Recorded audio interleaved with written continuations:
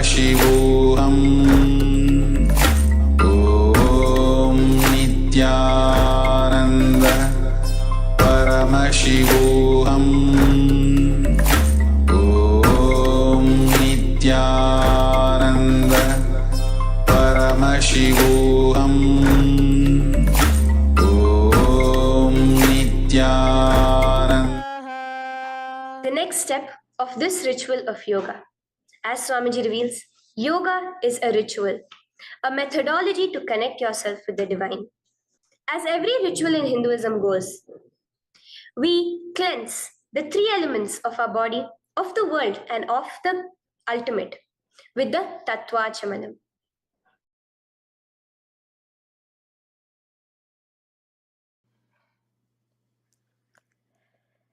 The next is the Tattva Chamanam.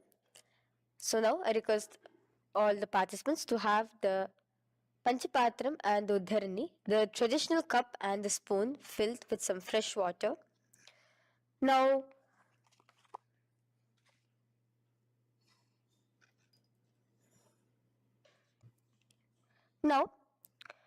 keeping your right hand in the shape of a cow's ear, the Gokarna Mudra, pour an Uddharani of water from the Panchapatram and chanting each of the following mantras internally, drink the water that flows through the base of the palm. Om Atmatattvam Shodayami Svadha.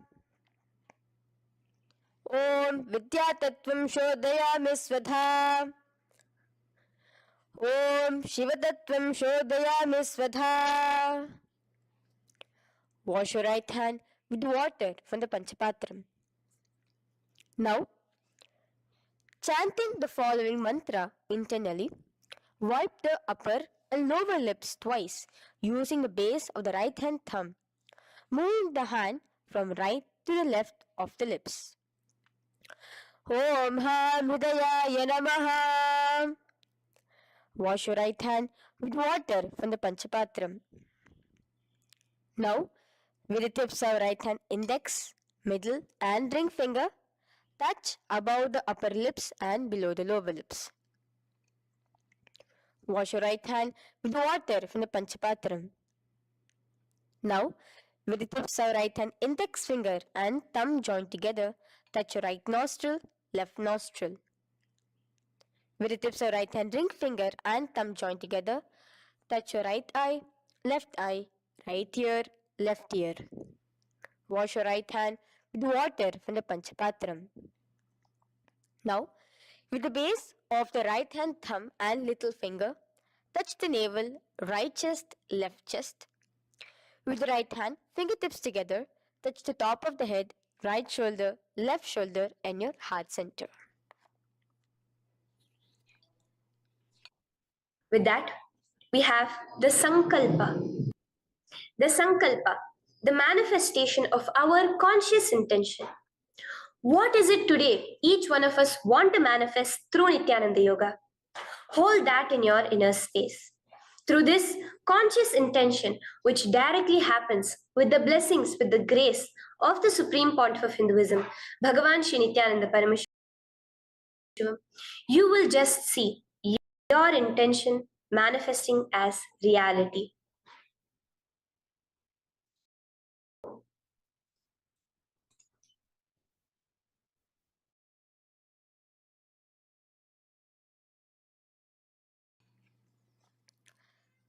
The next is the sankalpa, the conscious resolution. So now I request all participants now to,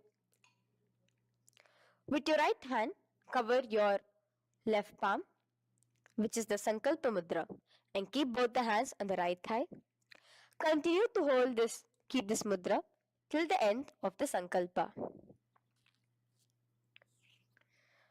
Om Mamopata Samasta Duritakshayadvara Bhagavat Shri Nityananda Paramashiva Prityartham Shri Nityanandeshwari Paramashiva Shakti Sameta Shri Nityanandeshwara Paramashiva Prityartham Cha Shubhe Shobhane Muhurte अद्य ब्रह्मणः द्वितीयपरार्धे श्रीश्वेतवराहकल्पे वैवस्वतमन्वन्तरे अष्टाविंशतितमे नित्ययुगे प्रथमे पादे जम्बूद्वीपे भारतवर्षे भरतखण्डे मेरोः दक्षिणे पार्श्वे शखाब्दे अस्मिन् वर्तमाने व्यवहारिके प्रभवादीनां षष्ट्याः संवत्सराणां मध्ये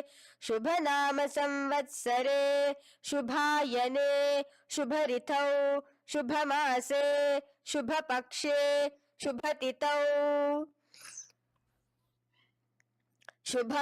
शुभवासरयुक्तायां शुभनक्षत्र शुभयोग शुभकरण एवं गुणविशेषण विशिष्टायाम् अस्यां शुभतिथौ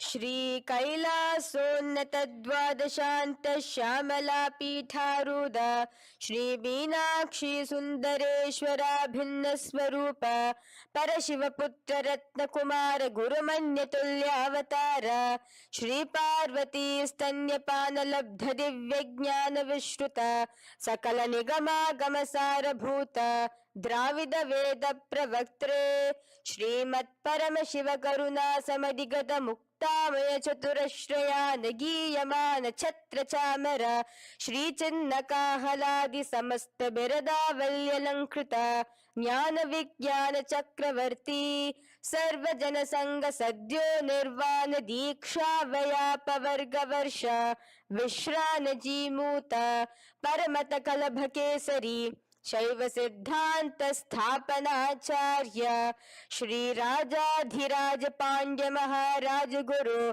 क्षपन शाक्यादि महांधकार निवारण ज्ञान भानु वीक्षणा नरहार ध्वजोच्छेदन पूर्वक श्रीमद वृषभध्वज स्थापक शैव समय कर्त्रे सर्वज्ञ पीठारूढ़ श्री जगद्गुरु श्री ज्ञान संबंध देशिक स्वामी वागीश सुंदर माणिक्य वाचक स्वामी नाम अवतार भूत श्री ज्ञान संबंध स्वामी पुनरुद्धृत श्यामला पीत सर्वज्ञ पीत त्रिनवद्युत्तर द्विशततम गुरु महासन्निधान अरुणगिरि योगीश्वर परंपरागत अरुणाचल सर्वज्ञ पीठ गुरु महासन्निधान कैलास परंपरागत कांची कैलास सर्वज्ञ पीठ त्रयस्त्रिंशदुत्तर द्विशततम गुरु महासन्निधान नित्योत्सव नित्य मंगल नित्य कल्याण नित्य रजित कैलास परंपरागत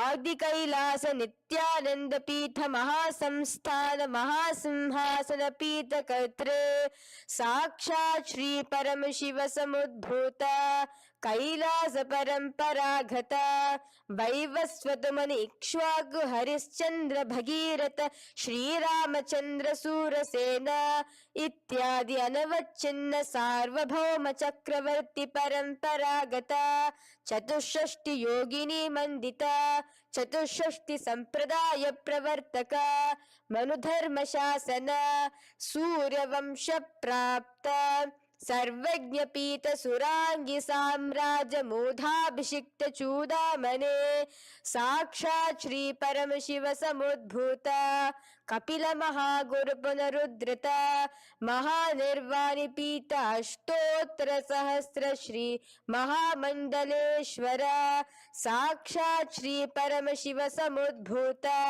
श्री महागणपति समारंभ अनवच्छिन्न पीतादीश्वर गुरु परंपरा प्राप्त अतल पीता अष्टोत्तर सहस्रतम अष्टोत्तर सहस्र श्री अतल पीताधीश्वर धर्म मुक्ति स्वर्गपुर स्वर्ण पीता त्रयोविंश गुरु महासन्निधान कैलास परंपरागत आदिपीठ सर्वज्ञ पीठ जगद्गुरु Shri Kailasa Punaruddharaka, Shri Kailasa Paramacharya, Shrimat Paramahamsa Parivrajakaacharya Varya, Satchidananda Pranavasvarupa, Shrotriya Brahmanishta, Shrimad Jagat Guru, Shri Lashri, Bhagavat Shri Nityananda Paramashiva Shri Jnana Sambandha Deshika Paramacharya Swaminam Prityartham Tesham Padarvindayoho Bhakti Siddhyartham Guru Kripa Kataksha Siddhyartham Kshemasthirya Veera Vijayurarogya Aishwaryanam Abhivriddhyartham Dharmartha Kama Moksha Chaturvida Palapurushartha Siddhyartham Samasta Duritopashantyartham Samasta Mangala Vapyartham Bhagavat Shri Nityananda Paramashiva Prasadena Sakutumbhasya Jnana Vairagya Jeevan Mukti Praptyartham Bhagavat Shri Nityananda Paramashiva Kripa Katakshena Purana Arogya Yukta Dridhagatra Yaugika Sharira Siddhyartham Paramashiva Shakti Avishkaranartham Nityananda Yoga Abhyasam Karishye. Now, wash your right hand with water from the Panchapatram. Om Apaupasprisya. Now, let's get started with the asanas. Okay? Sit first in a cross-legged position on the ground in Sukhasana. Bring your hands into the Bindu Mudra with your thumbs and index fingers touching each other. Place it on top of your knees. Here we have the Kumbhaka, the pranayama of Samana Kumbhaka. As you inhale and exhale, visualize flames licking up your spine.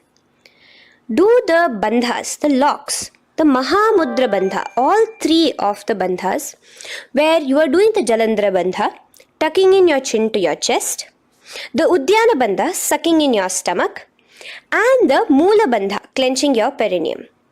For the first set of asanas, we have the japa Soham, which you'll be repeating in your throat center. As you do Sukhasana, visualize Lord Shiva in your inner space. The next asana is Parvatasana. Now, from the seated position, bring both your feet to the opposite thighs. Clasp your hands together in front of your heart center in the Anjali Mudra and raise it above your head. Keep your hands as straight as you can. Continue the Samana Kumbhaka and the japa of Soham. Remain with all the three bandhas, the chin to your chest in Jalandhara Bandha, the stomach tucked in Udyana Bandha, and the clenched perineum in Moola Bandha. Here, visualize yourself as Mount Kailash. The next asana is Hali Pavasana. Now slowly bring your feet together in front of your body as you stretch it out a little further away. Now bring your hands behind your back and clasp the left hand by your right. Lean forward, placing your forehead on the ground as you continue to engage all the three bandhas. Here, gaze at your nose. Visualize Swamiji, the Supreme Pontiff of Hinduism, in your inner space.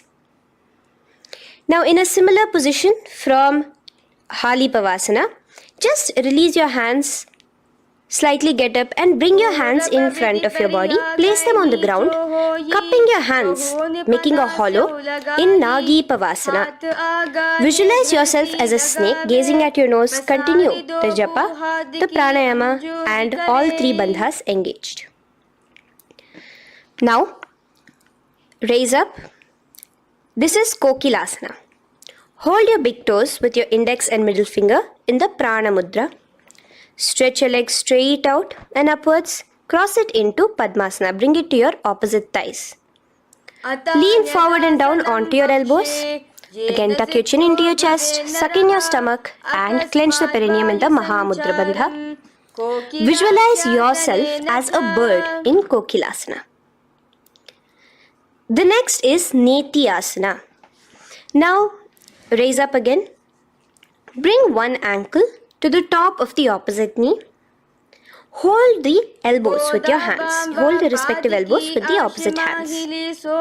Again, engage all the three bandhas and rotate your arms in a circular motion. Keep the spine completely straight and gaze towards your nose. Visualize Swamiji, the Supreme Pontiff of Hinduism, in your inner space. Next is Gajasana. Press your hands onto the ground. You can bring your feet a little back as you raise yourself up, your hips up high. Lower your head and then chest, scooping your body forward again and again. Here, engage the Uddiyana Bandha, where you suck in your stomach along with the Moola Bandha, clenching the perineum. Visualize yourself as an elephant. Gajasana. Now stop the movement slowly. In another dynamic asana, which is Rikshasana, you will start alternatively pressing the heel of one foot onto the ground while lifting the other heel up. Repeat this again and again. The next is Vaishyasana. Now slowly come to a standing position. Stand tall on the tips of just your big toes. Keep your head neck straight line. And bring the middle, index and ring fingers to your heart in the Hridaya Mudra. Continue engaging the Uddiyana Bandha. Visualize Swamiji in your inner space. Here we have a very interesting movement, which is the Karanas, the dance movements. So the first Karana is Urdhva Janu Karana, which literally means the raised knee. So now stand in the Aramandi position, which is your heels touching together, the toes facing outwards, almost at a 45-degree angle. Bend your knees low and keep both your hands at your chest, elbows parallel to the ground. Twist one knee towards the center of your body. Raise it up, back across the body back to the original position. Simultaneously with the leg movement, follow it with your respective hand, up and across the body. Repeat this alternatively on both sides. Now, in Balalingasana, come back to a standing position straight and interlace your fingers from outside in. This is the Sarva Vashankari Mudra. Hold on to your knee, pulling it up towards your chest. Pull it tight. Continue to keep your spine straight. Engage all the three bandhas, the Jalandhara Bandha, the Uddiyana Bandha and the Moola Bandha. As you are holding your knee, visualize yourself holding, caressing a baby. Balalingasana. The next asana is Pada Pidanasana. Now the same foot which is raised, clasp it with your hands and pull it behind towards your body, holding it with both your hands. Again, engage all the three bandhas, standing tall. Visualize Swamiji, the Supreme Pontiff of Hinduism, in your inner space.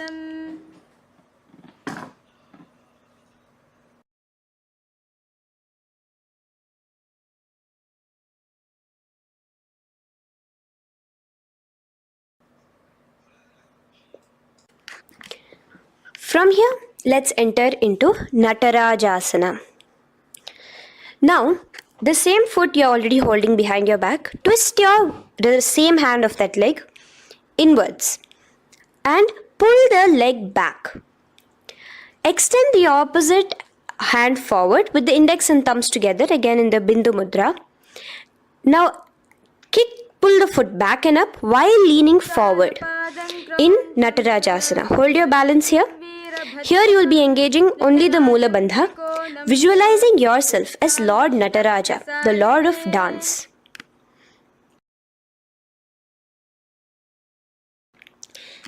Now again let's repeat Balalingasana on the other side with the other leg. Pull it up towards your chest with the hands in the Sarva Vashankari Mudra.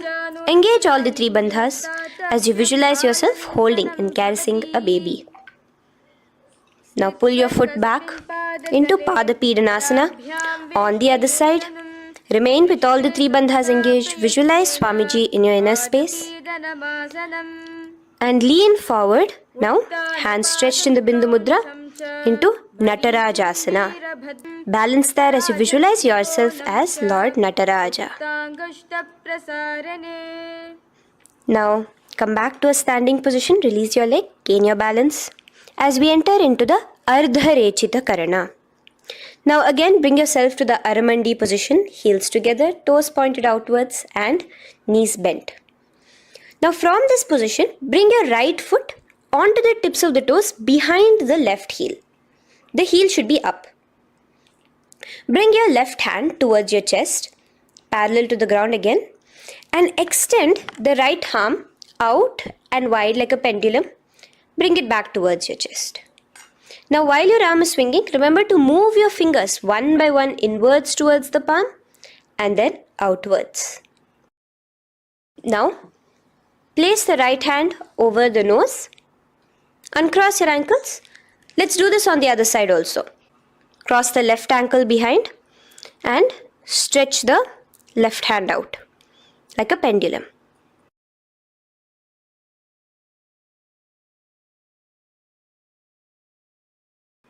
Bring it to your nose and cross the ankles. Now let us enter into the skeleton dance. It's a very powerful meditation. It cleanses the muscle memory. Any patterns which are there within your muscle memory can be completely wiped out through this skeleton dance. Just 2 simple steps. Now stand straight, visualize yourself as a skeleton. You can close your eyes. Just visualize yourself as pure bones. There are no muscles, no veins, no nerves, tissues, organs, nothing. Just bones, a skeleton form. And shake your body intensely. As a skeleton, you are moving yourself wildly, intensely. Just shake it all out. Move your hands, move your legs, your head. Let there be no bone in your body untouched. Just move it. Move wildly, shake. Literally feel yourself throwing all the patterns out of your system with the intensity of your shaking.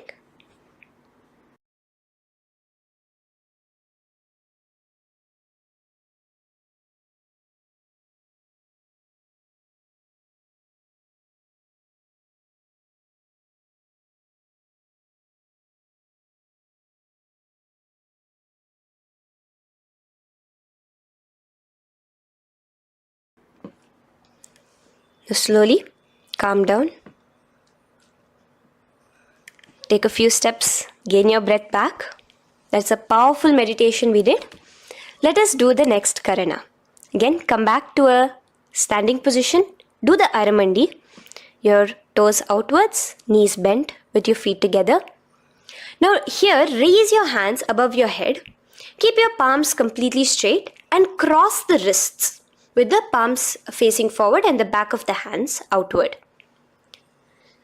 Now from the crossed wrists, uncross the wrists, spreading your arms out wide while you turn your hip towards the side. Turn by the waist sideways. Bring your hands back over the head and turn on the other side. Repeat this on the other side. Do it again. Let's twist out. Come back to the middle and twist out again. This is the Kati China Karana. Now stand tall. Raise your hands above your head. Bring yourself to the top of the tip of your toes. Let your hands face each other parallel to the ears. You're tall, pushing yourself, stretching yourself. Again, engage all the 3 bandhas. Tucking in your chin to the chest, sucking in your stomach and clenching your perineum. Visualize yourself as a palm tree. We have the japa changing over here where you will be repeating Shivoham in your throat center. Tadasana. Now, as we enter into Uttanasana and lean forward, bringing your hands on by the ground next to your feet. Keep your palms flat on the ground. Try your best. Engage all the 3 bandhas. Remain with all the 3 bandhas engaged as you visualize Swamiji, the Supreme Pontiff of Hinduism himself, in your inner space. Now jump your feet back into Tarakshvasana, coming to a plank position. Keep your hands shoulder width apart. Be steady there. Tuck in your chin to your chest in the Jalandhara Bandha as well as engaging the Moola Bandha. Now rotate your head while in the Jalandhara Bandha from shoulder to shoulder, side to side. This is Tarakshvasana. Visualize Swamiji, the Supreme Pontiff of Hinduism, in your inner space. Yes. Now, lay flat onto the ground in Bhujangasana. Lower your entire body down. Now, point your toes backwards. Keep your hands by the side of your chest and push yourself off the ground. Remember to use the strength of your lower back to hold yourself up. Open your mouth wide. Inhale through the hollow of your throat and exhale through your nose. This is the Bhujangani Mudra. In Bhujangasana, you will visualize yourself as a cobra. Now come back into a plank position. So you can tuck in your toes and come back into a plank position. In Shashasana, alternate bringing one knee towards your chest, back and forth. So you'll bring one knee front, push it back and bring the other knee. Repeat this again and again. Do the Sahaja Kumbhaka. Simple breathing in, breathing out. Engage the Mula Bandha, clenching your perineum. Visualize Swamiji, the Supreme Pontiff of Hinduism. Okay. Now, place your legs back into the plank position as we enter into Rathasana. Again, bring one foot between your hands and alternate jumping one foot back and bringing the other foot forward simultaneously. Again and again. Continue the Sahaja Kumbhaka and the Mula Bandha engaged as you visualize yourself as a chariot, a Ratha, in Rathasana. Now, into Virabhadrasana. Remain one leg in between your hands. So as you jump, one leg comes between your hands. Stop in that position. One leg stretched back. And raise yourself up into a standing position. So the front foot will be pointing forwards and bent at a 90-degree angle. The knee will be bent at a 90-degree angle. The other leg, which is extended back, the foot will be pointed sideways at a 45-degree angle. Now raise your palms, hands up, parallel beside your ears. Do the Uddiyana Bandha along with the Mula Bandha, pulling in your stomach in. Gaze towards your third eye as you visualize yourself as Lord Virabhadra. Now, relax down, switch your legs around and let us do Virabhadrasana on the other side. Stretch your hands up, gaze towards your third eye, suck in your stomach in the Uddiyana Bandha and visualize yourself as Lord Virabhadra. Okay, bring your feet together now. Let us move into Vrikshasana. Now stand tall, gain your balance here slowly. Bring one foot towards the inner thigh. Bring your palms together, raise them up above your head in the Anjali Mudra. Keep your elbows as straight as you can. Again, continue the Uddiyana Bandha, sucking in your stomach. Gaze forward, hold your balance, visualize yourself as a tree, the stability of a tree in Vrikshasana. Now, slowly bring your hands down. Now the foot which is in your inner thigh, bring it towards the opposite, to the root of the opposite thigh. Bring your hands in the Namaskar Mudra in front of your heart center together and visualize yourself here as Lord Garuda, just engaging the Mula Bandha alone here. This is Garudasana. Now let us repeat Vrikshasana on the other side. Slowly put your foot down. Bring the other foot to the inner thigh. Raise your hands above your head. Suck in your stomach in the Uddiyana Bandha and visualize yourself as a tree. Let's repeat Garudasana on the other side. Slowly bring the foot to the opposite thigh and lower your hands to be in front of your heart center.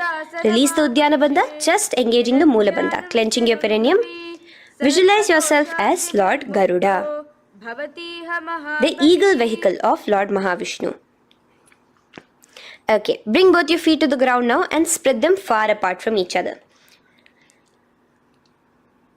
Now keep one leg toes pointing forward and the other set of toes pointing sideways. Straighten your arms out parallel towards the ground. Bring your front arm down towards the front foot, beside your foot, while the other arm extends towards the sky. Visualize yourself as a triangle in Trikonasana.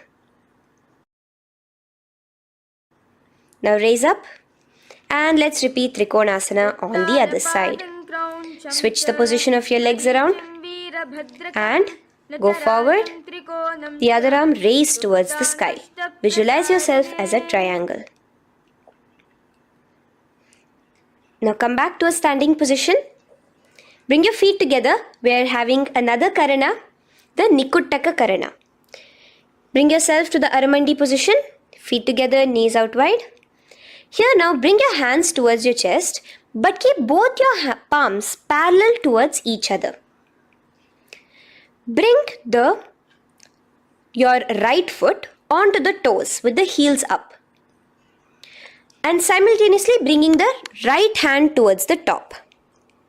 Now drop the right foot, simultaneously lifting the left foot onto the toes, and switch the hands position. Now the left hand is on the top and the right hand is on the bottom. Repeat, and let us do this repeatedly. Okay, relax now, come back to a straight position and sit down onto your toes. Sit on your heels with your toes on the ground, knees raised up off the ground, together in front of you in Angushtasana. Bring your hands together in the Namaskara Mudra in front of your heart center. We have a very interesting pranayama over here, which is the Bhramari Kumbhaka, where you will be subtly buzzing like a bee as you do this asana.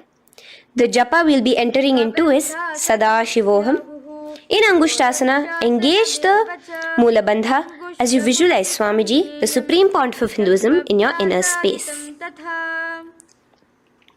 Now in the same position, slowly bring your hands to the ground.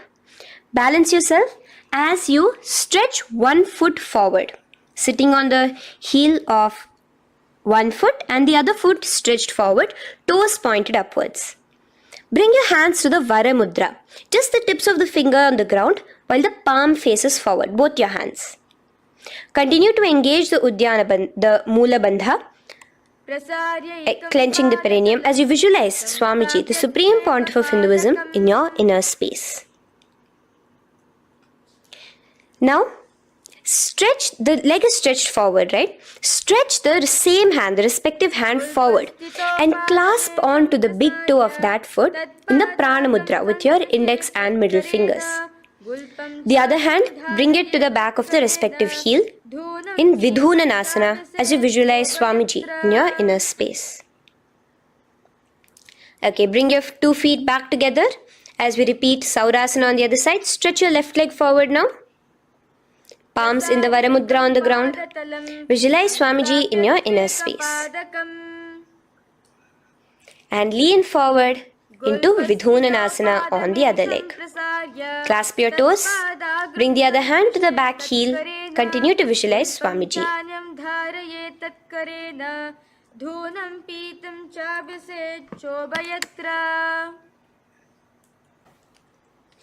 Now bring your 2 feet back together as you continue to sit on the heels, getting a nice toe workout here.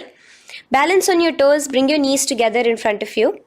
Now place your palms on top of the respective knees with the hands facing upwards, the palms facing upwards. Leave a slight gap between your palms and knees.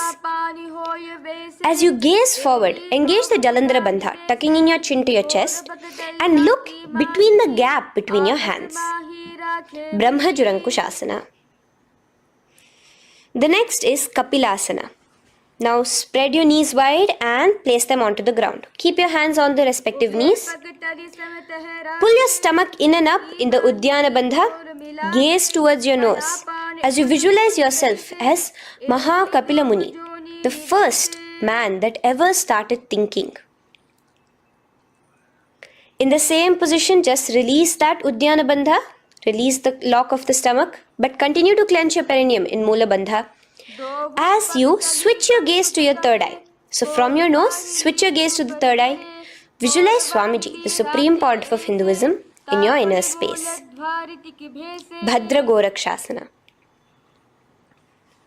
Next is Suryasana. Now, your toes are tucked. Just lift your knees off the ground, wide apart. Bring your hands together in the Padma Mudra with the little fingers and thumbs joined together. Engage the Uddiyana Bandha, suck in your stomach and raise your hands up tall above your head. Slightly lean back as you look towards the gap between your hands.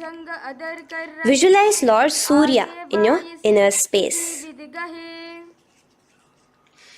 Now relax, slowly bring your hands to the ground. Sit on top of your heels, the toes flat. Here, keep your hands on top of your knees and lift your tongue up against the roof of your mouth in the Manduki Mudra. Do the Sahaja Kumbhaka, simple breathing in and out. Engage the Mula Bandha, clenching your perineum. With the Japa Sadashivoham, repeating in your inner space, here you will visualize yourself as a frog in Mandukasana. Your tongue pressed against the upper palate. Is your frog-like tongue catching the nectar of immortality dripping from your Sahasrara Chakra? Gaze towards your third eye in Mandukasana. Now from here itself, moving into Uttana Mandukasana. Just bring your hands to the opposite shoulders, remaining in the same seated position. Continue with the Uddiyana Bandha engaged, gazing at your third eye. The Manduki Mudra, tongue pressed against the top of your palate, visualizing yourself as a frog in Uttana Mandukasana. Slowly bring your hands out from behind your back. Now slightly raise up and cross your ankles behind you. Sit on top of your crossed ankles. Keep your knees wide and your fingers spread on the top of your knees, both your hands. Open your mouth wide and stick out your tongue, exhaling forcefully. Gaze at the tip of your nose. Repeat this several times because you're visualizing yourself as a lion in Simhasana. The next asana is Bhadrasana. Now you can release yourself and uncross your ankles. Just keep your toes crossed behind you. Again, sit on top of your heels, keeping your knees wide apart. Cross your hands behind your back, hold on to the big toes in the Prana Mudra with your index and middle fingers. Apply the Jalandhara Bandha, tuck in your chin to your chest along with the Mula Bandha, sucking in your perineum. As you gaze towards your nose, here, resume the Brahmari Kumbhaka, buzzing like a bee subtly in your inner space as you visualize Swamiji, the Supreme Pontiff of Hinduism, in your inner space. Now, bring your hands out from behind you. As you bring yourself to a squatting position. Keep your feet flat onto the ground as close together as possible, but your knees opened wide. Bring your body in between your knees, your torso in between your knees, and take your arms in and around your knees towards the back, clasping your fingers, interlacing your fingers behind you in the Parashu Mudra. Gaze towards your nose. Visualize yourself as a crow in Kakabhusandhi Asana. The next asana is Kani Pavasana. Unclasp your hands and place them flat onto the floor. Keep them shoulder width apart for good balance. Now, slowly bring your knees to the back of your arms, above the elbows. Lean your chin forward and down. Keep your gaze steady as you lift your feet off the ground. In Kani Pavasana, visualize Swamiji, the Supreme Pontiff of Hinduism, in your inner space. Now in the same position, slowly lower your head to the ground and stretch your legs up high, forming a tripod between your two hands and your head in Kapali Asana. Gaze at your nose, continue the Brahmari Kumbhaka, continue engaging the Mula Bandha and the Japa of Sadashivoham. Visualize Swamiji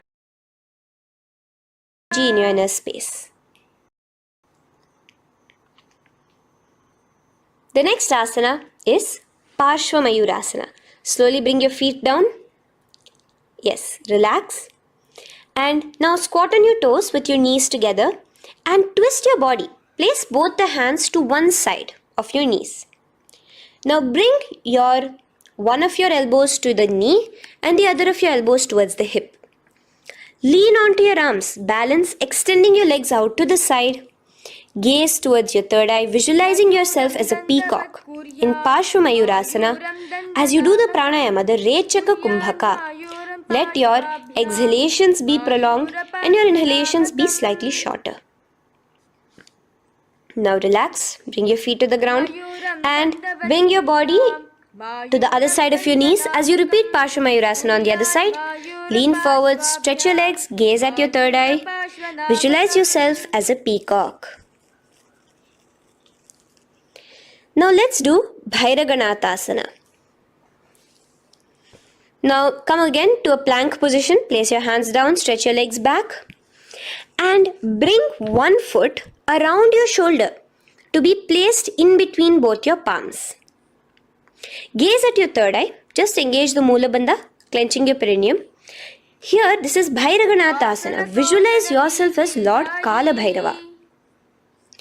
Slowly bring your foot out and bring the other foot in between your palms, remaining in the plank position. Continue to visualize yourself as Lord Kala Bhairava in Bhairaganathasana on the other side. The next asana is Unmukha Pithasana.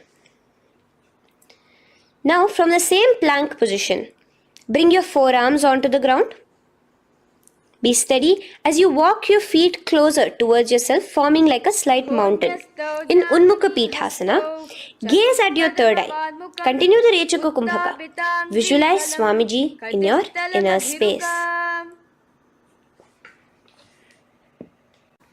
The next asana is Vashishthasana. Now, just raise yourself onto one of your hands. So, release your forearms off the ground and raise yourself onto your right arm. And keep your body completely parallel to the ground as you raise your left arm straight above your head. Visualize yourself as Rishi Vashishta as you do the Vashishthasana. Gaze towards the hand on the top. Now slowly bring that hand down. As you switch the hands, bringing your right hand up towards the sky. Balance there, completely straight on your toes. As you visualize yourself as Rishi Vashishta, the Guru of Bhagavan Sri Rama. Now, bring your feet forward into Anjani Asana. So here you will be sitting on your hips with your legs pointed forward and sit on top of your hands. So keep your palms facing upwards and sit on both your palms as you tuck your elbows into your body. Do the Rechaka Kumbhaka, continue the Rechaka Kumbhaka.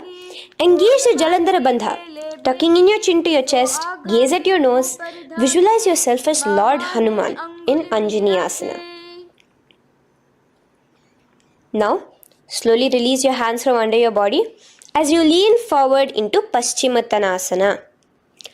Clasp your respective toes with your index and middle finger. Lean forward and down, bring your elbows to the ground, your forehead towards your knees.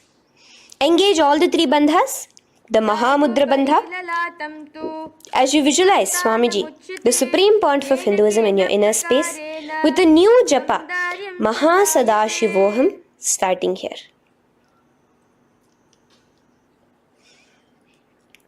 The next is Ugrasana. Now, you can raise up and clasp your hands behind your neck in the Parashumudra. Interlace both your fingers. Lean forward and down, bringing your forehead to your knees and your elbows onto the ground.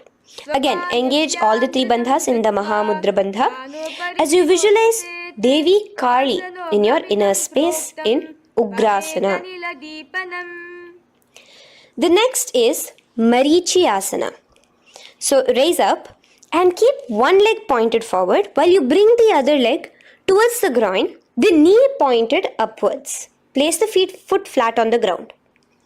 Now lean forward, bring both your hands, wrap your arms around the raised knee, clasping your hands behind the back together. Bring your chest to the thigh with your head towards the knee. Here engage just the Moola Bandha, sucking in your perineum, as you visualize yourself as Rishi Marichi in Marichi Asana. The next asana is Mahamudrasana. Now slowly raise up and the raised knee, let it rest by your side with your leg towards the inner thigh of the opposite leg. Now again reach down, hold your foot, bring your elbows to the ground, your forehead to your knees. Engage all the three bandhas in the Mahamudra Bandha. Gaze at your nose, visualize Swamiji himself in your inner space. Raise up. Let's repeat Marichi Asana on the other side. Bring the other foot straight while the other foot comes into the groin. Knee up. Lean forward, clasping your hands behind your back. Visualize yourself as Sage Marichi. Now from here, raise up, engage all the three bandhas.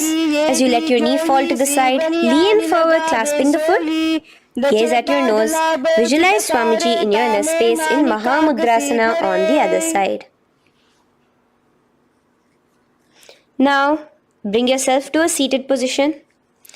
Sit and bring the soles of your feet together. Bend your knees and keep your heels as close towards you as possible. While try to touch your knees to the ground. Clasp your feet together with both your hands. Maintain a straight spine. Gaze towards your nose in Bhadrasana 2. Visualize Swamiji, the Supreme Pontiff of Hinduism, in your inner space. The next asana is Gwali Pavasana. Now, keeping your feet together, just bring your hands towards the respective knees. Just lightly place them there. Tuck your chin to your chest in the Jalandhara Bandha, continuing to engage the Moola Bandha, clenching your perineum. As you gaze at your nose, visualize Swamiji, the Supreme Pontiff of Hinduism, in your inner space. Now, push your soles slightly further away from you. The joined feet, push it further away from your body. And lean forward, keeping both your hands, the fingers inside of the feet. Hold the soles of your feet. Lean forward and down. Bring your forehead to the ground. Gaze at your nose. Visualize the Yoni Mandala in your inner space. In Joni Asana. The next is Midiki Pavasana. Raise up. Stretch your arms out wide beside your body as you lean forward, your arms going over your knees. Bring your forehead to your feet. Continue to gaze at your nose. Visualize Swamiji, the Supreme Pontiff of Hinduism, in your inner space. Now, in Siddha Samadhi Asana, raise yourself up. Now, put your forearms underneath the calves of the respective legs. Let your palms face up towards the sky as you bring your head down to your feet. Gaze at your nose as you visualize Lord Surya in your inner space in Siddha Samadhi Asana.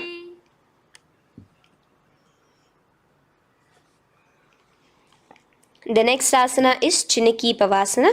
Raise up now. Bring both your feet together in front of you. Bring your feet back close to your body. Now place your hands underneath both the feet and pull your feet open like a book facing towards the sky. Both your feet. Press your elbows onto your thighs near the knees and gaze towards your nose, visualizing Swamiji in your inner space in Chiniki Pavasana. Giving yourself a nice stretch. Now release your feet and bring your hands to the respective knees. Gently push down on your knees, pushing it towards the ground. Suck in your stomach in the Uddiyana Bandha. Gaze at your third eye, visualizing Swamiji in your inner space. This is Charapata Chokasana.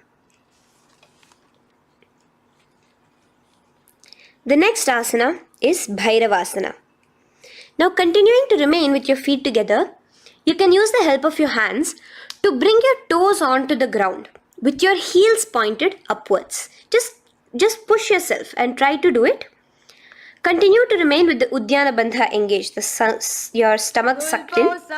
Bring your hands to the Bindu Mudra with the index and thumbs together on top of the knees. Gaze at your third eye. Visualize yourself as Lord Kala Bhairava in Bhairavasana. The next asana is Samanasana. So slowly you can bring your feet out from underneath. Take now one foot towards your chest, holding with both your hands as the other foot rests by the perineum. Pull the sole onto your chest. Gaze at your third eye. Visualize yourself holding the breath in the Mooladhara Chakra, the Chaturdala, the 4-petal lotus of your body. Gaze at your third eye. Visualize Swamiji, the Supreme Pontiff of Hinduism, in your inner space in Samanasana. From here, let's move into Apanasana. Now the foot that you have towards your chest, just bring it over your shoulder and place both your palms onto the ground beside you. As you lift the leg by your perineum, stretch it out and lift it up high into the sky in Apanasana. Gaze at your third eye, visualizing Swamiji in your inner space. Let's repeat Samanasana on the other side. Bring your foot down. Clasp the other foot towards your chest. Gaze at your third eye, visualizing Swamiji in your inner space. And bring the foot onto your shoulder as we repeat Apanasana on the other side. Stretch your leg out straight in front of you, up high towards the sky, gazing at the third eye, visualizing Swamiji in your inner space. Okay, relax slowly. Let's move into Gomukhasana. Now, sitting in a seated position, cross one leg over the other, like over, and align the knees together at the center of your body and the feet by the opposite hips. Place both your hands on top of the stacked knees. Gaze at your nose. Here we have a beautiful pranayama, very cooling pranayama, which is the Sheetkari pranayama, where you will be inhaling through your clenched teeth with your tongue pressed against behind your teeth and exhaling through your nose, creating a hissing sound. The japa will be for the next sequence of asanas. Om Nityanandoham. Visualize the face of a cow in Gomukhasana. Now keep your knees crossed. From the knees, bring your hands towards the respective toes on the side of the body. Clasp the big toe in Pranamudra. Suck in your stomach in the Uddiyana Bandha. Visualize yourself as Rishika Anasuya in Anasuyasana. Now in Anusuyasana 2, just bring your hands behind your back, clasp together, interlaced fingers in the Parashamudra. Lean forward and down. Try to bring your nose to touch the ground in front of you. Just visualize yourself as Rishika Anasuya and gaze at your nose. Anusuyasana 2. Raise yourself up now. Now bring one foot towards the perineum, knee resting on the ground. Raise your other foot with the foot in front of the lying down foot, knees pointed upwards towards your chest. Place your hands on the respective knees. Keep your spine tall, chest out. Gaze at your nose. Visualize yourself as Lord Garuda, the eagle vehicle of Bhagavan Mahavishnu. Garudasana 2. From here, moving into Naradasana. Now, keep both your hands, bring both your hands behind your neck and clasp them in the Parashamudra. Interlace your fingers behind your neck. Twist outward of the raised knee. Just keep your whole body outside of the raised knee. Gaze towards your third eye, visualizing yourself as Devarishi Narada in your inner space.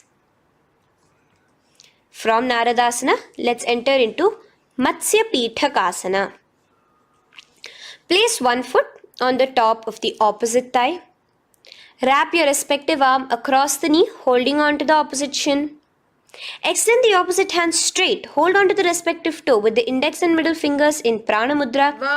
Gaze towards your nose. Visualize Matsyavatara, the fish form of Bhagavan Mahavishnu in your inner space in Matsya Pithakasana.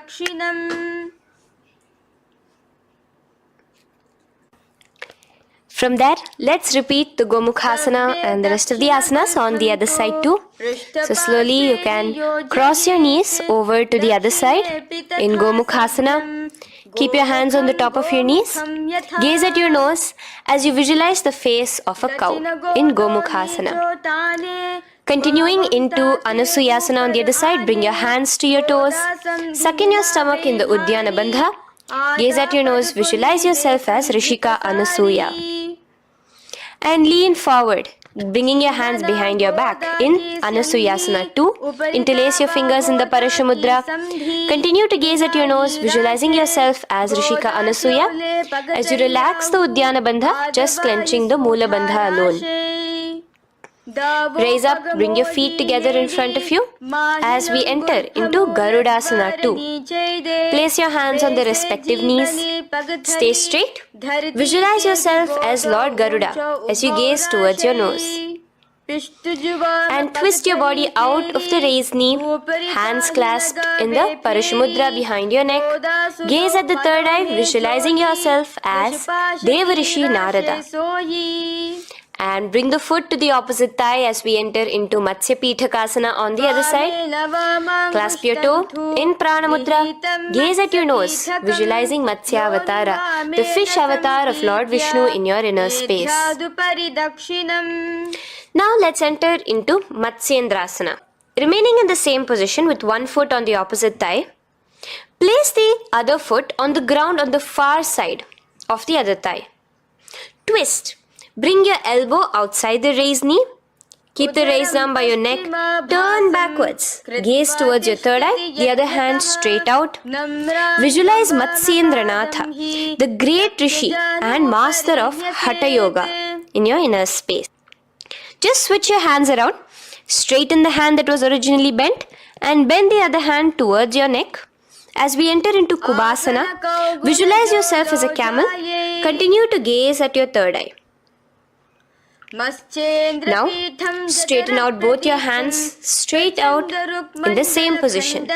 Continue to gaze at your third eye, visualizing Matsyendranatha, the master of Hatha Yoga in your inner space. Now slowly take your foot off from the thigh. As we enter into Matsyendrasana on the other side, bring the other foot to the thigh. Place the other foot on the far side. Twist, bringing your elbows outside of the raised knee, hands on the head. The other hand stretched out back. Twist, gazing at your third eye. Visualize Matsyendranatha in your inner space. Switch the hands around as we enter into Kubhasana on the other side. Remember to visualize yourself as a camel. Now stretch both your hands out in Matsyendrasana 2 on the other side. Visualize Matsyendranatha in your inner space. Now, with one leg on the thigh, bring the other foot too to the opposite thigh in Padmasana. Place your palms on the respective knees. Engage all the three bandhas in the Mahamudra Bandha, tucking your chin to your chest, sucking in your stomach and clenching your perineum. We have a new pranayama here, which is the Shitali Kumbhaka, where you will continue to inhale through the teeth without creating the hissing sound and exhale through your nose. A new japa of Om Nityananda Mahasadashivoham starts here. Gaze at your nose in Padmasana, visualizing yourself as Bhagavan Paramashiva. Now, keeping your legs in the same position, just cross your hands over each other, clasping onto the toes with your index and middle fingers in the Prana Mudra. Gaze at your nose, visualize yourself as Devi Parvati, the consort of Lord Paramashiva in Padmasana 2. Now, uncross your hands. Take your hands and insert it into the gap between your thighs and your calves. Put both your hands within and pull it out on the other side. As you balance on your hands, lifting your whole body off the ground, visualize yourself as a rooster in Kukkutasana. Now relax. Take your hands out from inside your feet as we enter into Baddha Keki Asana.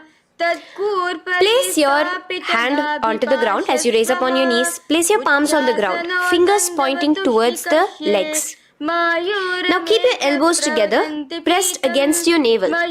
Slowly lean forward, balancing, and extend your knees off the ground, visualizing Swamiji in your inner space. In the same position, stretch your legs out behind you in Mayurasana. Visualize yourself as a peacock. Hold your balance. Relax now. Yes, relax flat onto the ground into Makarasana. Lay down completely flat. Keep your feet pointing outwards, far away from each other. Place your forehead on the mat. Interlace your fingers behind your neck in the Parashumudra. Just relax, visualizing yourself as a crocodile as we go back to the Sahaja Kumbhaka, the simple breathing in, breathing out. Just keep the Mula Bandha alone engaged.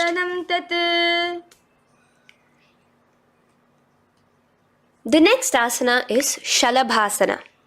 Now lay on your stomach and place your hands on the ground beside the chest. From the laying position, raise your legs up. Use your core strength to bring your thighs off the ground, visualizing yourself as a locust in Shalabhasana.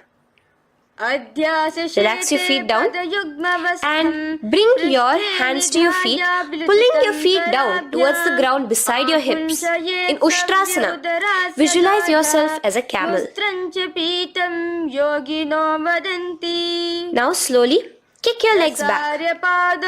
Rise your hand is clasping your feet. Pull your feet towards the sky, lifting your chest and thighs off the ground.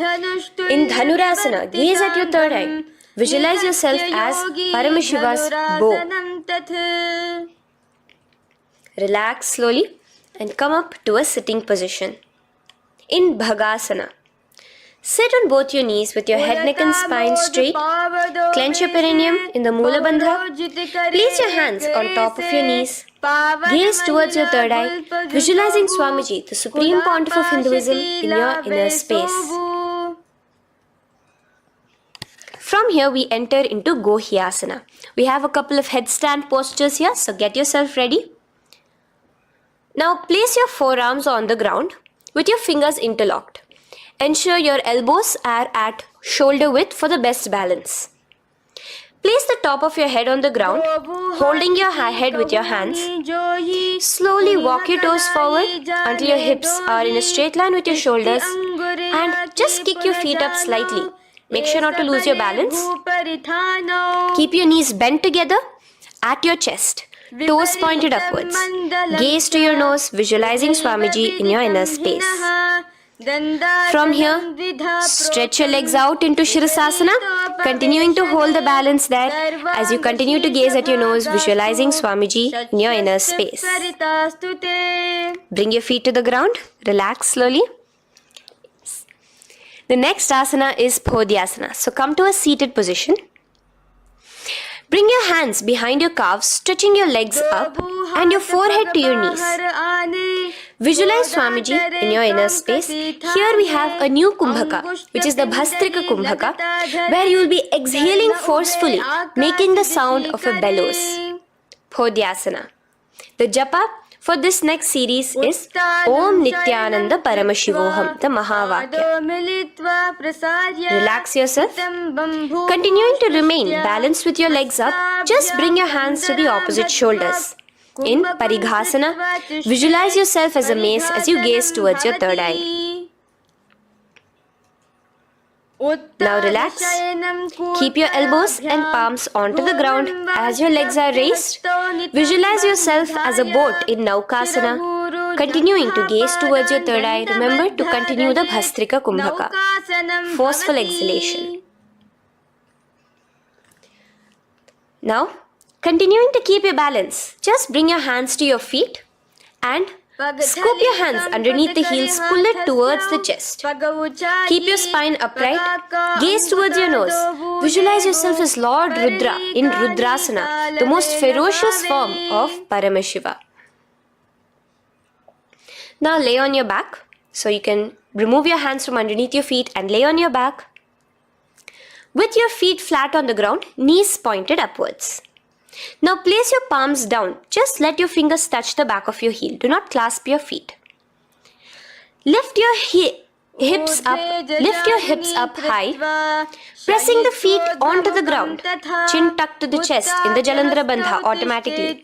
Gaze at your nose, visualizing Swamiji in Unmukha Pithasana 2. Now lay onto the ground in Shavasana. Just lay completely flat with your palms facing upwards by the side of your body. Just unclutch from any movement happening within you. Visualize your body is dead. The Supreme Pontiff of Hinduism, Swamiji, is just liberating you. Just let your awareness, your energy completely pervade your body in the Shakti Chalan Mudra as you continue to vibrate with the Mahavakya.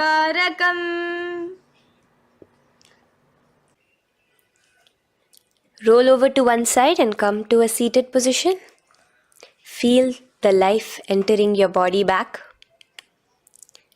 In a seated position, let us get continued with the sequence. We have 200 asanas more to go, starting with Yathasanishtasana.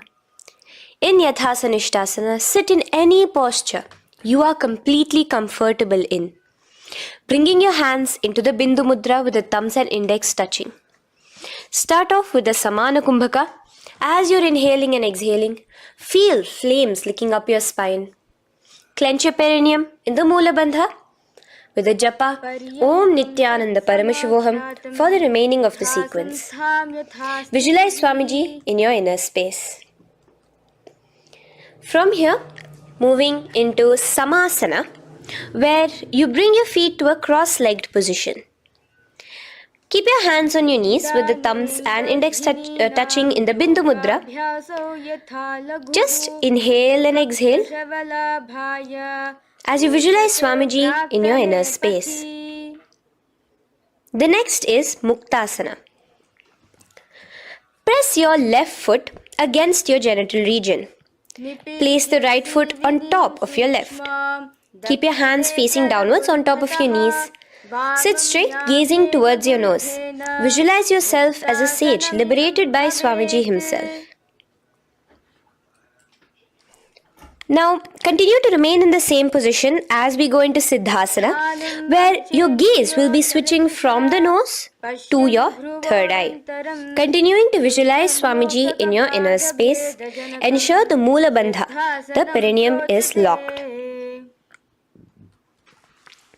In Siddhyasana now, continuing the same position, engage all the three bandhas, sucking in your stomach, bringing your chin to your chest in the Mahamudra Bandha. Switch the gaze to the ground in front of you from your third eye. Visualize Swamiji in your inner space. Now, relax the Uddiyana Bandha and Jalandhara Bandha. Just keep the Moola Bandha, the perineum, alone clenched as we enter Rudrasana 2, where your legs will remain in the same position, just your hands alone from resting on your knees will turn around to the Bindu Mudra, the thumbs and index touching. Gaze towards the third eye, visualize yourself as Lord Rudra, the fierce dimension of Paramashiva. The next is Santadhunasana. Keep your hands in the Bindu Mudra, your legs crossed in the same position as you switch your gaze from your third eye to your nose, visualizing Swamiji, his tranquility, unshakable nature. Now, relax the Bindu Mudra, keep your legs in the same position, and bring your hands to your navel, cupping one palm over the other in the Samputa Mudra. It looks sort of like a lotus bud. Continue to visualize Swamiji in your inner space in Siddhasana 2. The next asana is Bandha Yoni Asana. Maintaining one heel over the other in the same position of the legs, bring your hands to your face in the Shanmukhi Mudra. So just listen carefully now. Bring your little fingers beneath the bottom lip of both hands. Your ring fingers above your upper lip. Your middle fingers closing your nose, your nostrils. Your index finger covering your eyes. And your thumbs pressed into your ears. This is Bandha Yoni Asana, visualizing Swamiji in your inner space.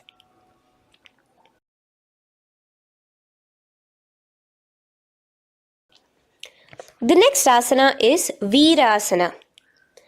Now, you can remove your hands from your face and bring one foot onto the thigh, onto the opposite thigh, and the other foot underneath the thigh. Keep your hands in the Bindu Mudra, thumb and index fingers together on the top of your knees as you embody the space and state of bravery, Veera, in Virasana. Now, changing the leg position again as we enter into Valmikasana. Keep your left heel on the right side of the generative organ, toes under the thigh. Keep your right foot on top of the left leg, toes by the knee. Again, bring your hands into the Bindu Mudra on top of the knees. Gaze towards your third eye. Visualize Rishi Valmiki, the poet, the first poet and author of Ramayanam. The next asana is Joni Mudrasana. So you're going to remain here as you switch your gaze to your nose, visualizing the Yoni Mandala, a beautiful formation, divine cosmic geometry, representing Devi, Shakti, a symbol of the creative energy of the universe in Joni Mudrasana. In the same position, switch your gaze to your third eye, continuing to visualize the Yoni Mandala in your inner space. Now, let's move into Bhadrasana 3. So bring your feet, the soles of your feet together, uncross them and bring them together in front of your body. Hold it with both your hands, pulling it against you. Push your knees down towards the ground. As you gaze at your nose, suck your stomach in the Udyana Bandha. Visualize Lord Veerabhadra in your inner space. Bhadrasana 3. In the same position, we are entering into Aghorasana, where your left hand will rest on top of the left knee, while your right hand comes towards your face. Now, do the Khechari Mudra, where you are bringing your tongue towards the upper palate, gazing towards your third eye. Now, with your right hand, cover your mouth, close the left nostril with your index finger, inhale through the right nostril. Close both the nostrils, hold your breath, and exhale through the left nostril in the Abhyantara Kumbhaka. Repeat this on the other side. Visualize yourself as an Aghori, completely dedicated to Paramashiva in Aghorasana. The next asana is Kaneri Pavasana. So you can distance your feet a little away from your body. As you lean forward, place your elbows onto the soles of your feet and rest your chin on your palms. Gaze at your nose, suck your stomach in Udyana Bandha. Here, continuing with the Rechaka Kumbhaka, where your exhalations are prolonged than your inhalations, visualizing yourself as a female elephant drinking water in Kaneri Pavasana. The next asana is Parasana. So now, come to a seated position, raise yourself up and keep your knees raised. Bring your hands underneath your knees, between your calves and thighs, and clasp them together. Interlace your fingers in the Parashamudra in front of your navel. Lift your feet off the mat. Visualize Swamiji, the Supreme Pontiff of Hinduism, in your inner space as you gaze at your nose in Parasana. The next asana we'll be moving into is Gopi Chandasana.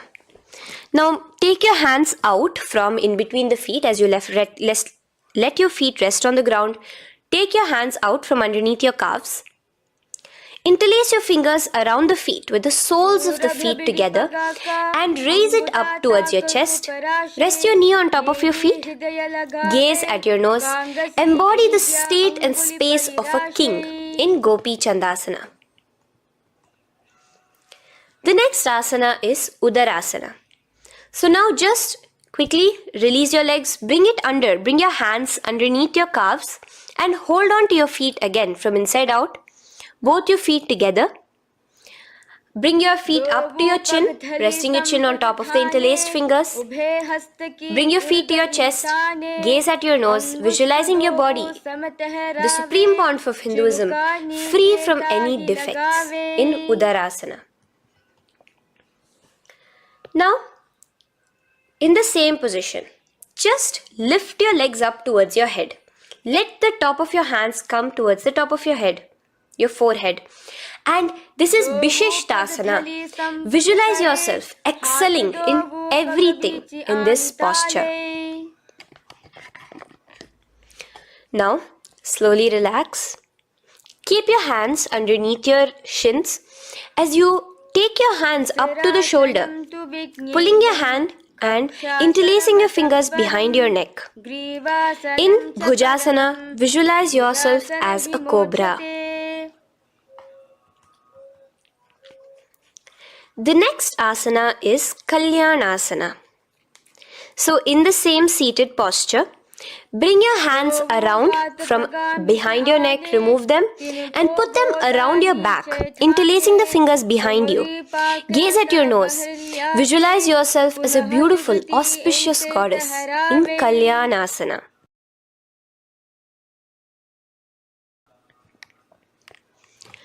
The next posture is Sankatasana. So now, uncross your hands from behind you. Release yourself completely onto the ground. Place your left knee on the mat and the left foot flat. Sit on top of your left foot, knee pointed forward. Raise your right leg on top of the left, bringing the right heel to the left hip. Place your hands on the opposite knees. Here, do the Ujjayi Pranayama. As you inhale and exhale, make the sound of an ocean. Visualize yourself as a swan, a beautiful swan, in Sankatasana. The next is Dhenukasana. Just in the same position, slide your left heel to the left hip. Keep your right knee on top of the left. Place both your hands on your right thigh. Visualize a cow in your inner space as you suck your stomach in the Uddiyana Bandha, Dhenukasana.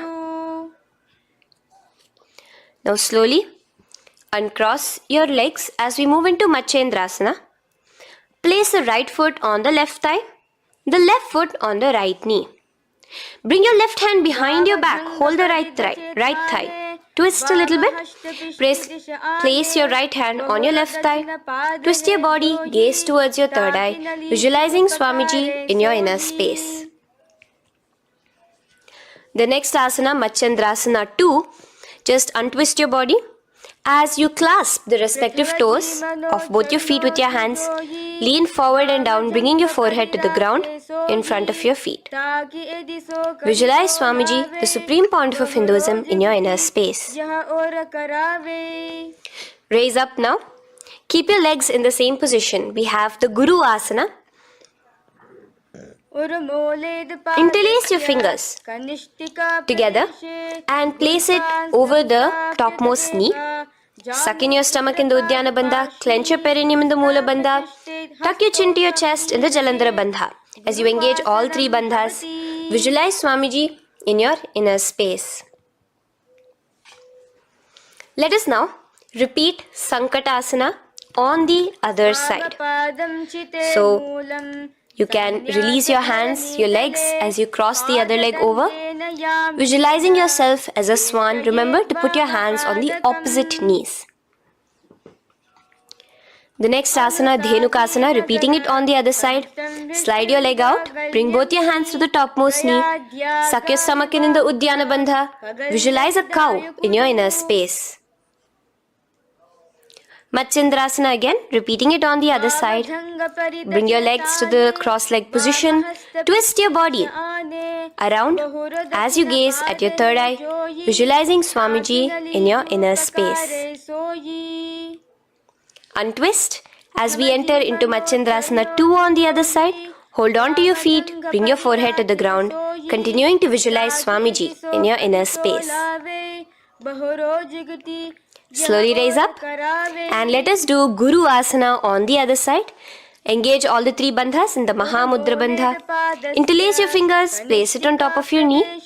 Continue to visualize Swamiji, the Supreme Pontiff of Hinduism, as we do Guru Asana. Now, slowly uncross your feet and place them flat on the ground, knees towards the chest in Pashasana.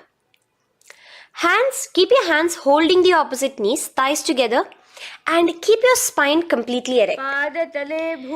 Continue the Khechari Mudra, where your tongue is pressed against the roof of your mouth.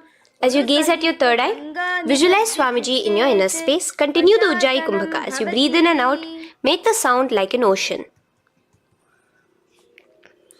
Now in the same position, just bring your chin towards your knees in Bodha Shokasana.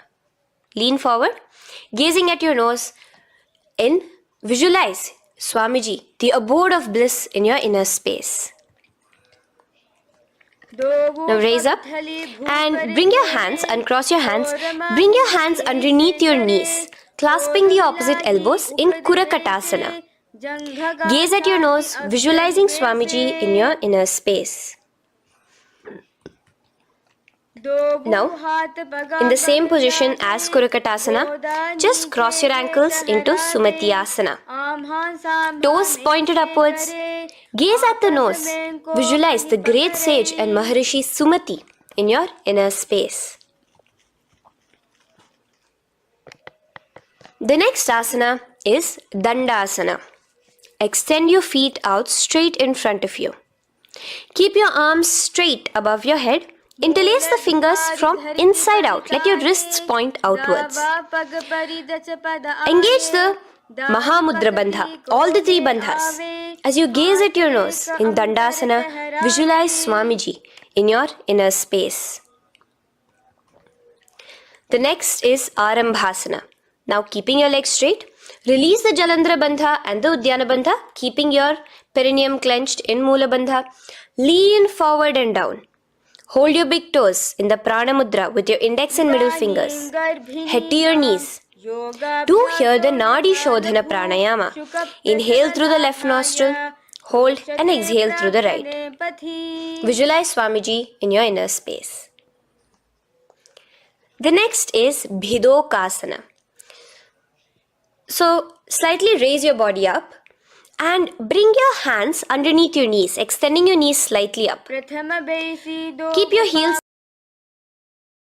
a bit apart from each other and clasp your feet. Bring your shoulders down, wrapping your hands around your legs. Gaze towards your third eye, visualizing Swamiji in your inner space. So from here, let's enter into Jalandhari Pavasana. So you can actually remain in the same position with your hands underneath your calves and just bring the soles of your feet together. You might want to bring your body closer. Place your head on top of your feet with the palms facing upwards on the ground. Gaze at your nose. Visualize Swamiji in your inner space. Now slowly bring your hands out from underneath and come to a seated position. Stretch your legs out as we enter into Urdhva Paschimottanasana. Here we have a new Kumbhaka, the Pratyahara Kumbhaka, where you will feel your breath coming from your Mooladhara Chakra up to the Brahmarandra above the Sahasrara. This is the Pratyahara Kumbhaka. In Urdhva Paschimottanasana, extend your legs out, lift one foot behind your neck and lean forward and down towards your foot, visualizing Swamiji in your inner space. Now, slowly, keeping your leg behind your neck, lay onto your back as we enter into Anantasana. Hold the foot from the top of the opposite hand.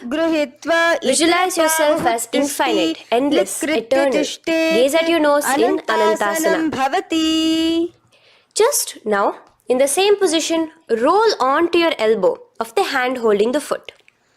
Gaze at your nose, feeling in complete control like Swamiji in Ankushasana.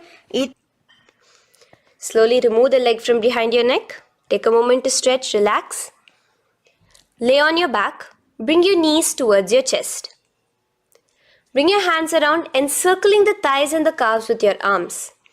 Roll to the left and right in Drishasana, visualizing Swamiji in your inner space. The next asana is Urdhva Paschimottanasana. On the other side, let us repeat it. Raise up to a sitting position and bring the other foot behind your neck. Lean forward and down, clasping your foot. Repeating Anantasana on the other side, lay on your back, bring the opposite hand to the foot, gaze at your nose, and continuing to gaze at your nose, roll onto the elbow as we repeat Ankushasana on the other side. Now, you can release your foot and try to remain in the same position without removing the leg from behind your neck as you bring the other leg too to cross behind your neck with both your legs behind your head. Laying on your back, bring both your hands to clasp behind your back. Gaze to your nose, visualizing Swamiji in your inner space in Yoga Nidrasana. As we enter into Atmaramasana, in the same position you can uncross your hands from behind your back. Bring it up, continuing to keep it underneath the legs. Just clasp it behind your neck. So you can bring your legs out from behind your neck. Just let your hands interlace behind your neck, gazing to your nose, visualizing the Atma Rama, Bhagavan Mahavishnu within you as your soul blessing you, as you gaze at your nose in Atma Ramasana.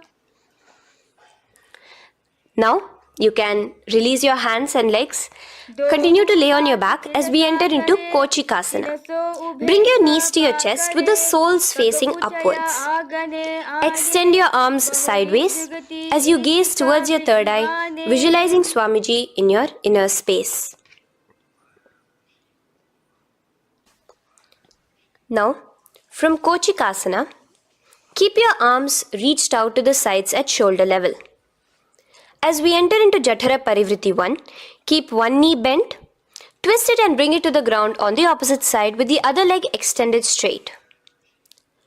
In Jatara Parivriti 2, keep both the knees bent to one side. And in Jatara Parivriti 3, keep both the legs straight to one side. Throughout this, keep your head looking in the opposite direction. And let us repeat this on the other side. You can bring your knees back to your chest. Let your legs out, go to the other side and do Jatara Parivriti 1, 2 and 3. The next asana is Dvipada Pitham. So now from Jatara Parivriti you can bring your feet down, lay on your back with your knees pointed upwards, feet flat on the ground. Extend your hands holding your ankles. And lift your hips up. Engage the Jalandhara Bandha automatically as you raise your hips up. Gaze at your nose, visualizing yourself as a bridge in Dvipada Pitham. Now in Paryankasana, so you can lay back onto the ground and place your feet flat. Bring your arms over your head, placing the hands flat near your shoulders with the fingers pointing towards the feet. Lift your entire body up and off the ground in Paryankasana as you visualize yourself as sturdy as stone furniture. Lay back down slowly as you bring your hands out. Keep your knees to your chest here and your hands on the shoulders as we enter into Svottanasana. Visualize you're laying on your back as a playful dog. Move your hips in the circular motion. Do the Sahaja Kumbhaka. Now let us enter into Viparita Karani. First, bringing your arms out from behind your shoulders. Let your arms be extended by the side of your body. Use the strength of your arms, palms flat on the ground, to push your body, your upper body, your lower body off the mat. And keep your legs straight above you, extended. Move your legs around and around in Viparita Karani. Automatically the Jalandhara Bandha is engaged. Breathing during the Jalandhara Bandha is the Murcha Kumbhaka. Visualize Swamiji in your inner space. The next is Viparita Karani 2. In the same position, just stop the rotational movement of your legs. Visualize Swamiji in your inner space. Now, as we enter into Langalasana, just let your feet from the top rest onto the ground above your head. Interlace your fingers in the Parashu Mudra behind your body. Visualize yourself as a plow in Langalasana, continuing to engage the Jalandhara Bandha. Bhumim karshayet langalasanam bhavati. Now, in Shaita Paschimottanasana, bring your hands out from behind your body and hold on to the toes above your head. Keep your legs and hands completely straight. Visualize Paramashiva as Shaita Paschimottanasana is one of the 84 different asanas directly revealed by Paramashiva himself. Continue to do the Murcha Kumbhaka, inhaling and exhaling with the Jalandhara Bandha. Clasping your toes now, spread your feet wide apart from each other in Supta Konasana. Visualize Swamiji in your inner space. Bring your feet back together as we enter into Chakrasana. Clasp your ankles, keeping your legs and hands completely straight above your head. Visualize yourself as a chakra, a wheel in Chakorasana. Now slowly rest your back onto the ground. Keep your legs raised up in Supta Prasarita Padangushtasana. Clasp the respective toes in the Prana Mudra with your index and middle fingers and spread your legs out wide apart from each other. Visualizing Swamiji in your inner space, restart the Ujjayi Kumbhaka where you're inhaling and exhaling, making the sound of an ocean. Bring your feet together in Supta Padangushtasana in the same position, continuing to visualize Swamiji in your inner space.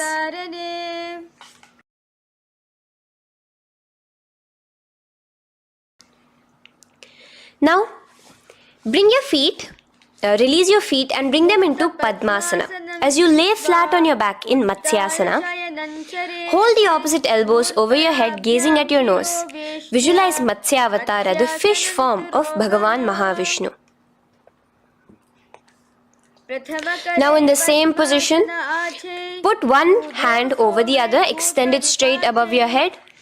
As you visualize Lord Rama in your inner space, continue to gaze at your nose.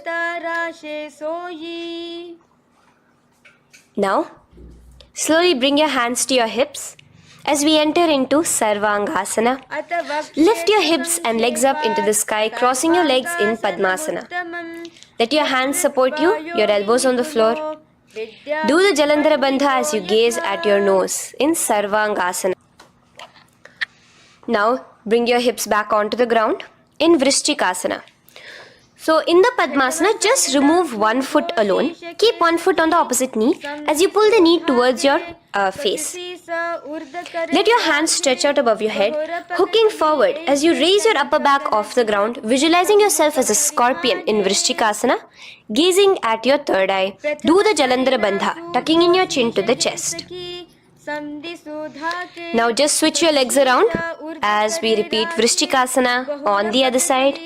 Continuing to visualize yourself as a scorpion, gaze at your third eye. The next asana is Vrishapada Kshepasana. So come now to a complete flat position on your mat. Come down to a complete lying down position and interlace your fingers around your neck. Now raise both your feet off the ground. Extend one leg straight and the other knee to the chest in a bicycle motion. Alternate between extending and raising the knee again and again, bringing your opposite elbows to the respective knees. Visualize Swamiji in your inner space. Breathe in and out in the Sahaja.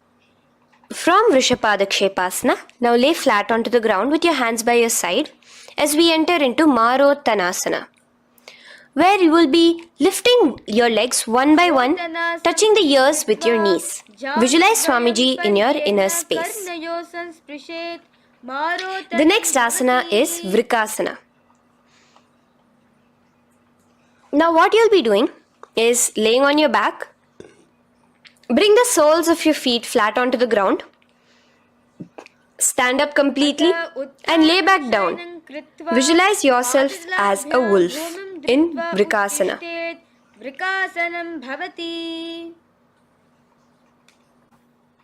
Now come back to a seated position as we enter into Luthasana, where you are going to be quickly throwing your legs above your head as you roll over completely, finishing in a prone position. Do this a couple of times. Come forward, roll over. Come forward and roll over again. Visualize Swamiji, the Supreme Pontiff of Hinduism, in your inner space. Now, take a moment to relax. Lay on your belly with your toes extended in Sarathasana. Keep your hands onto the ground by your shoulders. Now here, contract your lips and make a sound like a flute, whistling while inhaling. Visualize yourself as a ratha, as a chariot carrying warriors into battle for dharma on your back. Now from Sarathasana, let us enter into Dehal Ullanghanasana. So place your palms on the ground and bring yourself to a plank position. Jump your leg forward and back between your arms, visualizing Swamiji in your inner space. Jump forward now. When your hands And when your legs are between your hands, stand tall. Holding your toes with your hands, walk back and forth. Visualize yourself as a wise 60-year-old elephant in Jatyasana. Now come to a standing position. The next is a beautiful karana, the Lolitika karana. So keep your knees bent, feet pointing outwards again in the Aramandi position. Bend your elbows, keeping your hands at the chest level. Now swiftly move your arms across the body, bringing it back to the center and tilt your head back. Opening your chest up towards the sky, move your head in all the directions. Now stand back straight as we enter into Sarpasana. So stand erect like a rod with your arms by your side, hands touching the thighs. Visualize Devi, Kundalini, raising up and curling upwards around your body in Sarpasana. The next asana is Ushtrasadanasana. Lean forward and down, standing on top of your palms. Begin to move and walk like a camel, visualizing yourself as a camel. In the same position, continuing to walk around, switch your visualization to visualizing yourself as a horse as you start to walk around like a horse in Ashvasana. Now raise up tall as we enter into Kapotanitakasana. Interlace your fingers behind the back, pulling them down towards your calves. Open up your chest. Keep your hands in the Parashamudra. Visualize yourself as a soaring bird diving down in Kapotanitakasana. Now, stand tall as we enter into another karana here, the Tala Pushpaputam karana. Bring yourself to the Aramandi with your hands in the Namaskara mudra. Simultaneously now, open up your palms while raising one heel off the ground, slightly lowering the waist and shoulder of the heel you have raised. Visualize you're offering a bouquet of flowers to Paramashiva as you come back to a standing position and repeat this on the other side. Let's do this a few times, offering flowers to Paramashiva. Now, come to a standing position. Stand straight and bring your hands together in the Namaskara Mudra. Slightly lean forward. Visualize yourself as a rhinoceros. Your hand is the horn as you gaze at your nose in Khadgasana. The next asana is Uttanottanam. So come to a standing position and sit down all the way as low as you can to the ground and stand up.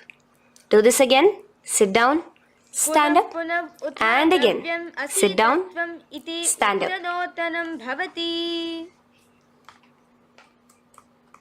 As you gaze at your nose throughout this. The next asana is Musalasana. Now come back to a standing position. Raise your hands above your head. Tall as you jump up and down repeatedly. Visualize yourself as a mace. Jump here in Musalasana. The next asana is Uchirshaka. So come back to a standing position. Pull the sole of one foot towards your belly. Now with the other leg, sit down and stand up. Release the leg up, pull it towards your belly, sit down and stand up in Uchirshaka as you visualize Swamiji in your inner space gazing at your nose. The next is a karana which we will be entering into, the Pashvajanu karana. So again, bringing yourself to the Aramandi position, bend and lift one knee towards your chest, pointing the toes downwards. Keep your arm around the knee, holding it with the hand in a fist. Let the other hand hang down on the thigh, wrist twisted, fingers pointing inwards. This is the Pashvajanu karana. Now slowly release as we enter into Tandavasana. Stretch one leg out straight in front of you as you alternate between sitting and standing. Visualize yourself fiercely dancing as Paramashiva. Raise the foot to the inner thigh of the opposite side. As we enter into Brahmanasana, let your hand be resting by the sides. Keep your standing leg erect like a rod. Visualize yourself being blessed by Lord Brahma. Now, you can bring the left foot around the right knee and rotate it, tucking the left toes on the other side of the right calf. Simultaneously cross your left arm below the right, bring your palms together in the Namaskara Mudra. Visualize yourself as Lord Garuda in Garudasana 3. Now slowly uncross your legs and hands as we enter into Ekapadasana, coming to a standing position. On the right leg, bring your left foot to the opposite thigh with your hands relaxed by the knees. Now take a hold of the raised foot with your hand in the Prana Mudra. Stretch your leg out wide, out to the side, and rotate your body quickly on the standing leg. Visualize yourself as the North Pole star in Dhruvasana. From here now, in the foot which is in your hand, just slowly, once you finish the rotating movement, in Trivikramasana, bring it up towards the back of your neck. Stand as tall as you can and alternate between sitting and standing. Visualize Bhagavan Mahavishnu in your inner space. Now you can take the leg out from behind your neck and stand straight. As we repeat the Parshvajanukarana on the other side, bring your knee up to your chest, clasp your knee in a fist while the other hand comes to the opposite thigh. Hold there for a second and stretch your leg out. In Tandavasana, sit and stand. Visualize yourself fiercely dancing as Paramashiva. Bring the foot to the inner thigh, standing straight like a rod. Get your hands by your sides. Visualize yourself being blessed by Lord Brahma. In Brahmanasana on the other side. Move into Garudasana 3 on the other side as you rotate your leg over, your hand under. Visualize yourself as Lord Garuda. And uncross yourself as we move into Ekapadasana on the other side. Bring your foot to the inner thigh, to the root of the thigh, and stand straight. Clasp your toes, stretch it out as we go into Dhruvasana on the other side. Visualize yourself as a pole star rotating quickly.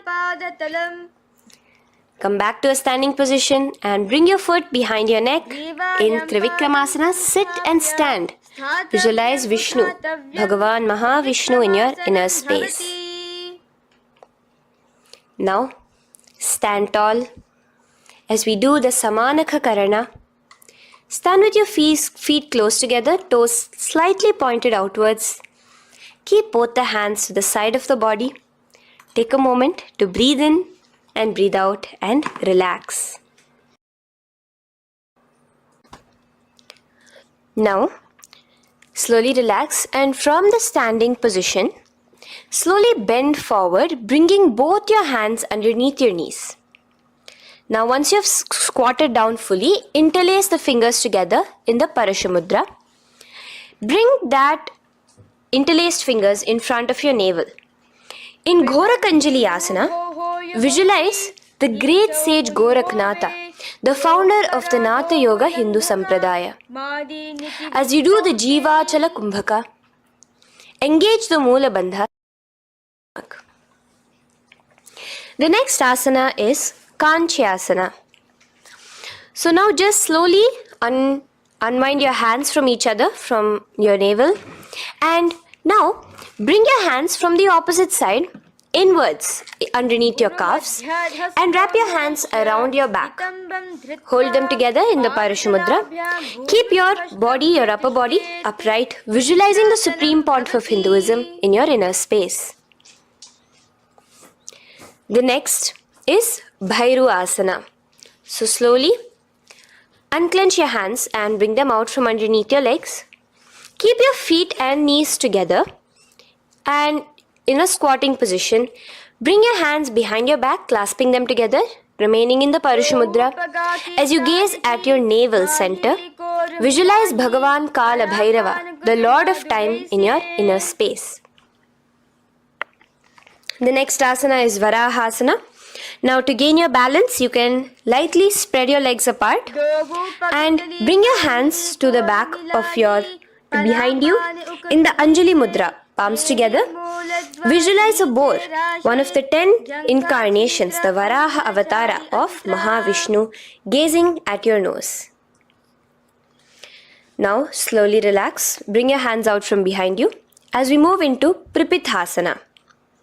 With your hands in the Prana Mudra, with your index and middle fingers, clasp the respective big toes and come to a half squatting position where your hips are at your knee level.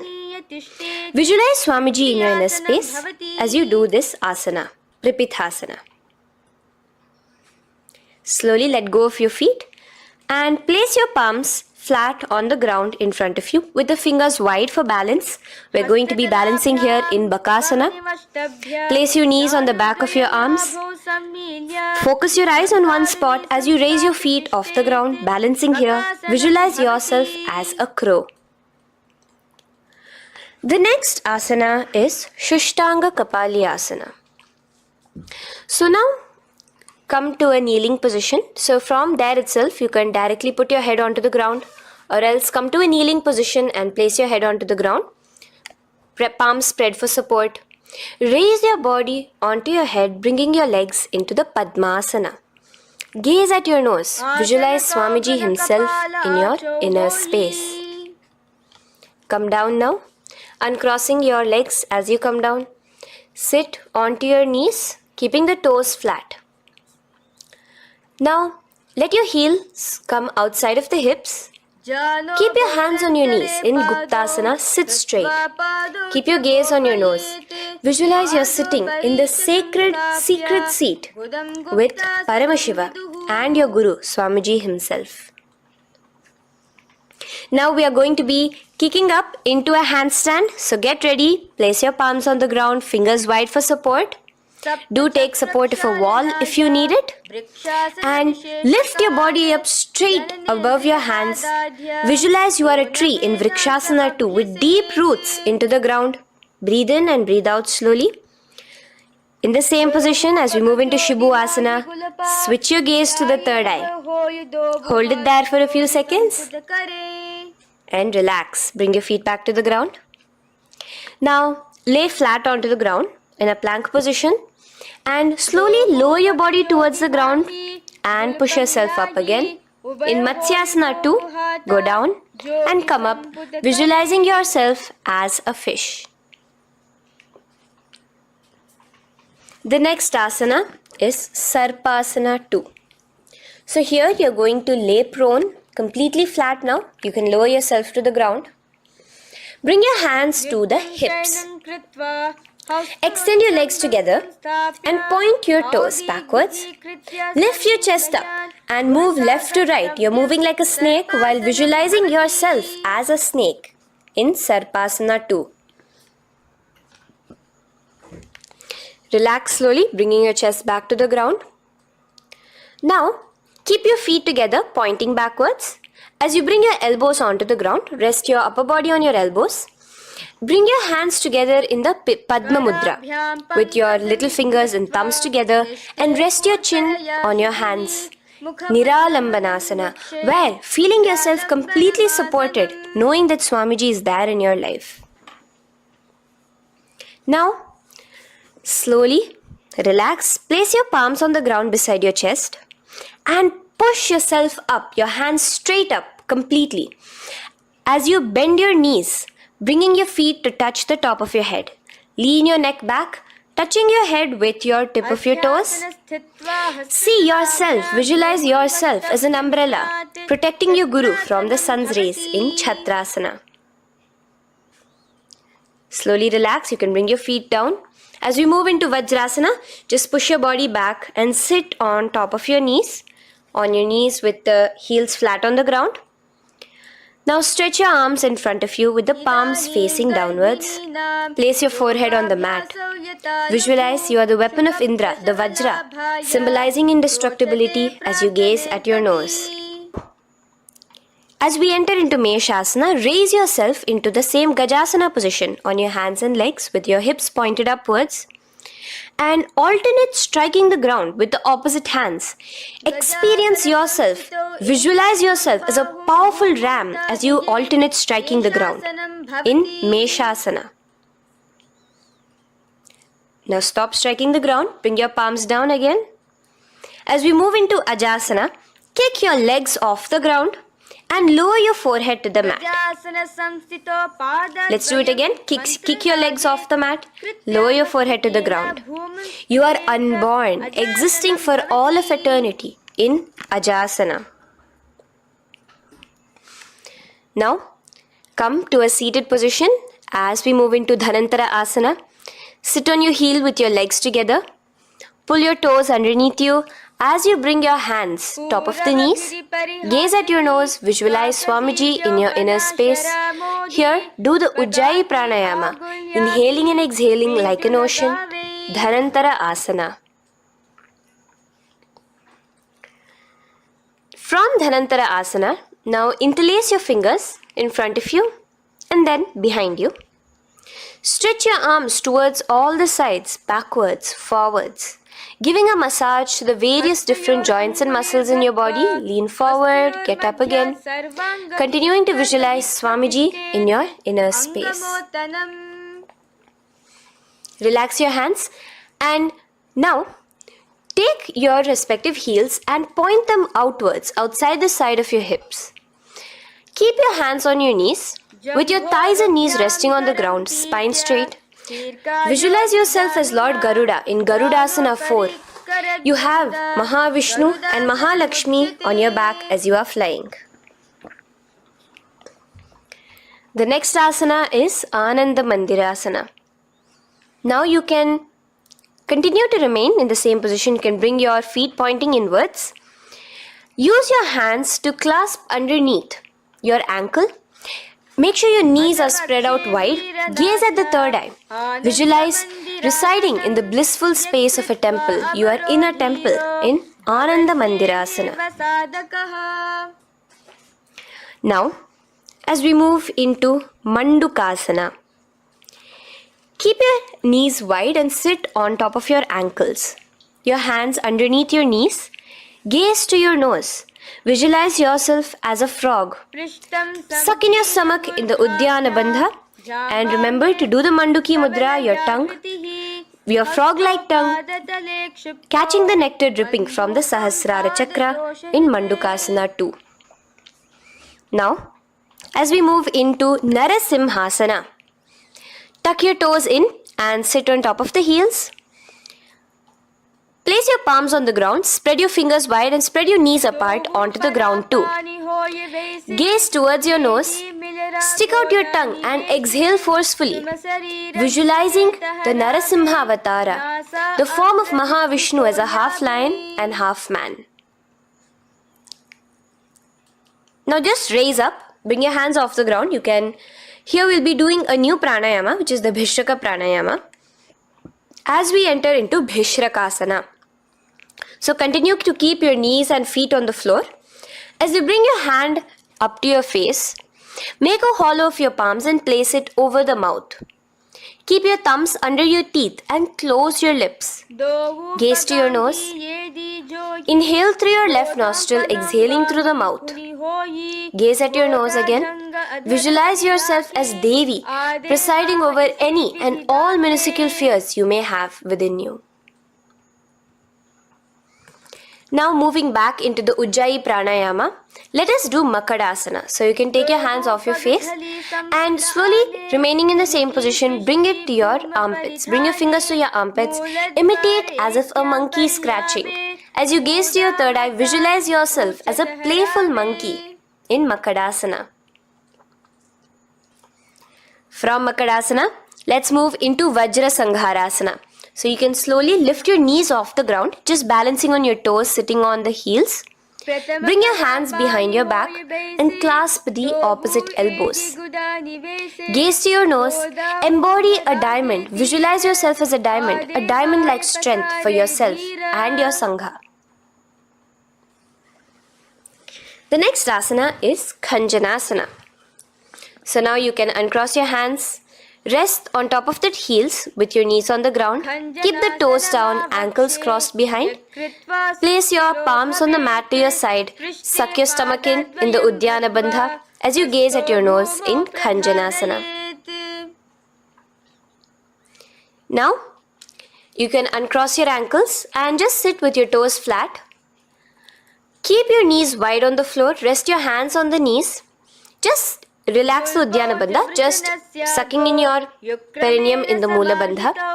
Gaze at your nose. Visualize yourself as a turtle with a stable body and mind to live for hundreds of years. And without changing anything in your physical posture, just visualize yourself uniting with Swamiji himself in Yogasana. Now, raise up onto your knees, cross your ankles behind your back until the feet are coming towards the opposite knees. Now, bring your hands behind you and hold on to the calves with the fingers inside, the thumbs outside.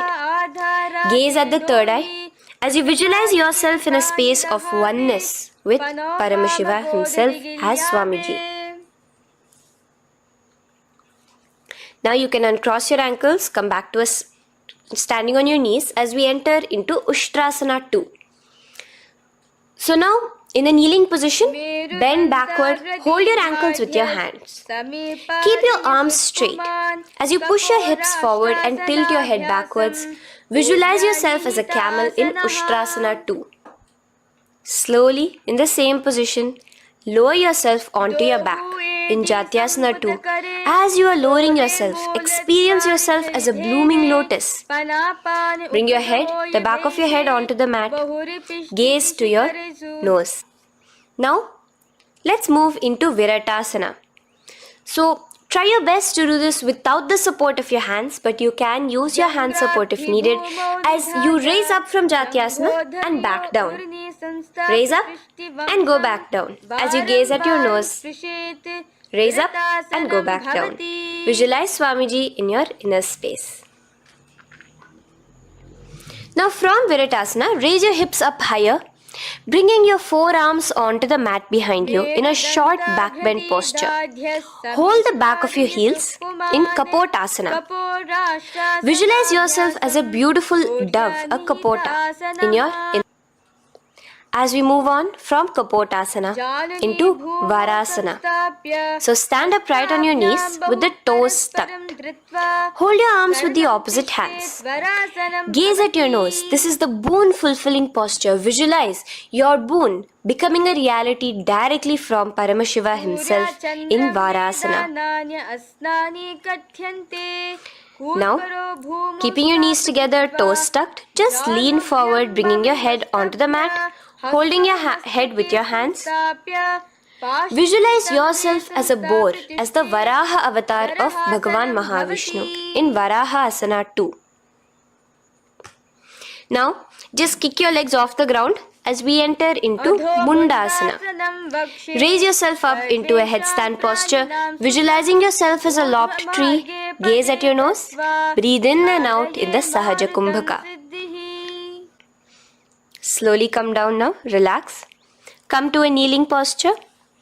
Sit on your heels. Bring your head down beside your knees, your elbows adjacent to the knees, your hands holding your head. Exhale through your mouth as you gaze at your nose, visualizing Swamiji in your inner space in Andhasana. Now from here, push yourself off the mat as you come lying prone on your belly. Let your arms be extended straight out and together lift your thighs, arms and chest off the ground, stretching your body, balancing there. Visualize yourself as a locust in Viparita Shalabhasana. The next asana is Kapalasana. So slowly lower yourself back to the ground. Now laying on your belly, bring your arms to your side, palms downwards. Keep your forehead on the ground and your chest on the mat. Only lift your legs up into the air. Only your legs are lifting up. Visualize yourself as a skull. You are a mind with purified thoughts, a strong will to attain enlightenment in Kapalasana. The next asana is Akasha Kapotasana. So now, in the same position as you are, let your arms be straight out behind you. As you kick your legs up and over your head, bring your feet slowly to the mat in front of you. Push yourself, balance there. Visualize yourself as a free and open flying dove in Akasha Kapotasana. Bring your legs back out as you lay flat on the mat. Now push yourself onto your knees. Place your forearms on the ground and your chest down such that your navel is touching your knees. Be sturdy, visualizing yourself as a sparrow in Chatakasana. The next asana is Vrishchikasana 2. So your forearms are on the ground. Now slowly raise to your toes and kick your legs off the mat. Slowly lowering your legs to your head. Visualize yourself as a scorpion as you balance in Vrishchikasana 2. Slowly release yourself, coming back to the ground as we enter into Vrishasana. Sit down on top of your right heel and let your left foot remain outside of the hip, the ankle to the side. Place your hands on the mat, visualizing yourself as a bull in Vrishasana. Now, bring both your knees underneath you, sit on both your heels, cross your left leg over top of the right lightly, and in Lolasana, push yourself off the ground. Your knees are off the ground, you're just balancing on your hand above the mat. Visualize Swamiji in your inner space. Lower down now.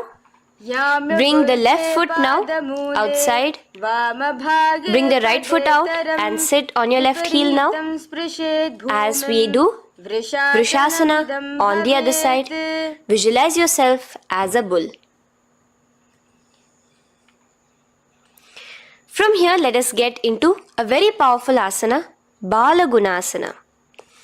So, place your left toes on the ground, sit on the heel of your left foot. Place the right foot flat with the knees raised towards your chest. Maintain your palms on the respective knees. Be upright. Visualize Balagunahai, one of the 84 siddhas in your inner space in Balagunasana. Now come to a squatting position. Let your feet be flat as you bring your elbows under your thighs and calves, wrapping it around your shins. Hold on to your ankles from the outside in Grahasana, visualizing yourself as an entire planet.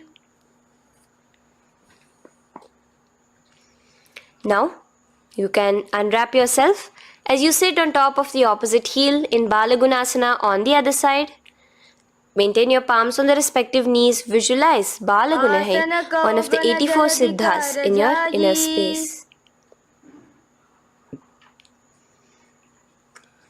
Now, sit upon both the toes with the heels up and knees off the mat, knees pointing forward. Now, keep your hands downwards on the respective knees. Keep your spine upright as you visualize Swamiji in your inner space in Utkatasana. The next asana is Vajra Sangharasana. Just spread your knees out wide in Utkatasana. Spread your knees out wide. Clasp the elbows behind your back. Visualize Swamiji in your inner space in Vajra Sangharasana 2. The next asana is Anilasana. Now, sit with your feet hip width apart. Bring your hands under the soles of your feet from inside. Your palms facing downwards. Step onto your hands. Keep your arms straight, elbows together at the navel. Gaze to your nose. Visualize yourself able to consume and live off of air alone in Anilasana. The next is Padukasana. So from Anilasana, you can release your hands. Place the back of your hands on the mat with your fingers facing upwards. With your fingers facing towards your body, palms upwards. Step your feet on top of your hands and wrap your hands around your feet like a shoe. Walk around. Visualize you're wearing padukas, walking across the length and breadth of the world in Padukasana. Now bring your palms onto the ground. Stop moving around as we move into Kukutodana. Kick your feet up into the air and let them fall back down. Let's go up again and come down. Kick up and go down. Visualize yourself as a rooster in Kukkutodana. The next is Viparita Nrityasana. So as you're kicking yourself up, you can go up into a complete handstand posture, which is Viparita Nrityasana. Do take support if needed. And move around on your two hands as if you are dancing in Viparita Nrityasana. Slowly come back down to a standing position. Lean forward and let your feet be slightly apart from each other. Bring one palm down on the mat with the arms straight. Bring the opposite hand to your head and be stable in Kunjarasana. Now just put that hand down as you bring the other hand to your head, repeating Kunjarasana on the other side. Be stable here. Now you can squat back down onto the ground. Keep your feet flat. Hold your respective ankles and lift your feet off the ground in Kadamba Asana. Visualize yourself as a Kadamba tree, a pious tree that promotes a long life. The next asana is Pavana Muktasana. Now sit back down onto the ground. Bring your knees towards your chest. Let your hands wrap around your knees. Hold it close to your body. Visualize all the excess vata, air, just balancing and releasing in your system in Pavana Muktasana. Now, let us move into Chakorasana. So first stretch your legs out in front of you. Bring one leg behind your head. Now place both hands on the ground and lift your body off the ground while lifting the other leg too, up straight. Visualize yourself as a powerful source of energy. Gaze at your third eye in Chakorasana. Slowly relax back down. Now hold your left toes with the left hand, index and middle fingers. Pull the foot to the left ear. We are entering into Dhanurasana 2. Extend your right leg out, keeping straight. Hold the big toe with your right hand. Visualize yourself as a bow in Dhanurasana 2. The next is Ashtavakrasana. So lift your left leg over top of the left shoulder. After releasing your hands, bring the right foot across and hook it on top of the left foot. Lean forward and down. Keep your palms onto the ground. Extend your legs out to the left. Lift your head up and chest. You're completely balancing only on your hands as you visualize yourself as a flying crane in Ashtavakrasana. Now slowly relax down. From here, bring your right foot to the left thigh and your left foot flat onto the ground. Knees raised up.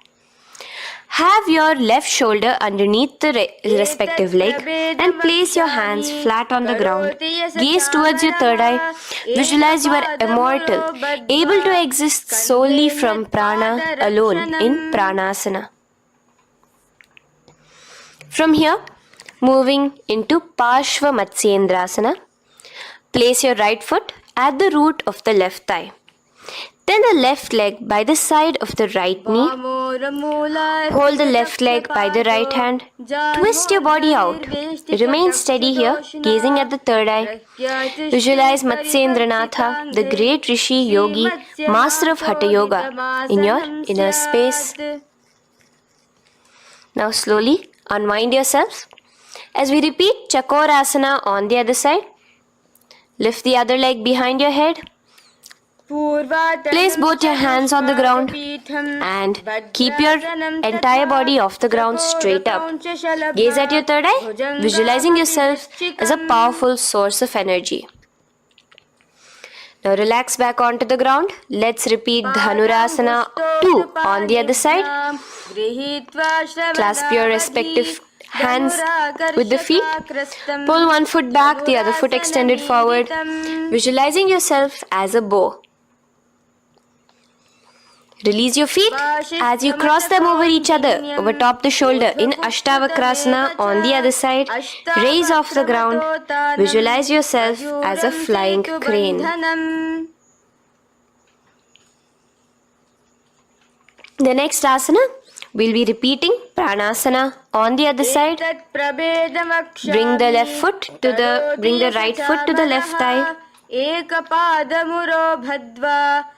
Bring your hands onto the ground with the knee raised. Gaze at your third eye, visualizing yourself able to live off just prana, just air alone. And relax as we do Parshva on the other side.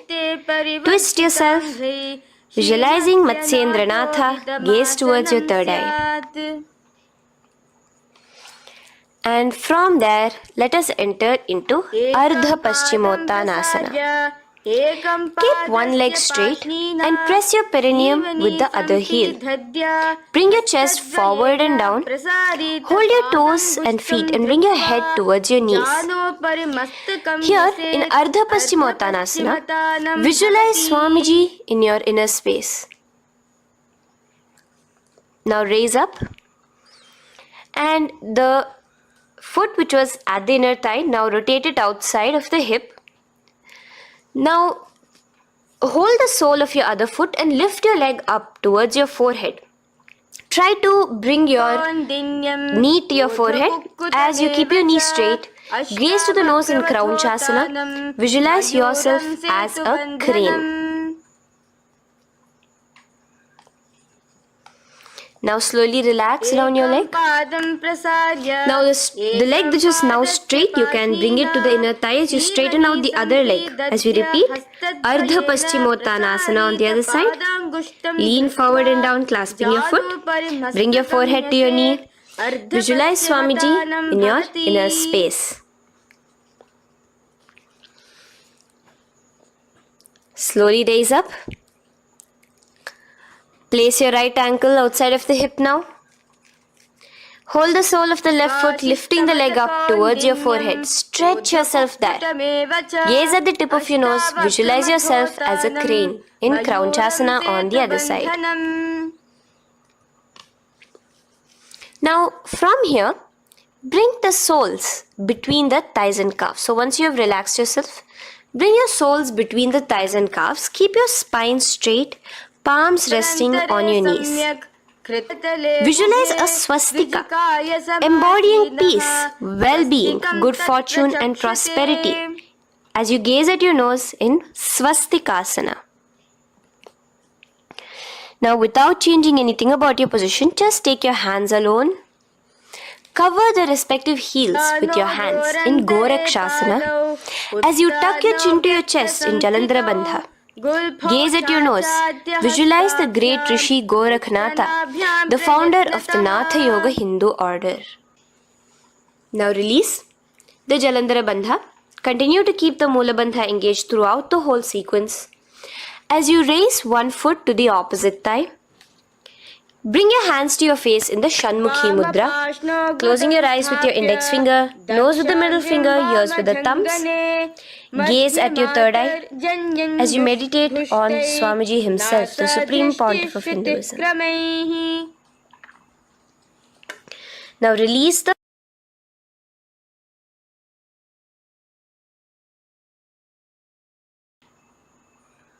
Shanmukhi Mudra. And in Yogasana 2, bring your legs into the Padmasana position over the opposite thighs. Keep your hands flat onto the ground beside your knees with the palms facing upwards. Sit straight, gaze at your nose. Here we'll be starting the Kaka Chanchu Kumbhaka, where your inhalation will be through your tongue wrapped like a pipe, and your exhalation will be through your nose. From Yogasana 2, now keeping your palms beside your body, just switch them around to be flat on the ground and push your entire body off the ground, balancing. Visualize yourself as a rooster in Urdhva Kukkutasana. Now relax down, come back to a seated position on the floor, keeping your legs in Padmasana. Insert your hands through your knees and place them on the mat. Remember, do not lift your body up, just stay seated down there. In Siddha Harituliyasana, gaze to your nose, visualize Swamiji himself in your inner space. From there, let's enter into Hamsasana, where you will actually be pushing yourself off the ground. Lift your thighs up high above your shoulder, above your elbows as much as possible. Gaze to your nose, visualizing yourself as an elegant swan in Hamsasana. Now release yourself. Now, do not take your hands out from between your thighs and calves. Just go onto your knees and reach your hands behind your body with your fingers interlaced in the Paramashivoham.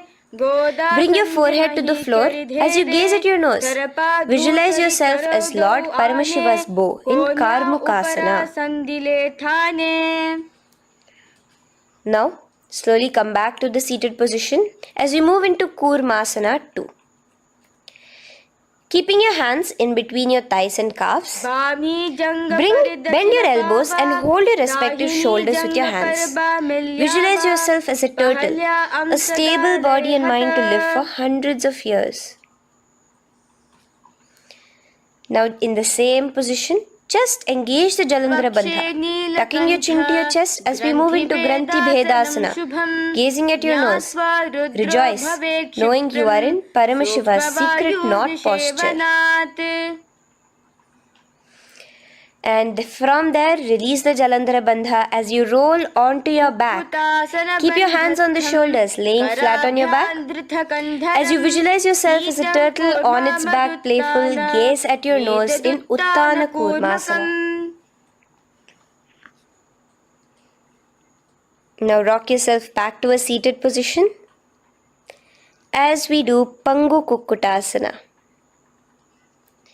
Now it's the same as your hands between your thighs and the calves, except you will be placing one hand flat on the mat. Hold the wrist with the other hand. Lift your body up and holding only on one hand. Visualize yourself as a rooster in Pangu Kukkutasana. Now release back to the ground. Hold. Let's do Pangu Kukkutasana on the other side. Place the other palm flat and bring the other hand holding the wrist. Push yourself off the ground. Visualize yourself as a rooster. Continue the Kakachanchu Kumbhaka, sucking in your breath through your curled tongue and exhaling through your nose. As you slowly extricate your hands from between your thighs and calves, let's do Girdharasana here. So now, interlace your fingers in the Parashamudra as you place your elbows on the feet, remaining your legs in Padmasana. Lean forward and down, resting your chin on your knuckles. Place your thumbs to your throat in Girdharasana. Visualize Swamiji in your inner space. From there now, sit straight into Padmasana 3. So with your legs in Padmasana, bring one hand over the other near your navel center. Engage all the three bandhas, suck in your stomach, clench your perineum, tuck your chin to your chest and gaze at your nose in Padmasana 3. Slowly now, as we move into Padmasana 4, bring your hands to the respective knees. Release the Jalandhara Bandha and release the Uddiyana Bandha, just engaging the Mula Bandha alone. Visualize Paramashiva in your inner space as you gaze at your nose in Padmasana 4. Now we'll be entering into Karmukasana 2. So in the Padmasana position, hook your right hand index and middle finger in the Prana Mudra around the toe. Pull it back while your left hand rests on the knee. Now, as you visualize yourself as Paramashiva's bow, just release your right foot, bring your left hand to the left toe, right toe, and let your right hand be on the right knee. Now from here, let's do Karmukasana 3. So you can release your toes, cross your hands behind your back, continue to keep your legs in Padmasana, and with your respective hands, cross behind your back. Hold on to the toes in the Prana Mudra. Engage all the three bandhas, suck in your stomach, clench your perineum, tuck your chin to your chest, Visualize yourself as Paramashiva's bow in Karmukasana 3. Slowly relax the bandhas. Just keeping the Mula Bandha. Continue to hold on to your toes. Release the Udyana Bandha and the Jalandhara Bandha. Switch your gaze to the third eye. Visualize you are Paramashiva's third eye itself. Anything you come across, you just rejuvenate it, destroy it in Dridhasana. Now, try to keep your hands at the toes. If not, just keep your hands crossed behind you as you lean onto your back in Padmasana, where you are entering into the Nagrasana position. Lay flat onto the back, visualizing yourself as a snake. Gaze at your nose in Nagrasana. Do the Sahaja Kumbhaka, simple breathing, inhaling and exhaling.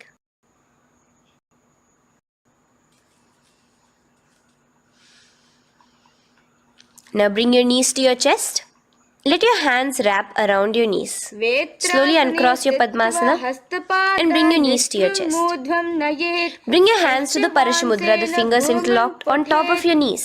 As you pull your chin up to your knees, visualize yourself as a ball in Kandukasana. Now relax. Bring your feet onto the ground, the knees pointed upwards in Urdhva Pavanasana. As you interlace your fingers, bring the interlaced fingers behind your head. Laying down, gaze at your nose in Urdhva Pavanasana. The next asana is Marakata Pithasana. Now, from behind your head, take your hands out and clasp onto your feet. Just step lightly onto your palms. As you push your hips up into the sky, automatically engaging the Jalandhara Bandha. Visualize yourself as a powerful alpha ape in Marakata Pithasana. In the same position now, bring your hands to your hips as we enter into Uttanashiki Pitakasana. Let your weight rest on your elbows as you stretch your legs out straight. Gaze at the nose. Visualize Swamiji in your inner space. From there, continuing to rest on your elbows, kick your feet up high into the sky in Narakasana. Stretch your palms out behind you, flat on the ground. Balance there. Visualize yourself blissfully traveling through hell unscathed in Narakasana. Bring your hands to your hips now as we move into Tiryanaukasana. Angling your legs down at an angle, visualize yourself as a boat crossing the ocean of samsara in Tiryanaukasana. Now from there, come back straight as we enter into Dhwajasana. Keep your legs up high above your body, your hands stretched out down behind you. As you push yourself up, visualize where Kailasa's flag respected across all nations in Dhwajasana. Hold there for a few seconds. And relax now. Flat onto the ground, palms slightly away from your body. Do not move at all in Mritasana. Your body is dead. Visualize that. Visualize the Supreme Pontiff of Hinduism liberating you. Let your awareness travel to all the parts of your body in the Shakti Chalan Mudra as we do Mritasana.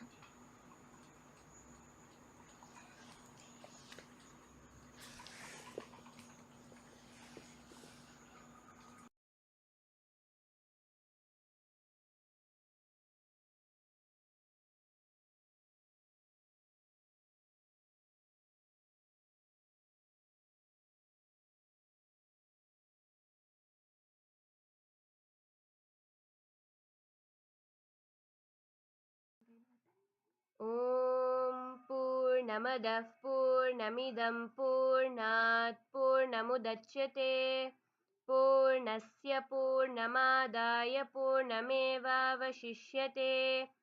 Om Shanti Shanti Shanti Harihi Om Tat Sat. सर्वं भगवच्छ्रीनित्यानन्दपरमशिवपादुकार्पणमस्तु। ॐ नित्यानन्दम्।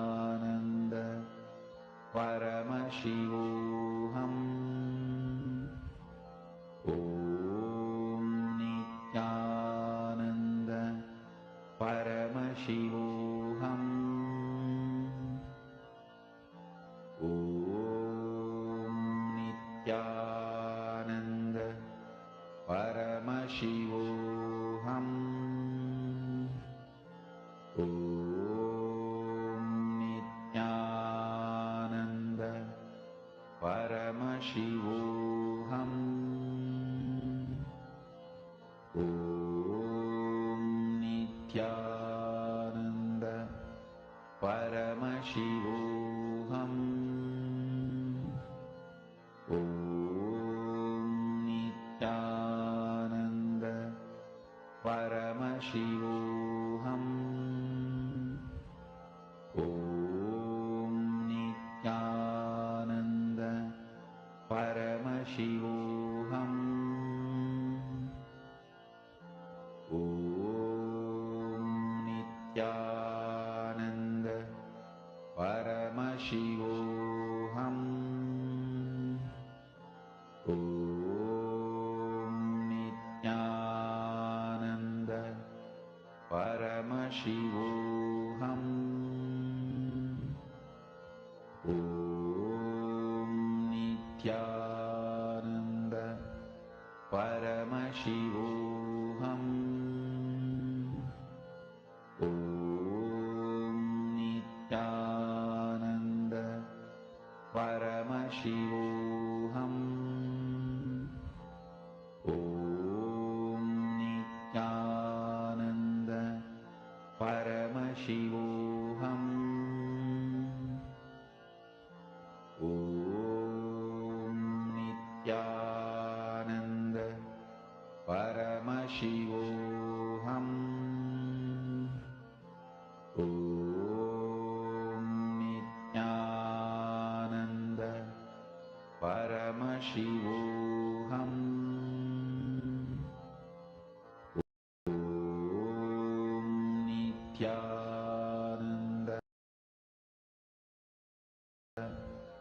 Paramashivoham.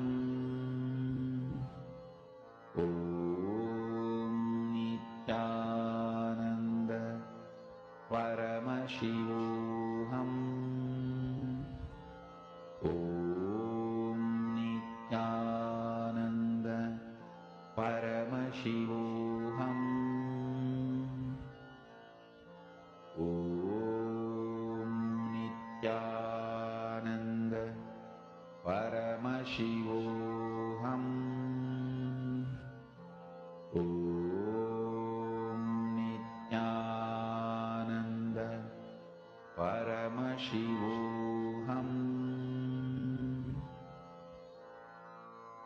Mahamahavagya, spiritual lullaby for samadhi, and Suprabhatam, wake up call, wake up song for Paramashiva. This Mahamahavagya is spiritual lullaby for you to fall into samadhi. Suprabhatam, wake up song for Paramashiva to wake up in you. Just remember this one powerful cognition. This Mahamahavagya puts me in samadhi. Slowly, very This is slowly. spiritual lullaby for Please samadhi. open your eyes. And I request all participants now to open your eyes Suprabhatam, wake up song for Paramashiva in me. and post what For was Swamiji Paramashiva showing to to you. manifest. Yes, With Vamsi this Krishnan one spiritual Nityanandamaya powerful cognition, and Frank Nolan. just Nityanandayu, welcome you for the Paramashivoham program. I request all participants now to open your eyes and post what was Swamiji showing to you. How was Swamiji showing? Exactly the post in the chat section on what's the flower, the colors of the flower. I request all participants to go ahead and post. All the viewers who's watching us, I request you to post, and all the participants who are attending from the respective Zoom rooms, I request you to post what your Swamiji is showing you in the chat section. Mahamahavagya, spiritual lullaby for samadhi, and Suprabhatam, wake up call, wake up song for Paramashiva. For Paramashiva to manifest. Because all participants to post what was Swami just showing. This one Do not worry step whether you're going to of manifest or not. Just post exactly as it is. chant this Just understand each time you manifest in the power. Yes, the manifestation is a side of it. But the source in which you need to concentrate, which you need to focus on, is the space in which you're established in.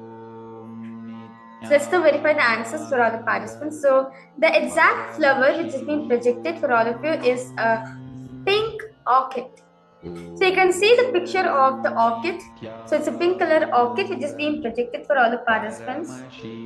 So those of you who have seen the color pink are able to see an orchid flower. So this consists of manifestation. So how many of you participants got it right? How many of you manifested this round? Like you got the color, or you may got in the flower.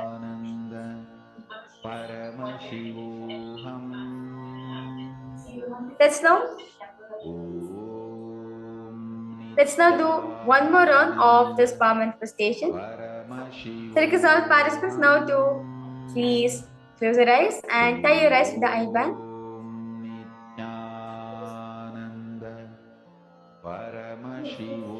Intensely chant the Mahavakya as you're connecting to Swamiji.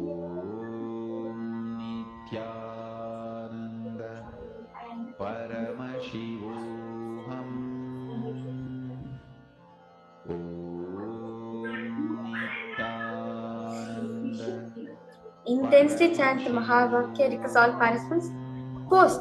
Just connect the Swamiji.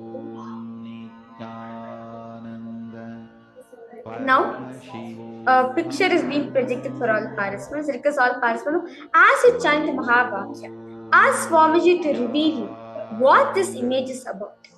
What flower is it?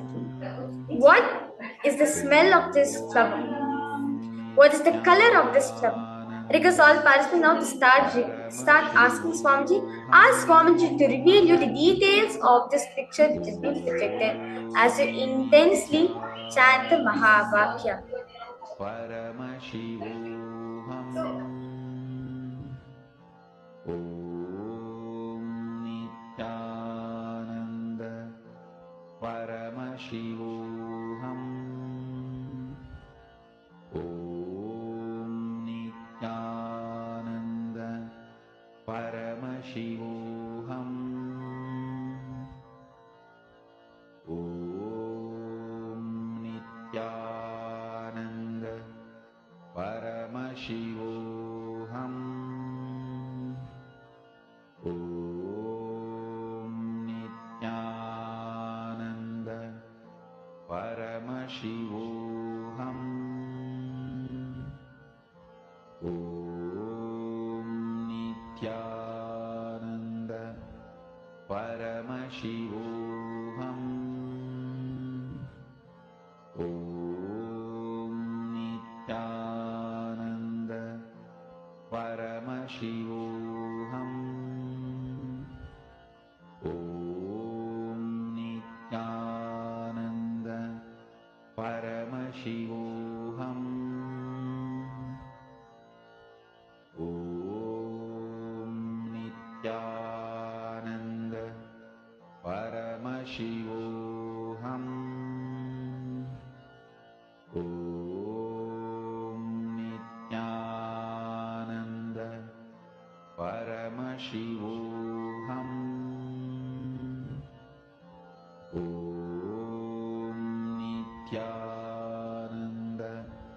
Paramashivoham. Om Nityananda. Paramashivoham. Om Nityananda. Paramashivoham. Om Nityananda. Paramashivoham. Om Nityananda. Paramashivoham.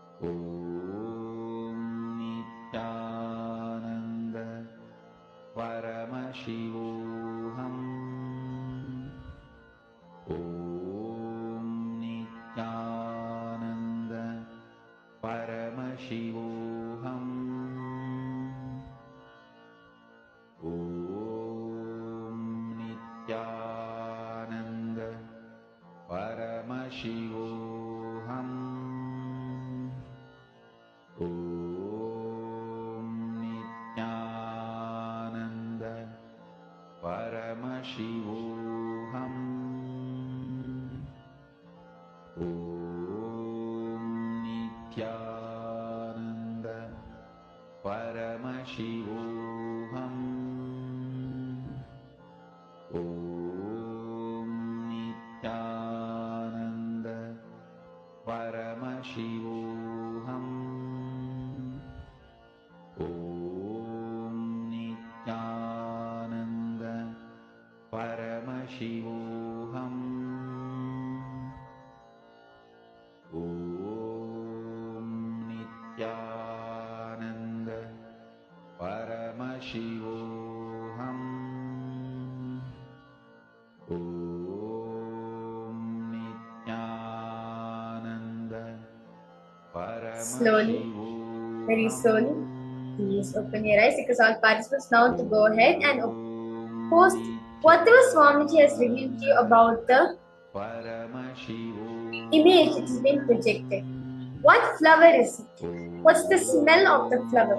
What is the color of the flower? Because all participants to post what was Swamiji showing to all of you. Exactly how Swamiji is showing, it's posted in the chat section. And all the YouTube viewers also request you to participate, as when you participate in each of the power manifestation rounds, it'll be nice for all of you. You also will understand how the Paramashivoham is going to be about, and you're going to welcome yourself. You're going to participate in the Paramashivoham program and welcome your friends and families also to join this beautiful gift that Swamiji has given.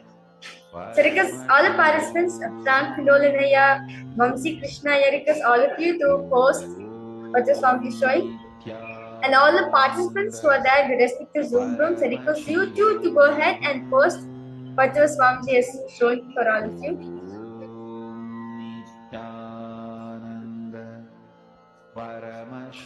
Let's now verify all the answers for all the participants. So, the image of the flower which is holding for all the participants is a flower of, it's a picture of jasmine. So, usually this type of jasmine is particularly grown in India, it's abundant in India. And the smell of this jasmine is so good. It's so lovely, heavenly. And it's, most of the time, this color of the jasmine is white in color. Like the buds will be like kind of like light yellowish color, but once they bloom up, it will become white color. So this was the exact picture which I was projecting for all the participants.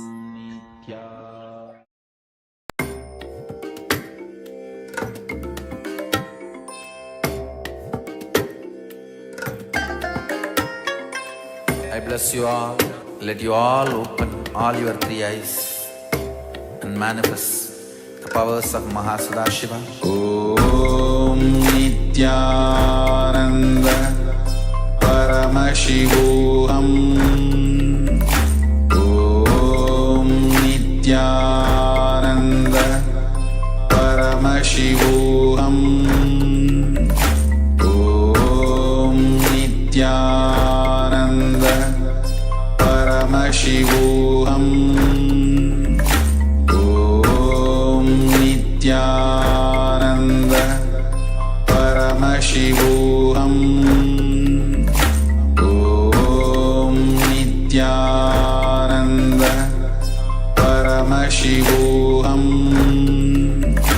Om Nityananda Paramashivoham. Om Nityananda Paramashivoham.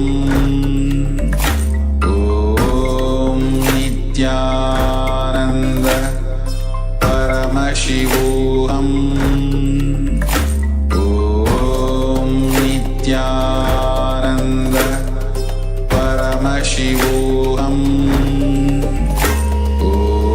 Om Nityananda Paramashivoham. Nityananda Paramashivoham. Om Nityananda Paramashivoham. Om Nityananda Paramashivoham. Om Nityananda Paramashivoham. Om Nityananda Paramashivoham. Om Nityananda Paramashivoham. Om Nityananda Paramashivoham. Om Nityananda Paramashivoham.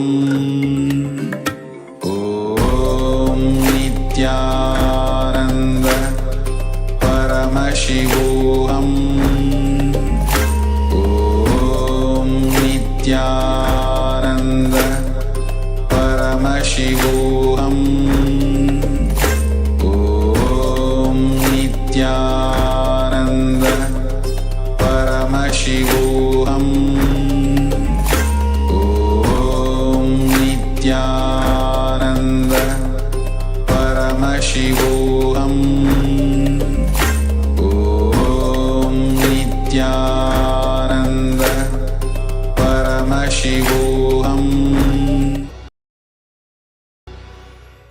Here is a question. What is Kundalini Shakti? I described the energy which makes you experience the presence without anybody present, which is in you, is Kundalini Shakti. I can give you thousands of definitions.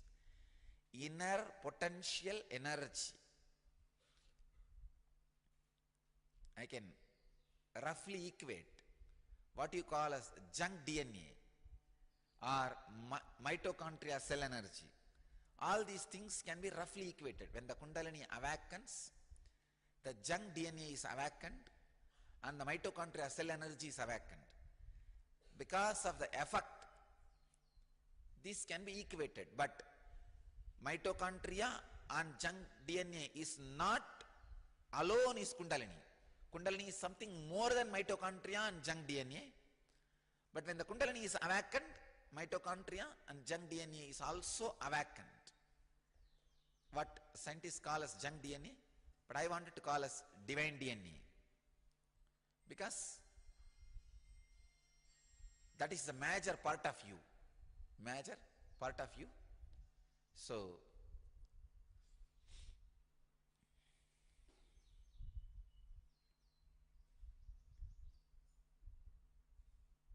Kundalini is a inner potential bioenergy. When it is awakened, makes you feel the presence, pure presence without anybody present.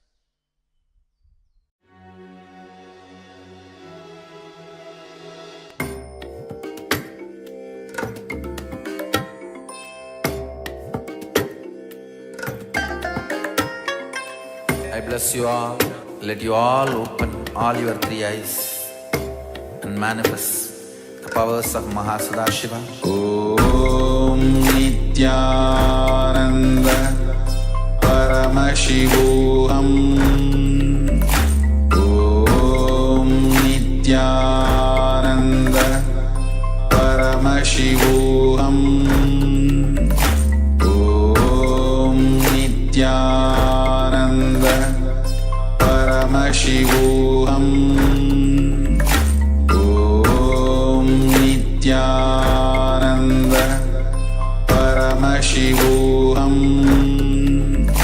Om Nityananda Paramashivoham. Om Nityananda Paramashivoham. Om Nityananda Paramashivoham. Om Nityananda Paramashivoham. Om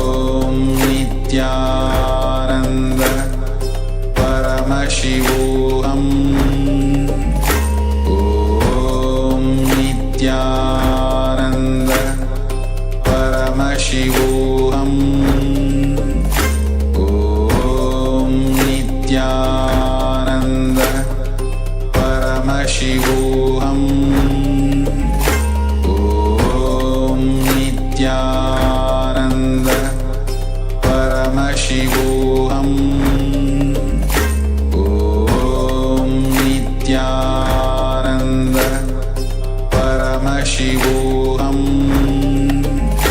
Om Nityananda Paramashivoham Om Nityananda Paramashivoham Om Nityananda Paramashivoham Om Nityananda Paramashivoham Om Nityananda Paramashivoham Om Nityananda Paramashivoham Om Nityananda Paramashivoham Om Nityananda Paramashivoham. And it seems this is my upper limit. If someone is going to move into high-cost residential area on the west of New York City Garden, 250K annual income is not enough.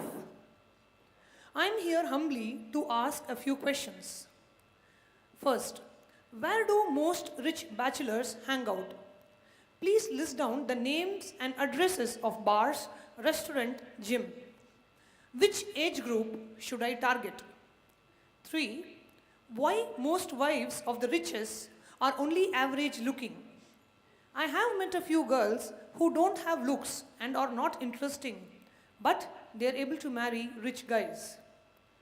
4th, how do you decide who can be your wife and who can only be your girlfriend? My target now is to get married. Miss Pretty. A philosophical reply from CEO of JP Morgan below. Dear Miss Pretty, I have read your post with great interest. Guess there are a lot of girls out there who have similar question like yours. Please allow me to analyze your situation as a professional investor. My annual income is more than $500,000, which meets your requirement. So I hope everyone believes that I'm not wasting time here. From the standpoint of a business person, it is a bad decision to marry you. The answer is very simple. So let me explain. Put the details aside. What you're trying to do is an exchange of beauty and money. Person A provides beauty and person B pays for it, fair and square.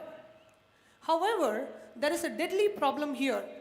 Your beauty will fade, but my money will not be gone without any reason. The fact is, my income might increase from year to year, but you can't be prettier year after year. Hence, from the viewpoint of economics, I am an appreciation asset and you are a depreciation asset. It's not just normal depreciation, but exponential depreciation. If that is your only asset, your value will be much worse 10 years later. By the terms we use in Wall Street, every trading has a position. Dating with you is also a trading position. If the trade value dropped, we will sell it, and it is not a good idea to keep it for long term. Same goes with the marriage that you wanted.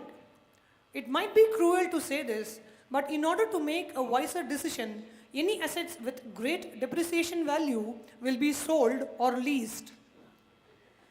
Anyone with over 500,000 annual income is not a fool. We would only date you, but will not marry you. I would advise that you forget looking for any clues to marry a rich guy. And by the way, you could make yourself to become a rich person with 500,000 annual income. This has a better chance than finding a rich fool. Hope this helps. JP Morgan CEO. Understand, I usually pick up only the Upanishads, Vedic scriptures to comment on.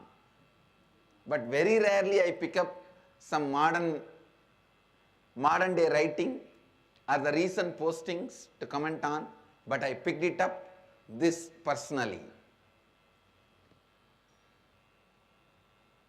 It has a very deep insights of Advaita. Please listen. Whole life is a business. Whole life is trading. You give something, receive something. Either you got more or you gave more, or you got and gave equally. Whatever is said and done, whole life is a business. Please understand, but the good news is what you consider as you is the starting point. The best news is that can be just updated by the Advaita. Please understand, what you consider you is the position, trade position. If you consider you only dependent on your physical qualities, you only have depreciation asset. You only have depreciation value. But if you assess yourself based on the qualities you carry in your mind, it can be,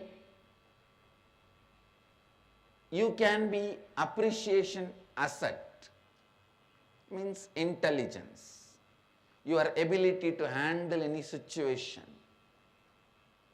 Please understand. Whenever the queens were chosen, they were always chosen. The first priority was given to their appreciation asset, not to the depreciation asset. Whenever the dasis were chosen, they were chosen even with just depreciation asset. But whenever queens were chosen in any kingdom, they were chosen with an appreciation asset. Now I am introducing very important truth to you. You can have something which is eternally appreciating. If you perceive yourself only as a body, you have only depreciation asset. Exponentially depreciation asset. Please understand.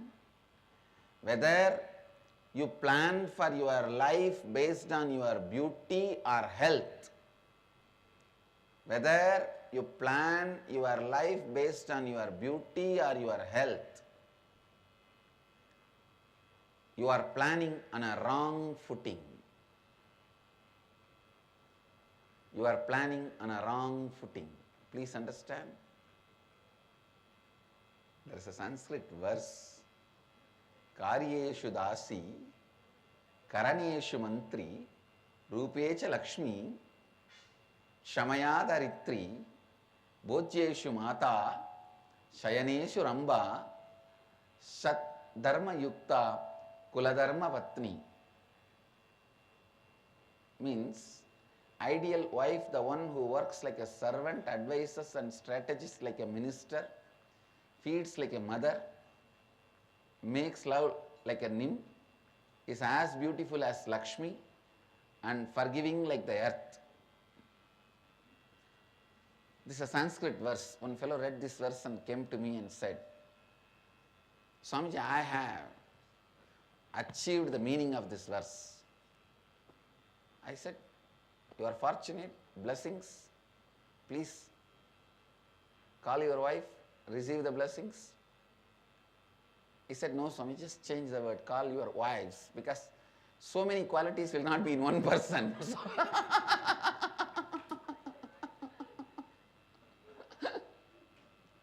I have married 6 with all these, each one having these qualities.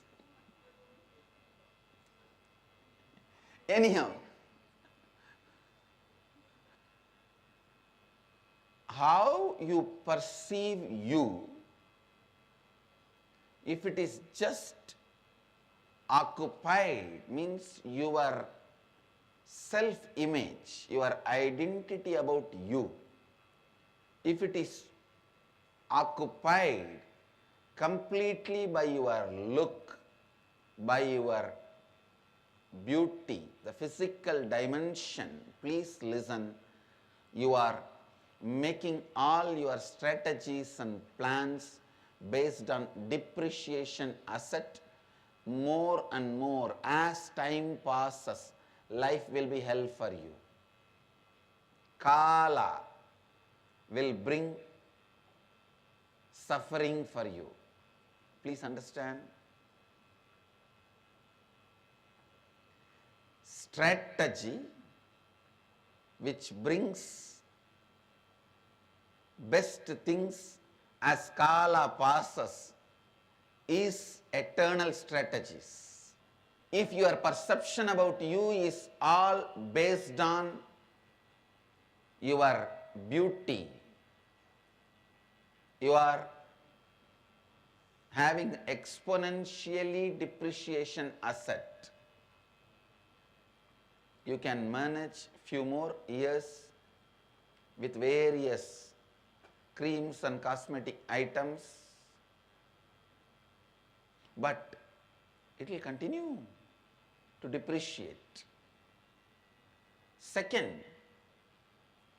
if your perception about you is based on your mental abilities, your ability to understand, your ability to assess, your ability to strategize, your ability to cognize, your ability to respond,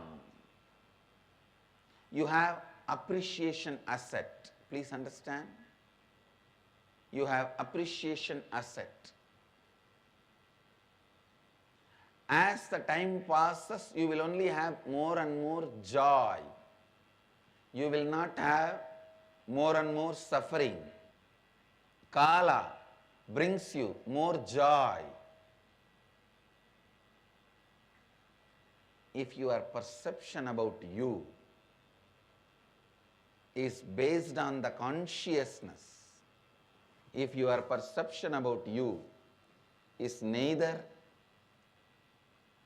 based on your beauty and health, nor based on your mind's abilities, it is based on your conscious space, the space you carry, the being you carry, the consciousness you carry, the idea you have about you. Understand? You have exponentially appreciation asset. Kala brings you bliss. If you are just based on your beauty, you have exponentially depreciation asset. If you are built on your health, you have depreciation asset. If you are built on your mental abilities, knowledge, you have appreciation asset.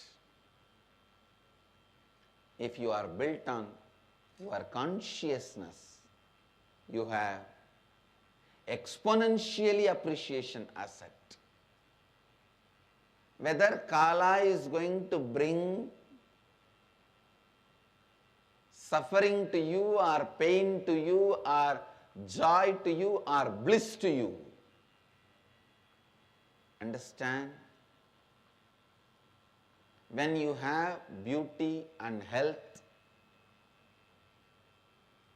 making the comforts you want and positioning you want in your society, is okay. Means making some money and making a career and making a family, it is okay. But please do not strategize your life based on that. No old age insurance is going to be useful for the person who is paying it. Please understand. Because all old age insurances becomes useless by the time you reach that age, because that money for which you insured is no more useful to run your life. 30 years before, people who paid old age insurances, they would have thought $100,000 is the greatest money and they would have insured themselves for that. Now, with that, what you get your monthly money, maybe maximum you can make the ends meet. Means you can have food and a roof above your head. So please understand. Now you may think maybe $10 million is the best insurance. Make it and see by the time you become old.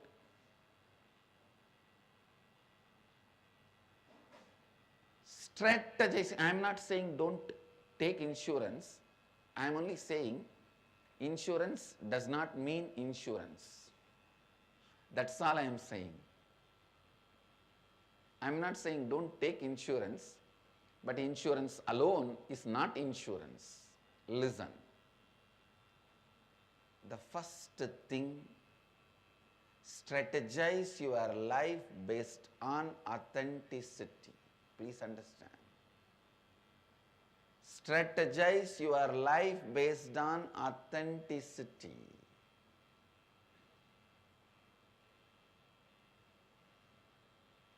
How you perceive about you, let it be based on authenticity. How you perceive yourself to be, please listen. Internalize sincerely when you are listening. Let your perception about you be always based on the consciousness you hold, the identity you hold. Inner Awakening program is all about making you understand the right identity and go on asking you to strengthen the right identity.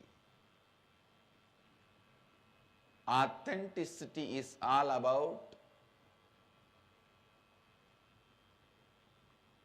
rewriting your right identity and go on strengthening that right identity, completing with all the unnecessary components you are carrying around your identity. If you are depressed this moment, ask yourself, is this time and energy I spend on depression is going to strengthen the identity I wanted to establish for myself? Identity building is just like body building and mind building. Society gives so much of importance and time to body building and mind building, forgets to let you understand identity building. The other day I was sitting and calculating the biomemory, bioenergy and DNA structures of our Swamis based on the lifestyle, food style. Please understand, very comfortably I am putting this on record in the national television in satsang. Anyhow, later on in times to come, these satsangs will be eternally stored and seen by crores of disciples yet to come and thousands of years yet to come. I am putting this on comfortably on record. Average, all my sannyasis will live 120 years comfortably. You will see. Comfortably, without any disease, average 120 years my sannyasis will live very comfortably, not with struggling, pulling, pushing, no, very comfortably. Because first good thing,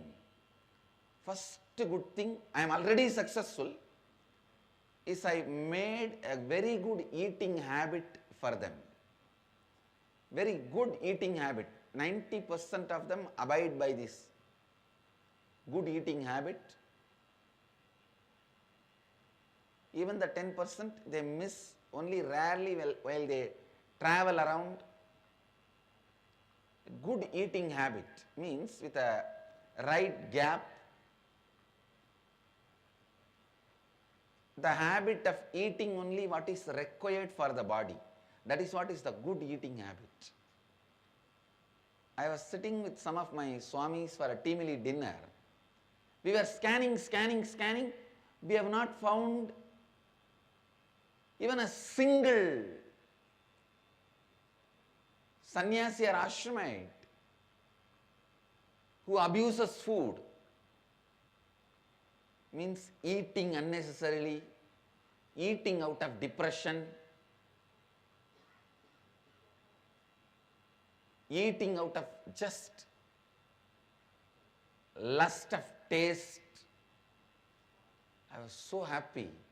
This is the first step you have to master to develop the right identity, then the right yoga lifestyle. I can say again, 90% I am successful. Only the 10% who are traveling outside, when they travel outside, night travel, bus, train, they miss. And the swamis who are staying in some remote centers, they miss because they are all alone. That also should not be missed. Once somebody can master the eating and yoga pattern, now very easily they can build the right identity. Understand? Society stops with bodybuilding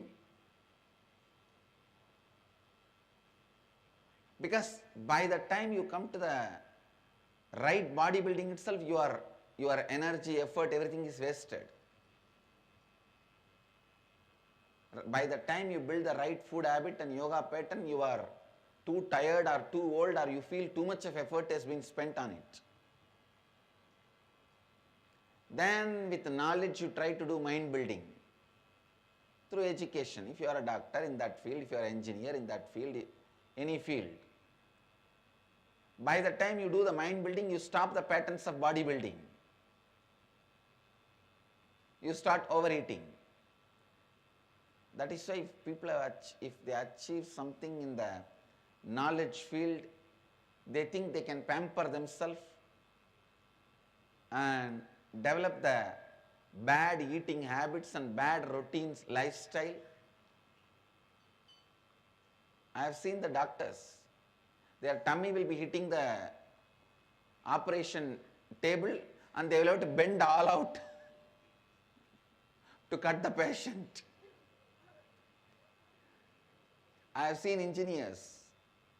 They build amazing buildings. The foundation will be so strong and the roof will be light, but in their body the foundation will be so weak and the middle portion will be too heavy. leads to the weak columns and knee pain. By the time you build the body, you are tired and you don't want to build the mind. By the time you build the mind, you just want to pamper yourself and stop building body. Listen.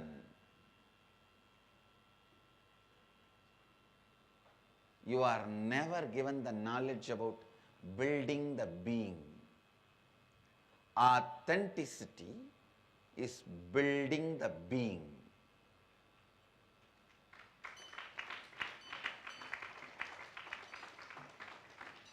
This process which I am putting all of you through, the Timili Advaita process, the Advaita Timili, is nothing but reminding you to build the right identity. Reminding you to build the right identity. Understand? I am getting the eternal insurance for you, not old age insurance, eternal insurance for you. Whoever has built the right identity, you have a place in Aksharadham, means unperishable space, imperishable space, Aksharadhama,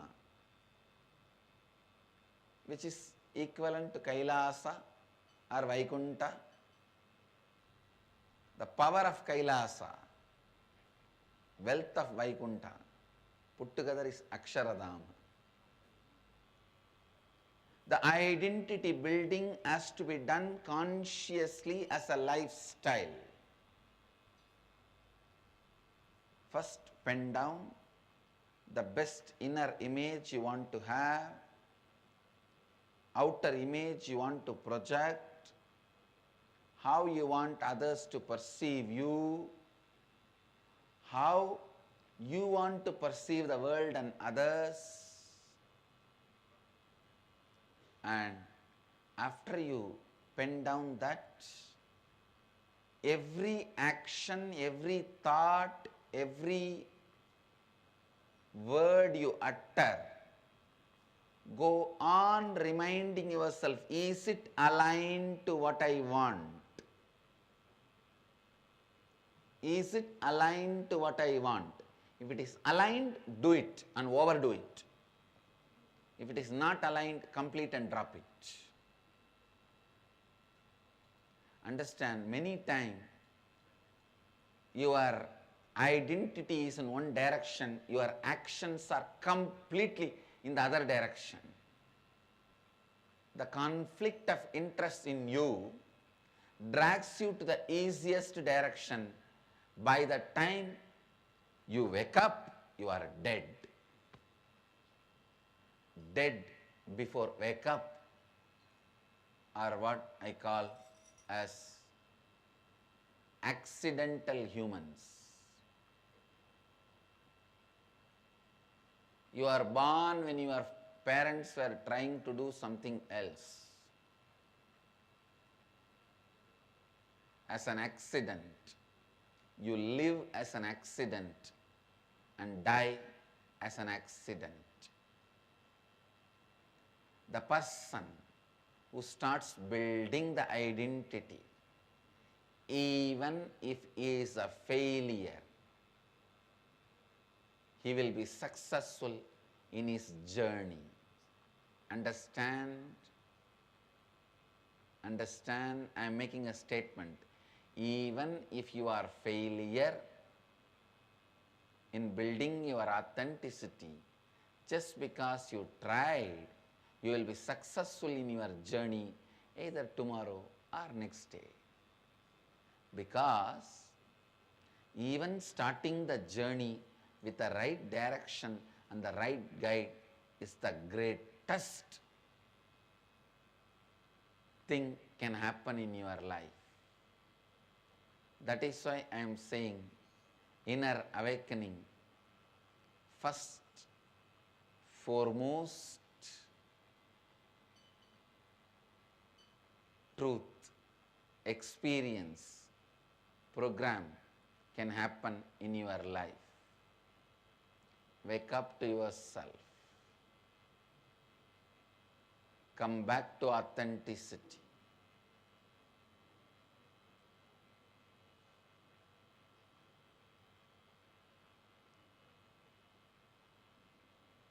All the Swamis, Mahants, Kotaris, Tanedars, and devotees, disciples,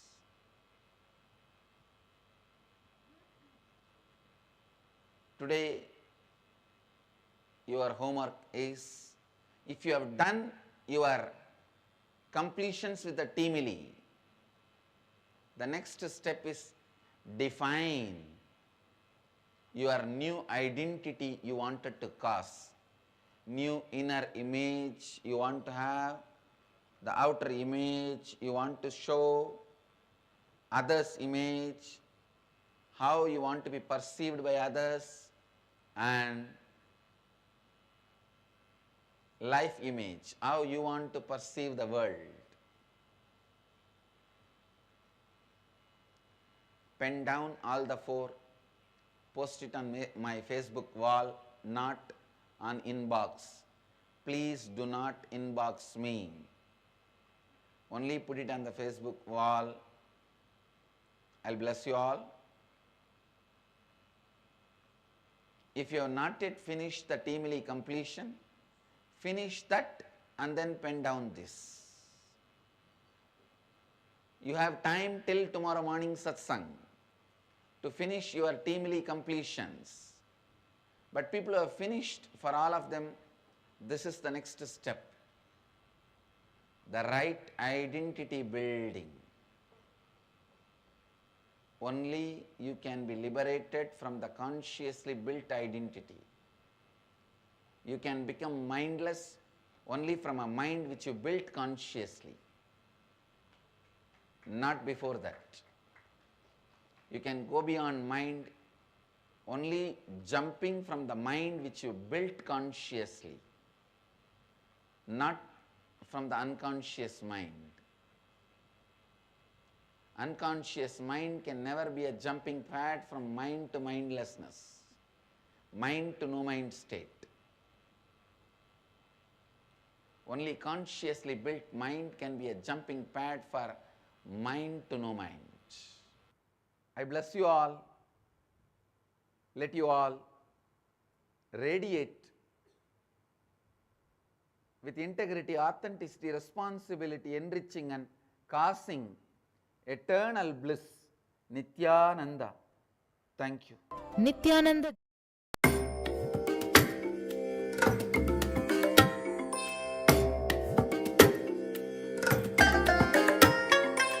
I bless you all.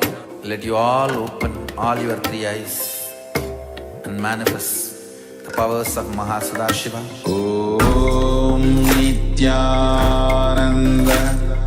Paramashivoham. Om Nityananda Paramashivoham. Om Nityananda Paramashivoham. Om Nityananda Paramashivoham. Om Nityananda Paramashivoham. Om Nityananda Paramashivoham. Om Nityananda Paramashivoham. Om Nityananda Paramashivoham. Om Nityananda Paramashivoham. Om Nityananda Paramashivoham. Nityananda Paramashivoham Om Nityananda Paramashivoham Om Nityananda Paramashivoham Om Nityananda Paramashivoham Om Nityananda Paramashivoham Om Nityananda Paramashivoham Om Nityananda Paramashivoham Om Nityananda Paramashivoham Om Nityananda Paramashivoham Om Nityananda Madhyamam Asmadacharya Paryantam Vande Guru Paramparam.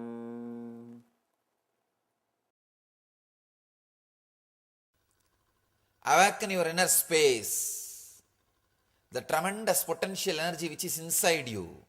Awaken that. That is what we call in tradition Kundalini, Shiva.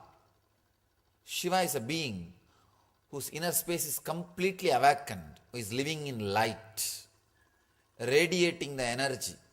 If inner awakening happens in you, you are living as Shiva. You can see beautifully in Shiva's story, this inner awakening is described. In Shiva, the Mooladhara is pure, awakened Mooladhara. That is what they say through the story of Manmada Dahana. Please understand, it's a wonderful story. Manmada Dahana, the story says Shiva was sitting and meditating. The Devatas, they want to disturb Shiva, so they are sending the Manmata, and Manmata throws the arrows. Shiva opens his third eye and burns Manmata. Don't take it literally. It has a metaphysical meaning. And another wonderful thing you should know, Shiva burnt the Manmata, then married Parvati. Understand? It means the marriage was not based on lust. The marriage was not based on fantasy. The whole story is such a wonderful story.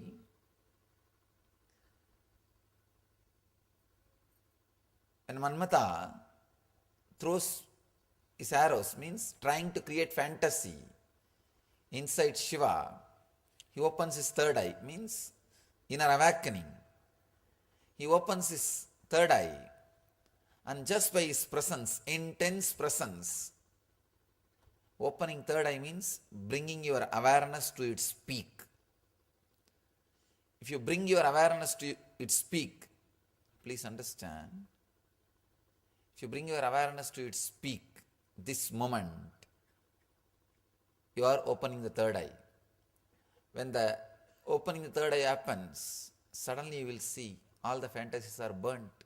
They are not there anymore.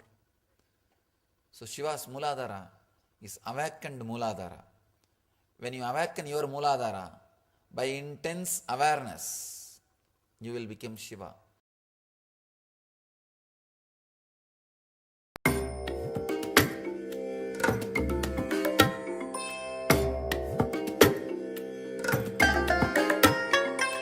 I bless you all.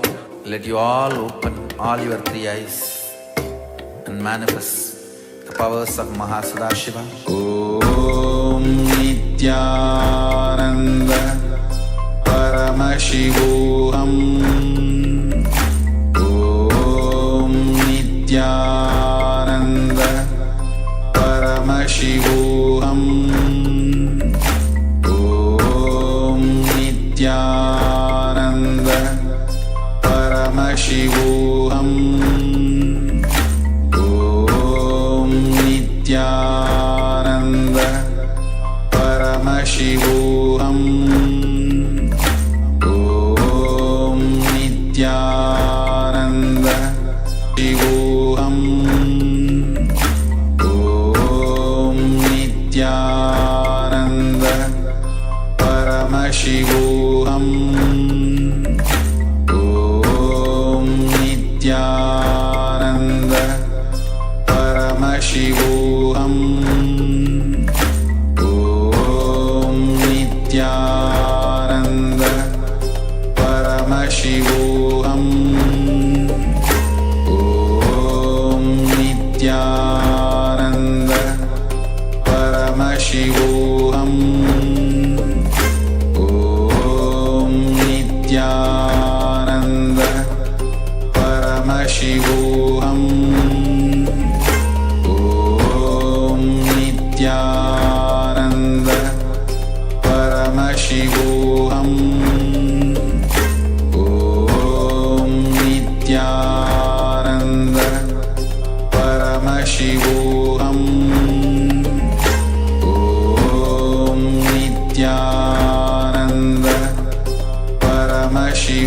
Paramashivoham Om Nityananda Paramashivoham Om Nityananda Paramashivoham Om Nityananda Paramashivoham Om Nityananda Paramashivoham Om Nityananda Paramashivoham Om Nityananda Paramashivoham Om Nityananda which is hidden in every human body. Understand? Animals may have body, but they do not have Kundalini Shakti. The only difference between you and the animal is this potential energy. Maybe if I have to use more words, Kundalini Shakti is something like a possibility for becoming enlightened. The possibility to become enlightened, the possibility to become a different human being, different conscious being, is there only in human beings. Animals may have same body, may look like intelligent, but they do not have the possibility, the potentiality to become enlightened, to be a different human beings, to be a different conscious beings. The Kundalini Shakti is a energy which resides in every one of you. If it can be awakened, it will take you to a different plane of consciousness, different plane of existence. Understand? All the enlightened masters on the planet Earth are again and again saying, the life is ecstasy, life is joy, life is bliss, life is just shining. And there is a beautiful saying by a great master, whatever happens is auspicious, Mangala, Shivam. In Sanskrit the word Shivam means auspiciousness. They say whatever is happening is auspicious. But for us it doesn't look like that. If you ask CNN for a few minutes you will understand. No. Whatever is happening is not auspicious. But again and again, enlightened masters are saying, whatever is happening is auspicious, Mangala, Shivam. Why? Why they are saying again and again? People ask me, what is this, Swamiji? If they see the CNN for 10 minutes, they will understand. Whatever is happening is not auspicious. If they listen to the news, they will understand. But even after listening to the news every day, seeing everything, I do feel whatever is happening is auspicious. What to do? Very difficult. A logical man cannot understand, cannot relate with what I am saying. But heart of heart, I feel very strongly whatever is happening is auspicious. Shiva. The word Shiva means in Sanskrit causeless auspiciousness. Whatever happens in your life, even if the best thing happens, you can always think, it could have been little better. It could have been little better. Or whatever worst thing happens, you can always say, oh, at least this much I am saved. It is up to you to feel whether things are auspicious or inauspicious. In the planet Earth, only two kinds of human beings are there. People who feel everything is inauspicious. We need some correction. We need some alteration. We need some further development. We need to remodel. There are some people who feel everything happening is auspicious. Person who feels whatever is happening is inauspicious is a materialistic. He believes in matter, correction, doing, remodeling, changing, altering. Person who believes whatever is happening is auspicious is a spiritualist. Believes in the intelligence of the cosmos, the whole. He is very clear, the whole is much more intelligent than part, me. If you think the whole is not more intelligent than you, you are materialistic, egoistic. If you think the whole is much more intelligent than me, you are spiritualist. Over. The whole world can be classified just with these two categories. If you feel whatever is happening is auspicious, you are a spiritual person. A small story. After a powerful sermon on the charity,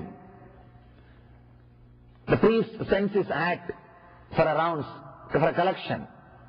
The hat goes round, comes back as empty as it was sent. He took his hat and said, oh God, at least the hat came back. Understand? He is intelligent. He is really intelligent. He is able to think whatever is happening is auspicious. Whatever is happening is best. You can either think whatever is happening is inauspicious, or you can realize whatever is happening is auspicious. Why enlightened beings are constantly feeling whatever is happening is auspicious? It is just because of the Kundalini Shakti. Once this Kundalini energy awakens in you, you will feel so much of energy in your body, you will not be able to complain about anybody. Understand? You will complain about anything or any person or any incident only when you are in low mood. Means your usual mood. You will not be able to complain, criticize, or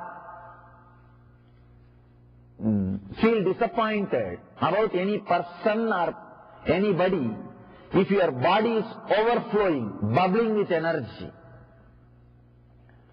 You feeling whatever is happening is auspicious or inauspicious is directly connected to your energy level.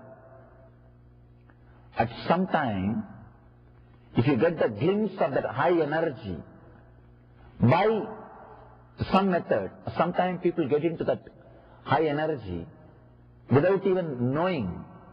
Maybe if they go to some high energy places, or if they are really relaxed, they get into that high mood. Suddenly those few moments or few hours, you feel you are so fulfilled nothing is wrong in the planet Earth. You will feel everything is going the best way. If you have had this glimpse, these moments in your life even once, you can be called as a spiritual seeker. Sometimes, even while seeing the sunset, suddenly you feel the whole thing is settled in you. And you think, God, everything is beautiful. Things are happening. It's okay. Suddenly, some mood, you are silent, you are relaxed, you are filled with energy, and you see whatever is happening is auspicious. There is only two planes of existence. One, the plane of normal human beings. Whatever is happening needs to be altered. Anything, they cannot say, I really like that person, but they can't stop, they can't end a sentence without that but. Without that but, they can't end any sentence. They cannot make a statement without that but, there ends. If you are using that word, but, or this, then you are a human being. There is another one kind of existence. Whatever happens, he is not bothered at all. In Gita, Krishna says, samaschitta. It does not mean he is not compassionate. Understand? A person who is balanced does not mean he is not compassionate or he doesn't suffer, seeing others struggle, others suffering. He tries only to remove others' suffering instead of he suffering with them. People ask me, Swamiji, if you are not disturbed by others' suffering, how can the world run? I tell you, no, you are understanding very wrongly. You are not supposed to start suffering by seeing others suffering. You are supposed to remove their suffering. If you also start suffering, what will happen? If you also start suffering, what will happen? Nothing will happen. You will add more suffering, that's all. Earlier we had 20 people suffering on the planet Earth, now 21 people are suffering, that's all. That is not the thing we need. One person came to me and asked, Swamiji, I have wealth, I feel the suffering of poverty, shall I share all my wealth and distribute to all the poor people? I told, if you do that, now we may have 20 poor people. After you do that, we will have 21 poor people. That's all. That is not the way. Understand? Do not try to bring you down to that poverty. Try to bring them up to that richness. That's a two different things. Feeling imbalanced, getting disturbed is not directly going to help. It is not directly going to help. First thing, you need to feel completely overflowing. Whatever is happening is auspicious. In the auspicious energy, let there be one more auspicious wave to bring the people up. Can be the idea or can be the understanding. The person whose Kundalini is not awakened, whose Kundalini Shakti is not become alive, in Sanskrit we call Kundalini Jagrata. The higher consciousness awakening, if it has not happened in you, whatever is happening inside and outside you will be inauspicious. If that awakening happens, whatever is happening inside and outside you will be auspicious. I have seen human beings smiling at their death, at the point of death, at the moment of death. I have seen personally. For them, whatever is happening is auspicious. Awakening of the Kundalini, awakening of the potential energy in you will take you to a different plane of consciousness.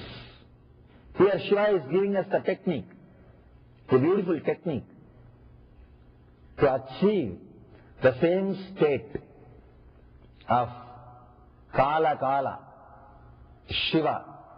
The sutra says, Bhave Shivaha, means let you achieve the state of Shiva. These sutras, these aphorisms were delivered by Shiva 10,000 years ago. In those sutras, he says very clearly, through this method, by awakening the Kundalini, let you achieve the same consciousness of mind. Understand? He is not saying, let you all worship me. No. He is saying, let you be me. Let you be me. Worshipping him should be just an inspiration to become him. Should be just an inspiration to become him. It is only an inspiration to realize his consciousness, his space. Here Shiva is giving a very powerful technique to awaken the Kundalini Shakti. One request, do not try this technique in the home. It's a very powerful technique. It should be done only with the presence of an enlightened being, with the direct guidance of enlightened being, because it can straight away awaken your Kundalini. See, actually, even if you do it in the home, nothing wrong will happen. But you will not have that constant reassurance. Just because of your fear, you will create problem for you and the people who are around you. No spiritual experience can do anything bad to you. Understand? Sometimes people come and tell me, Swamiji, I am over energy, I am afraid. There is no such thing as over energy. Over energy will do only more good, that's all. And never bother about this over energy. This over energy is just a fear. They are afraid. That is why they call all this over energy, all this drama. There's a beautiful story. Once Ramakrishna asked Vivekananda, if you see the ocean of nectar, how will you drink? What will you do? Vivekananda says, I'll sit in one corner like a small bee and drink sip by sip. Ramakrishna says, fool, why? Why don't you just drop yourself into that? Why don't you fall into that ocean? Vivekananda says, no, I may die. Ramakrishna then says, beautifully, fool, it's the ocean of nectar, immortality. How will you die in that? It is ocean of nectar. The moment you fall, drop yourself into that, even if little bit goes inside your mouth, you are already immortal. How can you die? You can't die by dropping yourself into the ocean of nectar. Same way, you can't have some negative things by over energy. Over energy can be only more positive and more good. How can that be anyway negative? No. It can only do more good to you, more positive things. But at the initial level, you may not be able to strongly feel this and be reassured. When you get some experience, you will start creating more trouble for you and others. And I will be receiving email. And just for that reason I am telling you, don't do it in the house. Otherwise, this will not create any danger. It's a very powerful method of awakening the Kundalini using your whole body and the sound. Understand, he is teaching a powerful method to bring your whole body to alive. He is asking you to contract the rectum and stop the ears. Means he is directly asking you to work on the Muladhara Chakra, the root center, and awaken all your centers. The root center is at the end of the spinal cord. End of the spinal cord, your base center. base chakra, Mooladhara chakra is there. He is straight away giving a technique to awaken. The Kundalini Shakti is also there only. The Kundalini Shakti is in the Mooladhara chakra. That is where the Kundalini Shakti is there. He is straight away asking you to awaken that center, to bring the Kundalini Shakti up. Very powerful technique. Let's understand few things about why he is asking us to contract the rectum and awaken. This is called Ashwini Mudra in Sanskrit. In Sanskrit we call this as Ashwini Mudra. Why he is asking us to do this technique and how it can awaken the Kundalini Shakti. Understand? Your fear is directly connected to your life energy. Here, Shiva is neither using fear nor using greed to flood you with energy. He is using meditation. There are three methods through which you can flood your system with energy: fear, greed, meditation. The problem with flooding your system through fear and greed, it will tire your system. Here Shiva is giving us a powerful technique to awaken, flood your system with energy, neither through fear nor through greed. Because by fear or greed, if you flood your system with energy, you can flood, but soon your system will become tired. You can see, after a fear stroke, anxiety attack, you are tired. After a lust stroke, a sexual act, you are tired. Both can drain your energy, can make you insensitive, can make you dull. It can depress your system. But flooding your system through meditation technique, flooding your system with energy through meditation will only raise you to the higher and higher and higher levels. The technique which Shiva is giving now will lead you to the deeper depths, deeper levels of energy, experiencing consciousness by awakening your Kundalini. So, you experience same glimpse of Kundalini only when you are attacked by fear and greed. But one glimpse, and second thing, wrong method, which can tire your body, which can exhaust your system, through which the aging process will be quickened. If your system is flooded with energy through meditation, the aging process will not be quickened. And second thing, your mind also will be ready to live long. Not just a body. Not just a body. Your mind also will be ready to live long.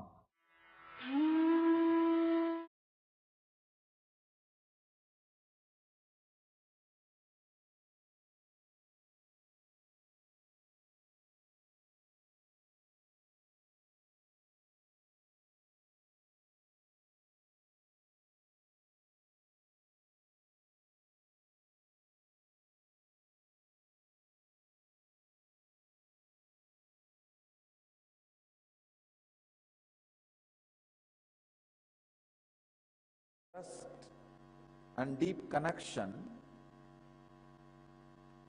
you are sitting live with me. You are coming alive with me. I am coming alive with you. Please understand. Here I am making an important statement.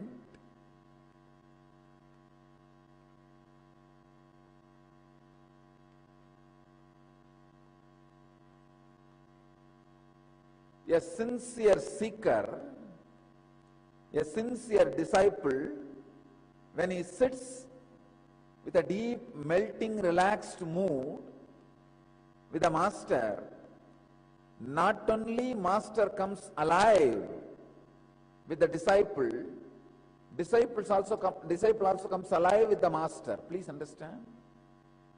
Not only disciple feels fulfilled, master also feels fulfilled. When a sincere seeker melts down in the deep trust and relaxes, the transmission of the lamp happens automatically. If you are sitting with a deep trust and a relaxed mood, understand, I am alive with you, you are alive with me. When a sincere seeker sits around me, not only he is fulfilled, I am also fulfilled. My mission is getting fulfilled.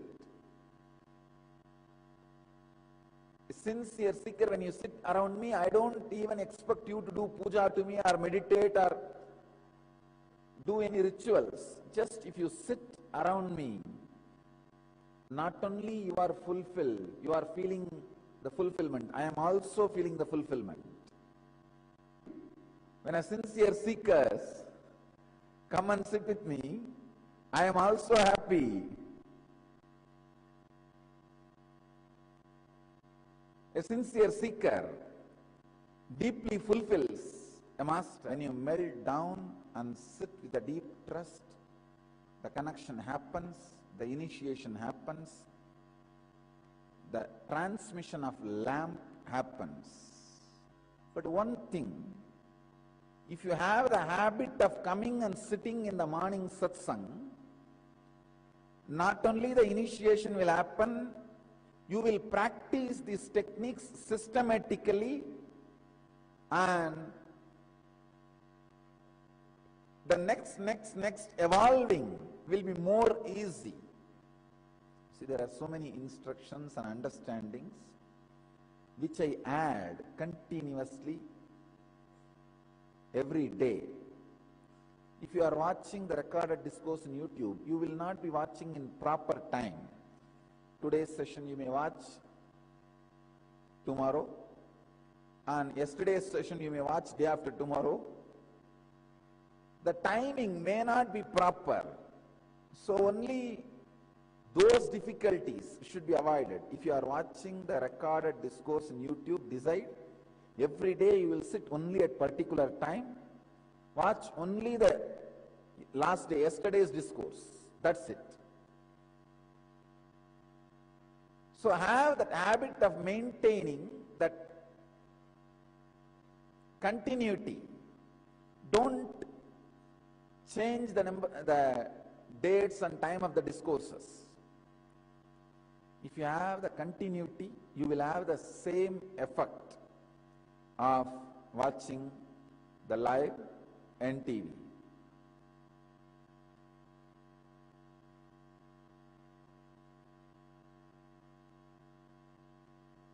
When a sincere seeker sits with the master, thousands of things happen in their system.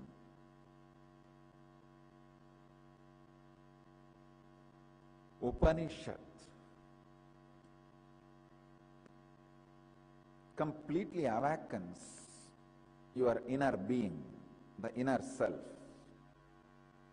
Patanjali's Yoga Sutra, 160th Sutra, in 3rd chapter, 10th verse, subject is Upanishad.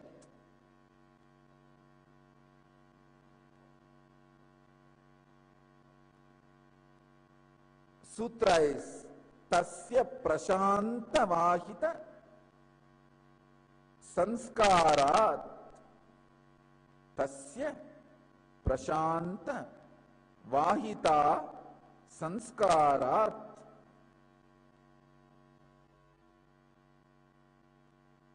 I wanted to translate the sutra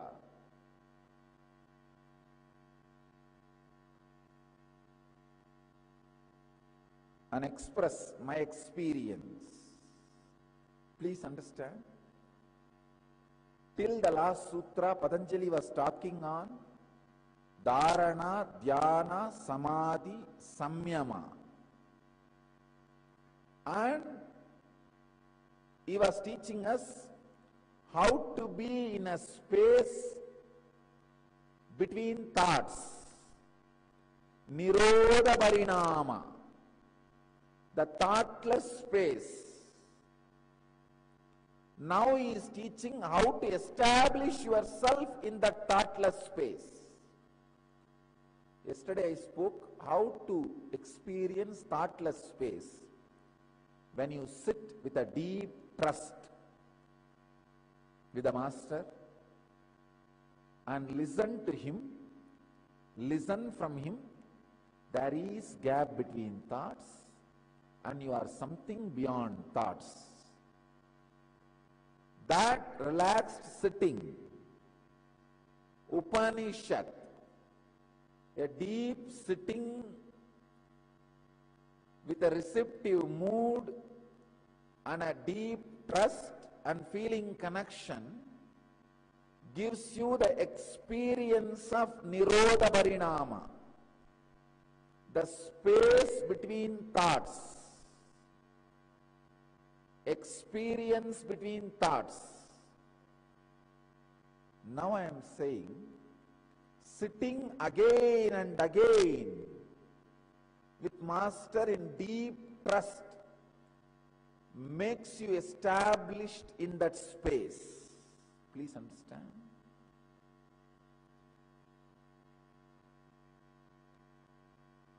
Sitting again and again in a deep trust, with a deep feeling connection, in the restful awareness with the Master, establishes you in the thoughtless space, cloudless sky.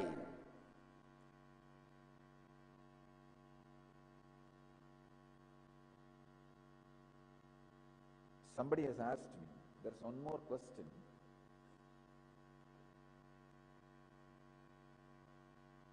What is it that is really working for the seeker? Is it self-effort or Guru's grace?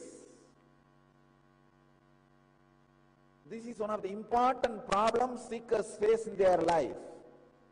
Is it Guru's grace or self-effort? If it is self-effort, why do we need Guru? If it is Guru's grace, why should we do any self-effort? I am solving this paradox, this problem once for all. Understand, you need to have self-effort to be in Guru's grace.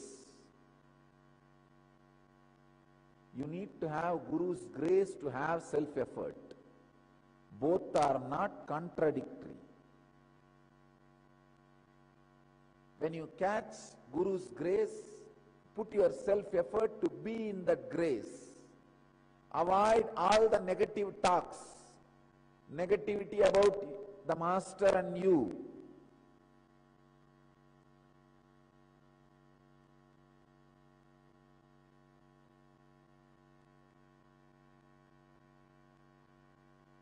When you have the Guru's grace, take the inspiration from him and start the self-effort. When you have the self-effort, put the effort to be in Guru's grace. When you have Guru's grace, use that grace to create self-effort. You need to have self-effort to sit in Guru's grace, to be soaked in Guru's grace every day. The last sutra, Patanjali says, how to experience Nirodha Parinama. Means the dimension of thoughtless space. A beautiful word, Nirodha Parinama. The dimension of you in which you are thoughtless.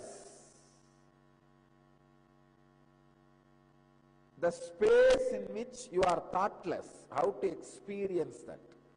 Experience happens when you sit in a deep trust with the Master.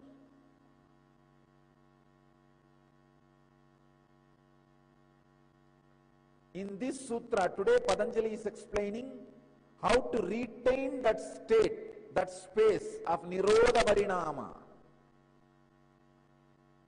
Soak yourself in that space again and again and again. Try to sit in that space of deep restful awareness, deep feeling connection with a deep trust, again and again and again, as much as you can.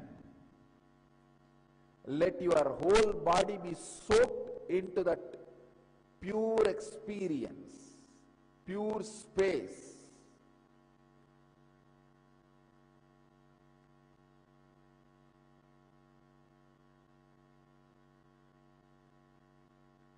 Sit as much as possible, as many times as possible, in unclutched mood, receptive mood, in Master's presence.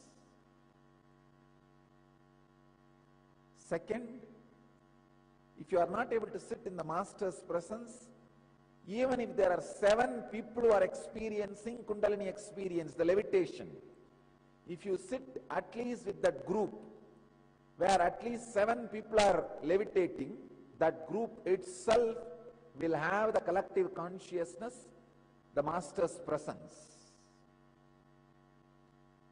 Please understand. If 7 people are experiencing Kundalini experience, levitation in your satsang center, be very clear, you have my presence completely. Because usually, if 7 people are experiencing that levitation, all different energies related to 7 chakras are active in that space.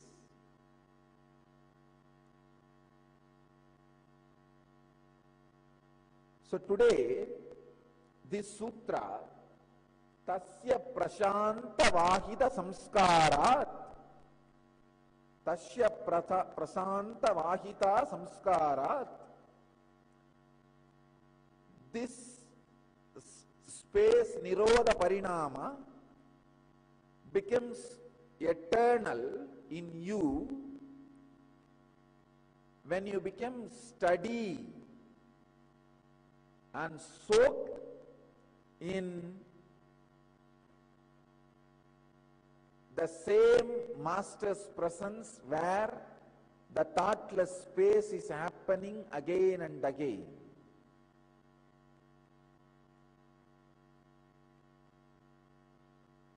Just like if you put the cotton into the honey bowl and leave it, how the cotton gets completely soaked in honey, almost becomes one. Same way, put yourself in the Master's presence. Soak yourself in the Master's presence. And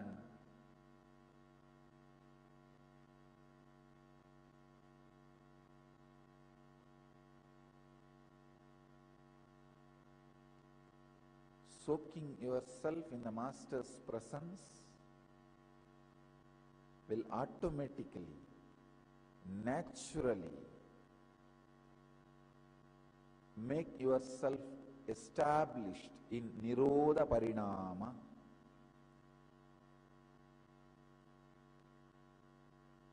No mind state, no mind space.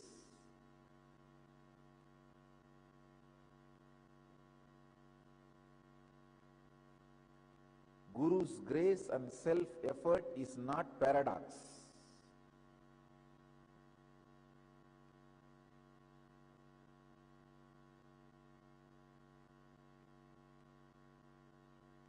Sit in the restful awareness, unclutched mood, the deep trust and feeling connection with the Master. In Upanishad, as much as possible, as long as possible, as many times as possible. I can give you one more tip. every night before falling asleep, at least listen 10 minutes to some of my discourse in a deep, restful awareness, in a relaxed way. Listen and just fall asleep.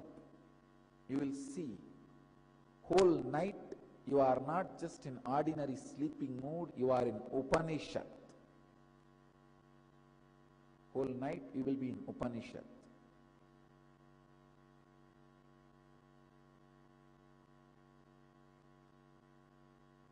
In the highly elevated consciousness. Sit again and again and again in the deep, restful awareness, feeling connected to the Master. This will not only make you experience Nirodha Parinama, it will settle the Nirodha Parinama in your system. Your system will be established in thoughtless space.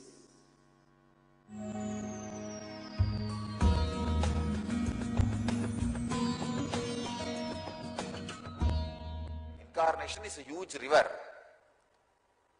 but during the rainy season itself, make a small canal and make a tank inside your own land. Make a canal and make a tank inside your land, so that for some reason the river dries up or you are not able to access the river, you have water source. Of course, I am going to be in the body for a long time. That is true. But who knows, you are going to be in the body and around me. So the moment you have the connection, you have the time, opportunity, establish yourself. That is the reason I insist on this morning sadhana. Creating intense yogic body, an intense Vedic mind. Even if you are not there tomorrow here, you should not feel that you lost one day. The best thing you can achieve in one day, you achieve it by the morning sadhana. So your accounts is clear. No, I have not lost anything. So imbibe, fill yourself with that energy through the practice, so you don't feel you lost time, you wasted time, even if you are not around me. It's a very important problem Patanjali is analyzing. Very important problem. Then Bhagavatakara very beautifully says, it's true what Bhagavatakara says. See the Yadava community. The Abhayam, Sharanam, Aishwaryam, in that three they are lost. But the moment Krishna left the body, they are not able to tolerate themselves and their life. And practically, they killed each other so that the others won't suffer. You see, the killing did not happen out of enmity. It's almost like a mercy killing. You kill me, I kill you, let us die. It is like a mass suicide. That's what exactly happened. A mass suicide. Because without the master's physical presence, they do not know what to do. His physical presence is so enchanting and charismatic. Any depression, just get 2 minutes around him, it disappears. Because of that, you take depression very lightly. And you are not centering yourself so that you can live handling all these possible distractions and depressions in future. Understand? This is the only thing which can go wrong around the master. Let that not happen in your life. Save yourself. Let you not be the person to experience that wrong in your life. The only way is practice. Morning 5, whatever it may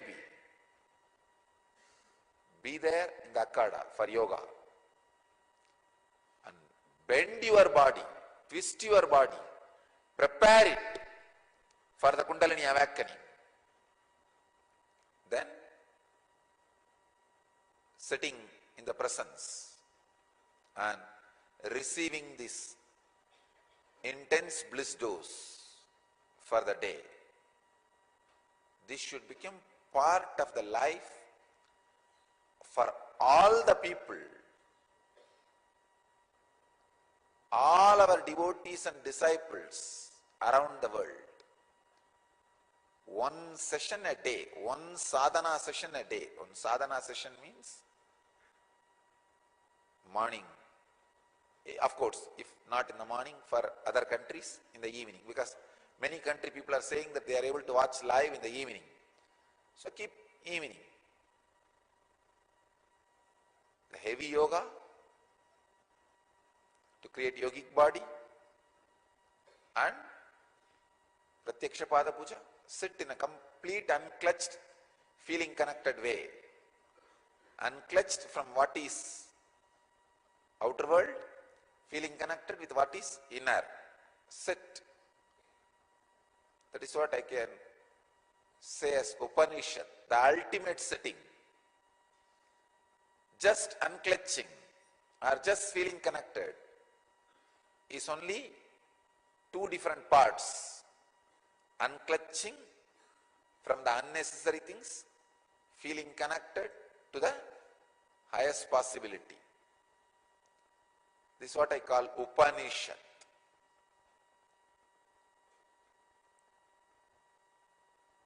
Upanishad is more deeper than Zazen. In Zazen, you sit unclutched. In Upanishad, you melt also with the feeling connection.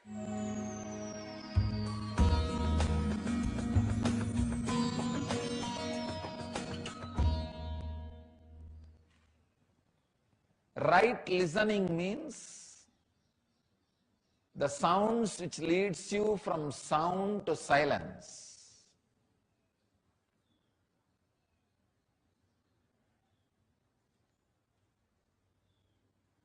The right listening can happen when you are ready to listen with anything.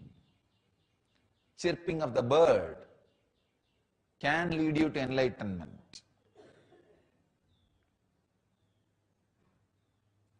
Sound of bamboo can be the Upanishad mantras.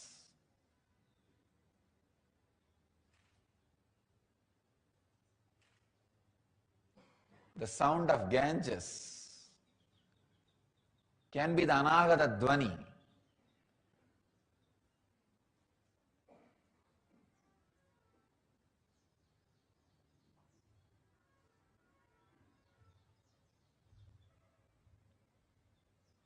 With right listening,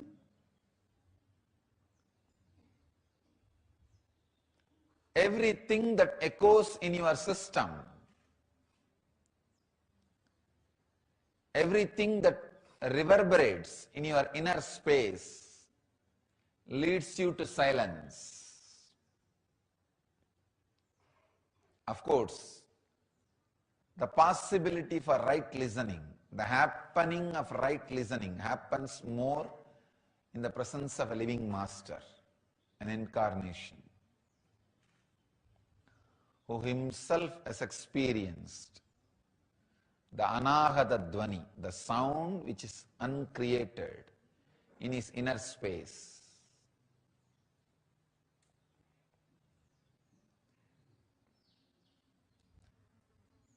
The Master's words come from a frequency where what you are seeing as the world is too small.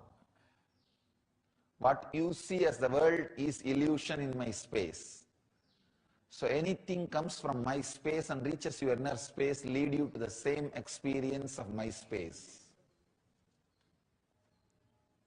So any word which comes from this inner space and enters your inner space leads you to the same experience of my inner space. Means this is smaller reality than the sounds created.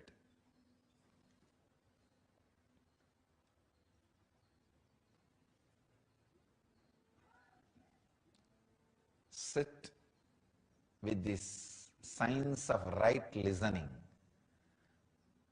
The process of science of right listening. It is enlightenment. I don't want to say it will lead you to enlightenment. It is enlightenment.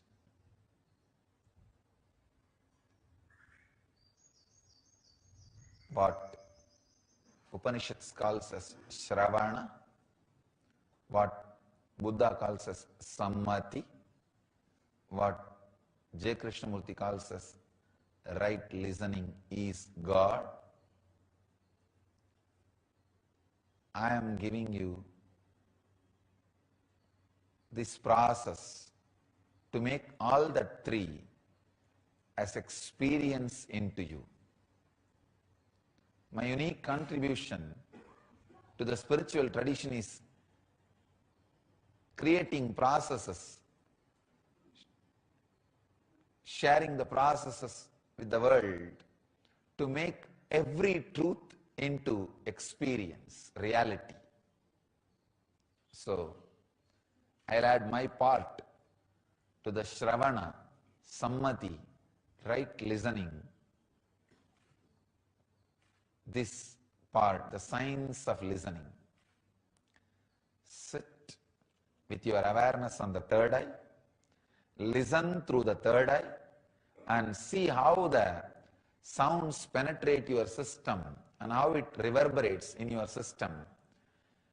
What all emotions, experiences, expressions, ripples it creates. And those ripples and emotions and experiences, where it leads you, just see. You will experience right listening, as rightly said by J. Krishnamurti, God Himself.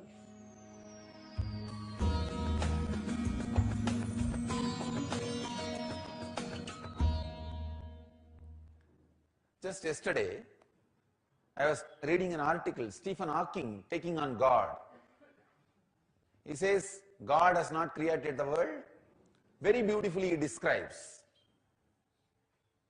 It's a spontaneous happening. Amazing way is described. And all of you may be aware of Stephen Hawking, who wrote Brief History of Time. If I'm asked, I'll keep the book in the standard of Nyaya Sutras and Vaiseshika Sutras.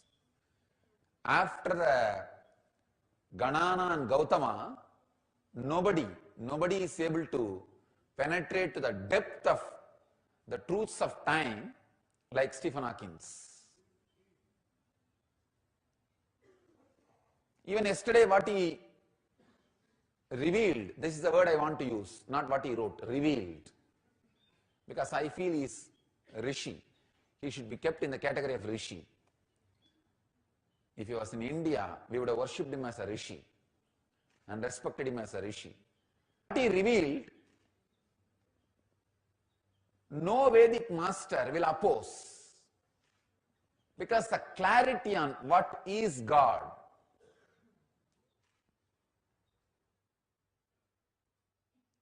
even if he does not agree with our clarity, we will have patience. Can you spend a little more time with us explaining?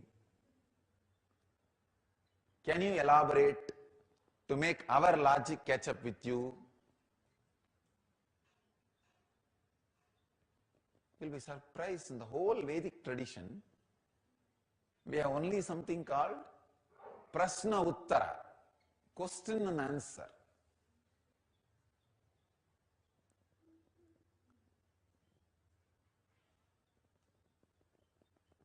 When Buddha comes, ready to take everybody one step further, all the Brahmanas, the Vedic priests, drop their Shrukshruva, Homas, Yajnas, go and sit at the feet of Buddha and evolve. When Shankara comes and ready to take people one step higher than the Buddha, all the Buddhists, they drop everything and go and sit at the feet of Shankara. When Nagarjuna comes from the Buddhist tradition and ready to take everybody one step higher than Shankara, all the Shankarites drop their danda and everything, go out and sit at the feet of Nagarjuna. The greatness of Vedic tradition. Ready, always ready to listen, listen, listen. Whoever takes us one step further, ready to surrender, ready to go behind, ready to experiment, the most scientific tradition.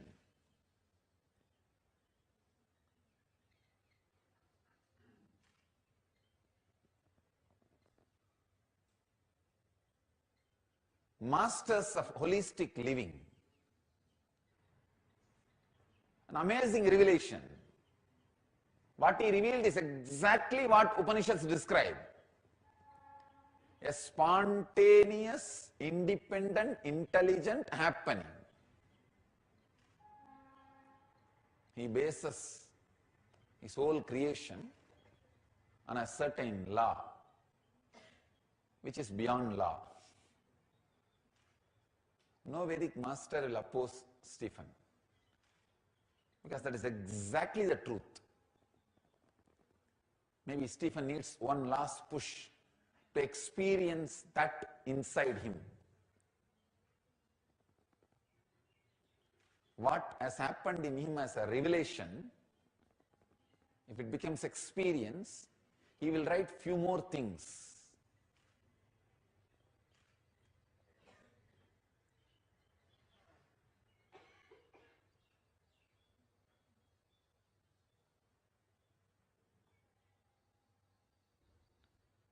He can complete all his revelations.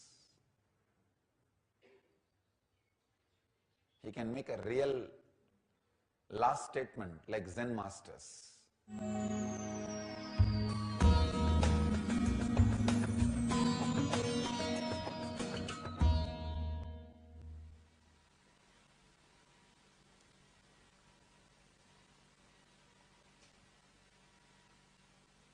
I tell you,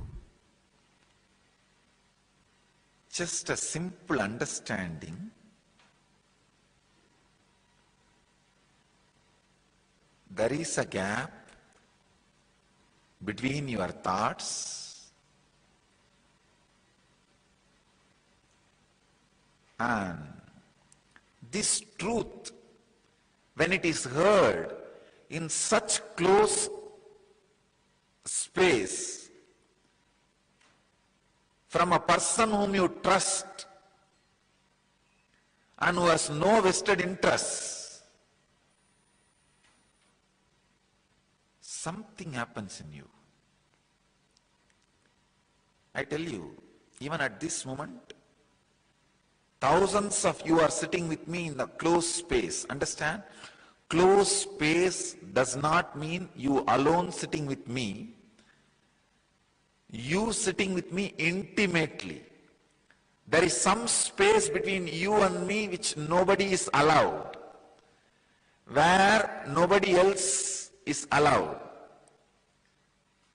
Those few moments only you cherish with me. That space nobody else has with me. If you are sitting with that feeling, please understand, you are sitting with me alone. Sitting with me alone does not mean there should not be any other person next to you. It means the deepest possible intimacy, the deepest possible feeling connection exists between you and me, you know, even though there are so many people sitting next to me, there is something between me and him which is deeper than anybody else, anything I know. Understand?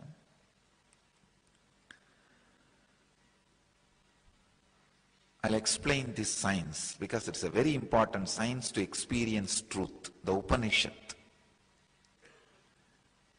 If you feel the connection with the Master is the deepest connection you experience than any other relationship you experience in your life, you will experience that what I am saying, sitting with the Master all by yourself. You may be sitting with thousands, but you are sitting with me alone, the banks of Manasarovar, or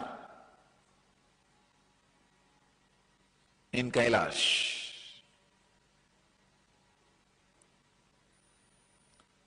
There's no other person. If you have experienced a space, the relationship and the connection with the Master is the deepest than any other relationship you have or had in your life. Understand? You know what I am saying. Now you may be sitting with any number of people, but you know you are sitting with me alone. Because all other relationships become immaterial. They do not hold any more power over you. They do not hold any more space over you. In that mood, any truth transmitted not only will be the honest truth, that will straight away give you the experience.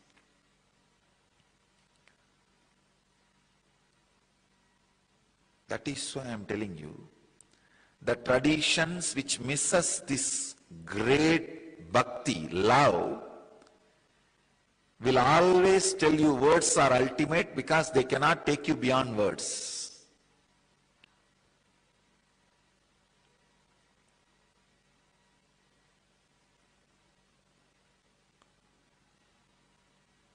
The traditions which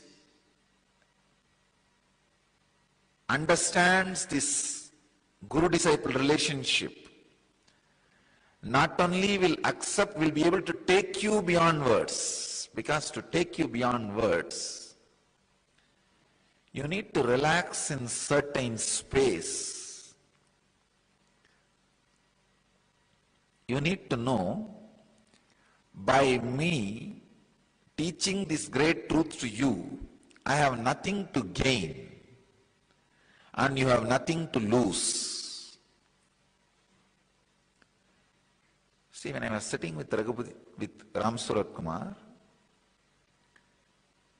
if he is going to say word is ultimate or there is something much more than words, whatever his response will be, I know he has no vested interest. He is going to tell the truth just for my sake. He has nothing to gain, I have nothing to lose.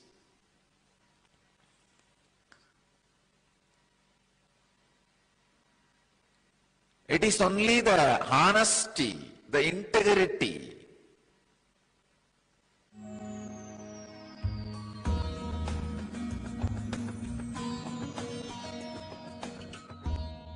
Krishna says very clearly, knowing the quality of my inner space, let you be liberated, you will be liberated.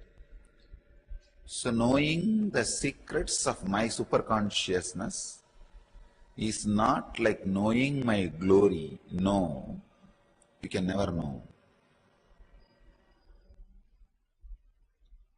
It is only a method to liberate yourself. Method to liberate yourself.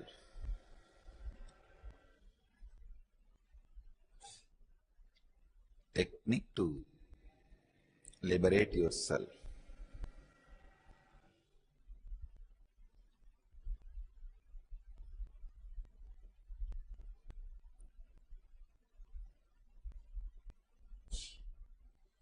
Unfortunately, the secrets to superconsciousness can't be revealed much by the words, maybe.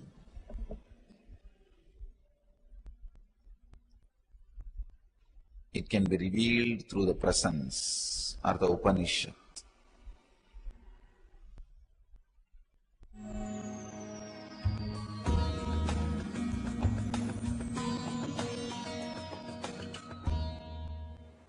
Today's subject is awaken your extrasensory powers through super DNA.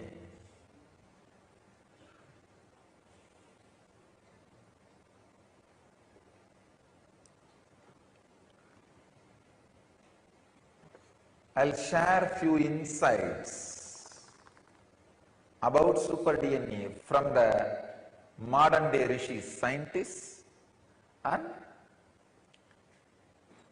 some of the scriptural quotations from ancient rishis. Shastra Pramana means truths revealed by the ancient and modern rishis, the rishis and scientists. And Atma Pramana, my own experience about these revelations, so that it can become Apta Pramana, experience of the masters for you.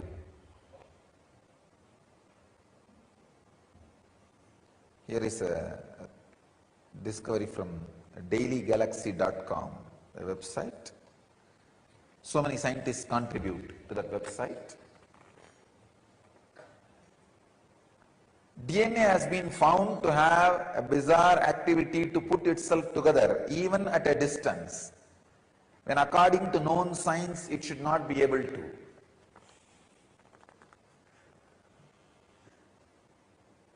I'll explain how the teleporting, telepathy, all these things are possible.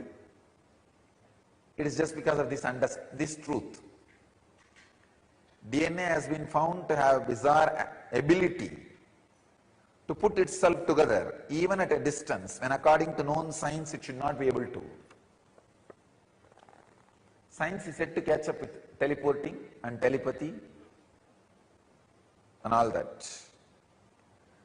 Scientists Grezna and France found out that DNA can cause patterns in vacuum, producing magnetic wormholes.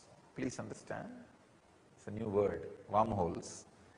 Wormholes are tunnels like connections between areas in universe through which DNA attracts bits of information outside time and space and passes them on to our consciousness.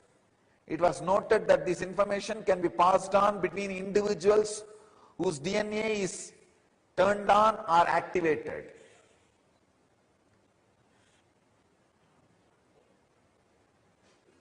Let me add my own experience for this. They say, the scientists are saying that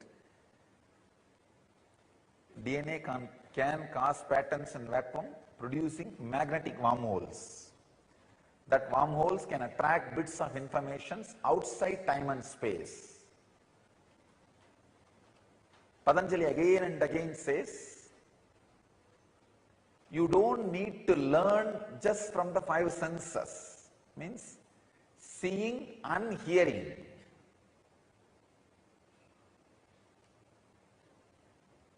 I have an example of Vivekananda. Whatever he expressed in 9 years of his public life, even for you to study, it will take 39 years, his lifetime. This proves solidly Vivekananda did not receive all information through eyes and ears. You can take my example. Whatever I expressed in last 8 years, even for you to study and understand, it will take at least 33 years. Forget about experiencing and expressing, just to study. Very clearly you can see, logically you can see very clearly, Objectively you can see, this much of information cannot get into the system through ears and seeing or any other education method within last 33 years, even if I was studying all 33 years, 24 hours.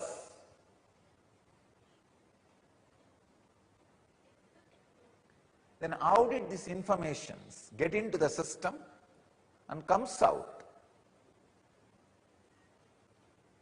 This is the secret. DNA can create magnetic wormholes which receives bits of information outside time and space. That's what we call consciousness. So till the wormholes are created in your DNA, you need an outside master. Once the wormholes are created in your DNA, you don't need outside master there. Outside Guru sits inside you as Antar Guru and teaches you. He sits inside you and goes on supplying the knowledge. And another one important information, the last punchline. It was noted that this information can be passed on between individuals whose DNA is turned on or activated. Whatever I downloaded through my wormholes in DNA can be transmitted to you without using my words, without you seeing or listening. Just if your DNA is activated or turned on. That is what I call initiation, Upanishad. Only in the beginning, you need to listen to my words. If the DNA gets activated or turned on, no need for words, no need for ordinary way of teaching. Just the transmission, the initiation, energy darshan is enough. That is what I was telling yesterday. It is, initiation is like an intense downloading into you. The knowledge and consciousness and information in this biomemory, in this DNA, is just transmitted. That is why these acharyas, once they are initiated, our trained teachers to go around and take classes, once they are initiated, there are thousands of information they never learnt from my books or heard from me, starts expressing through them. The answers which they would have never heard from me or read from my books suddenly starts expressing. How? This is the science. If your DNA is turned on or activated, these bits of information which gets downloaded through the wormholes created in DNA can just be transmitted without any conventional methods.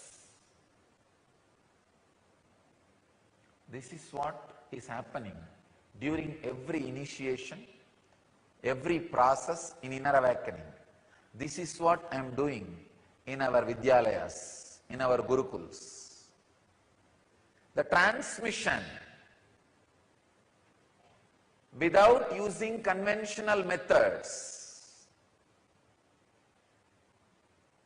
is possible, was available, is available in our Vedic tradition. Was available in our Vedic tradition, is available in Nityananda Mission.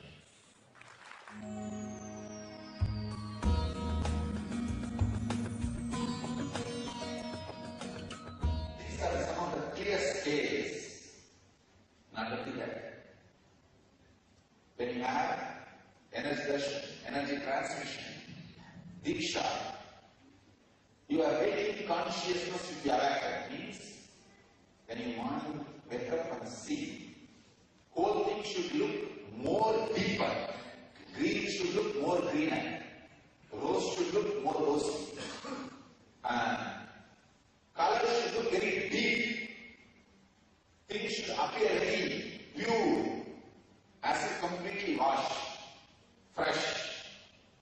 if you are experiencing the conscious waking, you have received darshan from person who is waking consciousness. If you are experiencing waking consciousness, you receive darshan from person who is in conscious waking state. This understanding about each state will give you the clarity about the master and the path you are traveling. Are you growing? Are you progressing? You will understand that.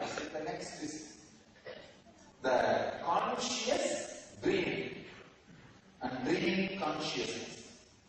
If you have a meditation in the night, even if you have one or two dreams, you will be just aware that dreams are moving like a clean conscious light. The dreams are moving like a line, like a picture. How in the screen, the projector, scenes are moving. Like in the screen of your consciousness, this will be moving. If you are clear how that moves in your inner space, you are conscious, you are dreaming. That state, if you go through, be very clear. If you are consciously dreaming, you can be sure you receive darshan from a person who is dreaming consciously. If you are consciously dreaming, you receive darshan from a person who is consciously dreaming. Sleeping consciousness, I will explain. Early morning, you will not have tiredness, alive, fresh.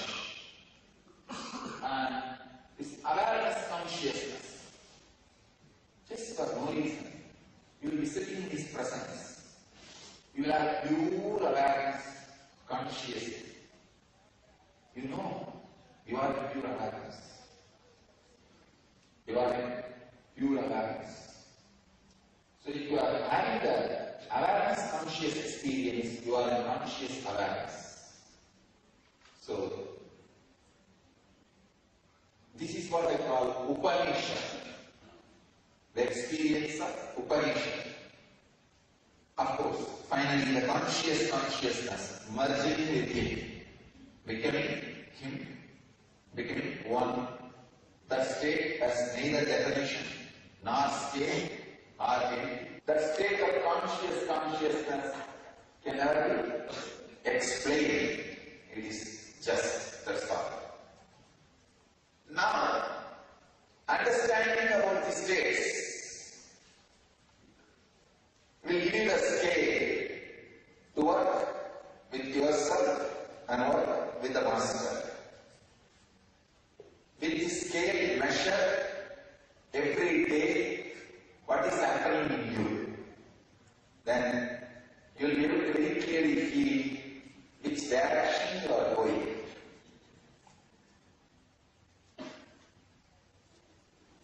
Are you in the right direction? Are you in the right person? Because before starting your work, you need to know, are you in the right direction? Are you in the right person? After that, forget about everything. Just flow with it.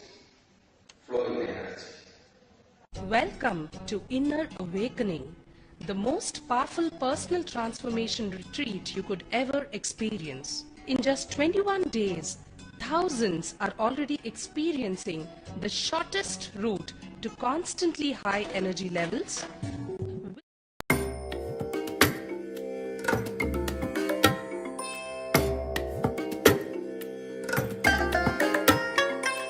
I bless you all.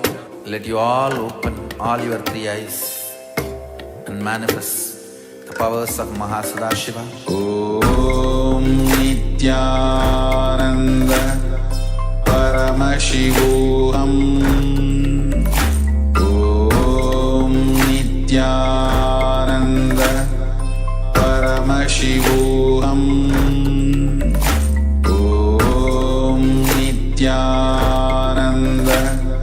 Paramashivoham. Om Nityananda Paramashivoham.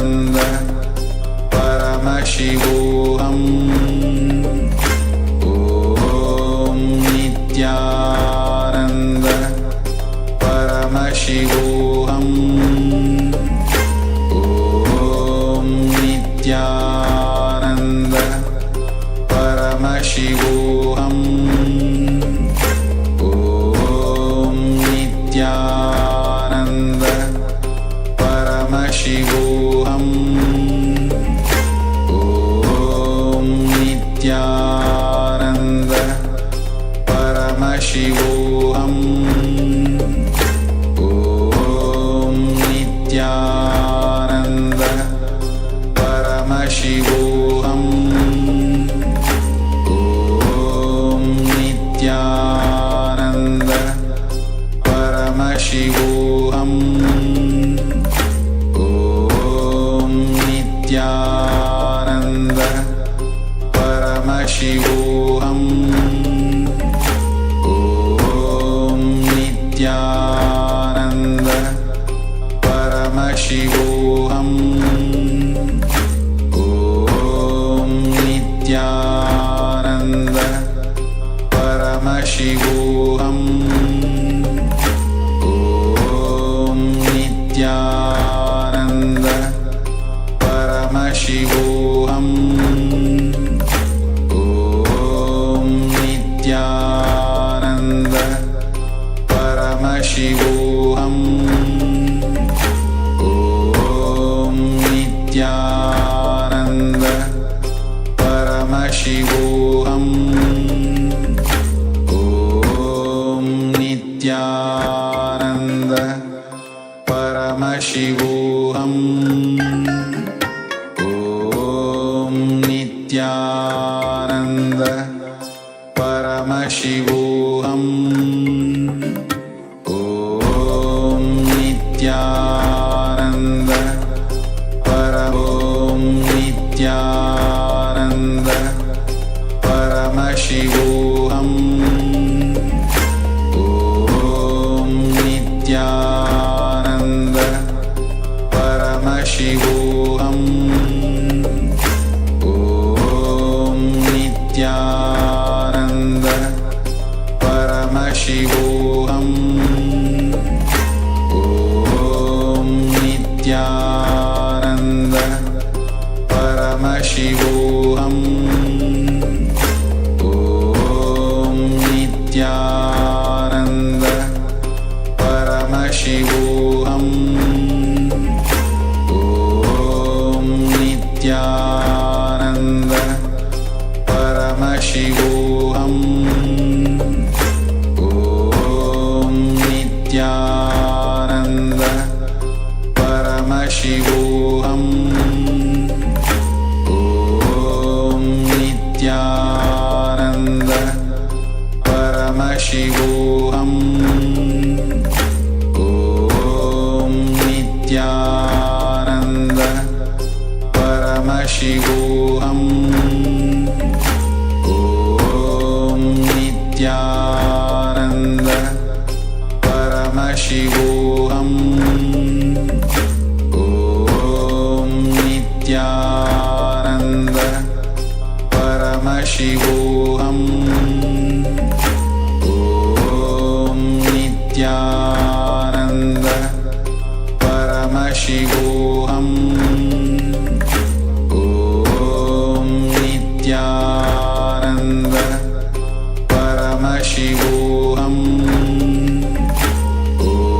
Om Nityananda Paramashivoham Om Nityananda Paramashivoham Om Nityananda Paramashivoham Om Nityananda Paramashivoham Om Nityananda Paramashivoham Om Nityananda Paramashivoham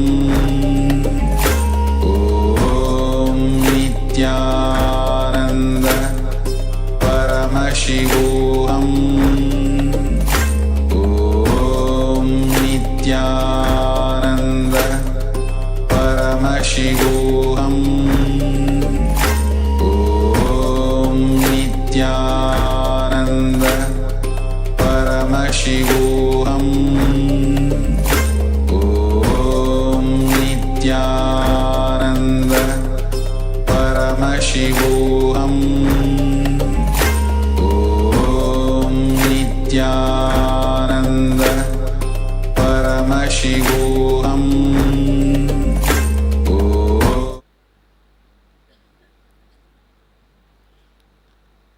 Awaken your Kundalini either partially or fully. Vivekananda says beautifully, even during your intense prayers, it is your Kundalini which is awakened and answers to your prayers, responds to your prayers.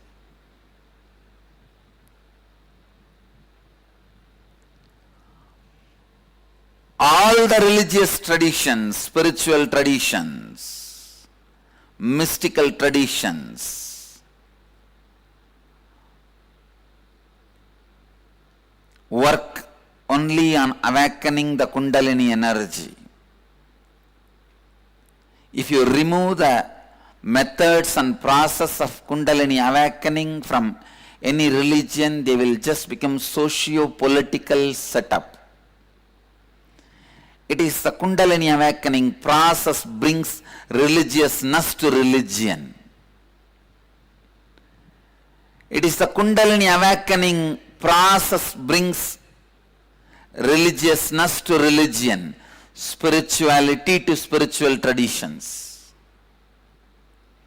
Other than the Kundalini awakening process, everything else is a socio-political setup, socio-political rules and regulations.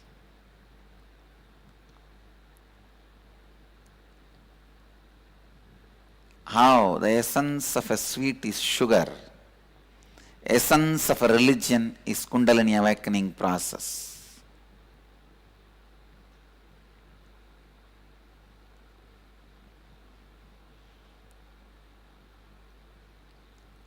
मानवता के साथ सबसे बड़ा संसाधन हर व्यक्ति के भीतर की कुंडलिनी शक्ति है। सभी तंत्र, प्राणायाम, योगा, क्रिया या सभी केवल आपकी कुंडलिनी शक्ति को जागृत करने हेतु ही बनाए गए हैं।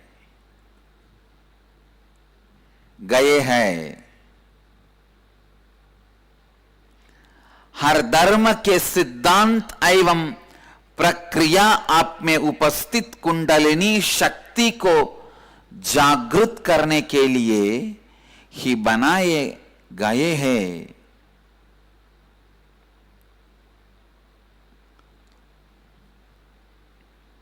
Understand, Kundalini energy is your inner potential energy, inner potential bioenergy, physiological psychic energy,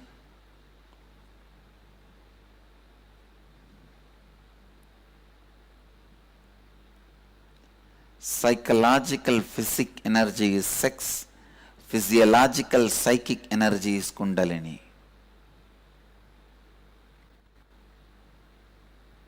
Listen.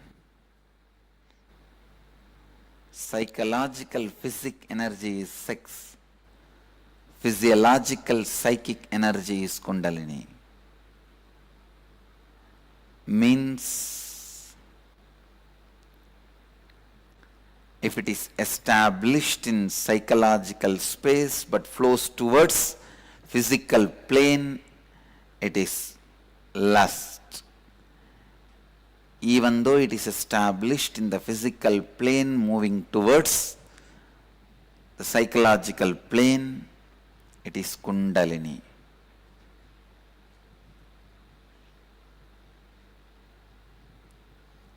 Kundalini शक्ति आपके जीवन में संभावना लाती है, सकारात्मकता लाती है, नेतृत्व लाती है एवं सर्वोच्च जीवन मुक्ति भी लाती है।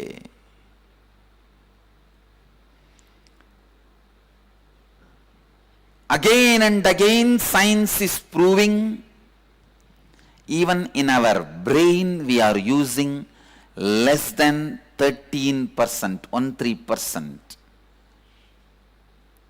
Even the top scientists, people who are considered the most intelligent beings happened on the planet Earth, like Einstein, even they all have used only 13% of their brain. 13% of their brain.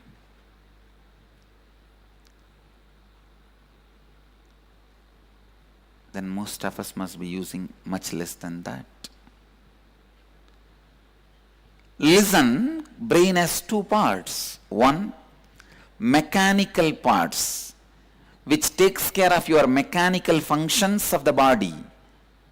Movement of blood, movement of intestine, movement of the heart, movement of lungs. Just the mechanical basic survival need management part. It is like whenever you have bandh in India, means every once in a day. Already we don't work.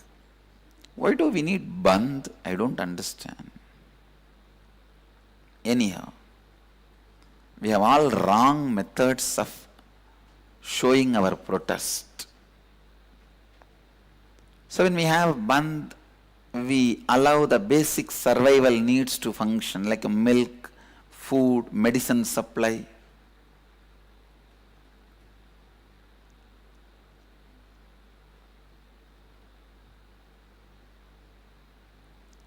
Same way, in your body, practically your whole life you are in bandh.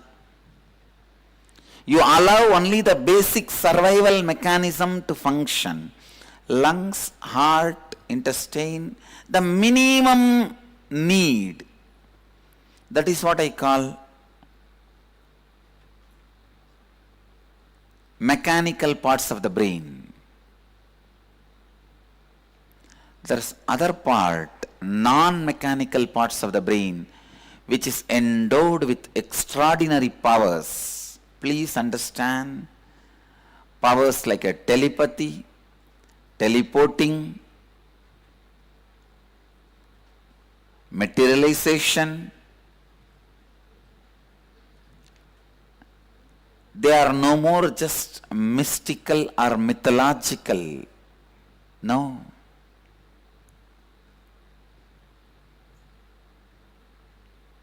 They are math and logical, mathological. They are no more mythological. Enough of scientific researches have been done on them, established. They are not magic. They are math and logic.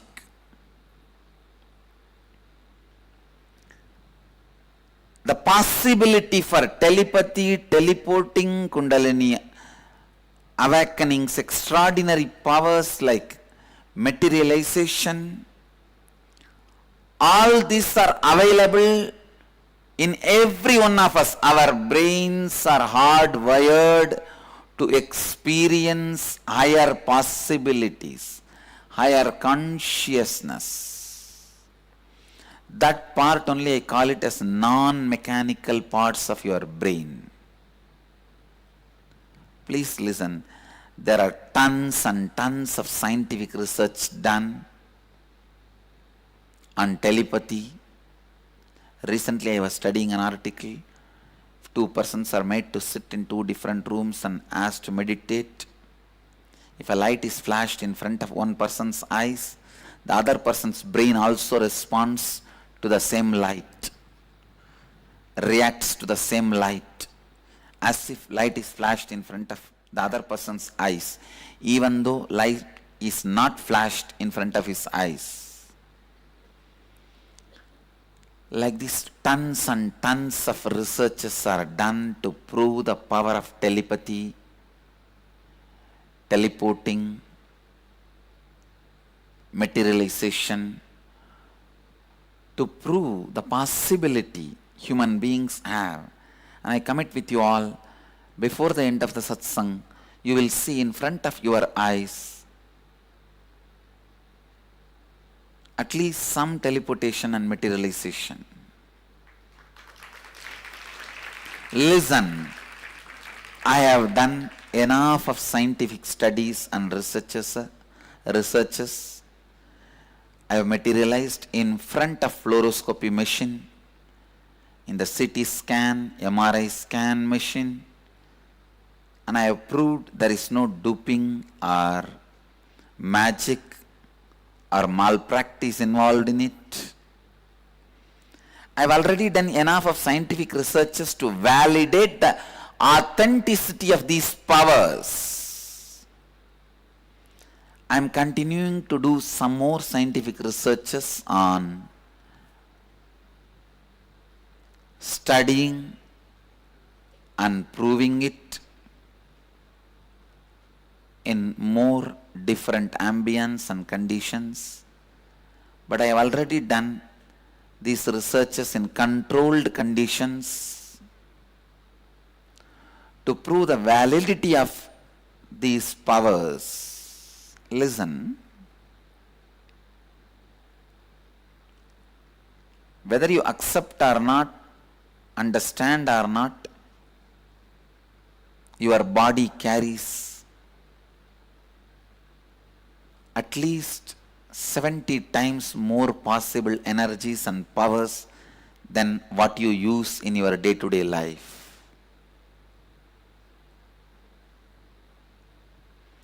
Science has proved it through various methods and ways.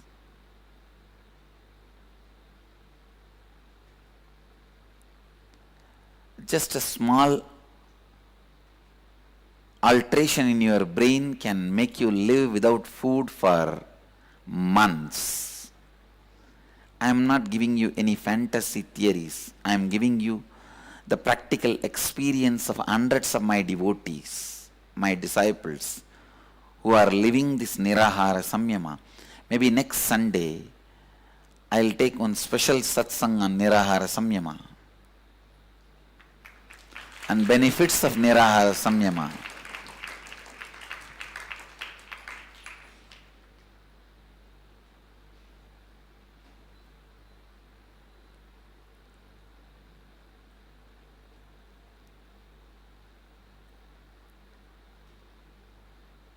The inner potential energy you have, the possibilities you have, is what I call non-mechanical parts of your brain. Awakening your Kundalini directly awakens the non-mechanical parts of your brain and gives you the extraordinary powers like telepathy, teleporting, materialization, and what not. And it gives you the space of positivity, possibility, leadership and enlightenment. ध्यान से सुनिए, आपके मस्तिष्क में दो भाग है. एक भाग वह है जो आपके दैनिक यांत्रिक कार्यक्रमों को करने के लिए आपकी सहायता करती है, जैसे आपका चलना, बात करना इत्यादि. यही भाग आपके हृदय को एवं फेफड़े इत्यादि शरीर के अंगों को चलाती भी है, चलती भी है, चलती भी है. आपके मस्तिष्क का दूसरा treasury does not exist. Same way, just because you do not have access to these extraordinary powers, don't think these powers don't exist. आपका दिमाग उच्च संभावना करने के लिए सक्षम है। यही भाग आपके दिमाग का गैर यांत्रिक भाग है। ये भाग हर व्यक्ति के लिए उपलब्ध है। ये सभी अष्टमहासिद्धियों को अनुभव करके एवं उनके व्यक्त करने की संभावना आपके लिए उपलब्ध है।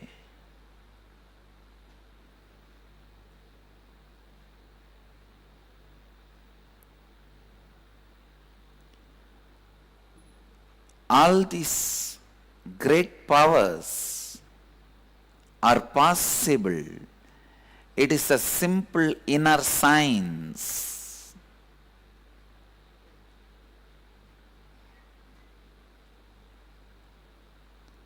Listen. Kundalini Shakti can directly make you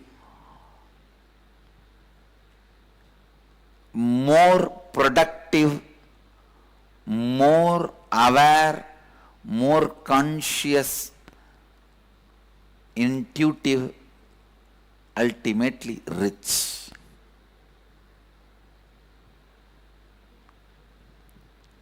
It will take away the low idea you carry about you. It will take away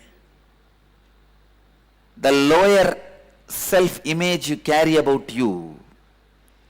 It will show you your possibilities.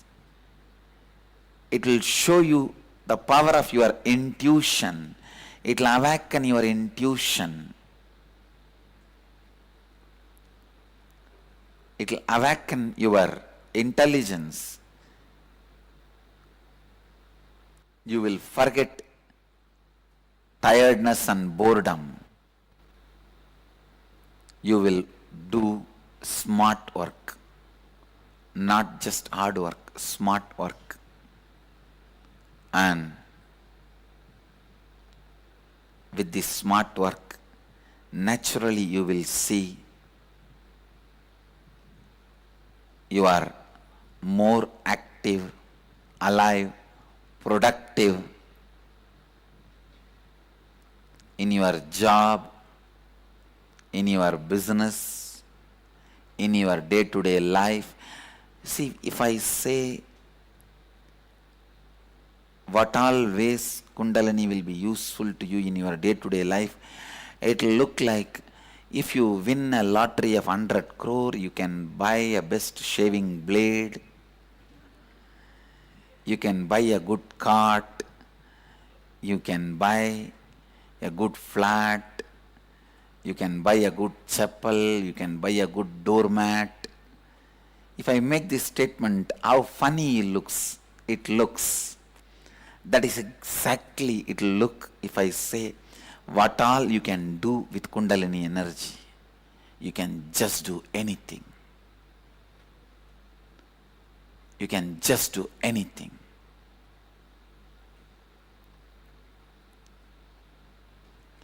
Kundalini शक्ति सीधी तरह से अधिक सफलता, सृजनात्मकता एवं संतुष्टि के स्थिति को आप में जागृत करता है।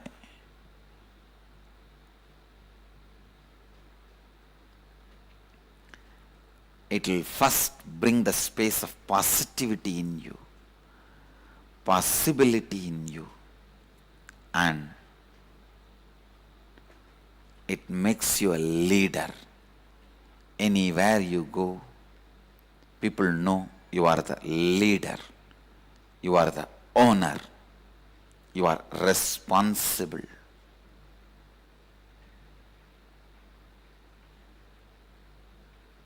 You are the energy center.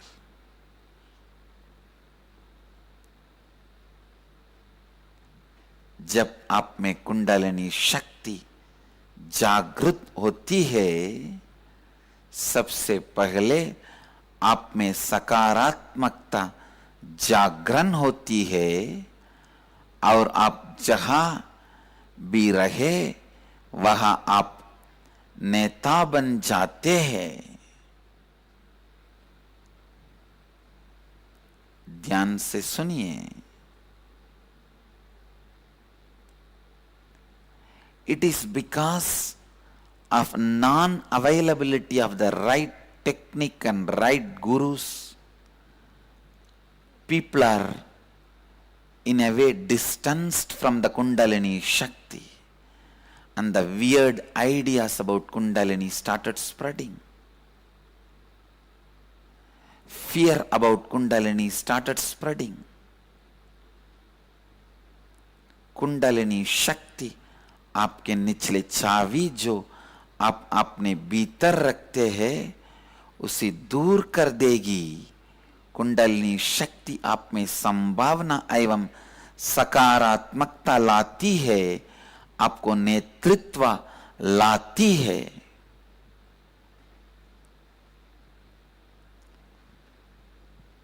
Soon, very soon, officially I'll be starting a mystery school. Of course, unofficially I'm literally running a mystery school. Every day my morning satsang and this whole organization is nothing but mystery school. But soon I'll be starting officially the mystery school where the science of Kundalini awakening is taught to everyone, from a newborn child to elders.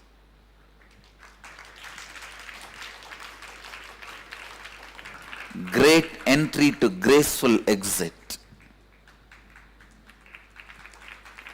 All level people will be taught the Kundalini Shakti.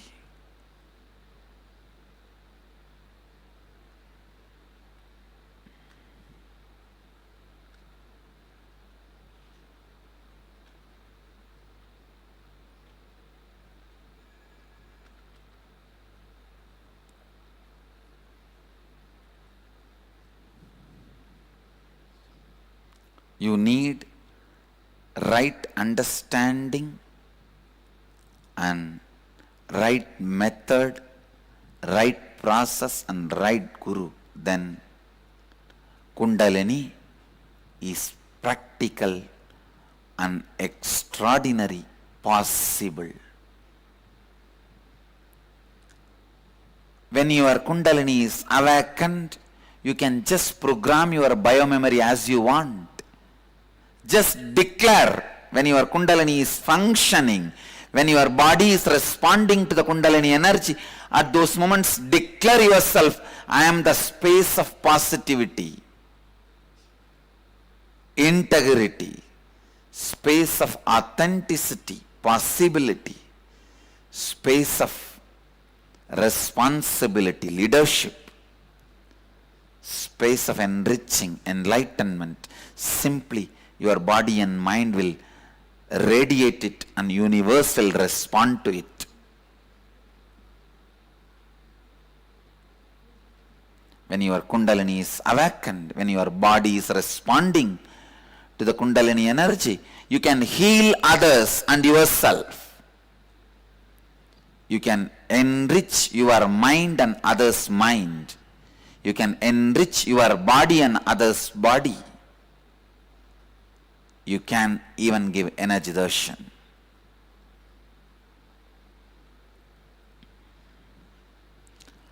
दौर्भाग्य से सही गुरु ना होना के कारण कुंडलिनी शक्ति के विषय को आप गलत नजरिए से देखती है और उसे पूरी तरह से गलत समझते हैं। इसीलिए आपको आवश्यकता है सही गुरु की, जो आपको सही तरीके से कुंडलिनी शक्ति के बारे में मार्गदर्शन कर सके और सही प्रक्रिया से आपकी कुंडलिनी शक्ति को जागृत कर सके। मेरा और मेरी संस्था का उद्देश्य यही है।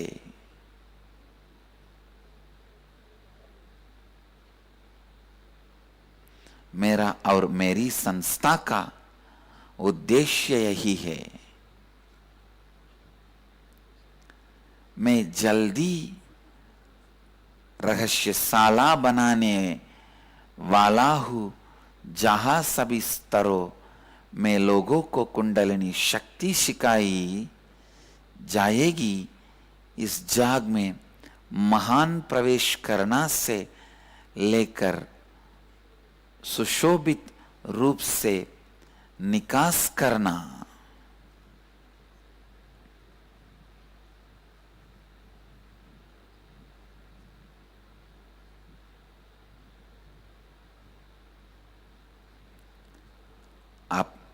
आपके भीतर उपस्थित जीव ऊर्जा कुंडलिनी शक्ति का जागरण स्वयं अनुभव करेंगे।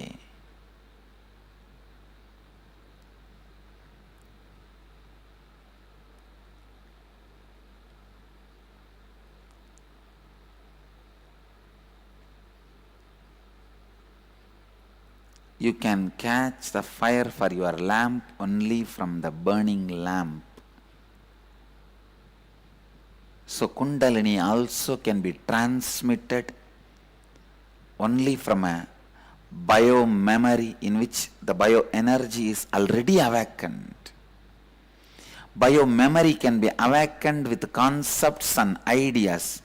Bio-energy can be awakened only by living it and enlightened consciousness. Only in a bioenergy in which the enlightenment is happening, an awakened bioenergy, awakened Kundalini only can transmit that into another one body, awaken another one person's Kundalini. अब आपके भीतर उपस्थित जीव ऊर्जा कुंडलिनी शक्ति का जागरण स्वयं अनुभव करेंगे।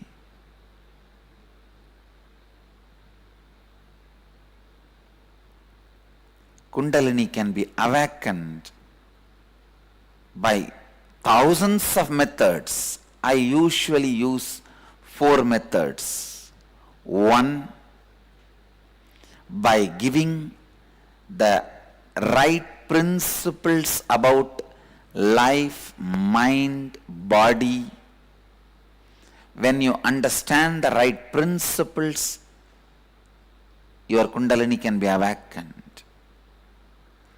With the right pranayama, kriya, the Kundalini can be awakened. That is the second method. Third,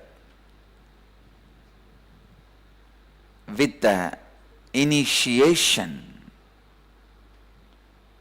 the through transmission of the energy by the touch given on the third eye, Ajna chakra. Fourth, just by a mere will, the transmission of energy can be done. Through these 4 methods, Kundalini is awakened.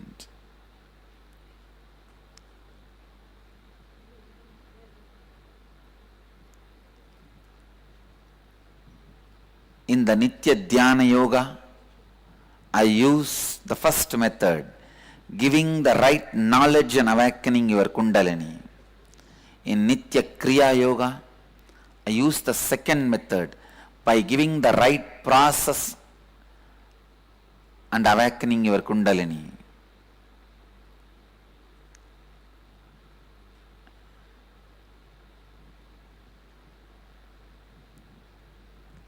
In healer's initiation, I use the third method, by the touch on your third eye, awakening your Kundalini. In the satsangs, I use the fourth process, just by the mere will, awakening anybody's Kundalini wherever they sit. In inner awakening, I use all 4 methods to awaken your Kundalini, so that the awakened Kundalini energy stays eternally, permanently in your being forever.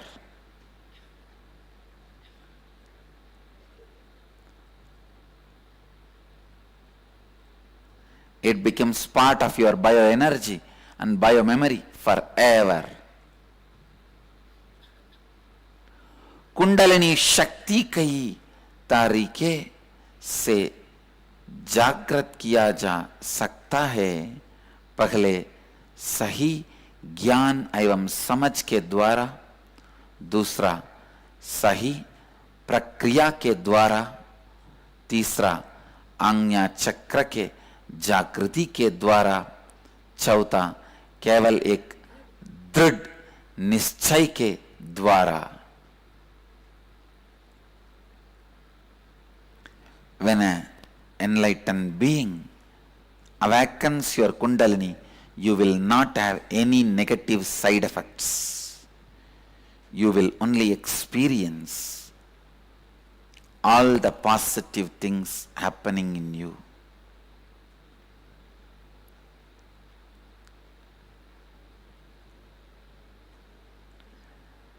मैं हमारा 21 दिन का कार्यक्रम में इन चारों तारीखों को उपयोग करके आपकी कुंडलिनी शक्ति को जागृत करता हूं।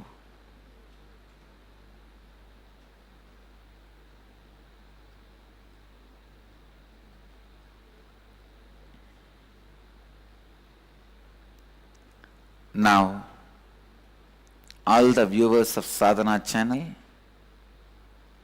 can see in front of your eyes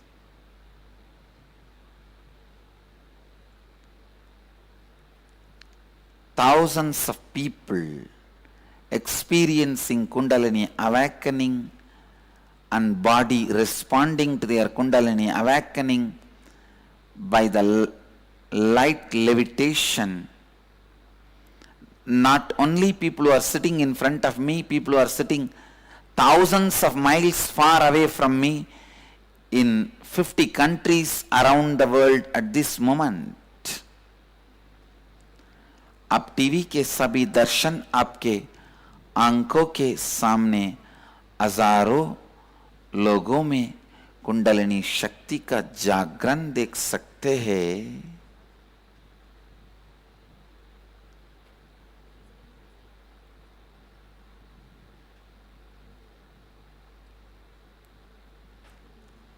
We have done many brain researches also. When people respond to the Kundalini awakening, it proves very clearly their mind enters into the space of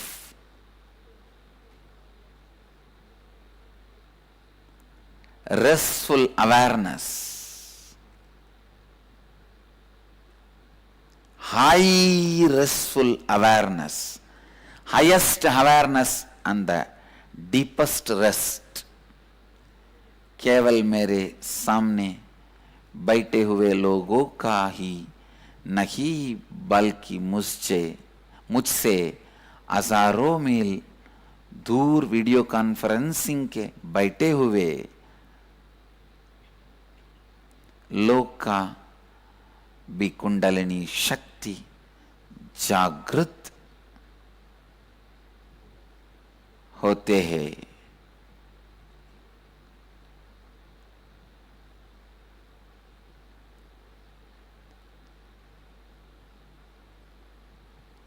kundalini शक्ति का जागरण होना आप देखेंगे।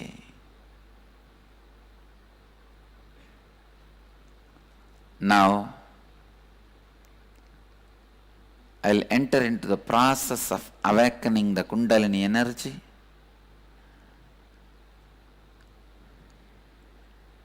Next few days, I'll teach the meditations also to all the viewers of Sadhana TV. Today, I'm going to demonstrate the people who already experience Kundalini awakening. In few days, I'll teach the process to awaken your Kundalini also to all the sadhana viewers. Now, I request all the people who are sitting all over the world, just sit in Upanishad, means be unclutched. Visualize every thought happening in you is just a fish jumping in the ocean of the consciousness.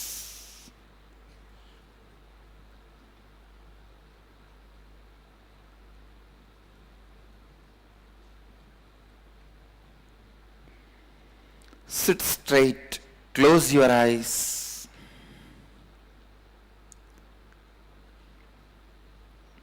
Cognize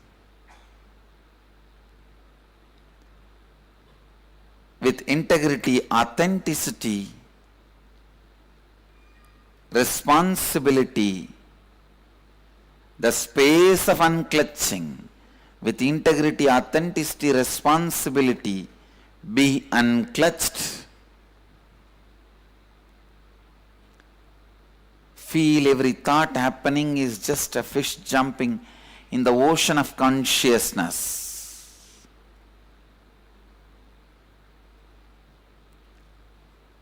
Either sit in Vajrasana or Padmasana, close your eyes and be in Upanishad. Let the power of Kundalini be awakened with integrity, authenticity and responsibility, I declare. Let the power of the Kundalini, awakened Kundalini from this body, awaken the Kundalini in all the bodies sitting with us all over the world. Namah Shivaya. Relax. You can open your eyes. Om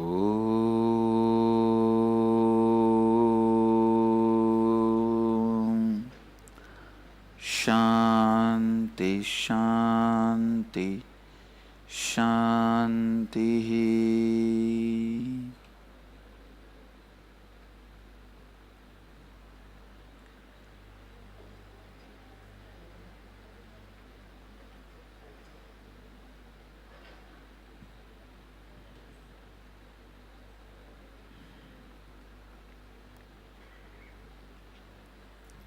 In the next few days, satsangs, I'll expand more on Kundalini, its awakening methods and process, benefits, about the details. आज की सत्संग का सारांश है, एक अद्भुत जीवन शैली को अनुभव करने के लिए और आपका मन चाहा वास्तविकता का सृजन एवं अनुभव करने के लिए आपकी कुंडलिनी शक्ति का जागरण सबसे मौलिक आवश्यकता है। इसीलिए आज हमारे साथ उपस्थित सभी दर्शकों मैं आमंत्रण देता हूं कि आप सभी लोग हमारे 21 दिन के कार्यक्रम इनर अवेकनिंग में भाग लीजिए और आपके भीतर उपस्थित कुंडलिनी शक्ति को जागृत करने का सुनहरा अवसर का लाभ उठाइए।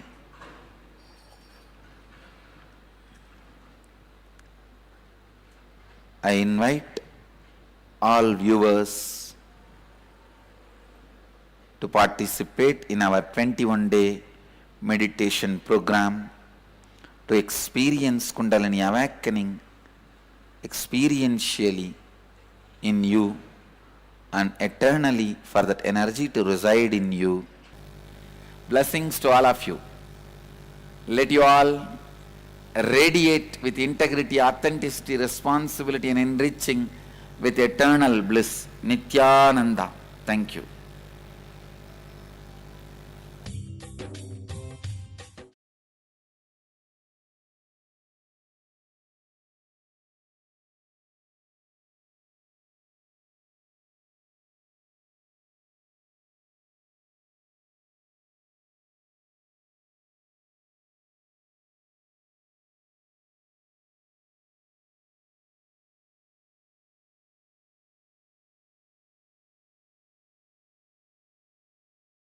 Its existence, its purpose of existence, only when the fruits, when the seeds start giving more fruits.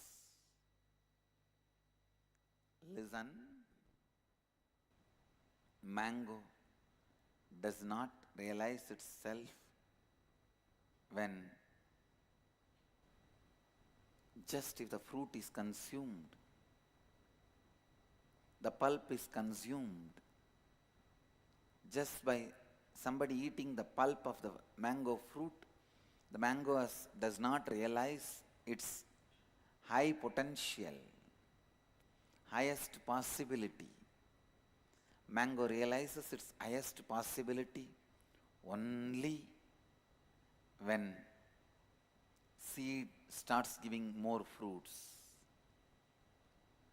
Your body realizes its peak only when your Kundalini is awakened and established in your system.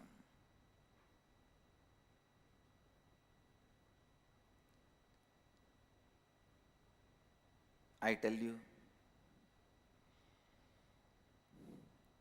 if your Kundalini is not awakened, the continuous discontentment you carry, unfulfillment you carry, you will not even know the reason, but you will go on blaming everything and you will be carrying that discontentment. It is so unfortunate. Most of the human beings, whether they are in the space, they are in the place where you really envy to be, like a big social leader, big political leader, person with huge wealth, big celebrity, rich and famous. Whatever place you envy, even the people who are established in those places permanently, forever, listen, even they suffer with this great punishment of discontentment. अगर आपका देह आम का फल है तो कुंडलिनी शक्ति उसका बीज है. अगर आपका कुंडलिनी शक्ति का जागरण नहीं होती है तब आप लगातार अपूर्ण स्थिति में रहते हैं और एक संघर्ष भरी जीवन को अनुभव करते हैं. फल अपने आपको तभी परिपूर्ण पाता है जब उसकी बीज द्वारा अधिक फल उत्पन्न होते हैं. Listen. When your Kundalini is awakened, first thing you will experience a deep fulfillment, such contentment. In every dimension of your life, you will see God, too much, enough, enough. It's overflowing. The overflowing experience of life will be tasted by your biomemory first time. Very rarely your muscle memory tastes the overflowing experience, but unfortunately, because it is immediately forgotten, biomemory never experiences. For every human being, Kundalini awakening is a basic need. Till then, you will be having the deep unfulfillment, discontent in some form or other. जब आपकी कुंडलिनी शक्ति जागृत होती है तब आप एक अद्भुत और गहरी पूर्णत्व स्थिति को अनुभव करते हैं। आपके शरीर में भी दो हिस्से हैं, कुंडलिनी शक्ति और आपका शरीर। केवल थोड़ा पैसा, थोड़ा आराम एक आम खाने के समान है, किंतु वो उस फल की परिपूर्णता नहीं है। फल तभी अपनी जीवन का अस्तित्व तभी समझता है जब उसका बीज अनेक फल देता है। I'll tell you, somehow find a right master and awaken your Kundalini. Somehow. Because only then new life starts.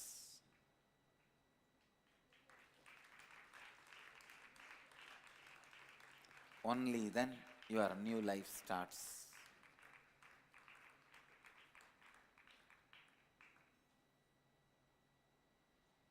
Only then your life starts.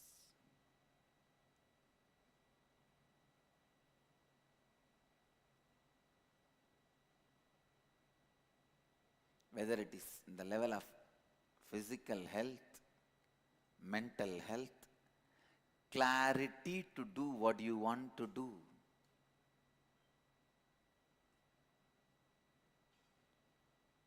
Clarity to experience what you want to experience. Many times you don't know what to do. Many times you don't know how to enjoy even what you want is in front of you. Even when what you want is in front of you, you do not know how to enjoy. You go on be caught with foolish, unconscious emotions.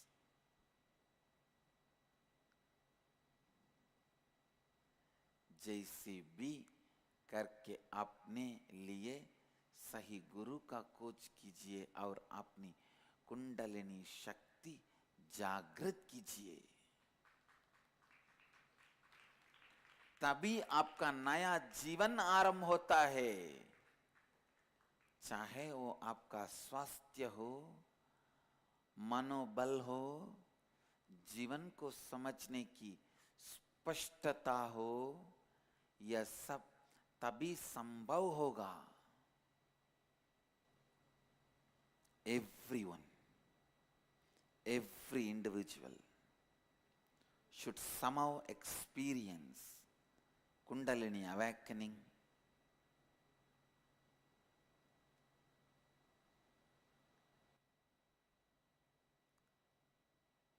and allow the Kundalini experience to settle down in your muscle memory and biomemory. Many times people ask me, Swamiji, why your meditation program is 21 days? If it is just few days, lot of people can come, lot of us can come. I know, lot of you will come. But what is the use? If I am not able to do what really needs to be done, and you are not getting what really need to be gained, then what is the use even if you come?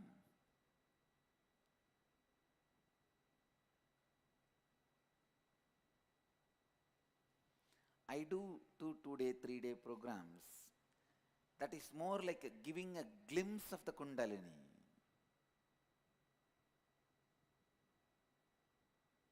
I tell you,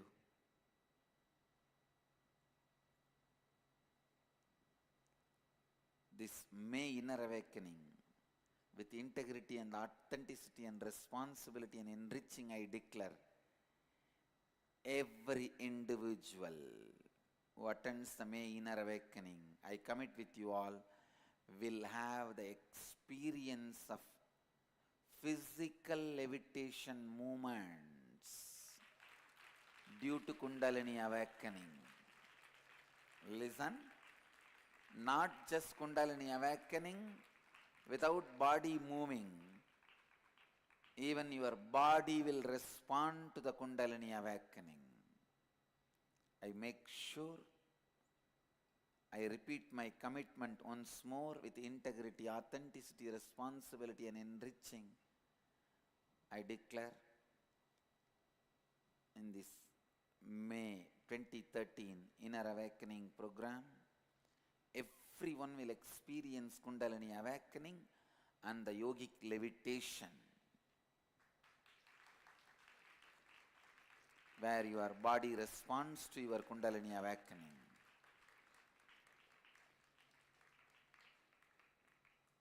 हर व्यक्ति को किसी भी तरह कुंडलिनी शक्ति का अनुभव करना चाहिए और महत्व रूप से उस कुंडलिनी शक्ति को अपने भीतर स्थायी करनी चाहिए.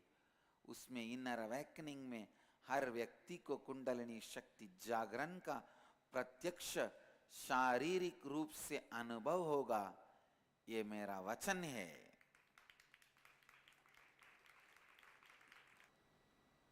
ये मेरा वचन है. I give you the word. This is the greatest gift any human being can receive in their life. Kundalini awakening can be done just by the initiation, by the right master. But only if your body is prepared by the proper yoga and kriya, mind is prepared by the proper dhamma and cognitive shift, the awakened kundalini will become permanent in your muscle memory and biomemory.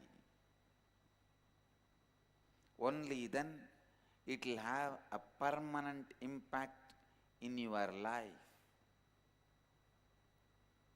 Otherwise, I have seen some people so much of discontentment in their life, I feel sympathetic towards them. Oh God, poor fellows. मैं पूरी संपूर्ति श्रद्धा उत्तरदायित्व एवं लाभान्वित करने के या चार तत्व के आधार पे यह घोषणा करता हूँ कि अगले महीने हो रहे हमारा इनर अवेकनिंग कार्यक्रम में जो भी भाग लेंगे, मैं उन सब की कुंडलिनी शक्ति को जागृत करने की वचन देता हूँ. कई बार लोग मुझे पूछते हैं यह 21 दिन के लिए क्यों है, 2 या 4 दिन का कार्यक्रम, 2 या 4 दिन का कार्यक्रम क्यों नहीं. समझने का प्रयास कीजिए. कुंडलिनी शक्ति को स्थायी रूप में अपने दे एवं मन में अनुभव करने के लिए कम से कम 21 दिन का जरूरत है. Your body needs to be prepared with the proper yoga and kriya. Your mind needs to be completely rewired with the new way of thinking, with these 4 dharma, 4 principles as the base and cognitive shift. Cognitive shift is expected. Cognitive shift has to happen. I tell you, with cognitive shift, you build new being for yourself and you radiate so much of goodness. And ultimately, you achieve the most powerful truth. Kundalini जागरण सही गुरु द्वारा केवल दीक्षा द्वारा हो सकती है, किंतु आपका शरीर योग द्वारा तैयार होना चाहिए, आपका मन सही समझ द्वारा तैयार होना चाहिए, तभी वो कुंडलिनी शक्ति आपके भीतर स्थायी हो शक्ति है, तभी उस कुंडलिनी शक्ति जागरण से आपके जीवन में परिवर्तन हो सकता है। आपकी कुंडलिनी शक्ति की जागृत होने से आपके सोच विचार की धारा एवं मनोस्थिति का परिवर्तन होती है, जिससे आप एक अनोखा और नया जीवन का अनुभव कर सकते हैं। The energy gushing in your body will give you a new excitement, I tell you. Not just creating the health you want, or the wealth you want, or relationships you want, even the gods to whom you are praying, meditating, having the darshan of the Ishta Devatas is simply possible when the Kundalini is awakened. I have seen thousands of people directly having darshan of their Ishta Devatas.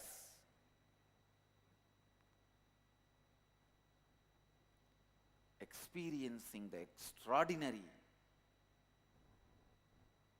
restful awareness, the Advaita Anubhuti, realizing the non-duality,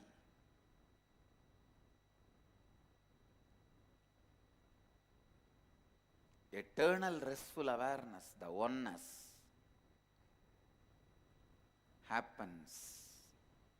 Please listen, this happens when your Kundalini is awakened. Whatever you think as auspicious, the great, right, best, simply becomes reality. It unfolds inside and outside.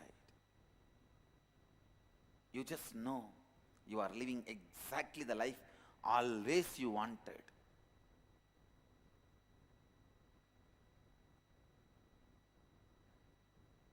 And you know how to keep this awakened Kundalini alive in your body, in your muscle memory, in your bio memory. Kriyas and yoga prepares your body.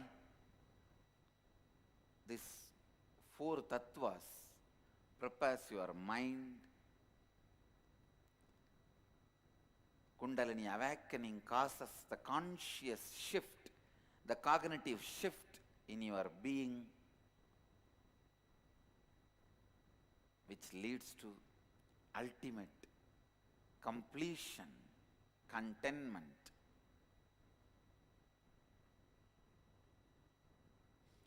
Completion with yourself is contentment. Completion with everyone around you is peace. Completion with the whole cosmos is bliss.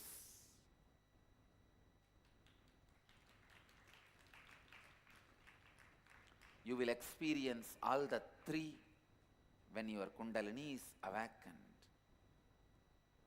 Kundalini शक्ति जागरण द्वारा आपके शरीर में जो ऊर्जा का सर्वोच्च प्रवाह होता है, वो केवल आप में स्वास्थ्य, धनाकर्षण, परिपूर्ण संबंध ही नहीं लाता है, पर आपका जीवन उत्साह से बार जाता है। आपको आपकी इष्ट देवता का प्रत्यक्ष दर्शन हो सकता है, पर आपका जीवन उत्साह से पर जाता है। आपको आपके इष्ट देवता का प्रत्यक्ष दर्शन हो सकता है। मैंने हजारों लोगों को देखा है जिनको अपनी इष्ट देवता की दर्शन प्राप्त होती है जब उनका कुंडलिनी शक्ति जागृत होती है, उनको अद्वैत स्थिति का अनुभव होता है और वे पूरे ब्रह्मांड के साथ एक गहरी शांतिपूर्ण एवं आनंदमय तालमेल को अनुभव करते हैं.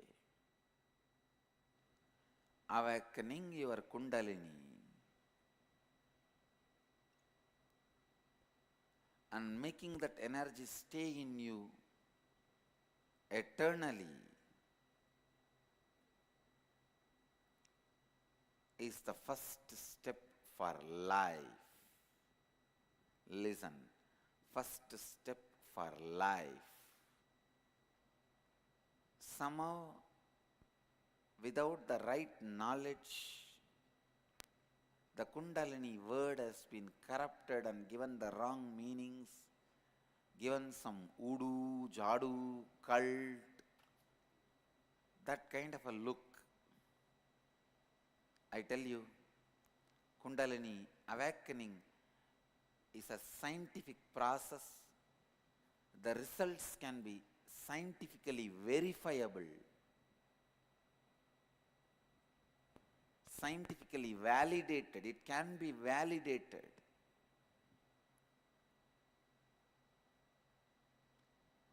अपनी कुंडलिनी शक्ति को जागृत करना एवं उस शक्ति को अपने जीवन में स्थायी करना आपके जीवन का अनिवार्य पहले कदम है, अनिवार्य पहला कदम है.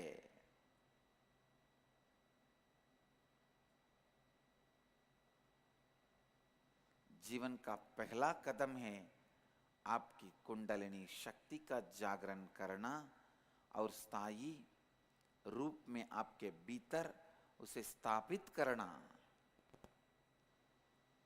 When your Kundalini is awakened, your level of authenticity goes up, level of integrity goes up, level of responsibility goes up, level of enriching goes up. The way you think about you, the way you think about others, the way you project yourself to others, the way you fulfill what others expect from you goes up to a different plane altogether. You become a new being. When you experience Kundalini, the internal conflicts you carry disappears. The struggle you are going through with yourself internally, should I do this or do that? Should I think this way or that way? Should I look this or that? Should I feel this or that? Should I go for this or that? Everything disappears. जब आपकी कुंडलिनी शक्ति का जागरण होता है, तब आप स्वयं के बारे में जो सोचते हैं, स्वयं को अन्य लोगों के सामने जो प्रस्तुत करते हैं और अन्य लोग जो आपसे अपेक्षा रखते हैं, यह सभी अगला स्तर पे पहुंच जाती है. जब आपकी कुंडलिनी शक्ति जागृत होती है, आप में संपूर्ति बढ़ जाती है, आप में श्रद्धा बढ़ जाती है, आप में उत्तरदायित्व उठाने की क्षमता बढ़ जाती है, आप में लाभान्वित करने की शक्ति बढ़ जाती है और आपके जीवन का हर संघर्ष समाप्त हो जाती है. Life, the very perception and response to it becomes totally different when your Kundalini is awakened. First time in the world, with so many medical researches, scientific researches, medical recordings, we have proved Kundalini awakening is possible, and the effects of it is scientifically verifiable, and the extraordinary powers happening through Kundalini awakening like teleportation, materialization and all is possible. आपके कुंडलिनी जागरण से जीवन के बारे में जो आपका दृष्टिकोण है और जीवन के प्रति जो आपका प्रतिक्रिया पूरी तरह से परिवर्तित एवं विस्तारित हो जाती है. Patanjali says the highest Kundalini awakening experience is Jagrat Sushupti, restful awareness, deep restfulness, peak awareness. We proved through the QEEG researches, the medical researches, scientific researches, when your Kundalini is awakened by initiation. When I was awakening the people's Kundalini through initiation, we studied their brains through QEEG. It shows very clearly they are in the deepest restfulness and peak awareness. The Jagrat Sushupti Nirvikalpa Samadhi Patanjali talks is medically recorded, scientifically proven by this Kundalini awakening.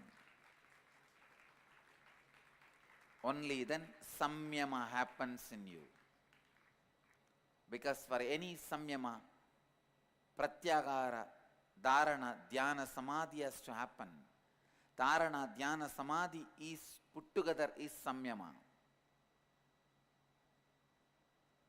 First time by the God's grace and the grace of the Guru Parampara, we proved the power of Kundalini awakening through the medical researches and scientific researches and medically recording the data, scientifically validating it. When the Kundalini is awakened, people start living the four tattvas powerfully. When they start living these four principles powerfully, Kundalini energy is awakened.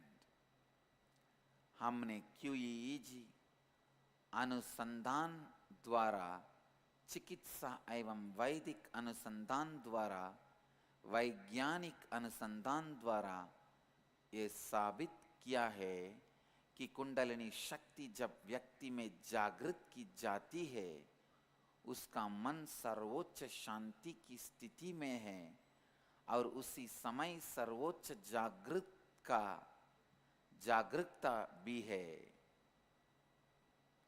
Patanjali कहते हैं, आप में सबसे सर्वोच्च स्थिति आपके कुंडलिनी शक्ति का व जागृत स्थिति है, जो आप में जागृत सुषुप्ति की अवस्था को स्थापित करता है.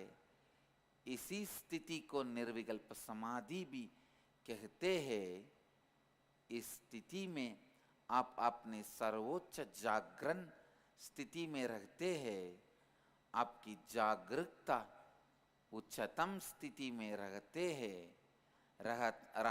है और उसके साथ साथ सर्वोच्च शांति में, आनंद स्थिति में भी रहते हैं. With proper kriyas, yoga, your body should be prepared, and proper tattvas, principles, mind should be prepared with proper initiation. Kundalini should be awakened, then the whole awakened energy stays inside your system eternally. as part of your muscle memory and bio-memory. You become new being, a Jivan Mukta. You know how to carry the space of Nityanandoham, the eternal bliss in you. सही प्रक्रिया एवं योगा को उपयोग करके आप कादे एवं मन को तैयार करनी चाहिए, तब आप में जागृत पूरी कुंडलिनी शक्ति आपके अंदर सम्मिलित हो जाती है और आप निरंतर काल तक नित्यानंद एवं निरंतर आनंद के स्थिति में स्थापित हो जाएंगे. Sit with restful awareness and listen to the satsang every day. This 1 hour sitting with my presence, listening authentically 1 hour, itself will awaken your Kundalini.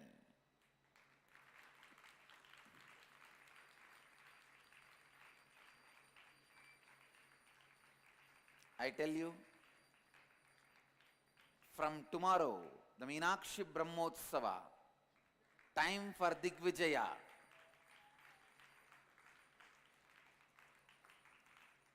It is time for Digvijaya. All over the world, even people who are sitting through the TV channels and listening to satsang live will experience Kundalini awakening. Even they will all experience Kundalini awakening.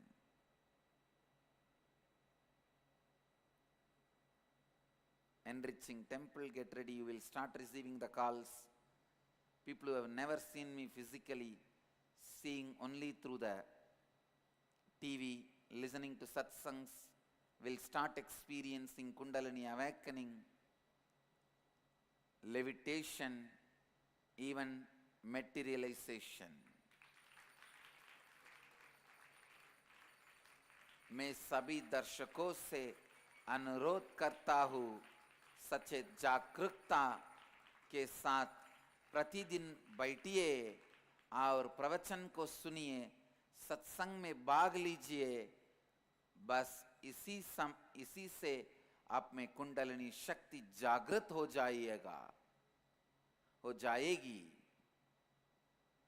आप में कुंडलिनी शक्ति जागृत हो जाएगी. कल से हमारे आश्रम में हम मीनाक्षी ब्रह्मोत्सव का मना रहे हैं. इस मंगलमय समय में हमारे साथ जो भी सम्मिलित होंगे, उन सबकी कुंडलिनी जागृत हो जाएगी. कुंडलिनी जागृत हो जाएगी. By the grace of Meenakshi, your Kundalini will be awakened. आज की सत्संग का सारांश है, somehow experience Kundalini awakening.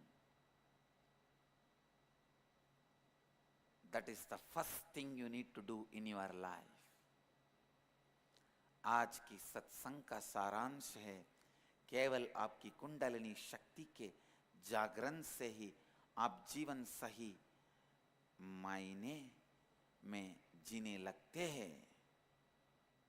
हमारे 21 दिन के कार्यक्रम में भाग लीजिए और अपने कुंडलिनी शक्ति का जागरण होने की संभावना का अनुभव कीजिए. किसी भी तरह कुंडलिनी शक्ति का अनुभव कीजिए. यही आपके जीवन का पहला कदम है.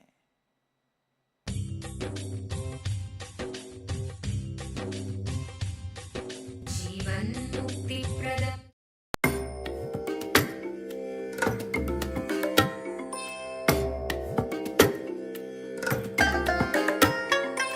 I bless you all. Let you all open all your 3 eyes and manifest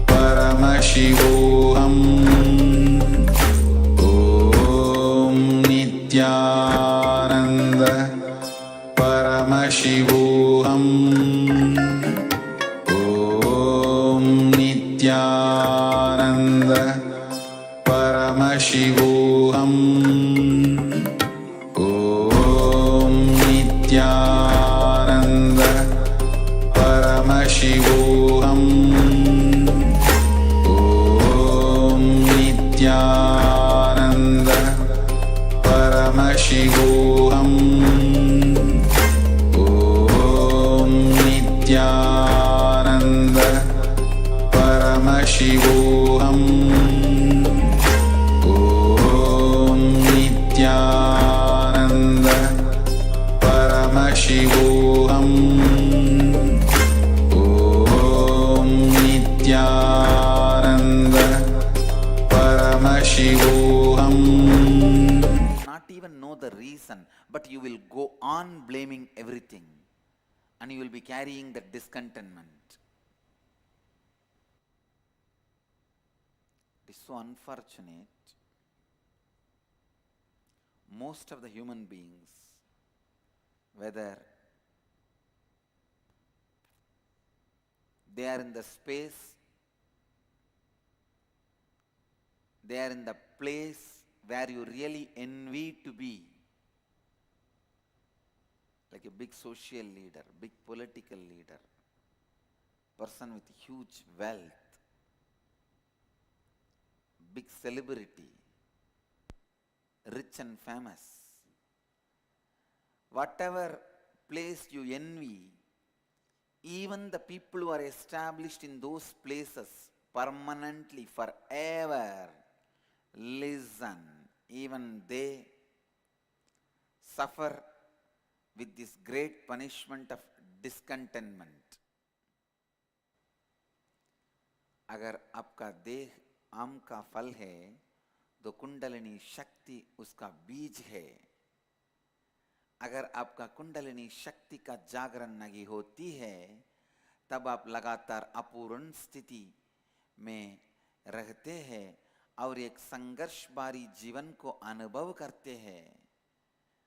फल अपने आपको तभी परिपूर्ण पाता है जब उसकी बीज द्वारा अधिक फल उत्पन्न होते हैं.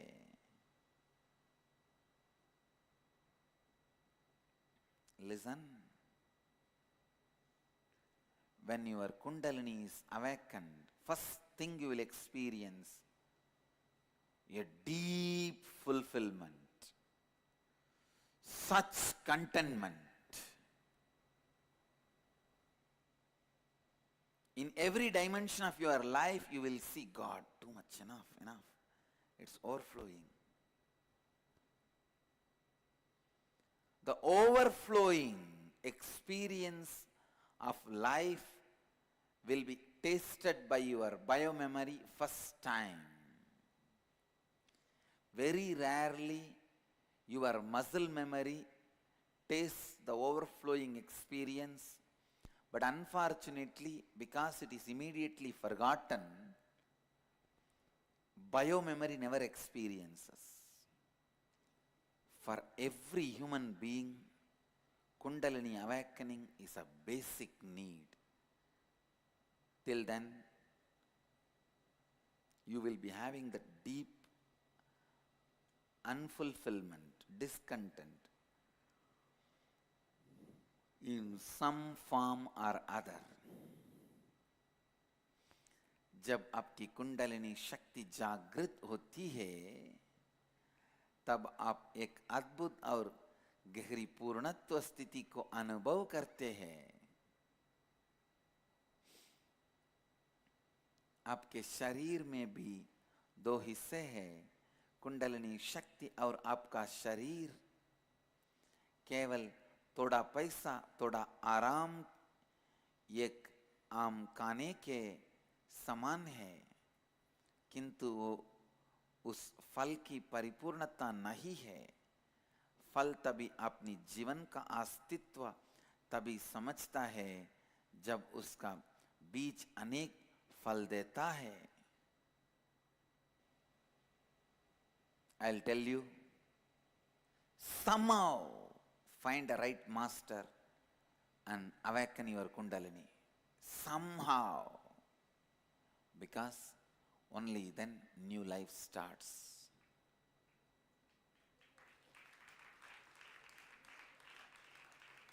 Only then your new life starts.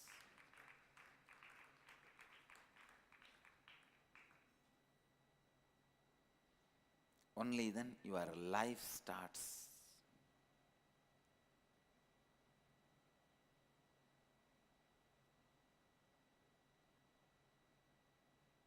Whether it is in the level of physical health, mental health, clarity to do what you want to do.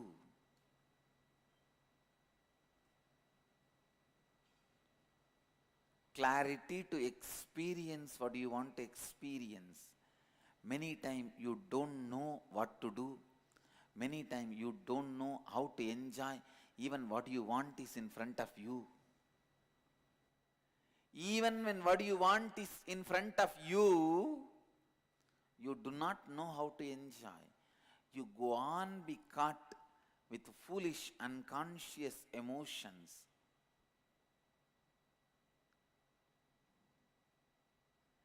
जैसे भी करके अपने लिए सही गुरु का खोज कीजिए और अपनी कुंडलिनी शक्ति जागृत कीजिए,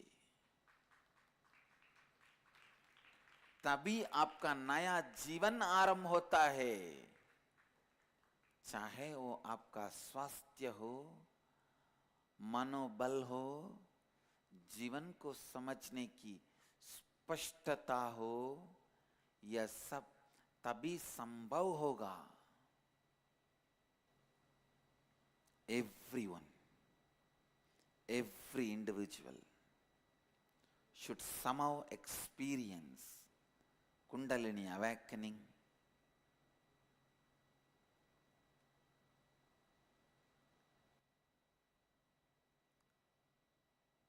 and allow the Kundalini experience to settle down in your muscle memory and biomemory.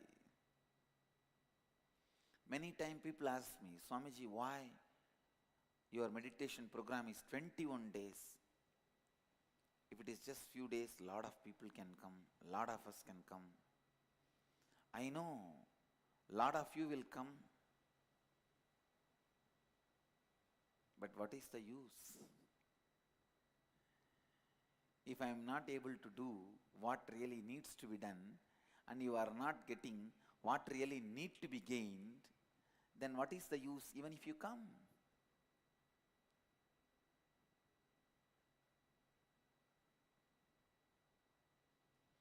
I do 2-day, 3-day programs. That is more like giving a glimpse of the Kundalini.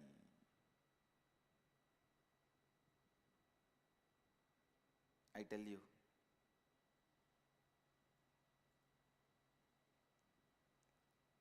this May inner awakening with integrity and authenticity and responsibility and enriching, I declare, every individual who attends the May inner awakening, I commit with you all, will have the experience of physical levitation movements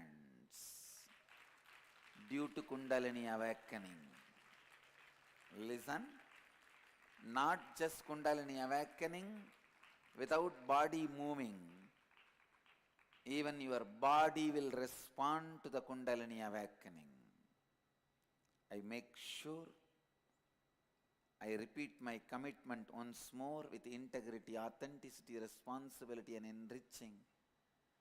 I declare in this May 2013 Inner Awakening program, everyone will experience Kundalini awakening and the yogic levitation, where your body responds to your Kundalini awakening.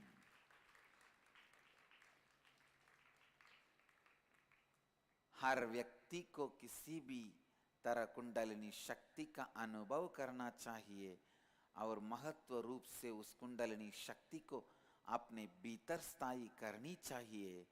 उसमें inner awakening में हर व्यक्ति को कुंडलिनी शक्ति जागरण का प्रत्यक्ष शारीरिक रूप से अनुभव होगा, ये मेरा वचन है।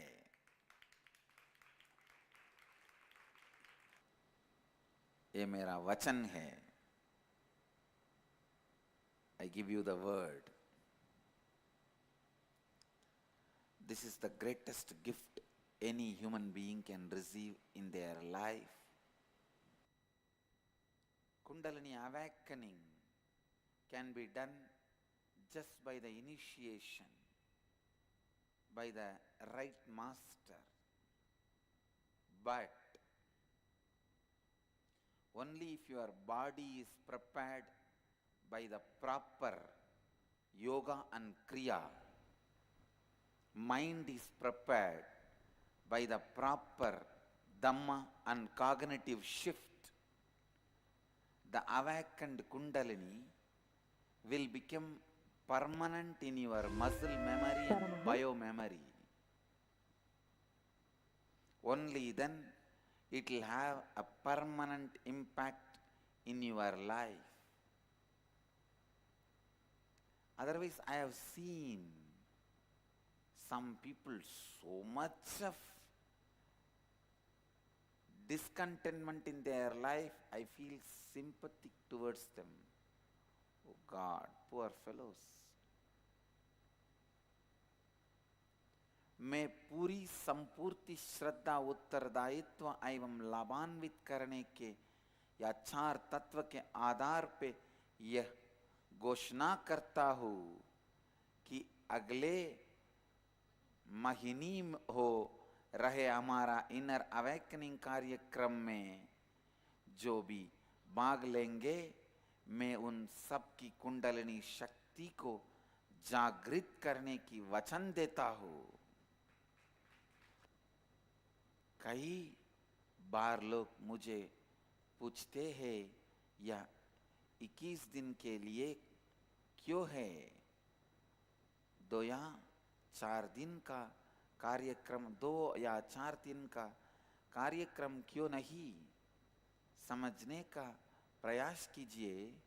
कुंडलिनी शक्ति को स्थायी रूप में आपने दे एवं मन में अनुभव करने के लिए कम से कम 21 दिन का जरूरत है। Your body needs to be prepared with the proper yoga and kriya. Your mind needs to be completely rewired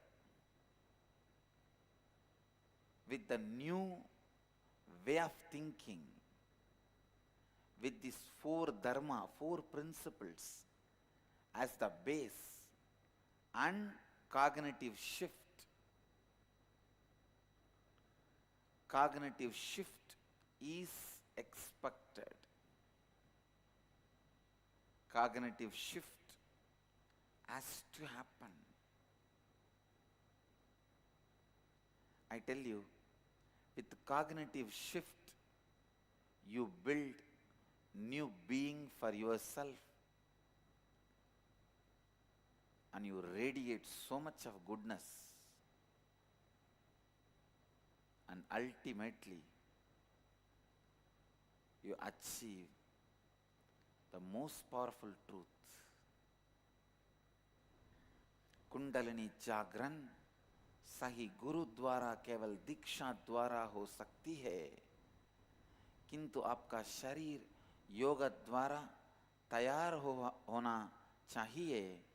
आपका मन सही समझ द्वारा तैयार होना चाहिए, तभी वो कुंडलिनी शक्ति आपके भीतर स्थायी हो शक्ति है।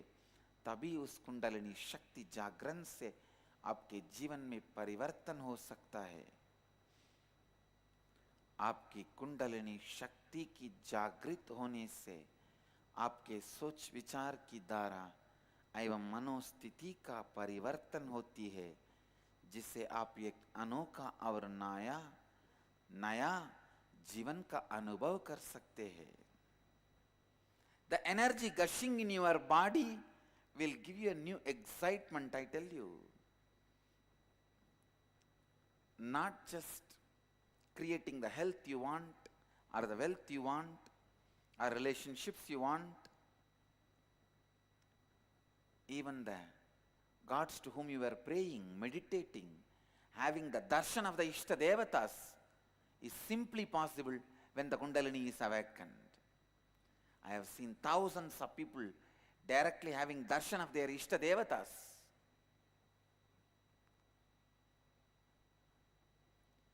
Experiencing the extraordinary restful awareness, the Advaita Anubhuti, realizing the non-duality,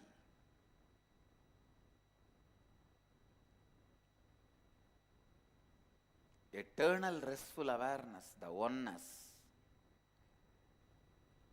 happens. Please listen, this happens when your Kundalini is awakened. Whatever you think as auspicious, the great, right, best, simply becomes reality. It unfolds inside and outside. You just know you are living exactly the life always you wanted.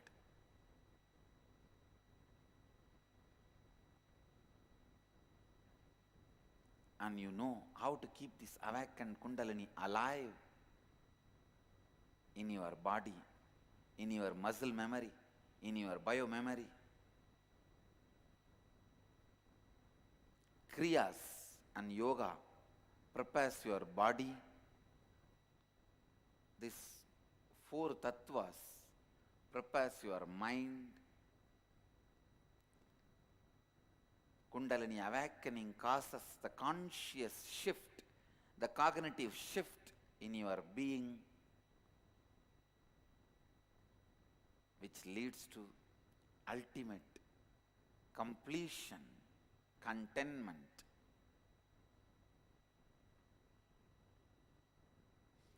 Completion with yourself is contentment. Completion with everyone around you is peace. Completion with the whole cosmos is bliss.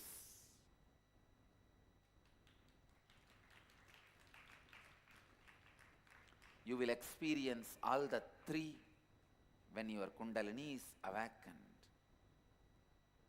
Kundalini Shakti जागरण द्वारा आपके शरीर में जो ऊर्जा का सर्वोच्च प्रवाह होता है, वो केवल आप में स्वास्थ्य, धनाकर्षण, परिपूर्ण संबंध ही नहीं लाता है, पर आपका जीवन उत्साह से बार जाता है। आपको आपकी इष्ट देवता का प्रत्यक्ष दर्शन हो सकता है, पर आपका जीवन उत्साह से पर जाता है। आपको आपके इष्ट देवता का प्रत्यक्ष दर्शन हो सकता है।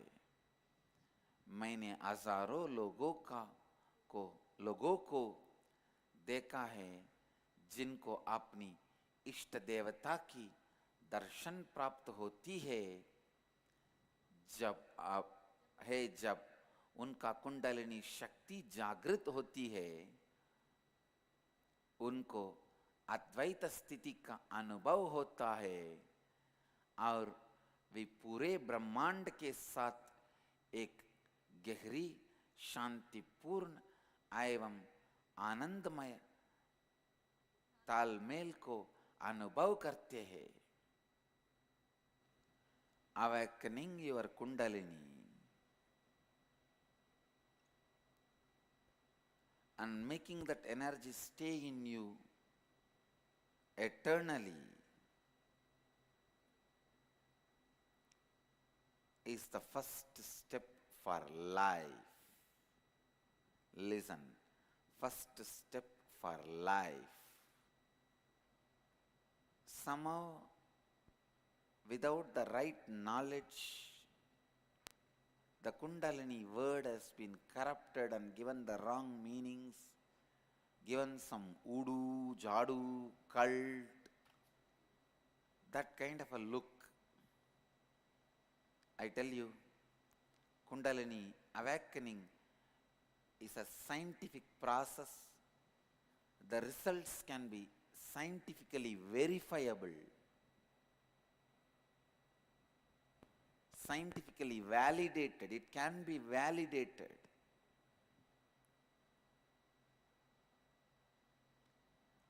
अपनी कुंडलिनी शक्ति को जागृत करना एवं उस शक्ति को अपने जीवन में स्थायी करना आपके जीवन का अनिवार्य पहले कदम है, अनिवार्य पहला कदम है।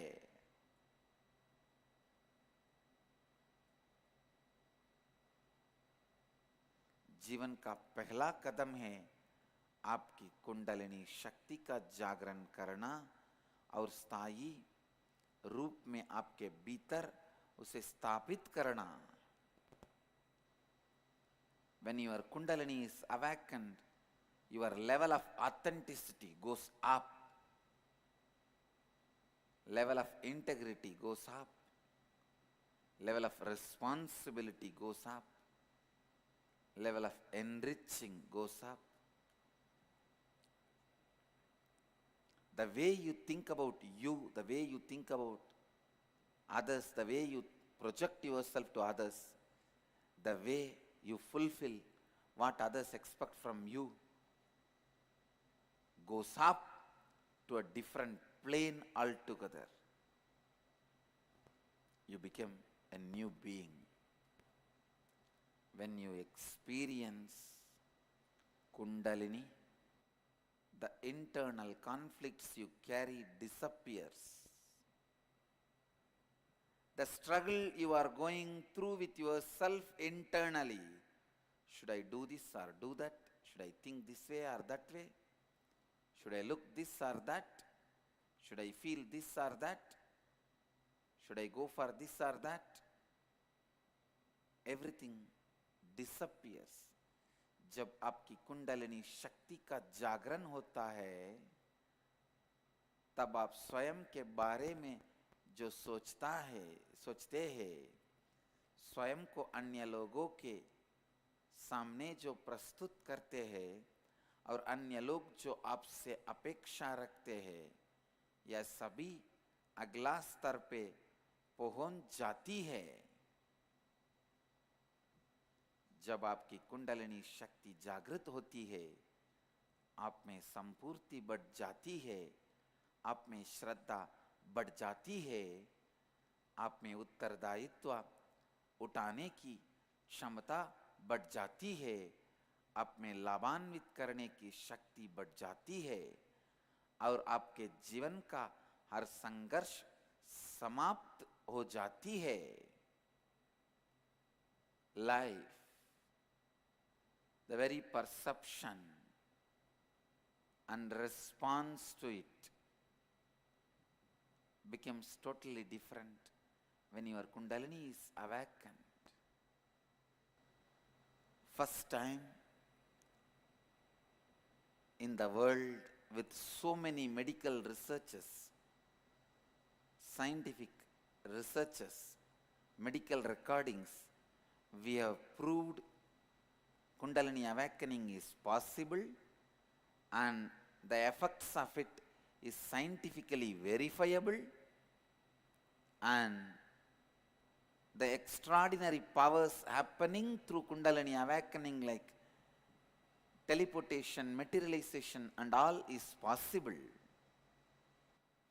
आपके कुंडलिनी जागरण से जीवन के बारे में जो आपका दृष्टिकोण है और जीवन के प्रति जो आपका प्रतिक्रिया पूरी तरह से परिवर्तित एवं विस्तारित हो जाती है। Patanjali says the highest Kundalini awakening experience is Jagrat Sushupti, restful awareness, deep restfulness, peak awareness.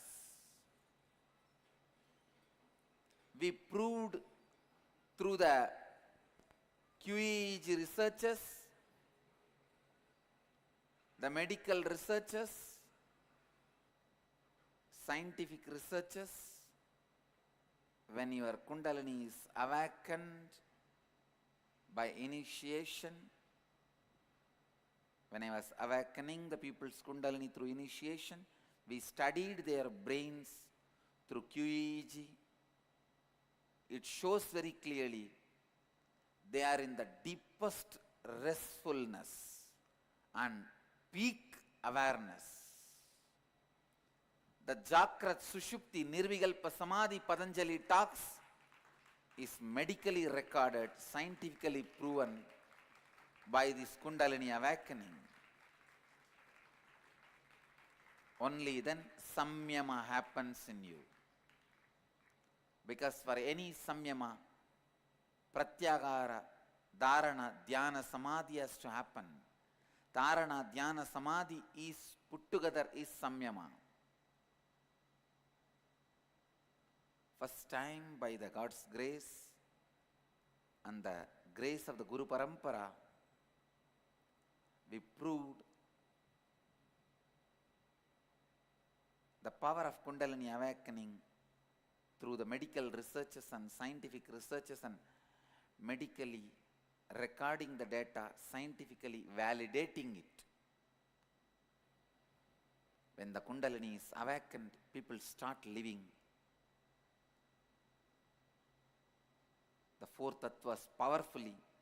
When they start living these four principles powerfully, Kundalini energy is awakened. हमने QEEG अनुसंधान द्वारा, चिकित्सा एवं वैदिक अनुसंधान द्वारा, वैज्ञानिक अनुसंधान द्वारा ये साबित किया है कि कुंडलिनी शक्ति जब व्यक्ति में जागृत की जाती है, उसका मन सर्वोच्च शांति की स्थिति में है और उसी समय सर्वोच्च जागरूकता भी है। पतंजलि कहते हैं, आप में सबसे सर्वोच्च स्थिति आपके कुंडलिनी शक्ति का वह जागृत स्थिति है जो आप में जागृत सुषुप्ति की अवस्था को स्थापित करता है। इसी स्थिति को निर्विकल्प समाधि भी कहते हैं। इस स्थिति में आप अपने सर्वोच्च जागरण स्थिति में रहते हैं। आपकी जागरूकता उच्चतम स्थिति में रहता है और उसके साथ साथ सर्वोच्च शांति में, आनंद स्थिति में भी रहते हैं। With proper kriyas, yoga, your body should be prepared and proper tattvas, principles, mind should be prepared with proper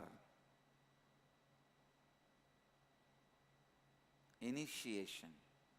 Kundalini should be awakened, then the whole awakened energy stays inside your system eternally as part of your muscle memory and biomemory. You become new being, a Jivan Mukta. You know how to carry the space of Nityanandoham, the eternal bliss in you. सही प्रक्रिया एवं योगा को उपयोग करके आप कादे एवं मन को तैयार करनी चाहिए। तब आप में जागृत पूरी कुंडलिनी शक्ति आपके अंदर सम्मिलित हो जाती है और आप निरंतर काल तक नित्यानंद एवं निरंतर आनंद के स्थिति में स्थापित हो जाएंगे। Sit with restful awareness and listen to the satsang every day. this 1 hour sitting with my presence, listening authentically 1 hour, itself will awaken your Kundalini.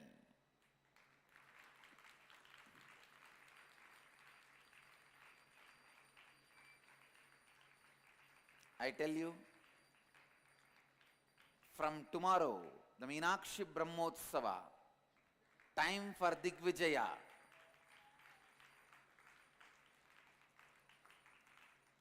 It is time for Digvijaya. All over the world, even people who are sitting through the TV channels and listening to satsang live will experience Kundalini awakening. Even they will all experience Kundalini awakening.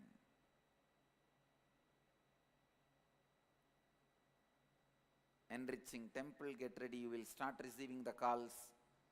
People who have never seen me physically, seeing only through the TV, listening to satsangs, will start experiencing Kundalini awakening, levitation, even materialization. मैं सभी दर्शकों से अनुरोध करता हूँ सचेत जागरूकता के साथ प्रतिदिन बैठिए और प्रवचन को सुनिए, सत्संग में भाग लीजिए। बस इसी से आप में कुंडलिनी शक्ति जागृत हो जाएगी। आप में कुंडलिनी शक्ति जागृत हो जाएगी। कल से हमारे आश्रम में हम मीनाक्षी ब्रह्मोत्सव का मना रहे हैं। इस मंगलमय समय में हमारे साथ जो भी सम्मिलित होंगे उन सबकी कुंडलिनी जागृत हो जाएगी।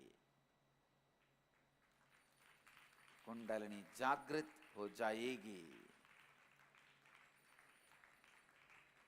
By the grace of Meenakshi, your Kundalini will be awakened. आज की सत्संग का सारांश है somehow experience Kundalini awakening. That is the first thing you need to do in your life.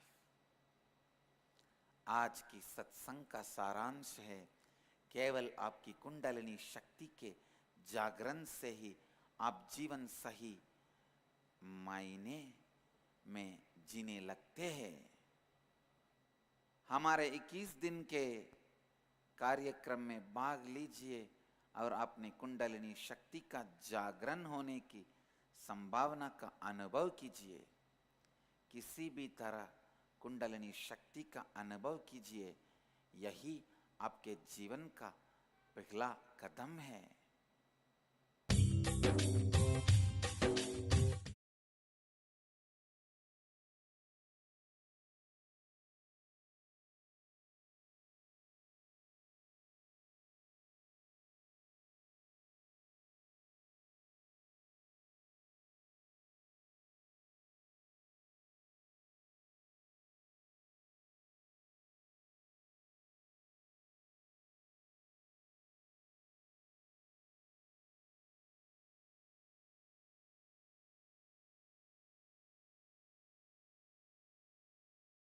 I'll describe yesterday's research we have done.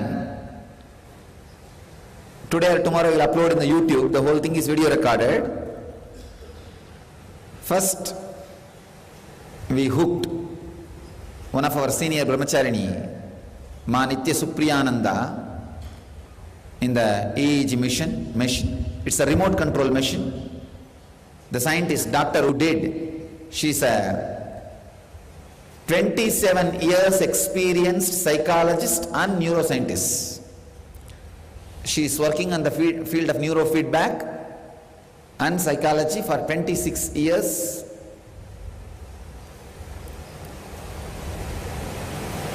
The first word she said is unimaginable. I have never seen anything like this in my 26 years of experience.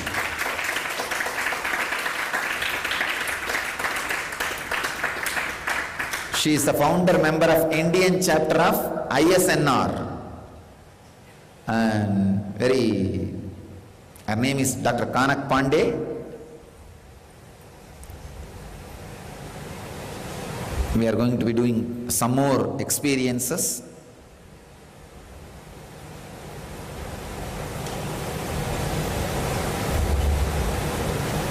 Our credibilities, if I read an international affiliate of American Psychological Association, member and a certified trainer of LMI International, member of Indian Psychological Association, member of Psycholinguistic Association, member of International Society for Neuronal Regulation, founder member of Indian chapter of ISNR. Great. And the first study is normally, when she's normal, how the brain is working. We found she has a brain. Second, it's working normally. Third, when the Kundalini was awakened at that exact moment, the researcher, the scientist, doctor, she says, Swamiji, the awakened state is intensely expressed. Same way, the deep sleep state is also intensely expressed. She says the gamma wave, which goes down very low, like a 1, 2 and all, during sleep, deep sleep, it has gone almost less than 1.42. She says this means there is no outer world information getting processed.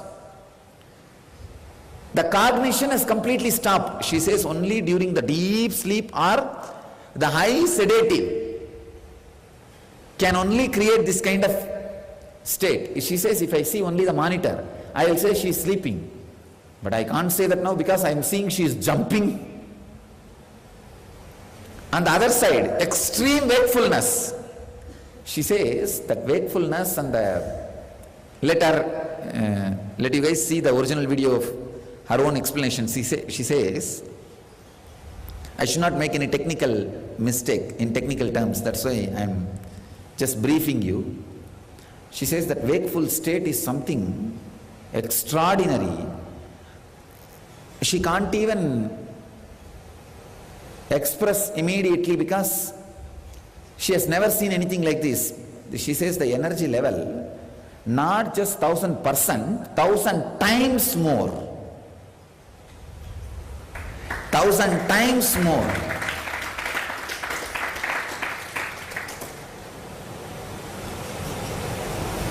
She was actually shocked, seeing, wow, what is happening? Then before leaving, she came near me and said, I am happy that I met you. I know very soon you will become too popular, too famous.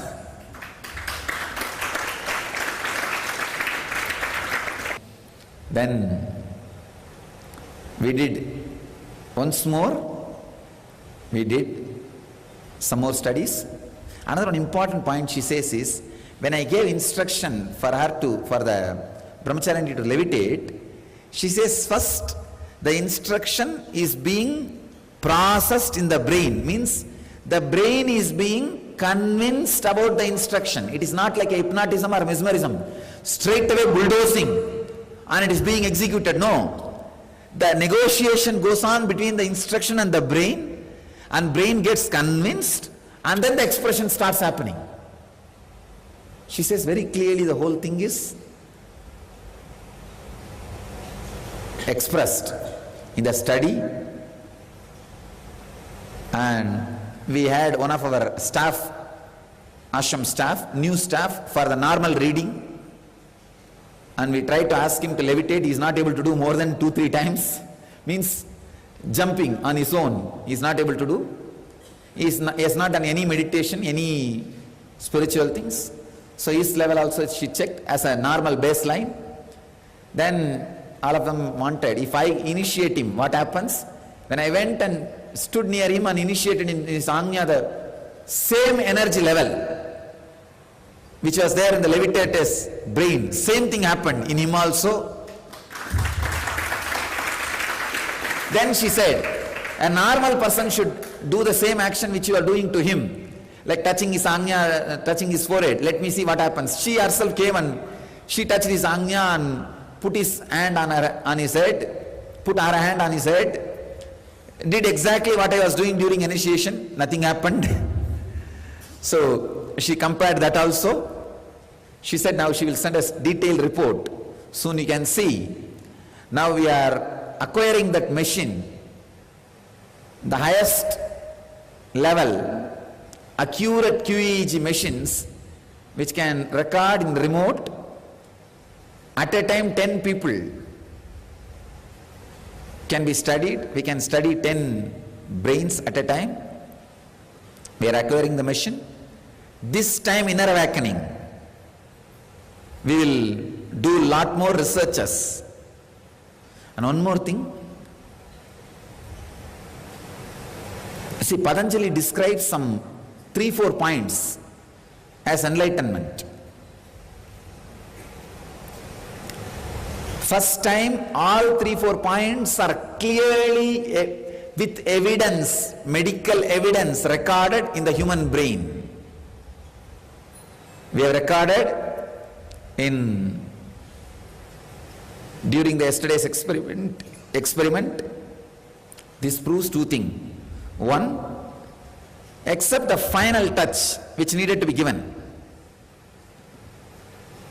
See, the only one small thing now our Brahmacharya Supriya needs is that she should be given this key, means the key into getting into that samadhi state on our own, without my physical presence, but ability to stay in that same space and able to do all the normal activities.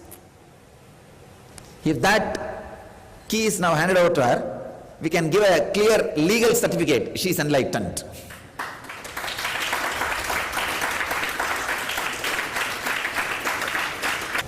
All the descriptions for enlightenment by Patanjali, we can prove scientifically very clearly. And not only that, see, if in brain itself that experience is happening, means in the mind it should have happened at least 1 year before, because anything from mind to become a brain, it takes 1 year. In mind, if satori happens, it takes 1 year for that satori to become a groove in the brain. So, too many wonderful new doors are opening for us. Now we can actually make the enlightenment a clear, reproducible experience and a course. We can say very clearly, in the beginning, your brain wave, the end, your brain wave. Machine speaks. Doesn't need to be faith anymore. It's just life. And she says, she was telling, Swamiji, even if you can do this for 10 people, this Kundalini awakening and this kind of a energy level going up, this kind of experience, it's a great service to humanity, because all psychosomatic disorders like Alzheimer's, depression, everything can be healed just by this one process. Because she says, whatever we are trying to do with the electrode, machines, medicines, you are doing it without any intervention, without any physical intervention. Just like that. It's extraordinary and amazing, Swamiji. She was really shocked and surprised. We are also happy to know these reports. So, today or tomorrow you will see the whole thing in YouTube, video recording is done, and she will write a detailed article about our whole findings. In next 1 week it will be uploaded in the website. You can all enjoy. I bless you all. Let you all achieve, experience, live, express radiate and share the eternal bliss. Nityananda. Thank you.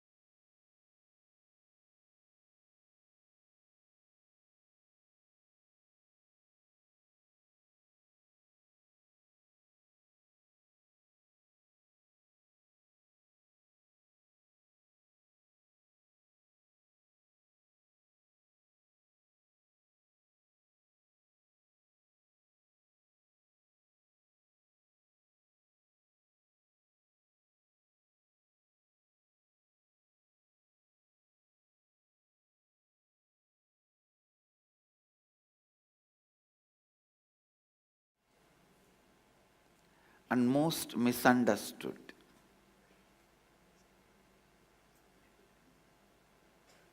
Some of the most important truths in the life are only most misunderstood words in the life. Death, sex, meditation, Kundalini, all these words, most important words you need to understand, most important concepts you need to understand. Unfortunately, most misunderstood words.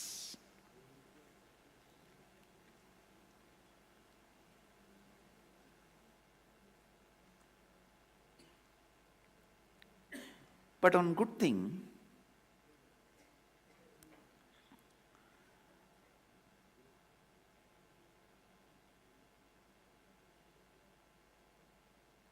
all these most important but most misunderstood words like a Kundalini, sex, death,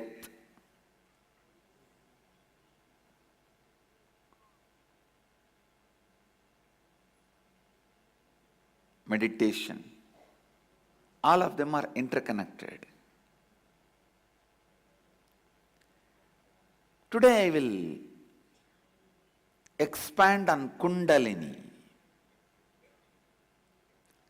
Let me give you the understandings about Kundalini. First thing, Kundalini is your inner potential energy.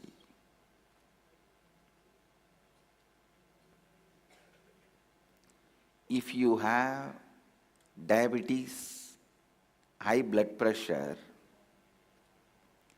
how much ever you try using your fear or greed to push yourself to work, there will be an extraordinary tiredness beyond your mental will decision. There will be a force pushing you to bed. pushing you to sleep. Please understand. If you had this experience, you will be able to understand what I am saying. Kundalini is exactly opposite to that. How much ever the outer situations try to suppress you, push you, shrink you, this will just expand you and make you vibrate with this power. Kundalini is the inner potential bioenergy, the possibility for God. The seed of God in man is Kundalini. Understand? The seed of God in man is Kundalini. So if this seed is nurtured, awakened, activated,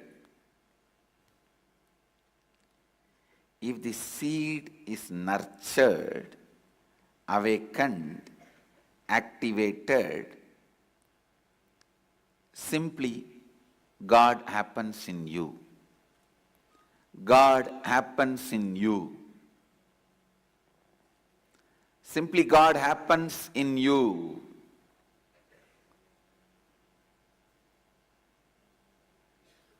Kundalini is inner potential bioenergy.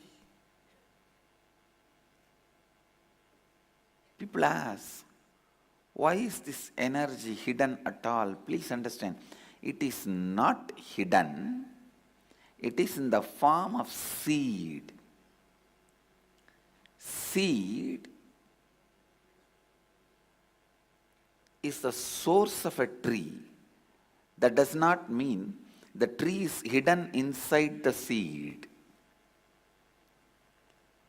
Your godliness, your godhood is from Kundalini. Kundalini is the source of your godliness. But that does not mean Kundalini is hidden in you.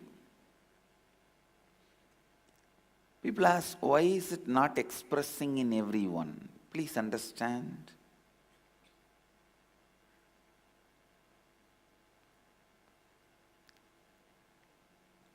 This is like you asking, why everyone is not becoming president of the country?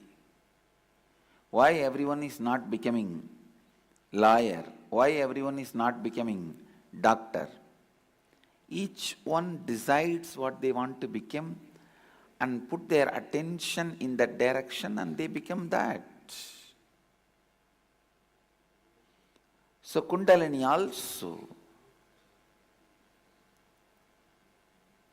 awakens in people who wants it,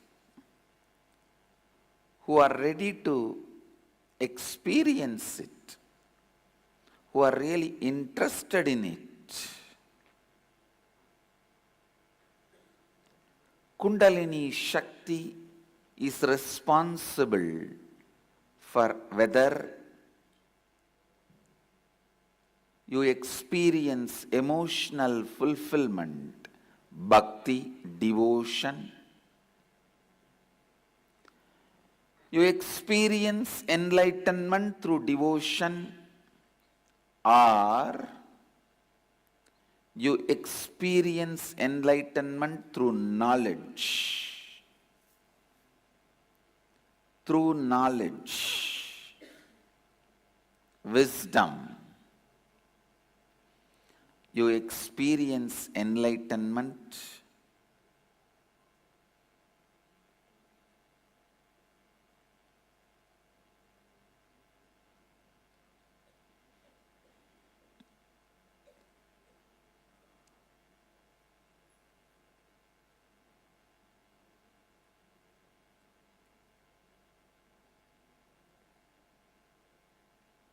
You experience enlightenment.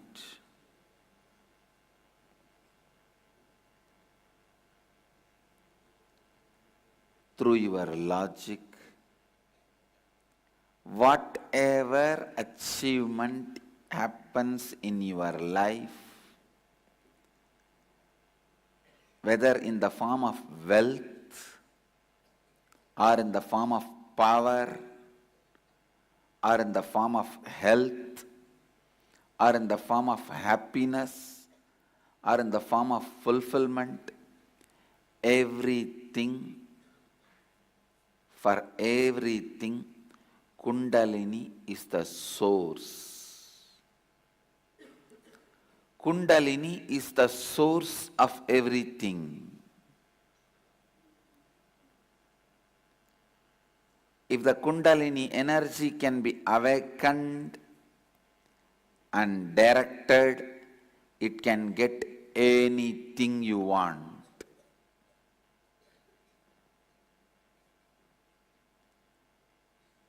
It can get anything you want.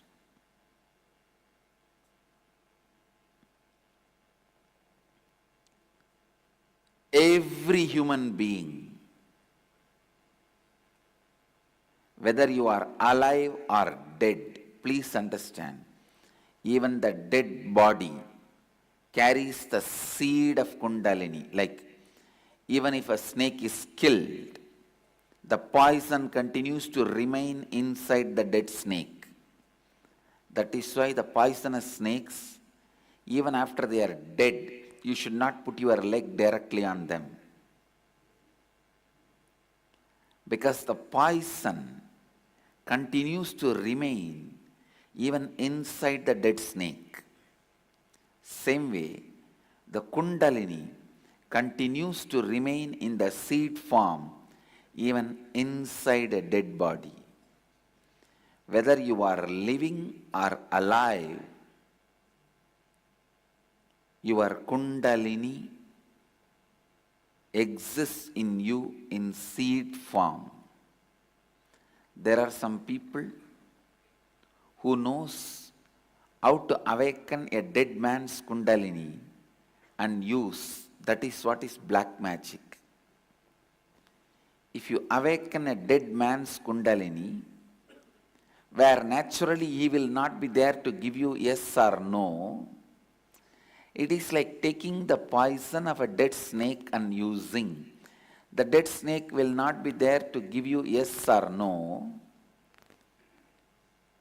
Without the consent yes or no of the dead snake, if you take the poison of that snake and use, that is exactly the way people awaken the Kundalini of the dead bodies and use it for their personal gains. Because it is unethical and adharmic, it is called black magic. But I am telling you, you don't need a dead man's Kundalini. You have enough. You have enough of Kundalini. Awaken and use it, it will become white magic. When you use your own Kundalini, it is white magic. When you use somebody else's dead man's Kundalini, it is black magic.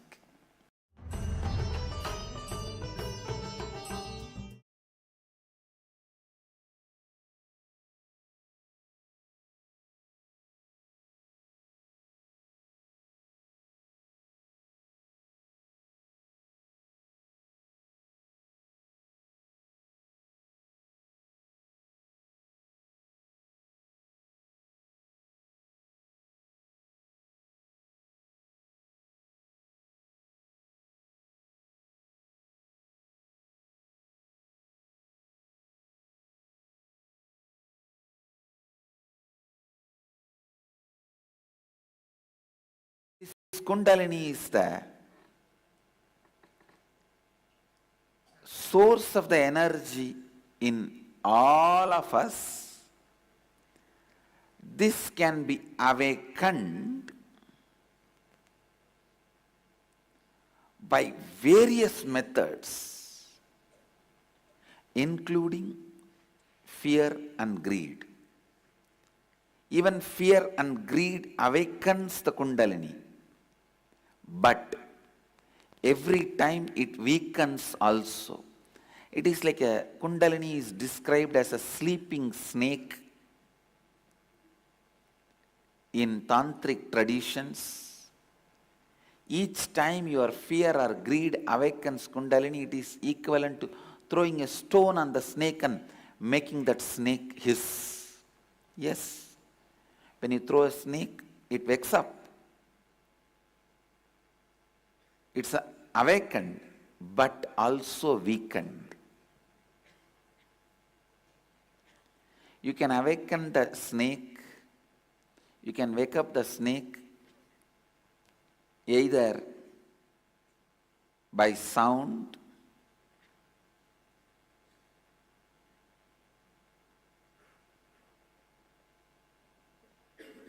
various methods.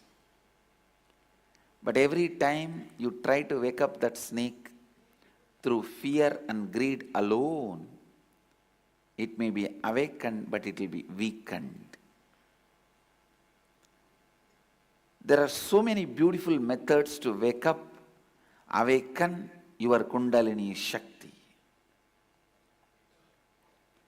First, understandings and creating the right context between you and your Kundalini. Your Kundalini is nothing but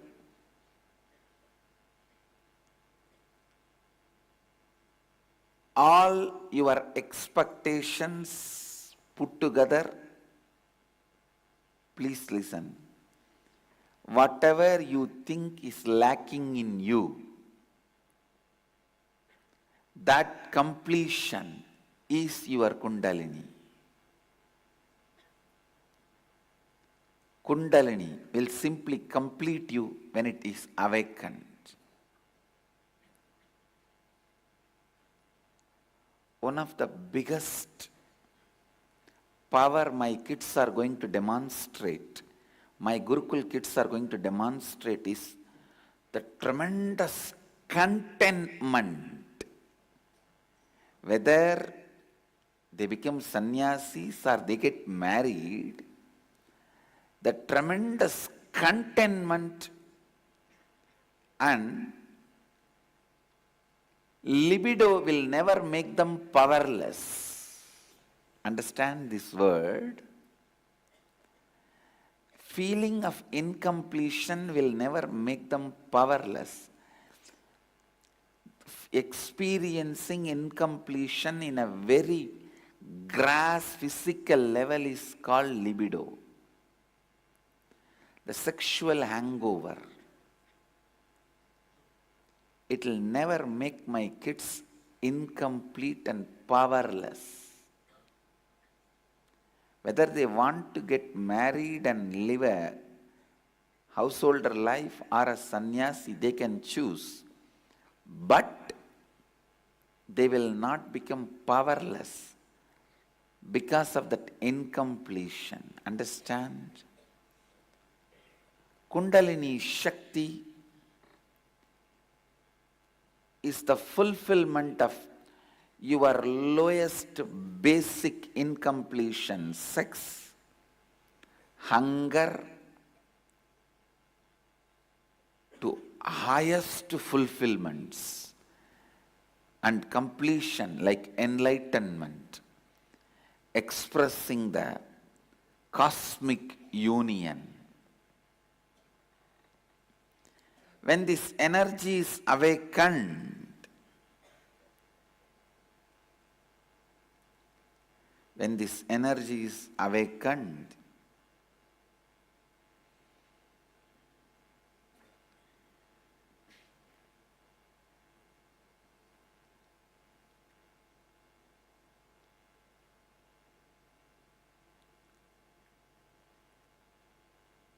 the basic incompletions like hunger, sex, all that gets completely completed.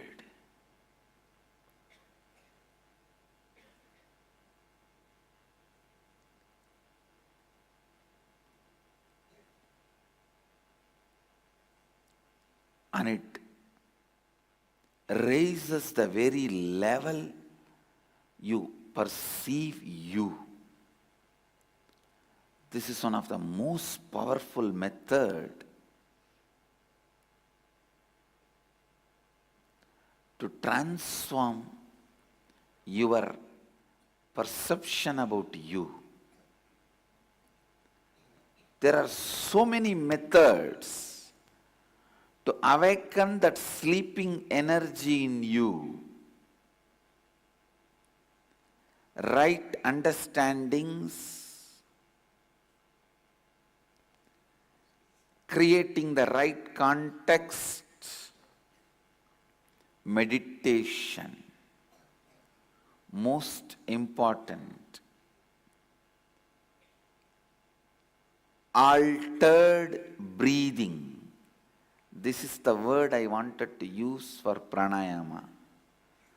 Altered conscious breathing techniques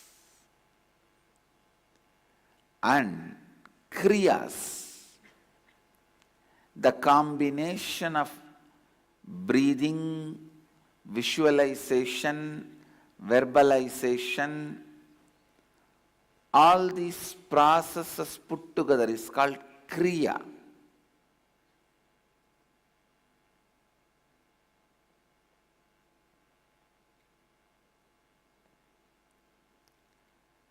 Understand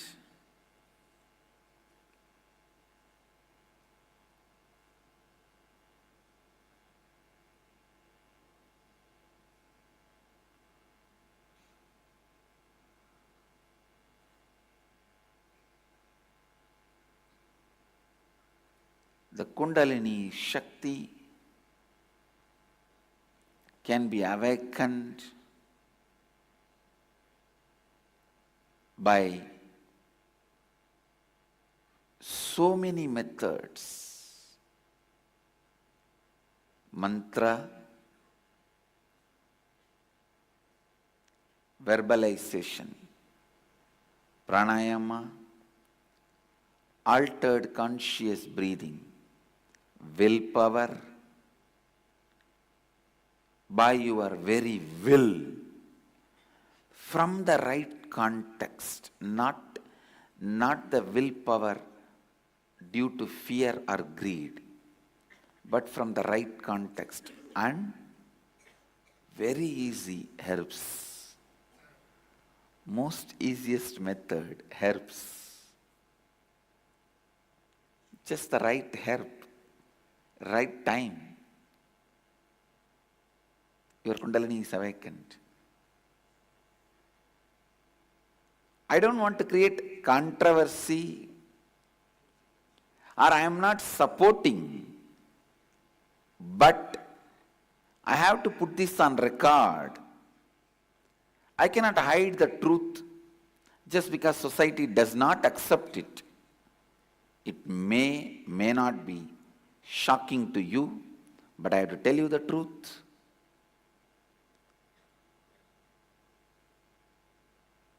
In Naga Sampradaya and Agori Sampradayas, marijuana is used to awaken Kundalini, and I am attesting it does awaken Kundalini.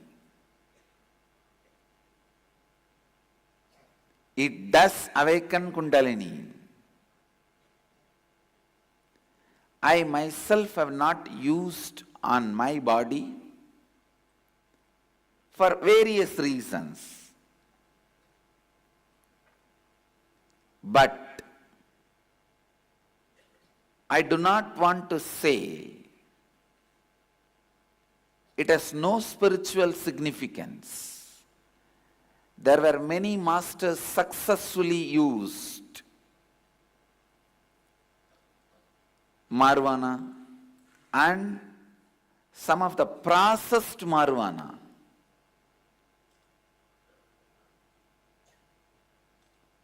The herbs like a bhang, they used all this also to awaken Kundalini Shakti. There are herbs awakens Kundalini Shakti. Of course, I am not going to promote or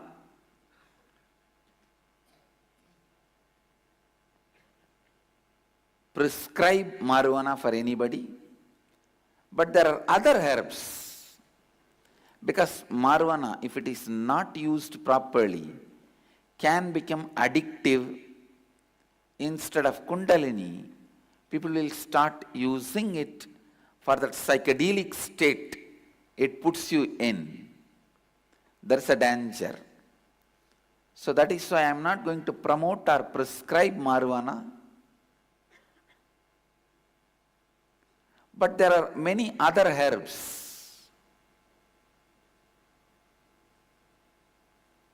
Even a neem or haritaki powder.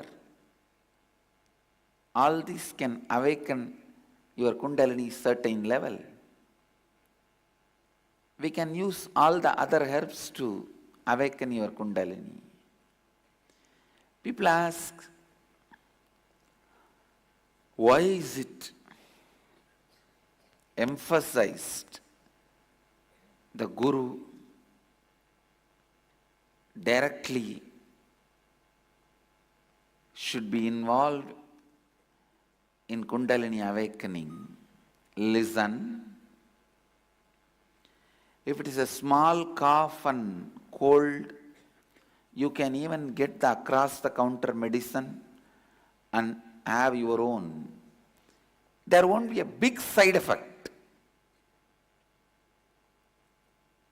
Either it will be healed or it will not be healed, but there won't be a big side effect.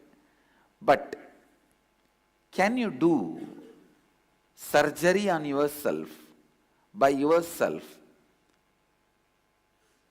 Even if you are a doctor, you won't be able to perform open heart surgery on yourself. Understand?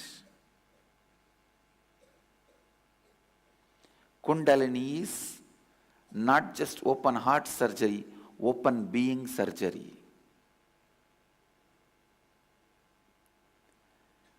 If it is just one kriya for your asthma, wheezing, headache, nose cleaning, you can just Google in the website, internet, pick up on your own and do it. But when it comes to such an important activating the life energy in you, it should be done directly by an enlightened master who is master of this science, in his presence, so that the Kundalini is not only awakened, it is made to travel in the proper direction.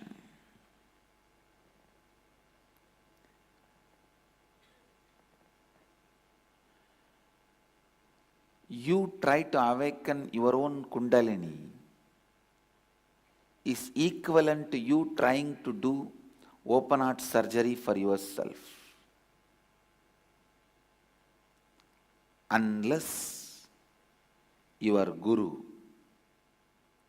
who has already proved is master of this science, do not go for any of these Kundalini processes, and don't go for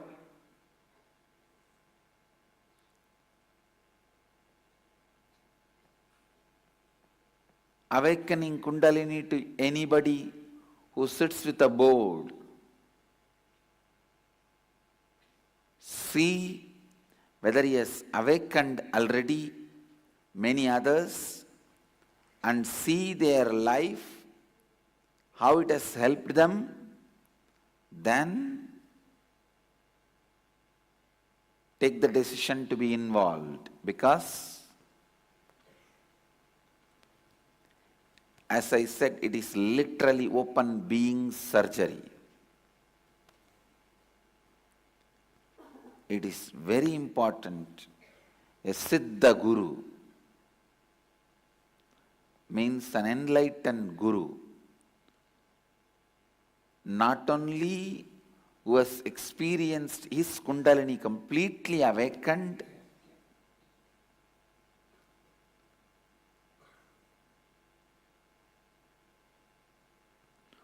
who has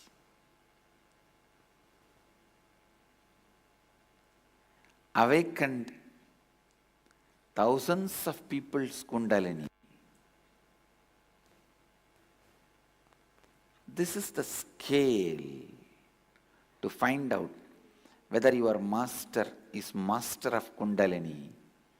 He can awaken anybody's Kundalini just by a casual will, just a small gesture, just a small command. Anybody's Kundalini will be awakened. He will be the master of that Kundalini snake. Understand,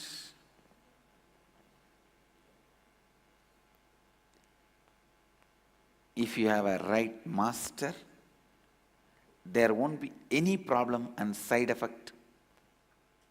By awakening your Kundalini, you will have only good effect. And awakening your Kundalini can heal even diseases like cancer just in 48 hours. I am not giving you false promise. 48 hours is more than enough to awaken and heal even diseases like a cancer. If your Kundalini can be awakened.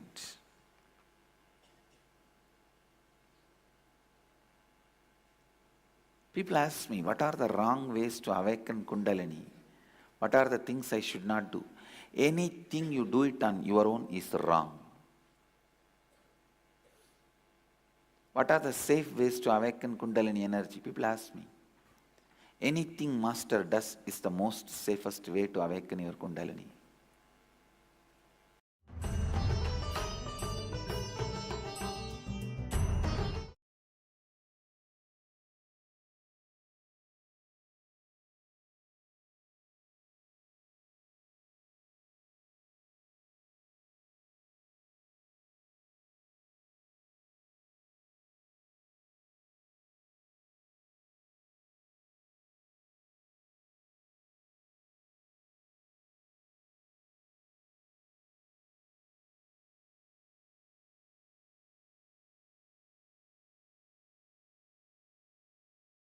And your brain, your words, all this is directly connected to the bioenergy.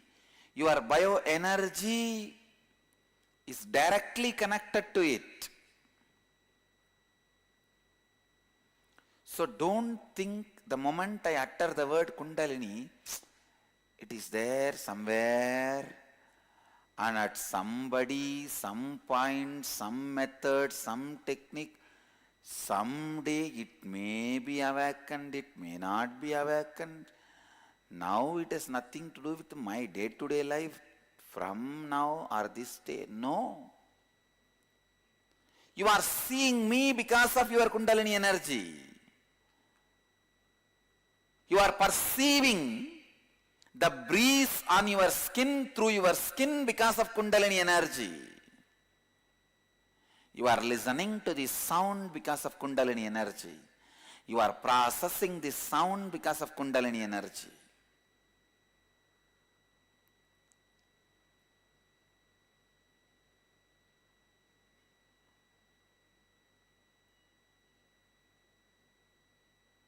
Listen.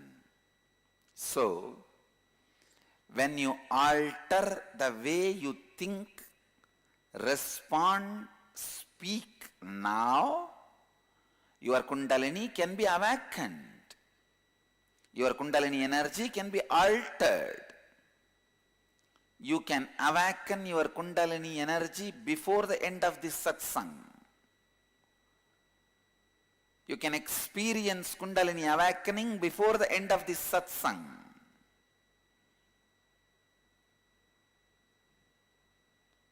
Listen.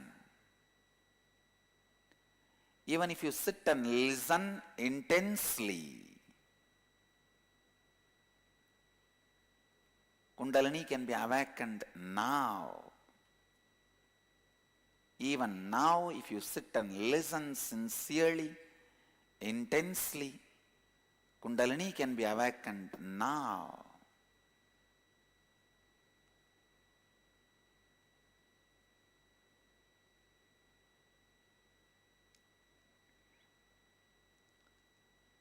Every thought you create, maintain, cognize as a direct effect on your bioenergy.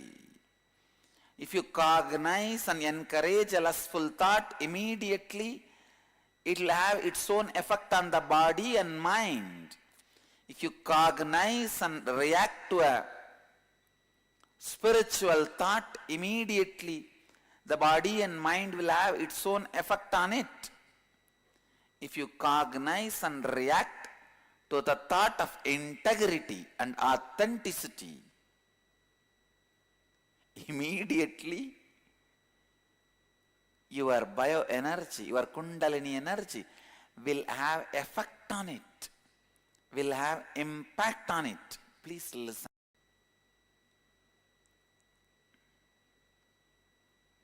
The constant tiredness and fatigue you carry, please understand, when you start practicing authenticity, the first wall you face, either you can make the wall as stopping stone or stepping stone. The first wall you are going to face is tiredness and laziness. Tiredness, laziness and boredom. That is what will be the first enemy for your authenticity.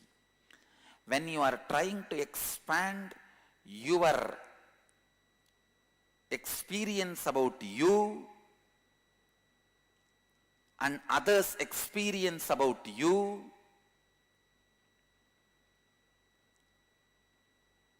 tiredness, boredom, fatigue will be the first thing stopping you. Listen. I'll give you one example. In the office,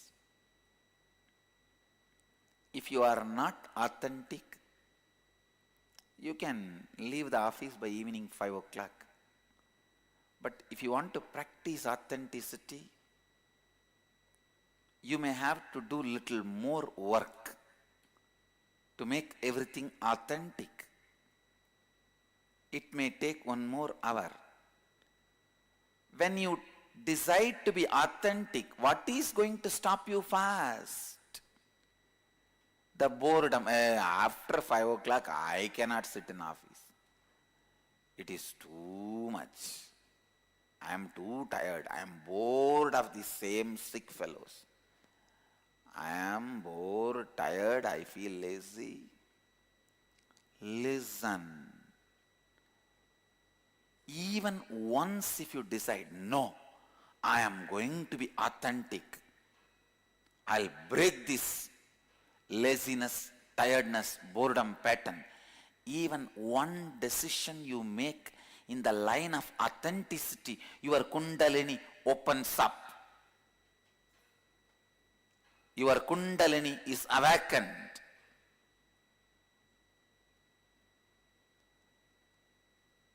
The moment I utter the word Kundalini, all of us think we have to do something very secretly, sitting inside some dark cave, some mantra, meditate, remote Himalayas to some guru and learn some mantras which he will whisper in your ears, which you may understand of and may not understand of, and you may have to collect different skull, herb,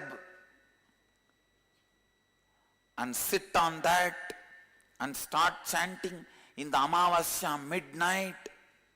Only then Kundalini will be awakened. No, no. Your Kundalini can be awakened in your office, through your office work. Every single decision you make based on authenticity, your Kundalini is awakened. ध्यान से सुनिए. Every single decision you take based on authenticity to break your laziness, tiredness, boredom. See, the moment you decide to break and make the decision, see, in your own muscle memory and biomemory, so much energy will be flooded. You will feel certain joy and you will feel, yes, I am going to do it. That joy is Ananda of Satchitananda. That energy is Chit of Satchitananda. The courage is Sat of Satchitananda. Understand, Satchitananda is not somewhere you will experience after you are almost about to die or after death. No. In your everyday decision, Satchitananda can be experienced. To make Satchitananda as Nitya Ananda, Nityananda has happened.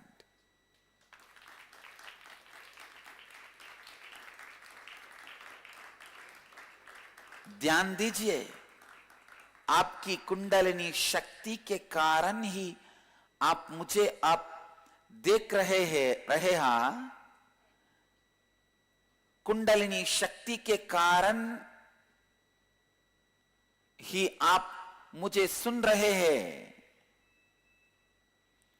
सुनिए, अगर इसी वक्त आपने बात करने का तरीका और सुनने का तरीका परिवर्तित करने की निर्णय लेते हैं, तो आप अपनी कुंडलिनी शक्ति को इसी वक्त जागृत कर सकते हैं. जब आप संपूर्ति एवं श्रद्धा से स्वयं के बारे में, स्वयं का अनुभव एवं स्वयं के बारे में अन्य लोगों का अनुभव को परिवर्तित करने का प्रयास करने लगते हैं, तब पहली दीवार जो आपके रास्ते में आएगी वह है थकावट और बुरियात. अगर उस समय आप श्रद्धा से उस थकावट और बोरियत को विनाश करने का निर्णय लेंगे, तब उसी क्षण आपका कुंडलिनी शक्ति जागृत हो जाती है. केवल एक विचार आपकी कुंडलिनी शक्ति को जागृत कर सकता है या फिर उसे सुप्त अवस्था में डाल सकता है. एक उदाहरण, जैसे केवल एक ही वासना से बड़े विचार से आपका शरीर उस पर प्रतिक्रिया करने के लिए तैयार हो जाता है. आपके विचार, कार्य, मस्तिष्क, शब्द सभी आपकी जीव ऊर्जा से सीधे रूप से जुड़े हुए हैं. यदि आप केवल एक बार यह निर्णय करेंगे कि मैं अपने इस कार्य में श्रद्धा लाऊंगा, आपकी कुंडलिनी शक्ति जागृत हो जाती है.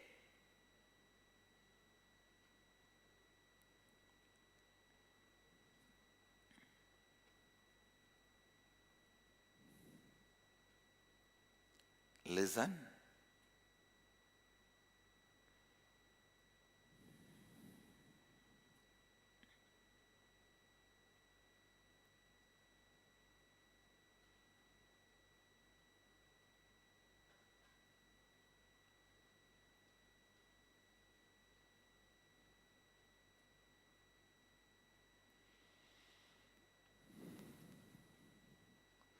This is the basic truth you need to understand.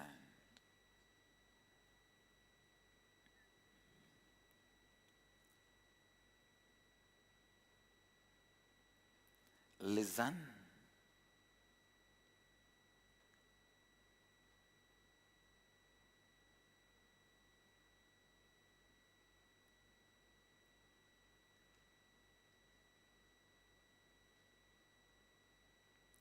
Unless you start awakening your Kundalini now, every day, in your day-to-day life, the possibility does not exist. Possibility does not exist. Either it is now or never, because when you start believing, it will happen after some time, after some time, after some time. That belief itself becomes like a lacquer coating on you. You never will be able to touch the time, present moment now, experience zone now. Please listen. Person who is thinking about the future, his eyes will not be seeing the present, even if his eyes are open.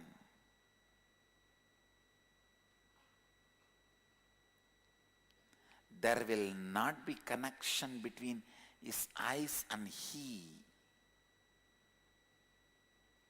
How many of you cognize what I am saying? Same way, exactly the same way,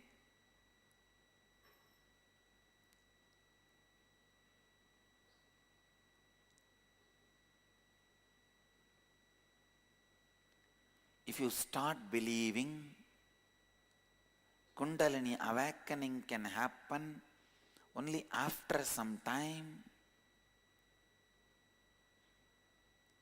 it can happen after some time, please understand, that belief itself will become an obstruction between you and the Kundalini awakening. That is one of the worst danger. You need to break that negative belief with integrity, with the right commitments. If you are committed with you again and again, Kundalini and all will not awaken for me. It may happen after 20 years, after 30 years of practice. Not for me. It is all maybe for the sannyasi seekers who are evolved souls, not for me. It will take years. It may happen if I do this. If you have all these beliefs, that itself becomes a negative commitment you gave it to you. Because of that very negative commitment, it does not happen in you. In the young age, I used to have a strong feeling. These miracle powers will come only if you meditate without moving from a place for 12 years. Now I had this strong belief. I have to sit 12 years without moving, and my hair has to grow and enter into the ground like a banyan tree root. Only even when I want to get up, I will not be able to get up because my hair is already gone into the ground, rooted. Only then I will have siddhis. This belief has become such a negative commitment to me. I delayed me achieving Ashtama Siddhis. Maybe I can say me expressing Ashtama Siddhis. There's nothing like achieving. It was there already by birth. Expressing Ashtama Siddhis. Delay has happened just because of my own negative commitments. You also see in your life to be a leader, to be a Siddha, to be a Mahapurusha, to be a Jnani, you may be giving a lot of negative commitments to you. You might have given a lot of negative commitments to you. How can I have Vakshiddhi? Swamiji can have. How can I have? I will have maybe after 20 years when I am old or next Janma. Even these thoughts become negative commitment in you.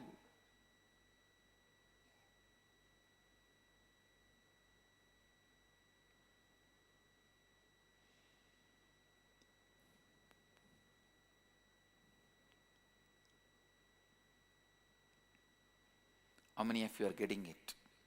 How many of you feel, oh God, I have so many negative commitments given to me? Raise your hand.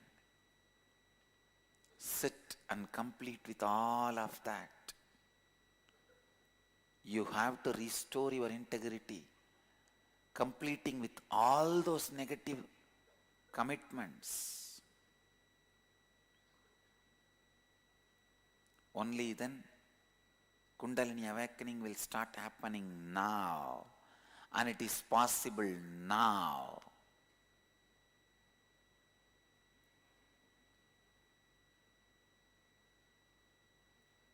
ध्यान से सुनिए,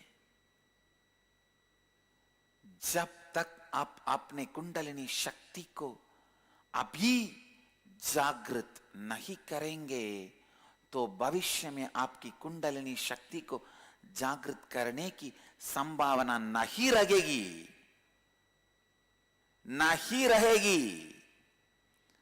आप अपने कुंडलिनी शक्ति को केवल अभी जागृत कर सकते हैं, वरना कभी नहीं कर सकते हैं। जब आप ये विश्वास करने लगते हैं कि आपकी कुंडलिनी शक्ति जागरण अभी नहीं किंतु थोड़े समय बाद ही हो सकती है, तो आपको कुंडलिनी शक्ति का अनुभव नहीं हो सकता है। यह नकारात्मक विचार कुंडलिनी शक्ति को जागृत नहीं होने देती है। You have to awaken now. You can awaken now. आप अपने कुंडलिनी शक्ति को केवल अभी जागृत कर सकते हैं, वरना कभी नहीं कर सकते हैं। केवल अभी जागृत कर सकते हैं। Your every action can awaken your Kundalini. Your every action can become part of Kundalini.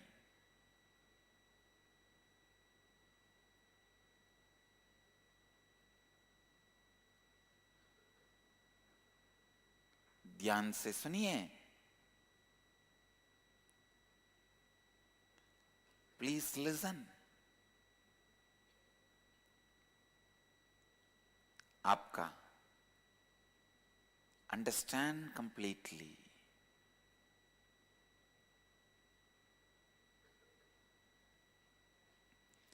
Even now, your decision to sit straight and listen with authenticity can awaken your Kundalini, or your decision to just fall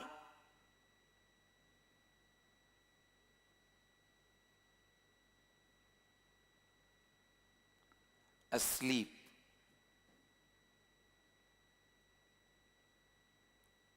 can shrink your Kundalini.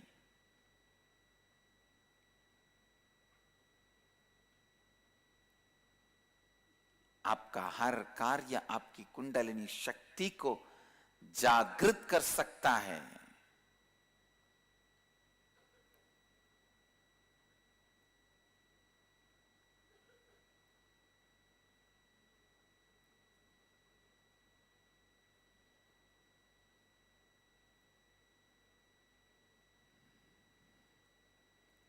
और आपके हर कार्य में आपकी कुंडलिनी शक्ति उपस्थित हो सकती है।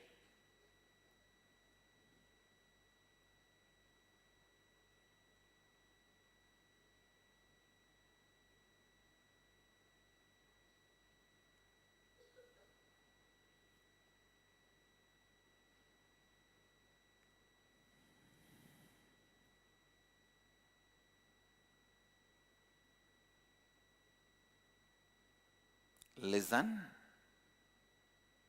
listen. Every time you bring an authentic decision,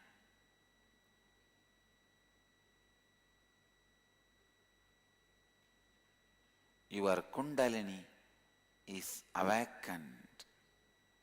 Every time your Kundalini is awakened, you are raising yourself to the next level of authenticity.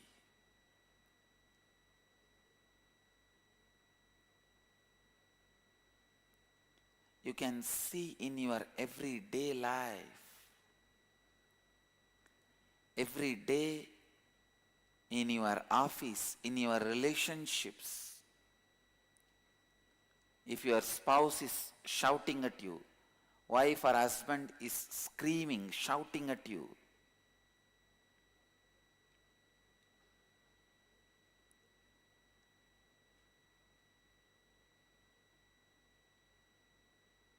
screaming at you, you decide, I will raise my authenticity level. Now I will not shout back or react. I will respond with integrity and responsibility. Even one decision awakens your Kundalini.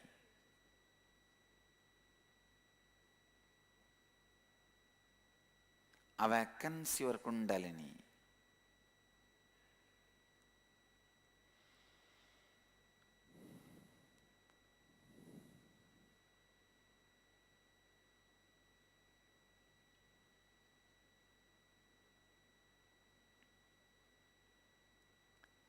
जब भी आप श्रद्धा के साथ कोई भी निर्णय लेते हैं, तब आपकी कुंडलिनी शक्ति और ऊंची स्तर पर जागृत हो जाती है।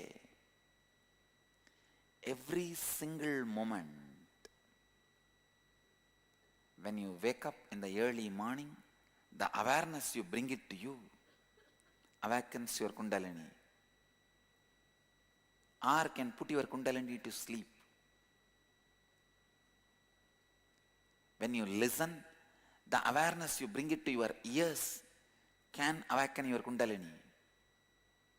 Or can put your Kundalini to sleep.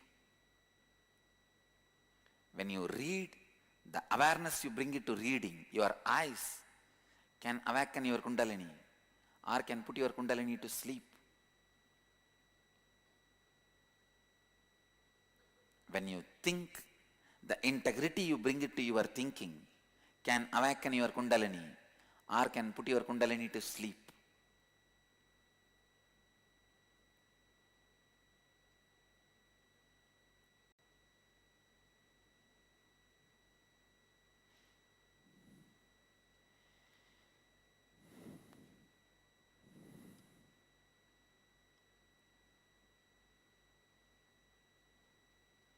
It is unfortunate sometimes you give up on you. You say, no, I cannot raise myself to the next level. When you give up on you, you are dead. Dead. Giving up on you is the worst thing can happen to you, especially due to the patterns. laziness. When you decide, you give up on you.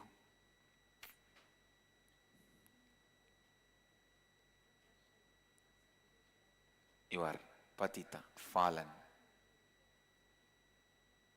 dead one. If you live these principles, even if you leave the body, you continue to radiate, inspire millions, you continue to exist. If not, even while you are alive, you are dead. हर सवेरी जब आप उठते हैं, जो जागरूकता आप लाते हैं, ओह, आपकी कुंडलिनी शक्ति को जागृत कर सकती है या उसे सोने की अवस्था में डाल सकती है।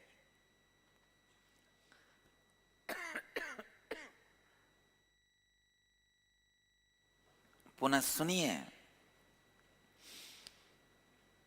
जब आप हर सुबह जागते हैं, केवल अपनी जागरूकता द्वारा अपने कुंडलिनी शक्ति को जागृत कर सकते हैं और उसके बिना अपनी कुंडलिनी शक्ति को सोने की अवस्था में डाल सकते हैं।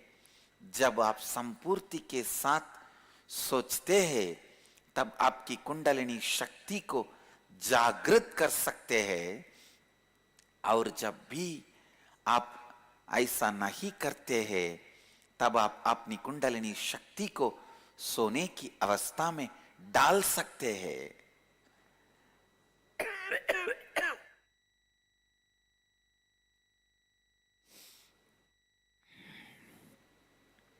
Listen.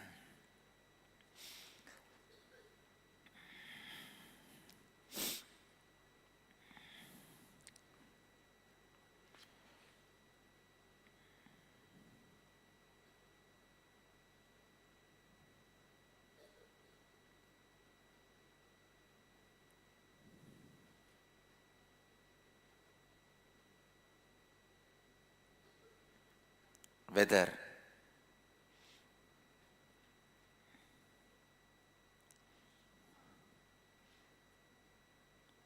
you practice authenticity or integrity,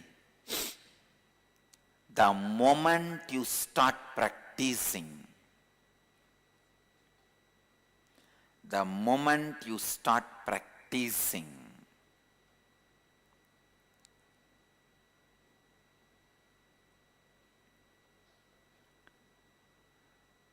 Kundalini is awakened.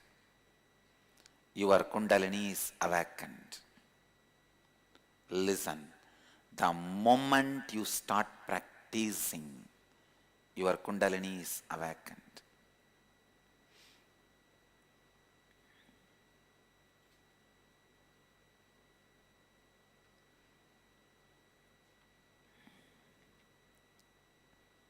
It is so unfortunate.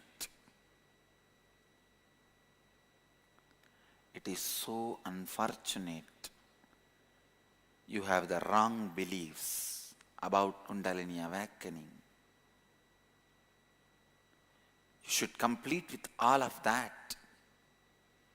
Start awakening your Kundalini now.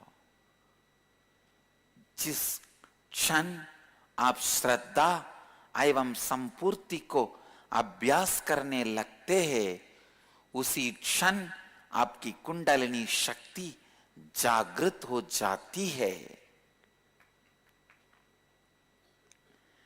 Whenever you allow your inauthenticity, you shrink the Kundalini. Every time when you become authentic, your Kundalini gets awakened. Every time when you become authentic, your Kundalini gets awakened.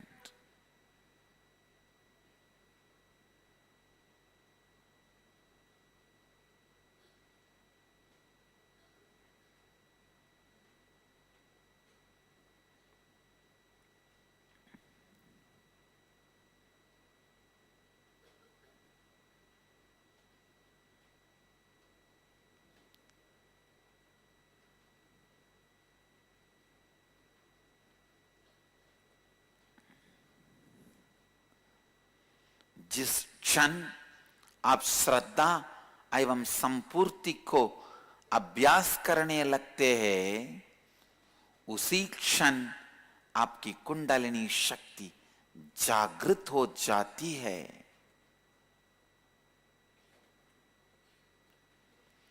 जब भी आप श्रद्धा में, ध्यान से सुनिए, जब भी आप अश्रद्धा में रहते हैं, आपकी कुंडलिनी शक्ति संकुचित हो जाती है। और हर बार जब आप श्रद्धा में रहते हैं, तब आपकी कुंडलिनी शक्ति जागृत हो जाती है।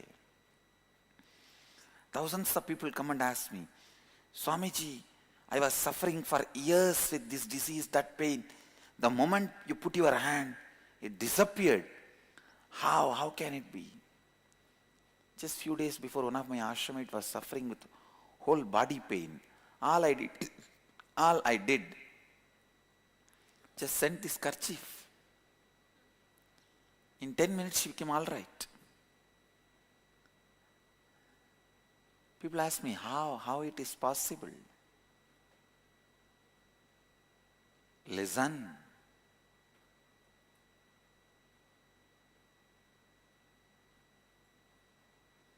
When you practice integrity and authenticity, your Kundalini energy is so alive and awakened. It radiates and fills anything you touch.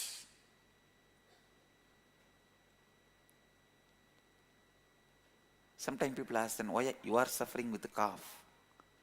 No, I tell you, there is a truth. I took up the wrong pattern of Raman Maharshi and Ramakrishna of not healing their own body.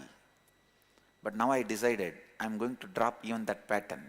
I am going to heal the body. Because the body is required to enrich others. You will see now how the body will be healed.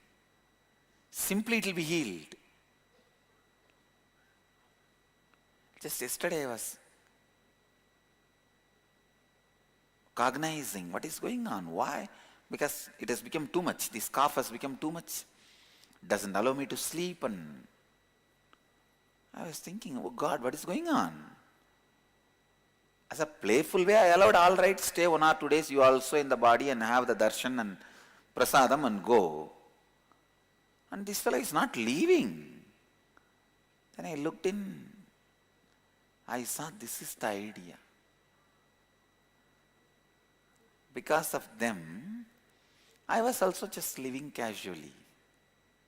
Now I decided to break that pattern. I declare, body is healed. That's it.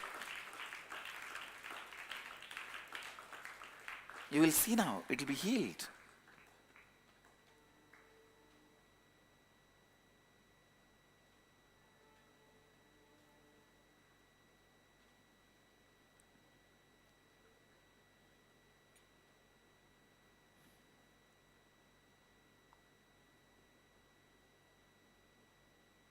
You should know your life is your life. You are the owner, you are responsible, you are the experiencer.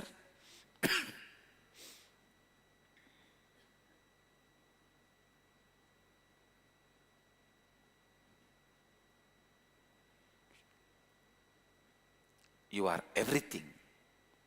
You are the organizer, you are the conductor, you are the owner, you are everything for your life.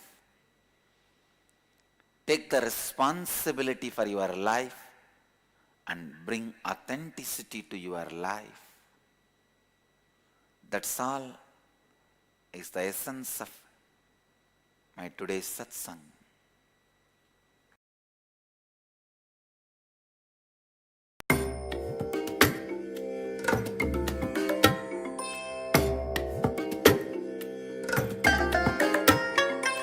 I bless you all.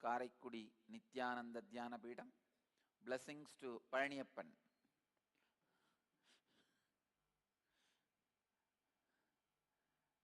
for offering the place to run the Karaikudi Center. It's a beautiful place. I saw the photographs.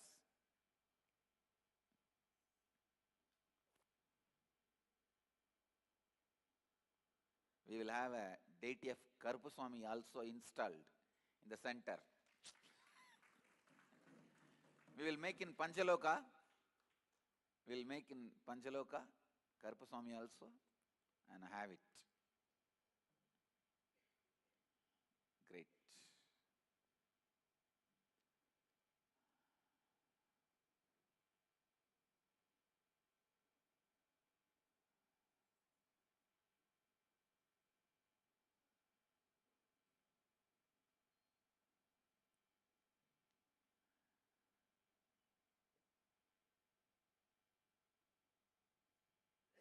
Today I have one more good news.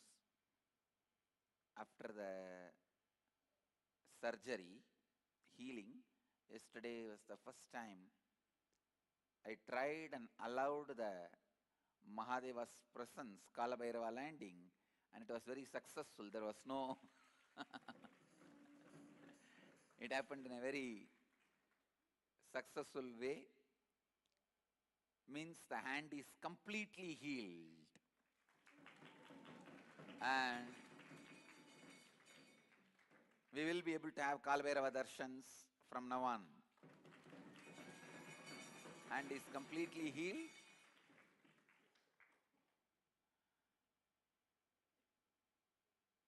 Did not have any problem even after I settled down. The hand did not have any uncomfortable feeling or pain. The hand was able to handle all the movements, the wild movements Kalabhairava causes when he lands.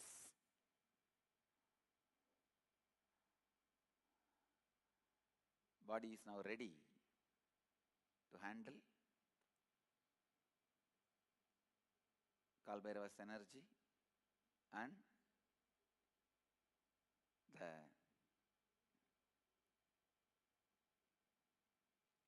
Akashic readings.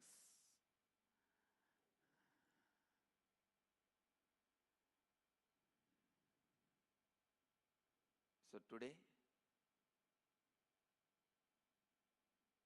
as a surprise, we will have Akashic readings about the four tattvas.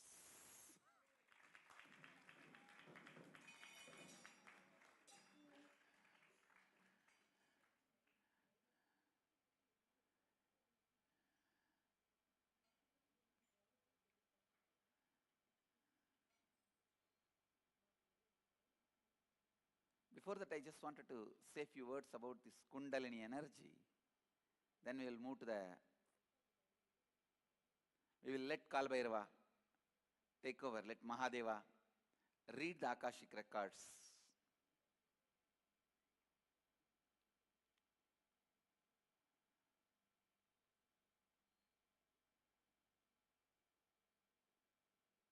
See, the possibility of the human life is what we call Kundalini energy.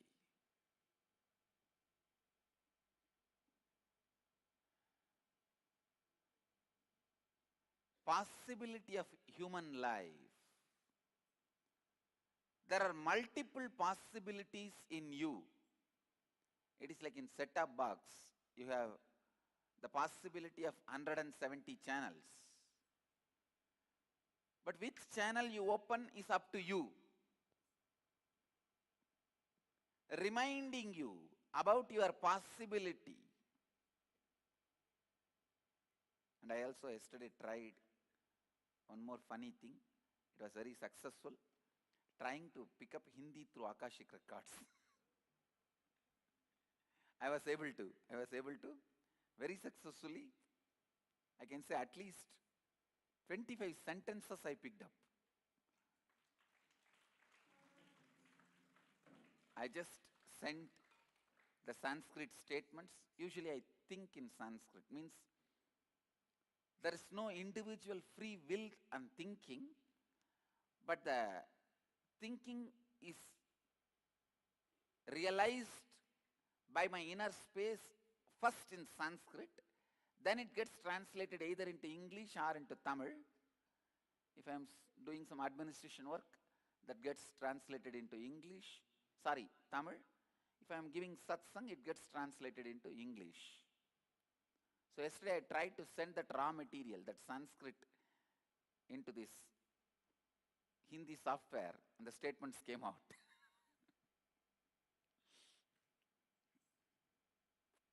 Kundalini is your possibility. The multiple possibility. After 25 statements, I think I myself got overexcited. So the moment I get overexcited, I fall into samadhi. The overexcitement leads to too much of completion. You can't have the gap between internal and external. So, the overexcitement. If you discover something new, how you get excited? Like that I started getting excited.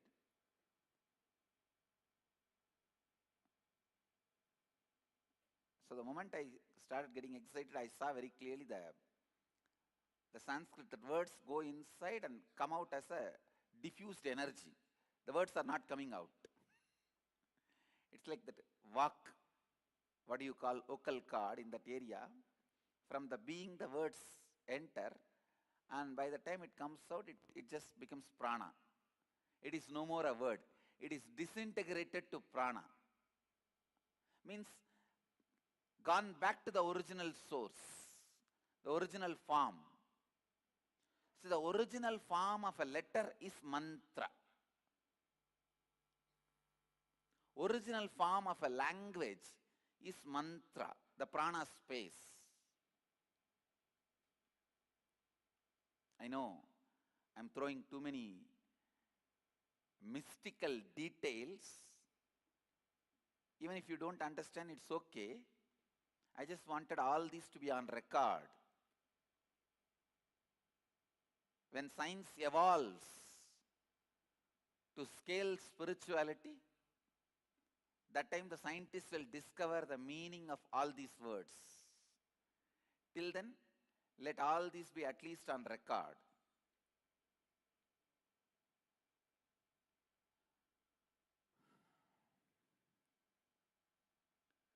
Kundalini is your possibility. You letting your possibility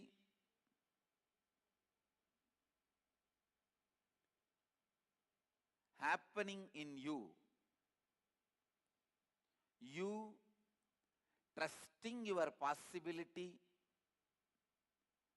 without self-doubt. You responding to your possibility without the self-doubt is Kundalini energy. Please understand.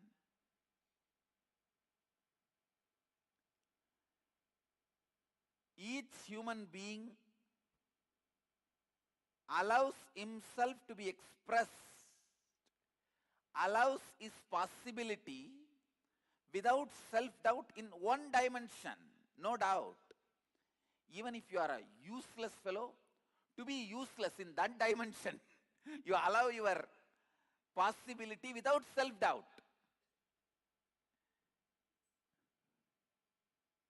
Somebody allows their possibility without self-doubt in the field of cooking. This guy may be useless in all other fields, but in cooking, he has no self-doubt about himself. He knows any dish he sees, he will be able to make it. Some people will allow themselves without self-doubt in the field of medicine. Maybe an orthopedic surgeon, or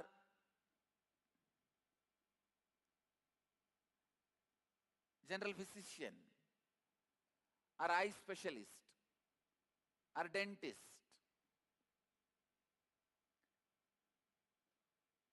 Somebody may express their peak possibility without self-doubt in the field of law. So every human being expresses his peak possibility, allows his peak possibility in some one field without self-doubt. It is not that you don't express in any field at all. No, then you can't be alive. Even to be alive, at least in one field, you have to allow the Kundalini to breathe through you. Kundalini has to breathe through you at least in one field. I have seen some people, they will be so cunning. In the cunningness, they will allow their peak possibility. In some field, you allow your peak possibility without self-doubt. A great lawyer, he may have a lot of doubt about his character. He may have a lot of doubt about his ability to cook. He may have a lot of doubt about his ability to drive. But in his lawyer field, he will not have doubt. He will not have any self-doubt. Same way a dentist. He may have doubt about his ability to speak publicly. He may have self-doubt about his ability to handle his wife. He may have self-doubt about his ability to pick up languages. But in the dentistry, he will not have any self-doubt. So understand, in any field, you express your peak possibility without self-doubt. You allow your Kundalini to be awakened in that field. So in that field, your logic gets so refined, it becomes intuition. Few days before, in the Nitya Dharmam reality show, we were discussing about intuition. The producer asked me, Swamiji, can you define intuition? He was telling me, Swamiji, nowadays wherever I go, whoever I talk, they all are making fun of me that they are saying that I have joined Nityananda Ashram. I asked why. Swamiji, I don't know what you did to me. Every second statement I only talk about you. Whoever I meet, whether my friends or family or business, the second, third statement, I only say some quotation from you. I only say something about you. And he was telling me, Swamiji, please define intuition. Please understand. I gave him an example. I told him, see, for example, about this show. How to make this show? If somebody asks me, it will take at least 2 days for me to explain. First, you have to get a proper light boy and get the lights, then the crane, then the camera in the crane, then the trolley, then few specialists to handle the trolley, then the food for all the staff, then cameraman, then the setting. For me to explain, it will take 2 days for me. But for you, next second, the whole thing will stand in front of your eyes. Because you put all your energies in this field. You do not need to go through logically, step by step, how to produce this show. Your logic has become refined. In 2 seconds, as intuition, you will see the whole setup in front of your eyes. Refined logic is intuition. Listen. Prakritam is logic. Samskritam is intuition.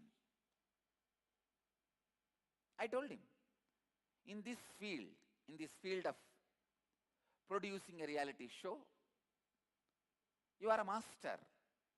So the moment I utter a word, producing reality show, in 2 seconds, everything is in front of your eyes. Before logically thinking through, you come to the conclusion. You know it.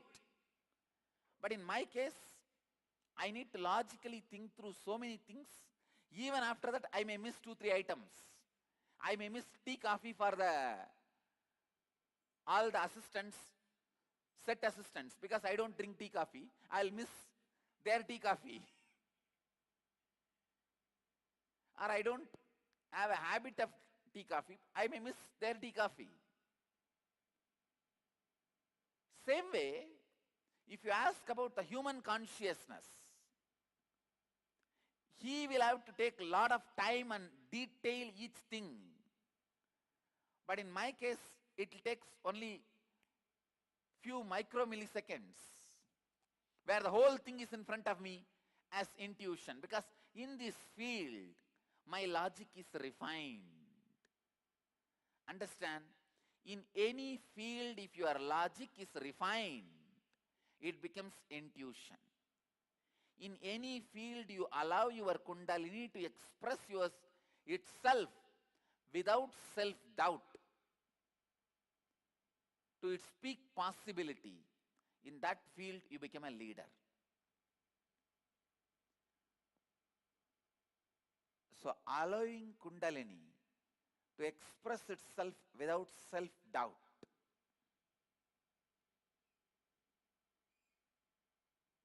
allowing your peak possibility to express itself without self-doubt is Kundalini.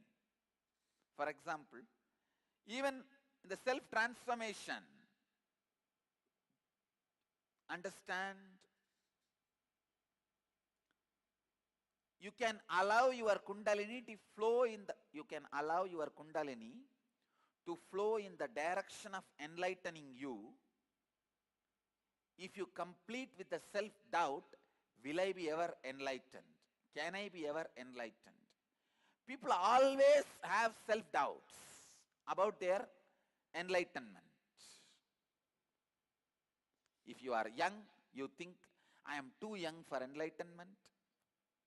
If you are old, you think, I am too old for enlightenment. The self-doubt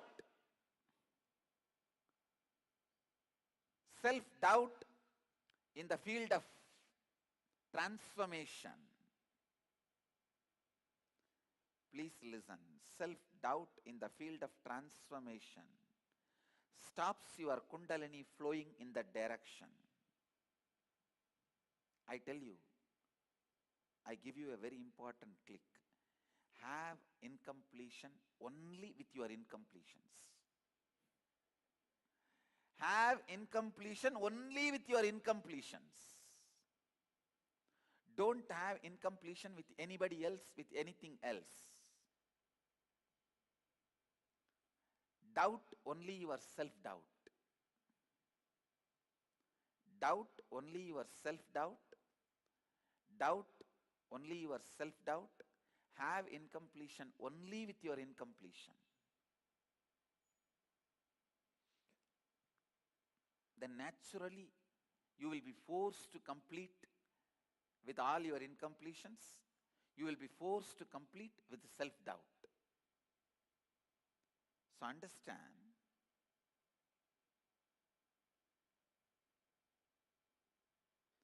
completing with the self-doubt sends your Kundalini energy into the direction of transformation, self-transformation. And I wanted to tell all of you, many of our disciples, ashramites, sannyasis, their Kundalini is awakened. But unfortunately, because still you constantly carry the self-doubt about your transformation, the Kundalini is not flowing in that direction. It flows in different directions. You become a great publisher, you become a great writer, you become a great speaker, or you become a great cunning fellow. You become a great strategist. Your energy starts flowing in multiple directions, but because you have a deep self-doubt that whether you can get enlightened at all or not, whether you can transform yourself or all at all, they think, Don't worry about the spiritual practice. Swamiji will take care. The Swamiji will take care is a great technique. The surrender. But if you do that from the wrong context, what is the context? They do not want to think about it, so they just wanted to dump it on me. They do not want to work for it, so they wanted to dump it on me. All right. If you want to dump the transformation on my head, at least you should take the responsibility for the words I give you.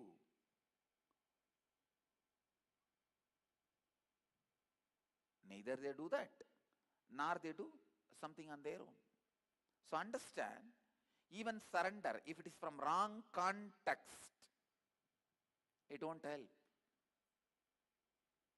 It won't do any right thing, good to you. So you need to know.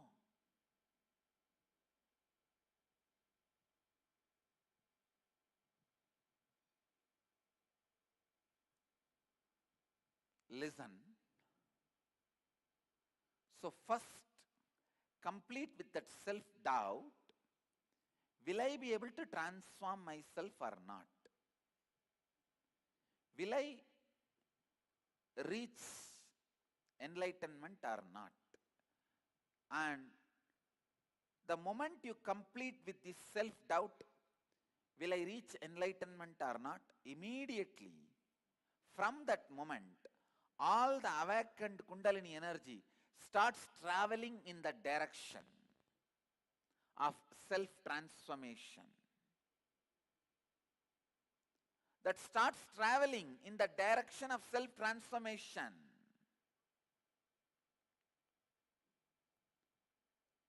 ध्यान से सुनिए, मनुष्य का जीवन जीने की संभावना को कुंडलिनी शक्ति कहते हैं।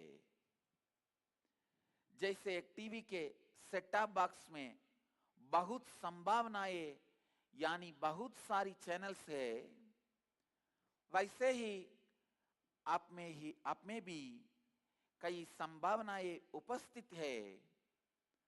आप में उपस्थित कुंडलिनी शक्ति को व्यक्त करने की अनेकों संभावनाएं हैं।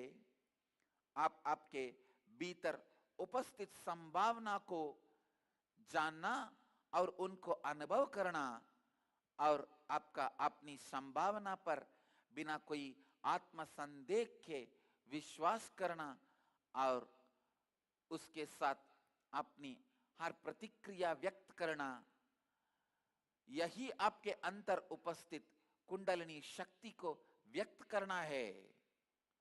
हर व्यक्ति किसी न किसी एक क्षेत्र में बिना आत्मसंदेह के अपनी संभावना व्यक्त करते ही है। अपनी संभावना व्यक्त करते ही है, नहीं तो आप जीवित ही नहीं रह पाएंगे। जीवित रहना तभी संभव है जब आप कोई ना कोई क्षेत्र में आपके अंतर उपस्थित कुंडलिनी शक्ति और अपनी स्वाभाविक संभावना को व्यक्त करते हैं। Understand? The Kundalini has only one blockage. Kundalini has only one blockage, that is self-doubt. Kundalini has only one blockage, that is self-doubt. In any field in your life, if you complete with your self-doubt, in that field you become educated. Please understand, education is nothing but completing the self-doubt. If you complete all your self-doubts in the field of dentistry, you are a dentist now. You are educated in the field of dentist. If you complete your all doubt in the field of law, now you are educated as a lawyer. If you complete all your self-doubt in the field of transformation, now you are master of transformation. If you complete all your self-doubt in the field of cooking, you are now educated as a cook. So ध्यान से सुनिए, education is nothing but completing the self-doubts. Education is nothing but completing the self-doubts. Education is nothing but completing the self-doubts. I can repeat again and again and again this one line. JK defines education. Vivekananda defines education. Osho defines education. I have defined education multiple number of times. But I tell you, this is the best, most precise, concise definition I have ever given about education. Completing your self-doubt in any field is education.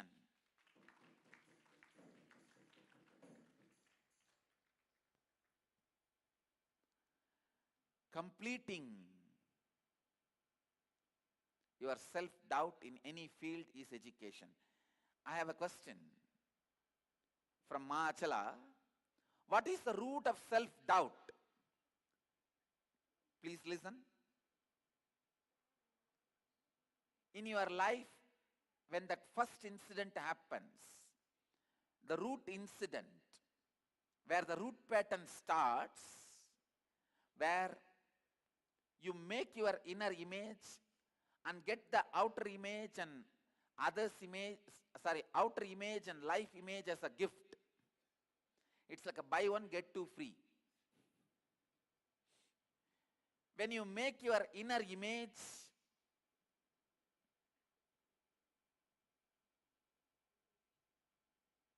and create the outer image to protect yourself for survival reason, and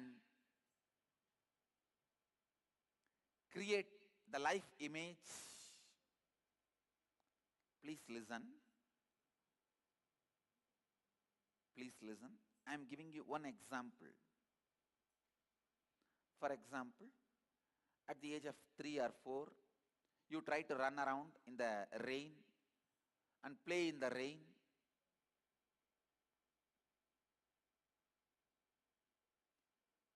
Your mother sees you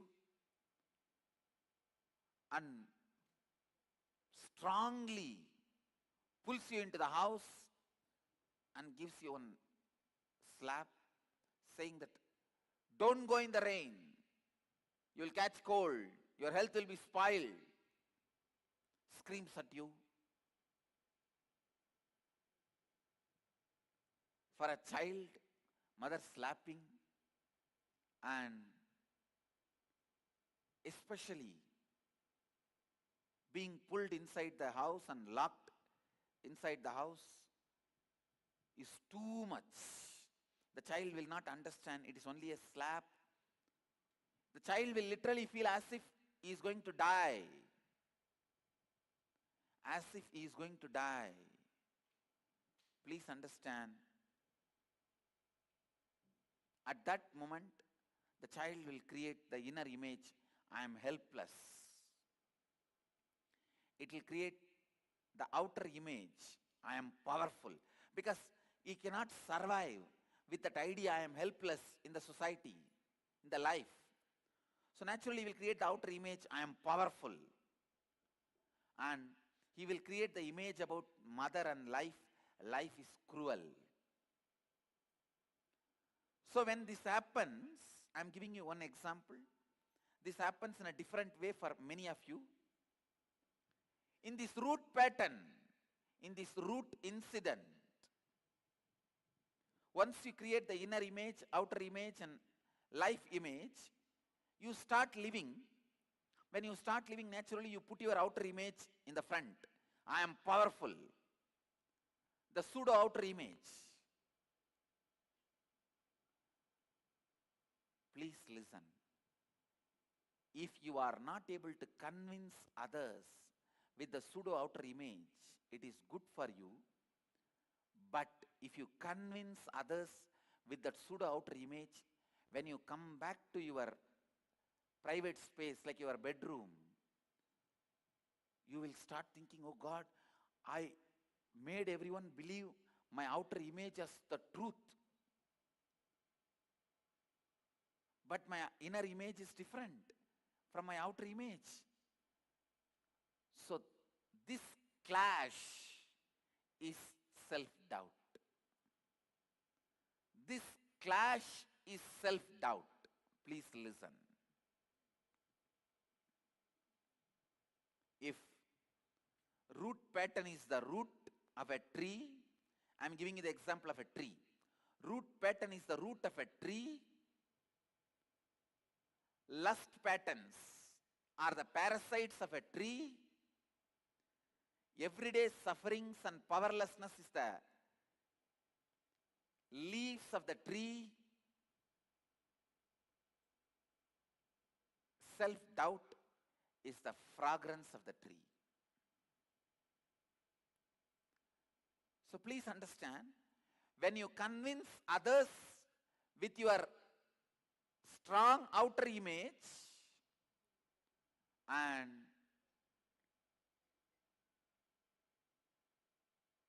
your inner image starts questioning you, your inner image questioning you is self-doubt.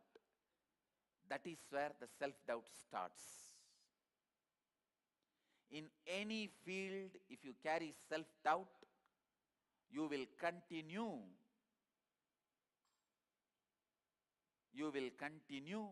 to be powerless in that field.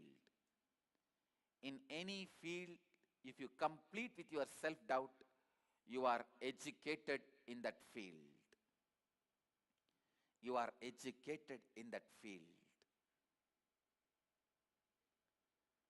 जिस क्षेत्र में आप अपनी संभावना और कुंडलिनी शक्ति को व्यक्त करते हैं, उस क्षेत्र में आपका तर्क इतना तीव्र होता है कि आपका अंतर्ज्ञान बन जाता है. जिस क्षेत्र में आप अपनी कुंडलिनी शक्ति को बिना आत्मसंदेह के व्यक्त करने देते हैं, अपनी उच्चतम संभावना को व्यक्त करने देते हैं, उस क्षेत्र में आप नेता बनते हैं.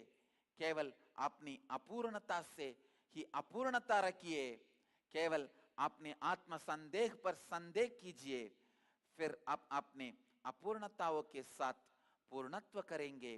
केवल आत्मसंदेह ही आपके परिवर्तन को रोकता है, आपकी कुंडलिनी शक्ति के प्रवाह को रोकता है. Please understand, look in, first time when you started having the doubt whether you can memorize any poetry or a mathematics table in your life. Look in, first time when did you have that doubt about you? Or when you started hating memorizing? Complete with that incident and that pattern, suddenly you will awaken your ability to memorize like unimaginable way in your brain. That component, that part in your brain which is now non-mechanical will be awakened. Same way, if you complete with the self-doubt in any field, suddenly that part of the non-mechanical brain will be immediately awakened. Awakening all your non-mechanical parts of the brain is what I call inner awakening.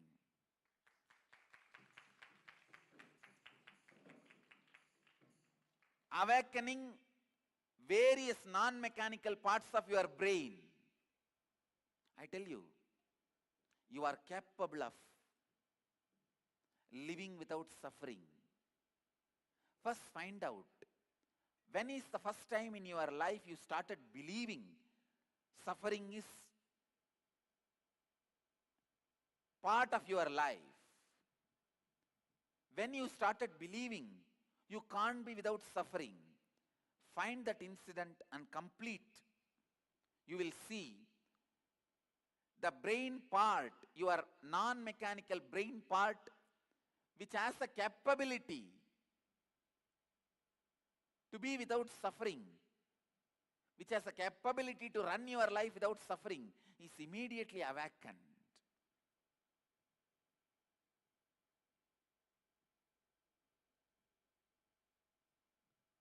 You can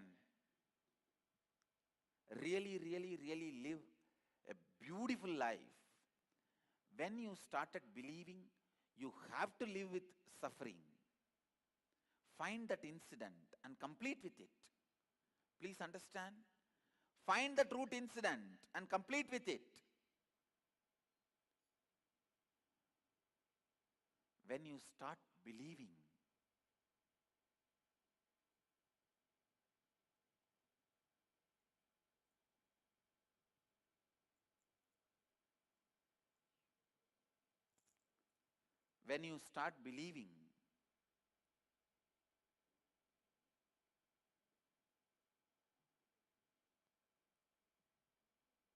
life has to be with suffering, find that incident and complete with it. I tell you,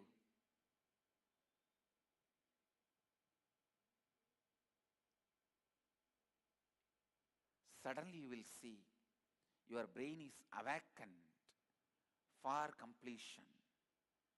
Your brain is awakened for joyful life.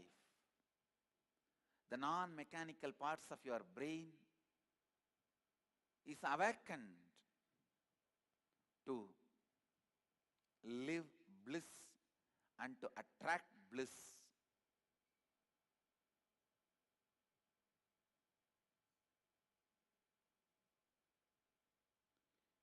You will attract blissful incidents, blissful persons, blissfulness in your life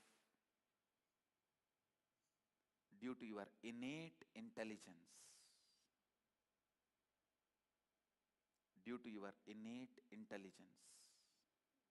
ध्यान से सुनिए, पहले अपने आत्म संदेह के साथ पूर्णत्व कीजिए जो आपसे पूछता है कि क्या मैं जीवन मुक्त बन सकता हूँ, क्या मैं परिवर्तित हो सकता हूँ।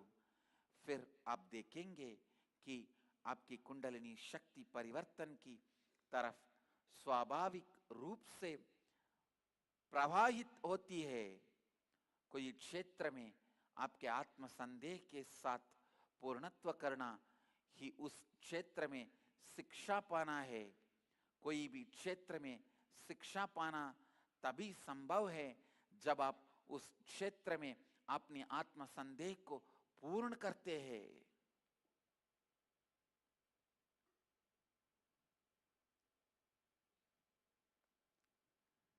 Helping you to realize your possibility and supporting you to complete with your self-doubt is Kundalini awakening. That is what we do the 2-day Nitya Kriya Yoga, which is going to happen in Delhi, November 23rd and 24th. Listen, reminding you about your possibility and helping you to complete with that self-doubt and making you experience your Kundalini energy is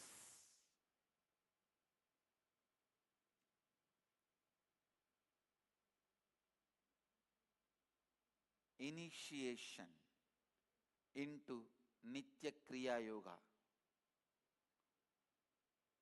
You will be having this initiation in the Nitya Kriya Yoga program in Delhi, November 22nd and 23rd. I also have one more good news to share with you all.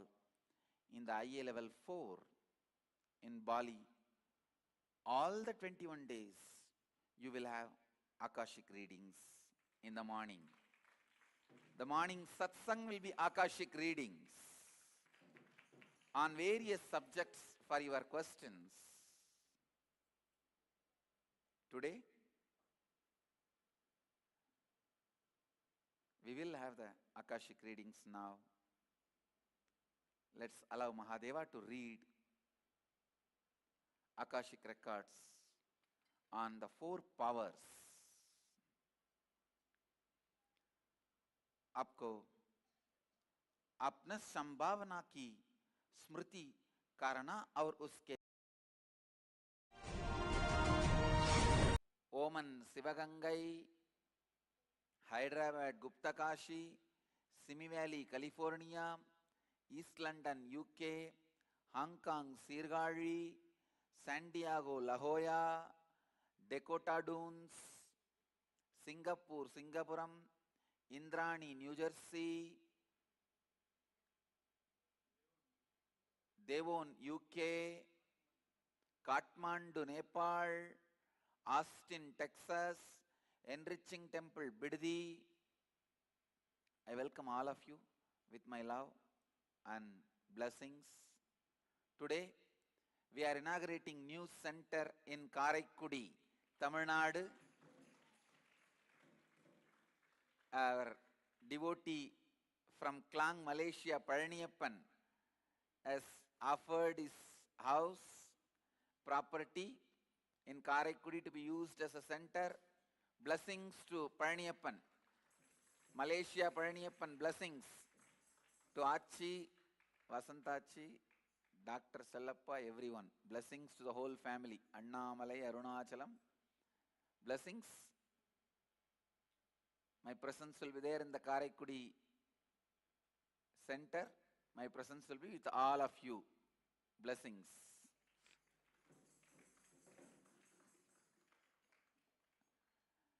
And from today the Karaikudi center will start functioning. Mainly the Karaikudi center will aim at preserving the Hindu culture. I tell you, the oldest original Hindu tradition is stored with Nattukotte Nagarattar community.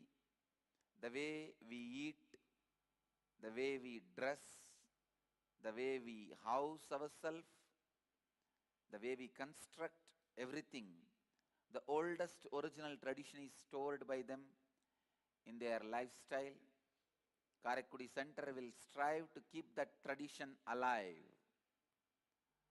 Karaikudi Center will work to keep that tradition alive. My blessings to Karaikudi Nityananda Dhyana Peetham. Blessings to Palaniyappan.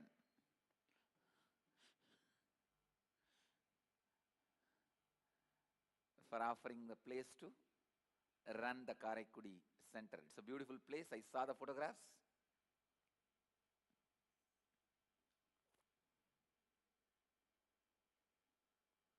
We will have a deity of Karupaswamy also installed in the center.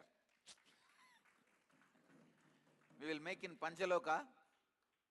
We will make in Panchaloka Karupaswamy also and have it. Great.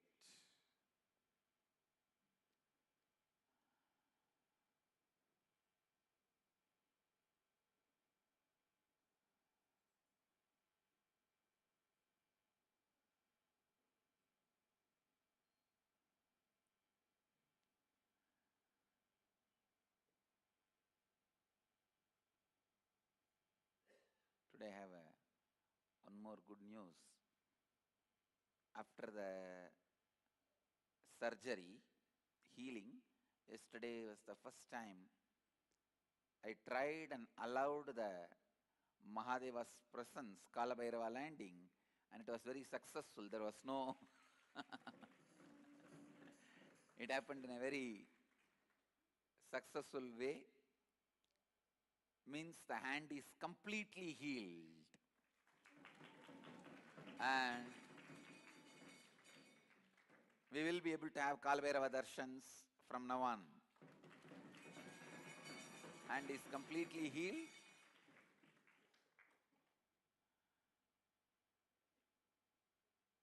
Did not have any problem even after I settled down. The hand did not have any uncomfortable feeling or pain. The hand was able to handle all the movements, the wild movements Kalbhairava causes when he lands.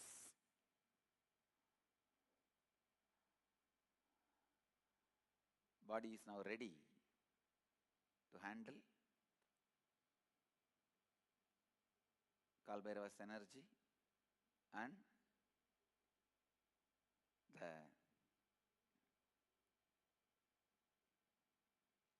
Akashic readings.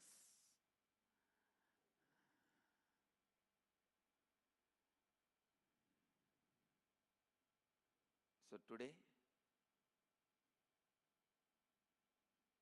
as a surprise, we will have Akashic readings about the four tattvas.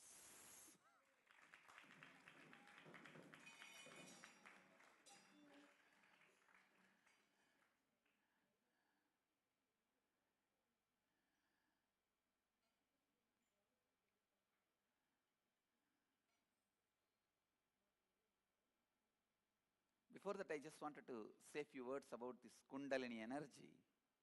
Then we will move to we will let Kalbhairava take over, let Mahadeva read the Akashic records.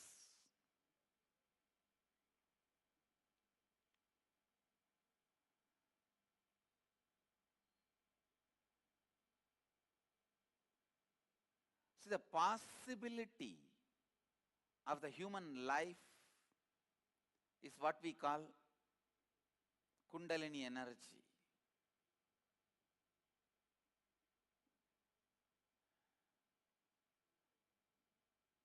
Possibility of human life.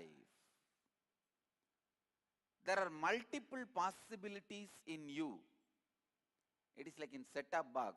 You have the possibility of 170 channels. But which channel you open is up to you. Reminding you about your possibility. And I also yesterday tried one more funny thing. It was very successful. Trying to pick up Hindi through Akashic records. I was able to very successfully. I can say at least 25 sentences I picked up. I just sent the Sanskrit statements. Usually I think in Sanskrit. Means there is no individual free will and thinking, but the thinking is realized by my inner space first in Sanskrit, then it gets translated either into English or into Tamil. If I am doing some administration work, that gets translated into Tamil. If I am giving satsang, it gets translated into English. So yesterday I tried to send that raw material, that Sanskrit, into this Hindi software, and the statements came out.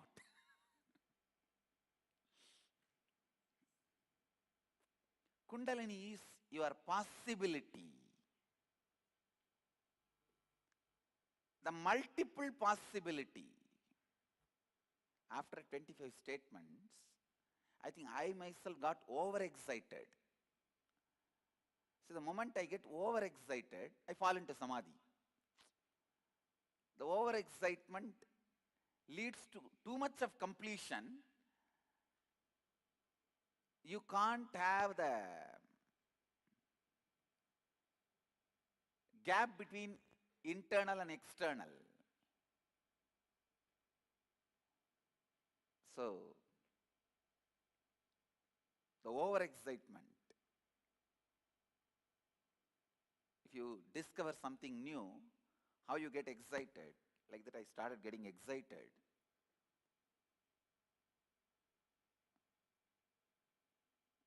So the moment I started getting excited, I saw very clearly the Sanskrit, that words go inside and come out as a diffused energy.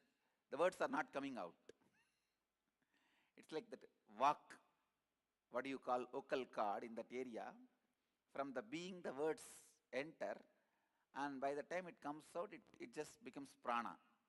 It is no more a word. It is disintegrated to prana. Means gone back to the original source, the original form. So the original form of a letter is mantra. Original form of a language is mantra, the prana space. I know I'm throwing too many mystical details. Even if you don't understand, it's okay. I just wanted all these to be on record. When science evolves to scale spirituality, that time the scientists will discover the meaning of all these words. Till then, let all these be at least on record.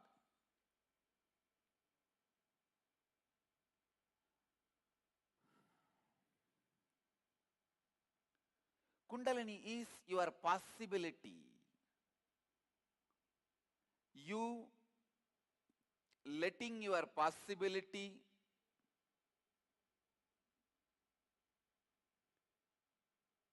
happening in you.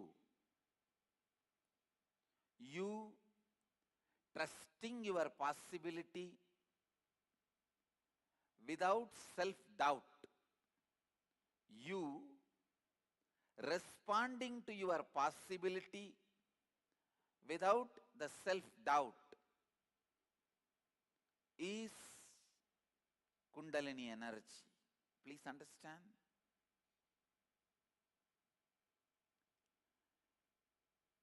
Each human being allows himself to be expressed, allows his possibility without self-doubt in one dimension, no doubt. Even if you are a useless fellow, to be useless in that dimension, you allow your possibility without self-doubt.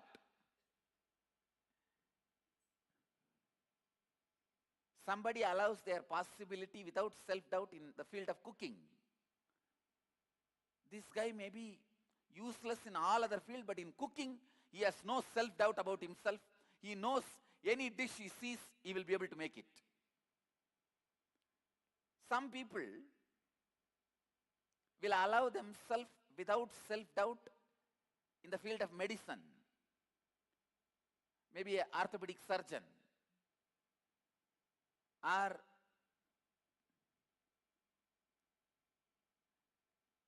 general physician, or eye specialist, or dentist.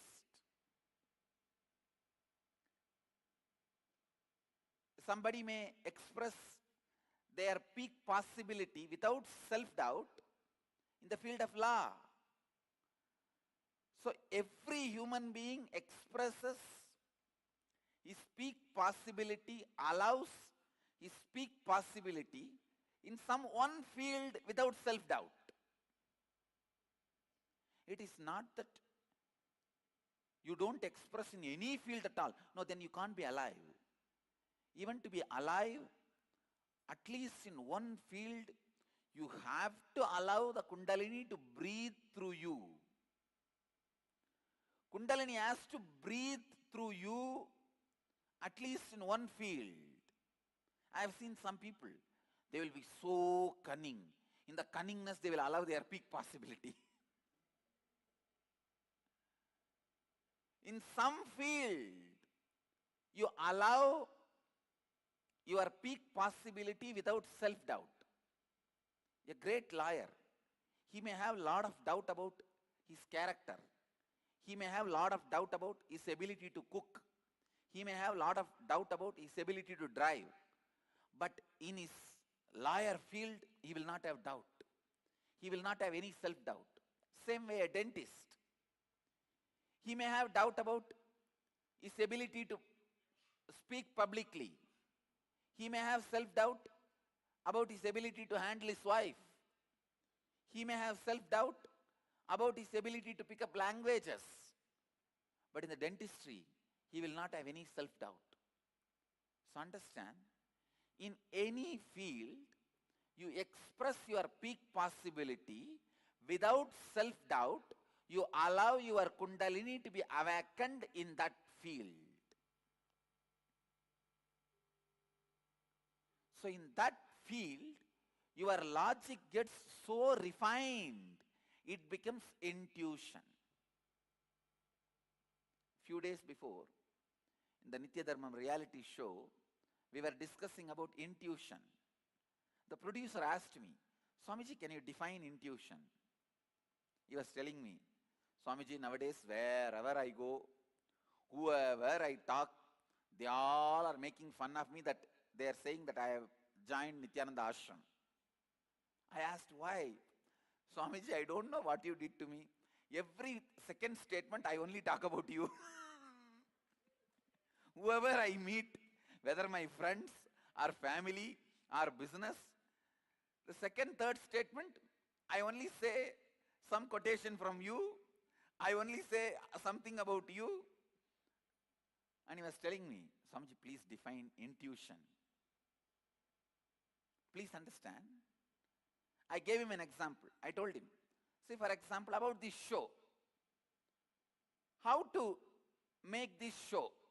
If somebody asks me, it will take at least 2 days for me to explain. First, you have to get a proper light boy and get the lights, then the crane, then the camera in the crane, then the trolley, then few specialists to handle the trolley, then the food for all the staff, then cameraman, then the setting. For me to explain, it will take 2 days for me. But for you, next second, the whole thing will stand in front of your eyes. Because you put all your energies in this field. You do not need to go through logically, step by step, how to produce this show.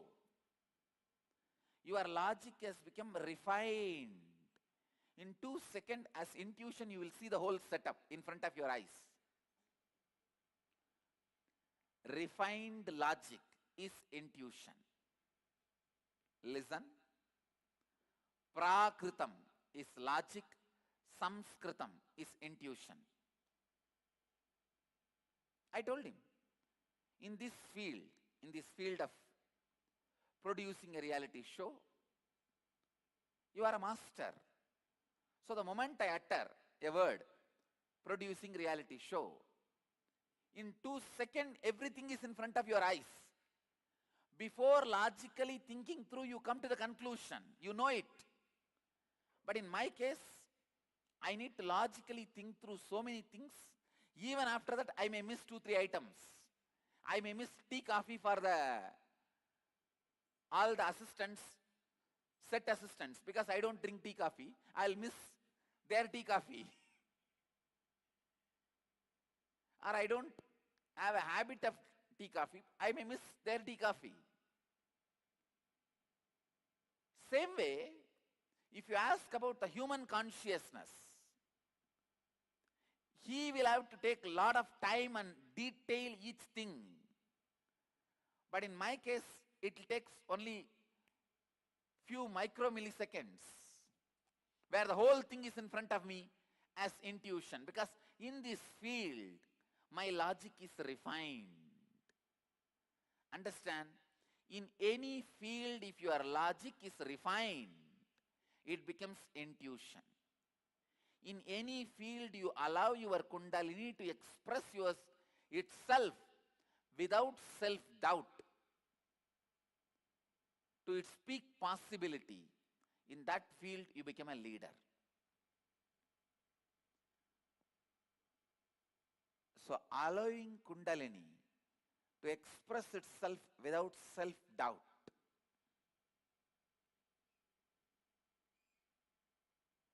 Allowing your peak possibility to express itself without self-doubt is Kundalini. For example, even in the self-transformation, understand you can allow your Kundalini to flow in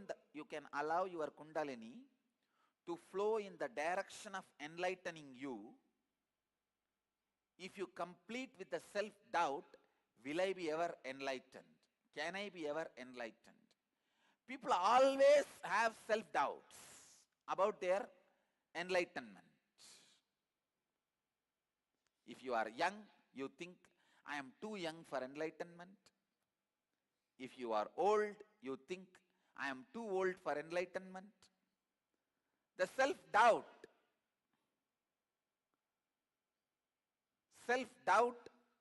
in the field of transformation. Please listen. Self-doubt in the field of transformation stops your Kundalini flowing in that direction. I tell you, I give you a very important click. Have incompletion only with your incompletions. Have incompletion only with your incompletions. Don't have incompletion with anybody else, with anything else. Doubt only your self-doubt. Doubt only your self-doubt. Doubt only your self-doubt. Have incompletion only with your incompletion. Then naturally you will be forced to complete with all your incompletions. You will be forced to complete with self-doubt. So understand,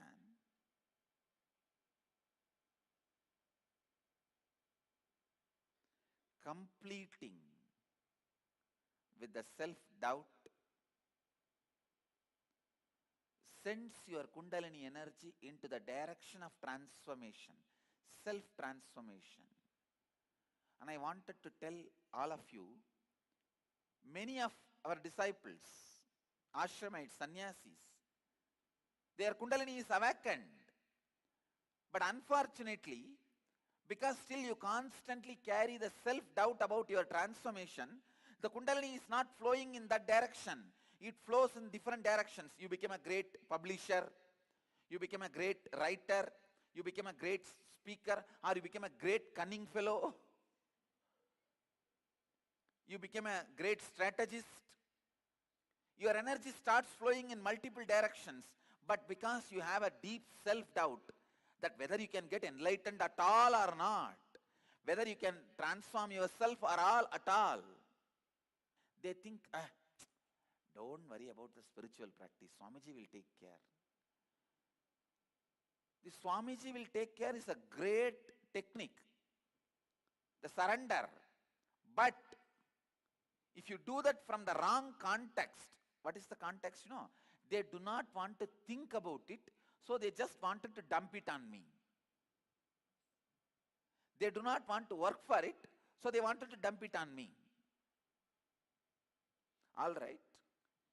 If you want to dump the transformation on my head, at least you should take the responsibility for the words I give you.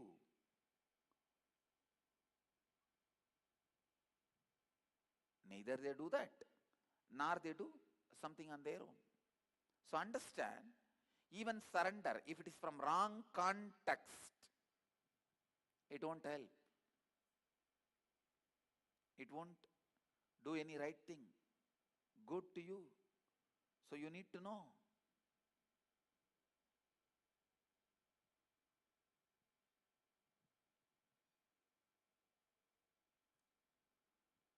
Listen. So first, complete with that self-doubt, will I be able to transform myself or not?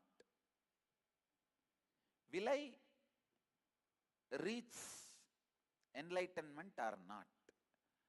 And the moment you complete with this self-doubt, will I reach enlightenment or not? Immediately, from that moment, all the awakened Kundalini energy starts traveling in the direction of self-transformation. That starts traveling in the direction of self-transformation.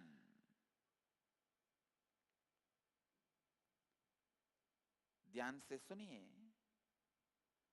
मनुष्य का जीवन जीने की संभावना को कुंडलिनी शक्ति कहते हैं।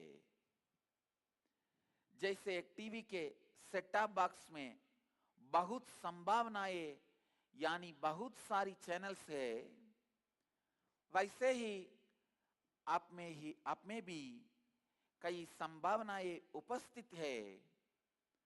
आप में उपस्थित कुंडलिनी शक्ति को व्यक्त करने की अनेकों संभावनाएं हैं। आप आपके भीतर उपस्थित संभावना को जानना और उनको अनुभव करना और आपका अपनी संभावना पर बिना कोई आत्मसंदेह के विश्वास करना और उसके साथ अपनी हर प्रतिक्रिया व्यक्त करना, यही आपके अंदर उपस्थित कुंडलिनी शक्ति को व्यक्त करना है। हर व्यक्ति किसी ना किसी एक क्षेत्र में बिना आत्मसंदेह के अपनी संभावना व्यक्त करते ही है। अपनी संभावना व्यक्त करते ही है, नहीं तो आप जीवित ही नहीं रह पाएंगे। जीवित रहना तभी संभव है जब आप कोई ना कोई क्षेत्र में आपके अंतर उपस्थित कुंडलिनी शक्ति और अपनी स्वाभाविक संभावना को व्यक्त करते हैं। Understand? The Kundalini has only one blockage. Kundalini has only one blockage, that is self-doubt. Kundalini has only one blockage, that is self-doubt. In any field in your life, if you complete with your self-doubt, in that field you become educated. Please understand, education is nothing but completing the self-doubt. If you complete all your self-doubts in the field of dentistry, you are a dentist now. You are educated in the field of dentist. If you complete your all doubt in the field of law, now you are educated as a lawyer. If you complete all your self-doubt in the field of transformation, now you are master of transformation. If you complete all your self-doubt in the field of cooking, you are now educated as a cook. So ध्यान से सुनिए, education is nothing but completing the self-doubts. Education is nothing but completing the self-doubts. Education is nothing but completing the self-doubts. I can repeat again and again and again this one line. J.K. defines education. Vivekananda defines education. Osho defines education. I have defined education multiple number of times. But I tell you, this is the best, most precise, concise definition I have ever given about education. Completing your self-doubt in any field is education.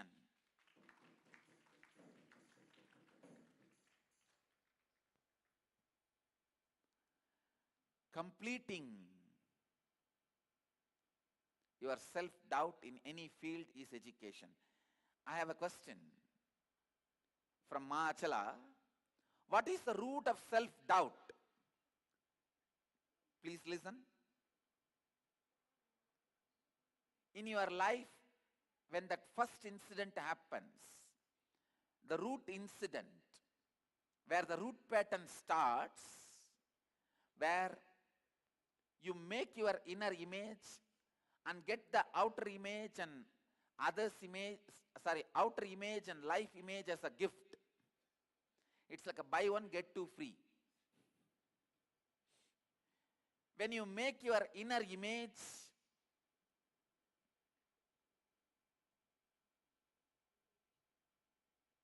and create the outer image to protect yourself for survival reason and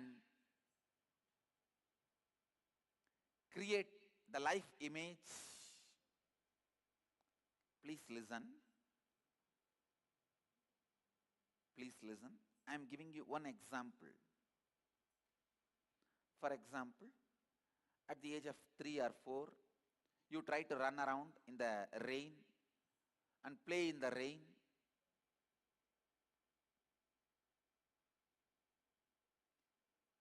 Your mother sees you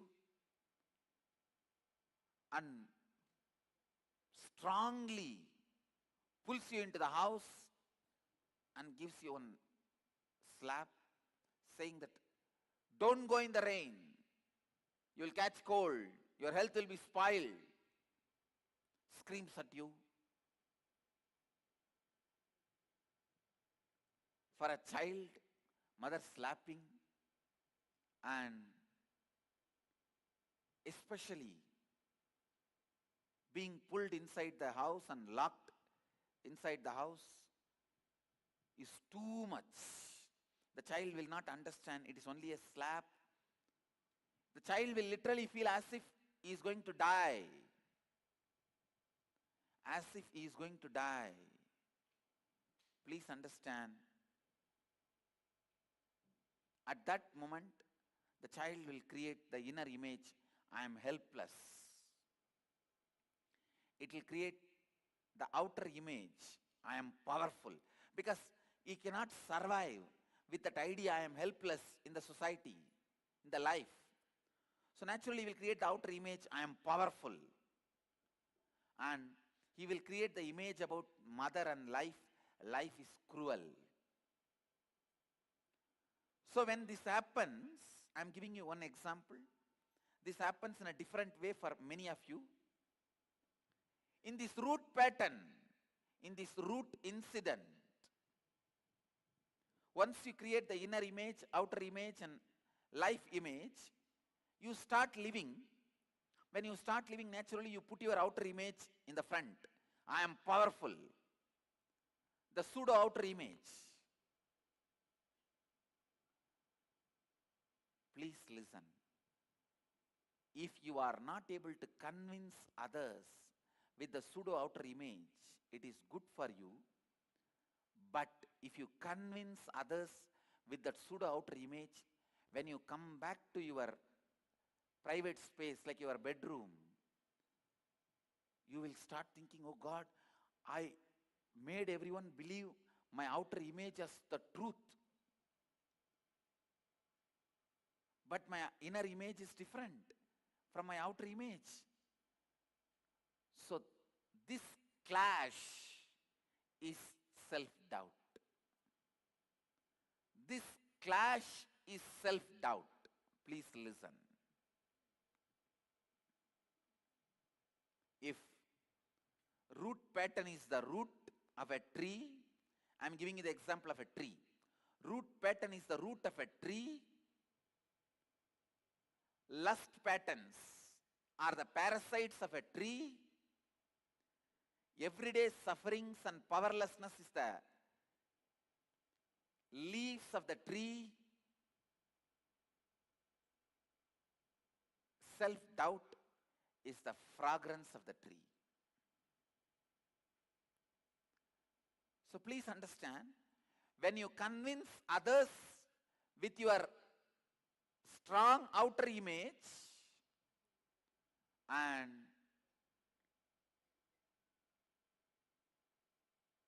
your inner image starts questioning you. Your inner image questioning you is self-doubt. That is where the self-doubt starts. In any field, if you carry self-doubt, you will continue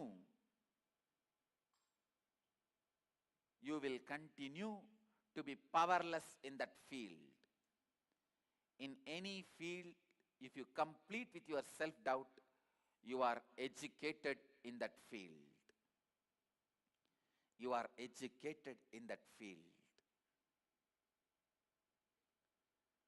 जिस क्षेत्र में आप अपनी संभावना और कुंडलिनी शक्ति को व्यक्त करते हैं, उस क्षेत्र में आपका तर्क इतना तीव्र होता है कि आपका अंतर्ज्ञान बन जाता है।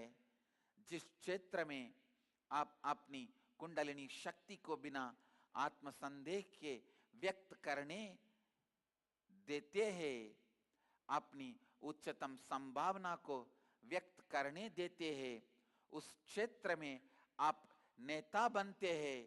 केवल अपनी अपूर्णता से ही अपूर्णता रखिए, केवल अपने आत्मसंदेह पर संदेह कीजिए, फिर आप अपने अपूर्णताओं के साथ पूर्णत्व करेंगे। केवल आत्मसंदेह ही आपके परिवर्तन को रोकता है, आपकी कुंडलिनी शक्ति के प्रवाह को रोकता है। Please understand, look in, first time when you started having the doubt whether you can memorize any poetry or a mathematics table in your life. Look in, first time when did you have the doubt about you? Or when you started hating memorizing? Complete with that incident and that pattern. Suddenly you will awaken your ability to memorize like unimaginable way in your brain. That component, that part in your brain, which is now non-mechanical, will be awakened. Same way, if you complete with the self-doubt in any field, suddenly that part of the non-mechanical brain will be immediately awakened. Awakening all your non-mechanical parts of the brain is what I call inner awakening.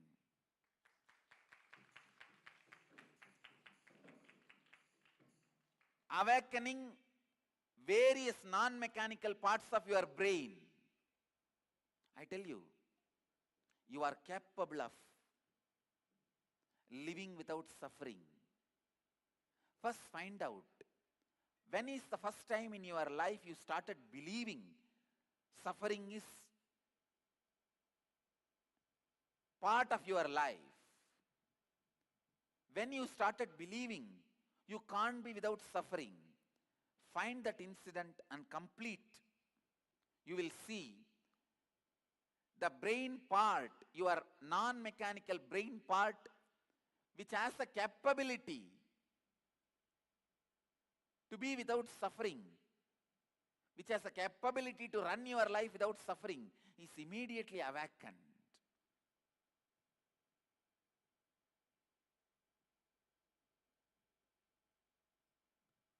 You can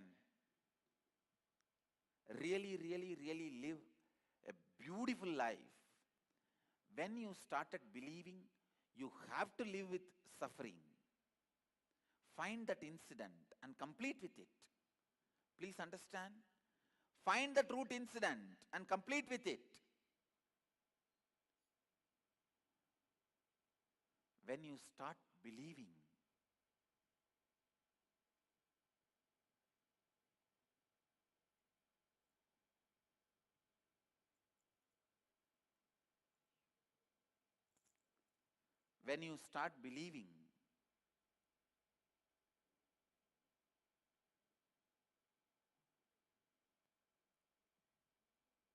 Life has to be with suffering. Find that incident and complete with it. I tell you,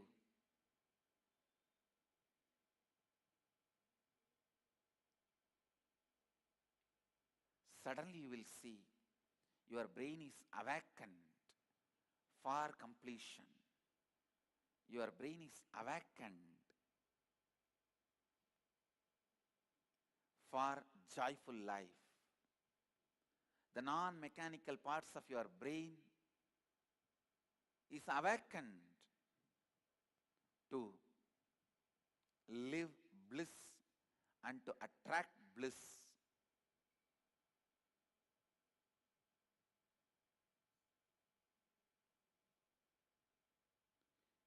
You will attract blissful incidents, blissful persons, blissfulness in your life due to your innate intelligence. Due to your innate intelligence. ध्यान से सुनिए, पहले अपने आत्म संदेह के साथ पूर्णत्व कीजिए, जो आपसे पूछता है कि क्या मैं जीवन मुक्त बन सकता हूँ, क्या मैं परिवर्तित हो सकता हूँ। फिर आप देखेंगे कि आपकी कुंडलिनी शक्ति परिवर्तन की तरफ स्वाभाविक रूप से प्रवाहित होती है। कोई क्षेत्र में आपके आत्म संदेह के साथ पूर्णत्व करना ही उस क्षेत्र में शिक्षा पाना है। कोई भी क्षेत्र में शिक्षा पाना तभी संभव है जब आप उस क्षेत्र में अपने आत्म संदेह को पूर्ण करते हैं।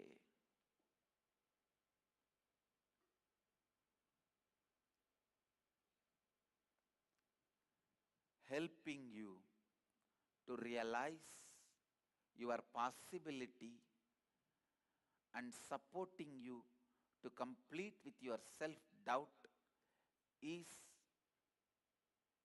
Kundalini awakening. That is what we do in the 2-day Nitya Kriya Yoga, which is going to happen in Delhi, November 23rd and 24th. Listen, reminding you about your possibility and helping you to complete with that self-doubt and making you experience your Kundalini energy is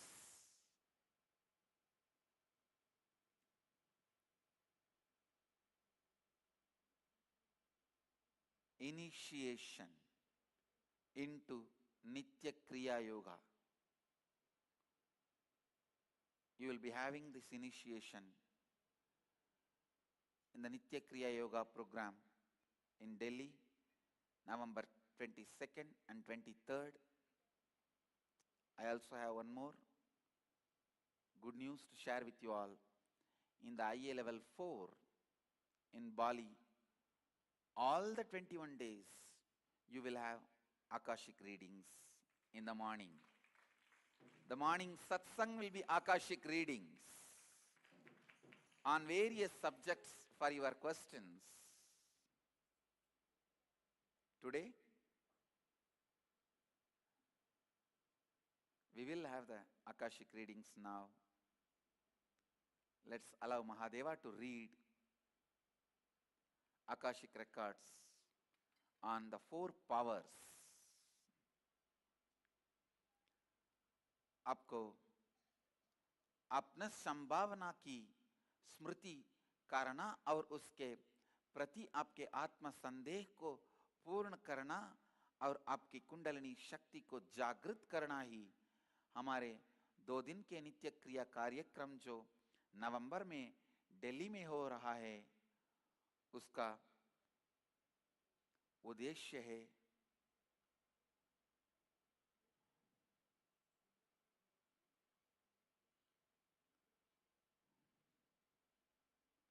So essence of today's satsang, in any field, whether it is self-transformation, or cooking, or sweeping, or cleaning, or medicine, or law, or construction, any field, complete your self-doubt, your Kundalini energy will flow in that direction and you will excel in that direction, in that field. Live, express, radiate, share and explode in eternal bliss. Nityananda. Nityananda Dhyanapitham, Nityananda Nagar, off Mysore Road, Bidadi, Bengaluru. Phone 08027279999. www.nityananda.org. www.youtube.com/. From time immemorial, people have spent many years undertaking spiritual practices like meditation, prayer, scriptural study, and yoga, seeking the ultimate fulfillment in life, yet without achieving significant results. However, sudden change is possible. When an avatar appears who can awaken the Kundalini energy, miracles happen. The brain becomes activated, awakening new strands of DNA. Cellular energy in the body ignites to reverse the aging process. The body actualizes its birthright for total health, wellness, and creativity. See the scientific evidence that demonstrates the positive results of the inner awakening process. Incredible increases in cellular energy, dramatic improvements in psychological issues, profound healing in numerous health conditions like chronic pain, insomnia, and heart disease. Groundbreaking data, challenging the very foundation of modern scientific brain research. For the first time on the planet Earth, a living incarnation, Paramahamsa Nityananda, is conducting an online program that will awaken the divine cosmic energy in thousands across the globe. By participating in this program, you will receive the direct transmission of Kundalini energy, awakening higher states of consciousness, rejuvenating your life with health, prosperity, and well-being. Don't miss the opportunity to be in the virtual presence of an enlightened master. Sign in now at nityananda.org. The program will be held October the 29th, 2011, 8 to 10 p.m. Indian Standard Time and 10:30 a.m. Eastern Standard Time, USA.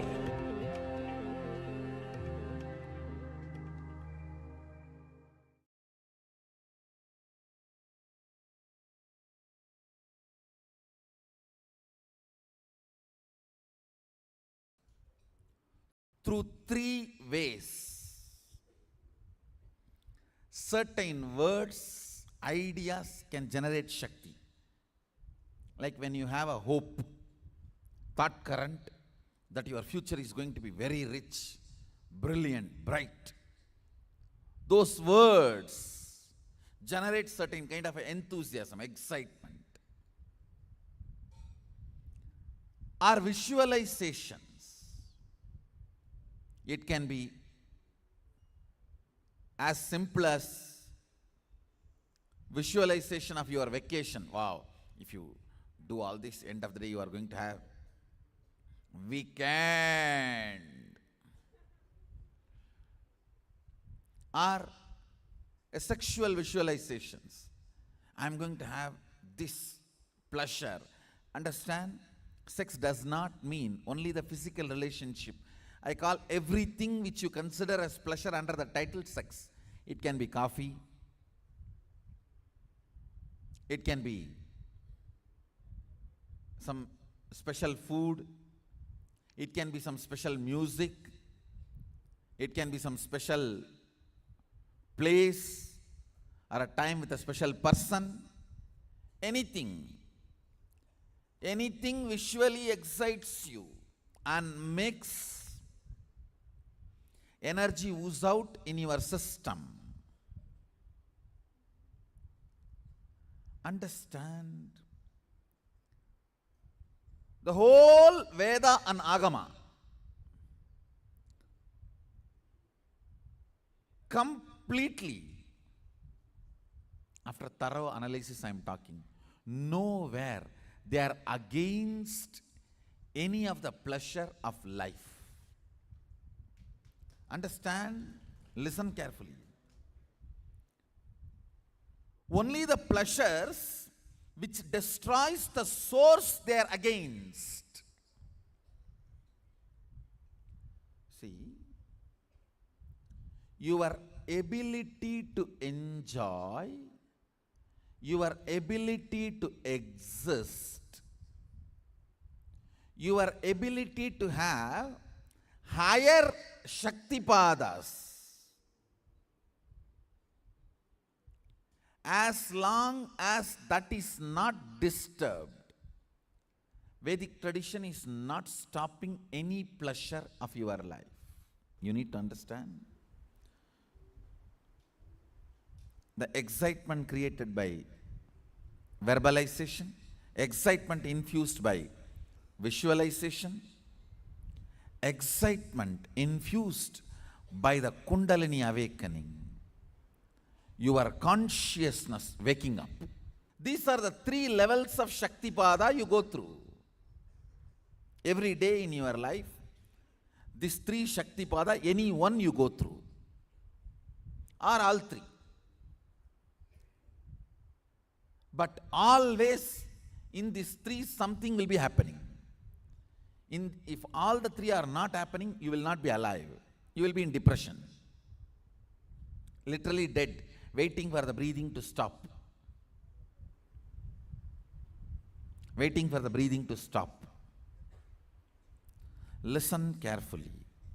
Listen intensely. And I wanted everyone to be very clear. Balasans have the first right over me.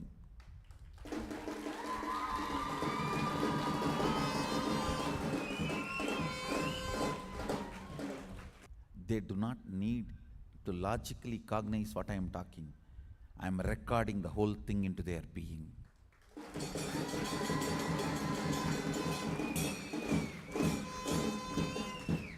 I am leaving thousands of conscious archives by producing these balasans. You do not know now why I am giving so much of energy, importance, attention in my things to do list, in my priorities list. Morning, first thing when I wake up, I'll check temple. Has everything gone proper in the temple? Can we do something more? Because we are agamic traditions.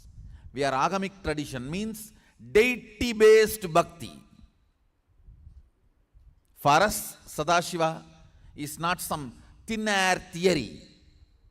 He is solid Adinavasi here.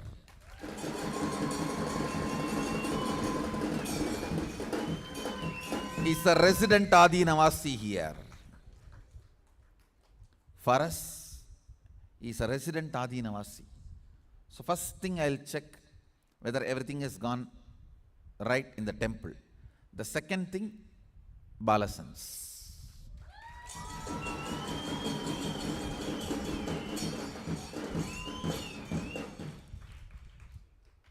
Their biomemory and muscle memory is growing.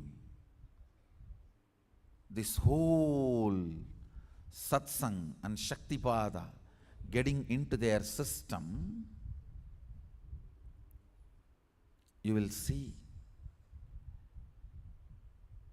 each balasan sitting here and listening to satsang is equivalent to 1 lakh adults sitting here and listening.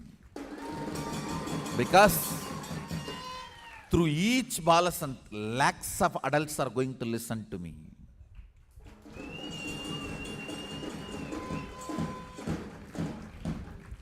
You can sit in the front, no problem, but don't hide.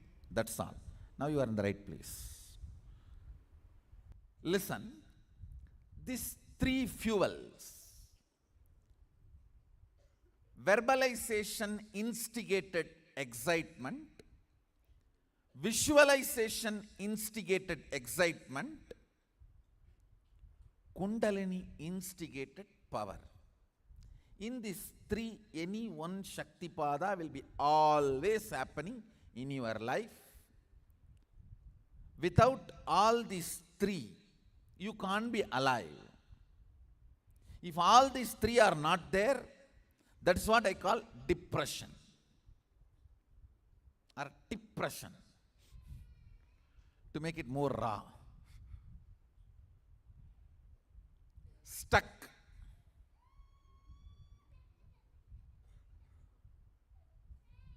Not knowing what to do, not moving what to do, not flowing with life. Understand?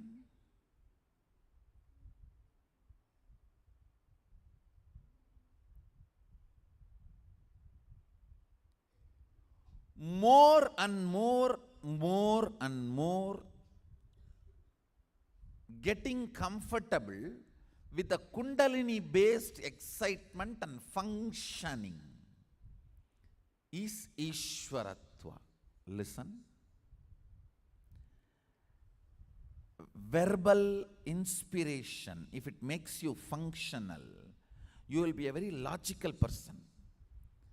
Doing all the logical work, you will be so excited and you will be almost like a settled, you are in your best. I have seen few people. All they need is just a microphone. You don't even need to put volume. And they don't need people in front. Just a microphone and imagination that they can talk and people are there in the front. Enough. They are in their best. They don't care whether the people in the front are sleeping, sitting, listening. No, nothing matters.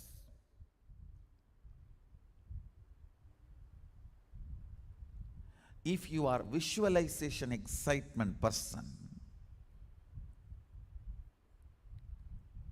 you will forget even your food by painting or dancing or carving. I still remember there was a period in my life just decorating deities. I'll forget day and night. I tell you, decorating deities physically and taking care of the cows physically is one of the best vatavarana for your muscle memory and biomemory. Anybody feels stuck in your life, feeling confused, stuck, confused, don't know what to do, no inspiration. Understand, when you don't have inspiration and you want to hold on to your outer identity, you want to continue to keep up your makeup and arrogance, you become worst cunning. Now, you'll have to make up for all your failures by lying.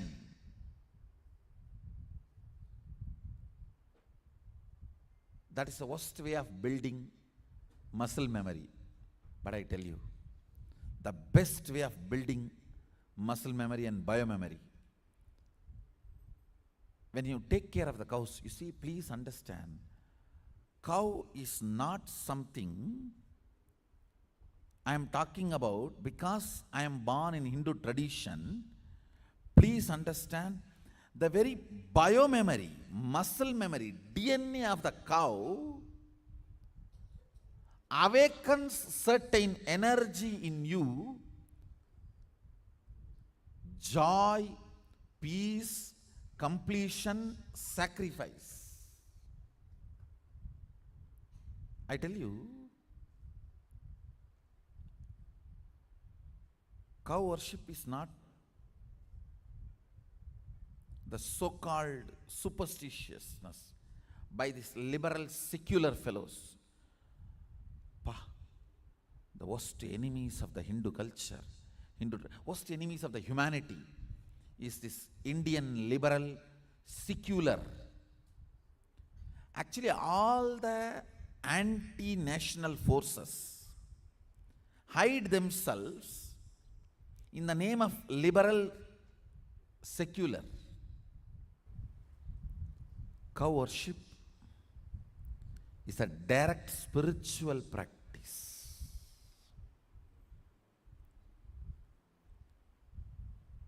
In our Sangha, we should not use the word Goshala. We should use the word Go Mandir.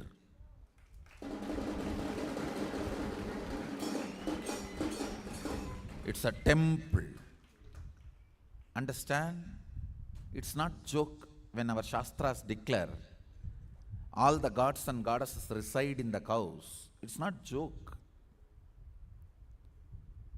If you just take care of them and attend to them, deity worship, doing alankara to deities and taking care of the cows.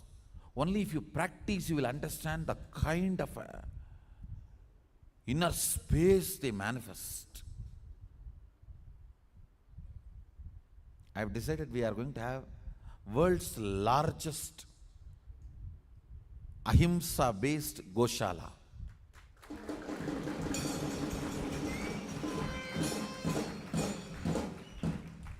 World's largest ahimsa-based Goshala.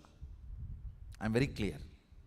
Because worshipping cows and taking care of the deities is some of the best methods of building right biomemory and bioenergy.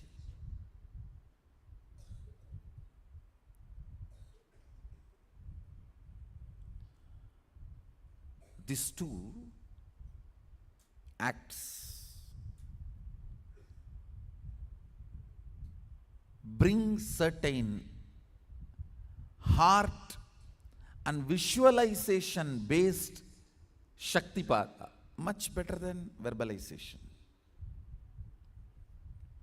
Much better than verbalization. Of course, I will not say this is ultimate. I will not say this is the ultimate, but surely much, much better. Vatavarana. If you are feeling stuck, that you are not able to manifest the next level powers, take care of the cows and do the deity alankara. All the campuses of our Sangha and all our university campuses should have these two, temple and Goshala.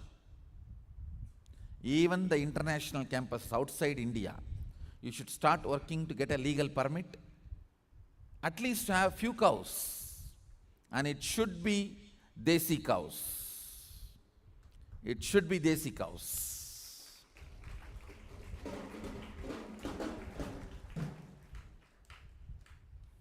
Visualization based excitement. Then comes the Kundalini based. When the Kundalini is kindled, the kind of energy you manifest and radiate, and the kind of action you do. I am seeing many people who were inspired only by the verbalization and visualization, they became dead. Outside they were big CEOs. The moment they come inside, they are dead because those two fuel is not available here. Here only Kundalini based. Only if your system is accustomed to run with the spiritual energy, you will be alive. It's all integrity based. You cannot run the show by cheating. Outside, to get a CEO post or any other post, it's not that always it comes by only hard work and integrity. There are many bakery deals which gets you. What do you want?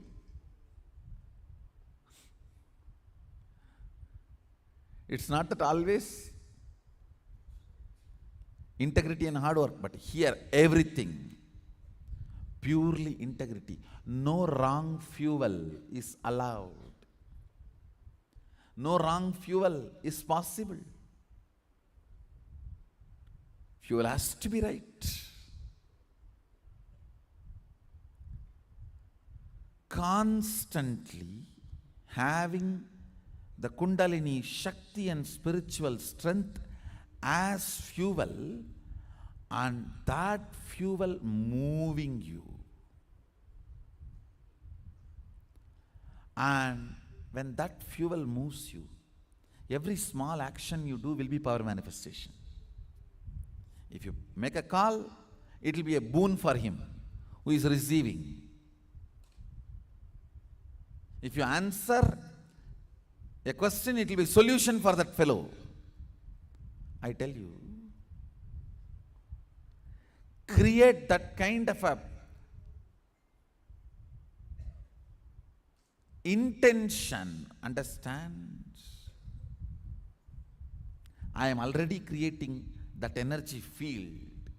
You just need to create an intention so you can be part of this field. You can be part of this energy field. If morning spiritual routine makes you fresh, alive, healthy to run your whole day, then understand your fuel shifted, your system has settled with the new fuel, Kundalini energy.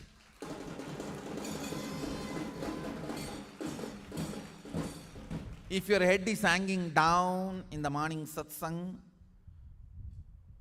and if the morning routine is making you tired, you feel it is making you tired whole day, then fuel change is not yet settled. Go and serve in Goshala and do alankara to the deities. That too can help you.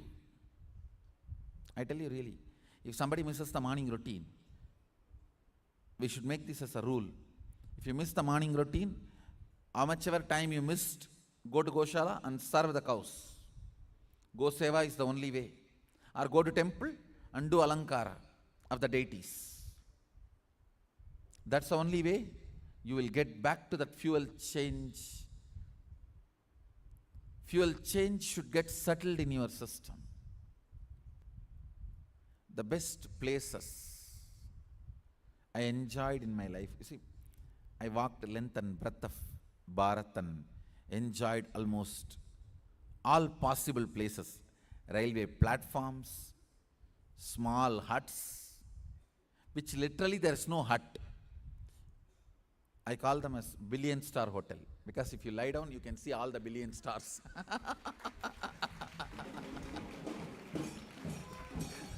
What 5-star, 7-star, 9-star? Billion-star hotels. I have seen 5-star, 7-star, billion-star hotels, palaces. I have been guests of kings and guests of literally beggars. I have seen all possible accommodation. The best 3 accommodations I enjoyed is Smashana, where no one will disturb you. And you don't need to book your accommodation. All village will have surely 1 for 1. Smashan, all villages will have 1. And you don't need to book your accommodation. Ask anybody, they will tell you the way. Best, safest place. No one will come. No one disturbs you. People ask me, oh, the ghosts don't disturb you, Swamiji. Only living people disturb. Dead people don't disturb. They are nice people.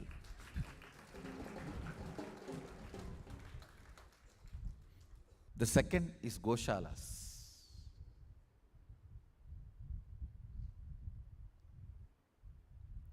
Staying in Goshala, only if you are living in an artificial place, all this mosquito, all that will come. Otherwise, the Goshala is the most hygienic, healthy place. If there are mosquitoes, any other thing, then something is seriously wrong. Means we are not following the tradition. Either the place is not cleaned as per the tradition, or the food is not as per the tradition. If the food and care and the place is as per the Hindu tradition, Are cow dung is used to drive the insects and mosquitoes in Hindu tradition. How can there be mosquitoes in Goshala? Goshala is the most hygienic, safe place, I tell you. Anybody who has a breathing issues and sleep disorders, sleep in natural hygienic Goshala, you will get out of the problem within 10 days. Because that smell of the cow urine opens your lung and makes you breathe deep. These secular, stupid donkeys will criticize all this. But I tell you, I lived. I am talking from my experience. Soon some doctors will do research and prove what I am talking is true. Science may catch up with me. Science may catch up with me in 1 year, 2 year or 10 year. I don't care. If you are my disciple, listen and live it. Don't waste your time till some stupid janganaka jikunaka fellow catch up with me. Understand? There will be tons of research papers published on my words, on my teachings, on my understandings and cognitions I share with the world. Tons. But don't wait till those research papers confirming. It will be waste of your life. It will be waste of your life. Shift the fuel which drives your life. Shift the fuel which drives your life. And with that new fuel taking off, every action you do will be power manifestation. Every action you do will be power manifestation. I tell you. Chastity towards your existence is power manifestation. If you are chaste towards your existence, see, your existence is consciousness, Kundalini. If you decide, I will not eat the shit of logical energy and visualization energy, I will only be chaste to my existence. Elephant eating flesh is not chastity. Same way, tiger eating grass is not chastity.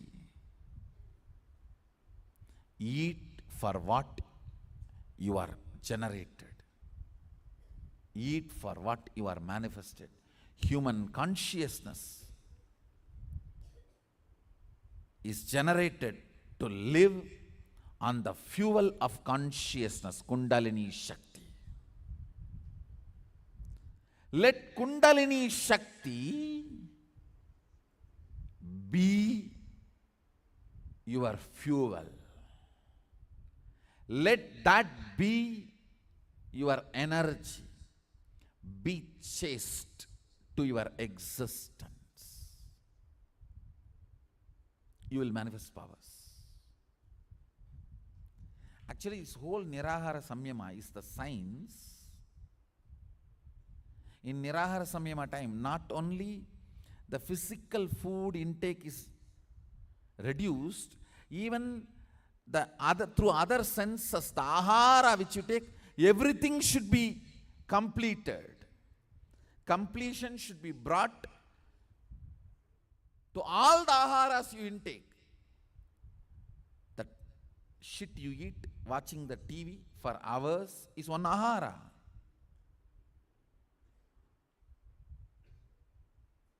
Even all that need to be brought to completion. You need to bring completion in all that. The third place I used to enjoy staying. 3 I said. 1 smashana, 2 goshalas, 3rd under the banyan trees. I tell you, there was a great disciple and great guru in Tiruvannamalai, The Guru's name was Guhainamachivayar and disciple name was Gurunamachivayar. The disciple actually had the title Gurunamachivayar and the Guru had the title Guhainamachivayar. And he was like, both of them are great saints. Guhainamachivayar got the name because he will always be vibrating that name Namah Shivaya, Namah Shivaya, Namah Shivaya, that Panchakshara, and he used to reside in a cave. Still the cave is there.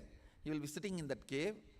If somebody goes, that whole cave will vibrate with that Panchakshara mantra. You will not know from where that sound is coming. He is not uttering. His mouth is just closed. There is no sound from him. But that whole cave will vibrate with that frequency. That is why he got the name Guhainamachivayar. Because of his presence, the whole cave was vibrating that Namah Shivaya mantra. He had a disciple. One day that disciple was pressing the feet of Guru. Suddenly he took the hands off and started rubbing. Guru asked, hey, what are you doing? The disciple said, no, in Chidambaram temple, the screen in the Chit Sabha caught fire from the lamp, so I just put it off. A remote vision power.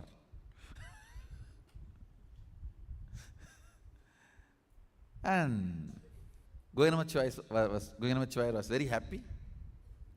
Actually, next day they got the news. Actually, the fire happened in the Chit Sabha, and suddenly somebody appeared and rubbed, and the problem got solved. Fire was put off. Then the disciple Gurunamachivayar asked Guhainamachivayar, the Guru, to give permission to go to Chidambaram and come. In those days, it is supposed to be walk. Quite a journey. It will take at least 15 days going and 15 days coming from Tiruvannamalai to Chidambaram. But Guru really wants the disciple to be with him. He wants the disciple with him, but disciple wants to go to Chidambaram to have darshan. But Guru plans, at least let me reduce the number of days he will be away from me. He said, when you are going, always sleep under the tamarind tree. When you are coming, always sleep under the banyan tree. Disciple said, yes, master, as it is. Your word, he accepted. The more number of days you sleep under tamarind trees, you will fall sick. So naturally, he started losing health. Now he knows he has to get back, come back to the Guru, and quickly as possible he went and had darshan and decided to come back. While he was coming back, he was sleeping under the banyan trees, and he became healthy by the time he reached the Guru. When he reached the Guru, he became healthy. These three places I always enjoyed.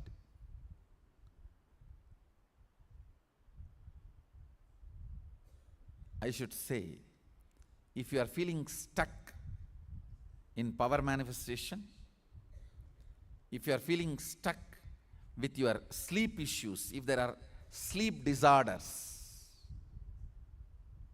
go and sleep in Goshala. Go and sleep in Goshala. You will be out of all these problems. Especially if you are struggling with morning spiritual routine that you are not able to get up, you are cursing everyone to come to spiritual routine, morning yoga, go and sleep in the Goshala, the whole issue will be solved. The whole problem will be solved. See, not able to get up in the morning means what? Enough oxygen has not gone inside during the sleep. If enough oxygen goes inside the system, you won't have the problem of not getting up in the morning. If enough prana has gone inside, you will not have the problem of morning getting up. You need to know Banyan tree is the only tree which releases oxygen in the night time. It's a science. It's not some belief. Google, you will find. Banyan tree is the only tree which releases oxygen. It is not just oxygen, prana too. Once we build temple, naturally I'll be staying under the banyan tree only. I already have my plans. I'll be residing under the banyan tree. Means even night sleep I'll be having there only.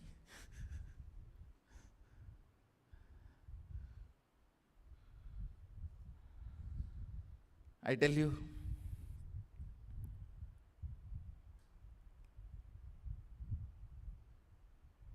getting accustomed for the fuel change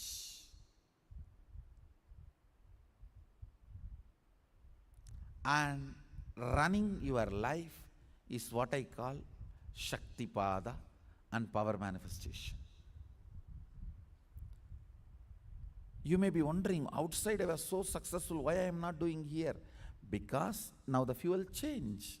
Outside you are running in kerosene, sometimes drainage water. Here it's a pure flight petrol. Engine need to get accustomed. Engine need to get settled. Pure prana, pure Kundalini Shakti, pure consciousness is the only fuel. Nothing else is fuel here. Nothing else can be fuel here to run your life. Run, run, run intensely. By Kundalini Shakti, you will manifest powers.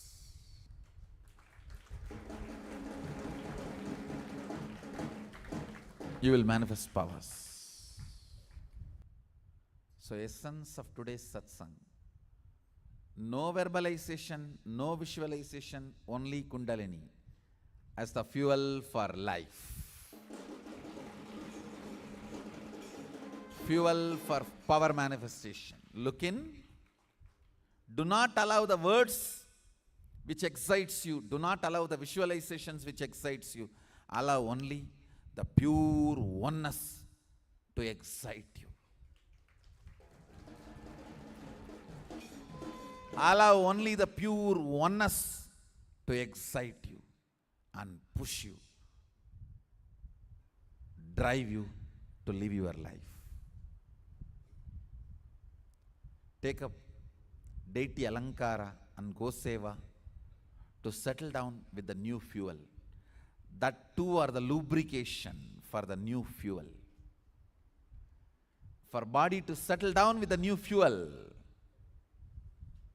Kundalini Shakti, deity alankara and go seva is the best lubrication.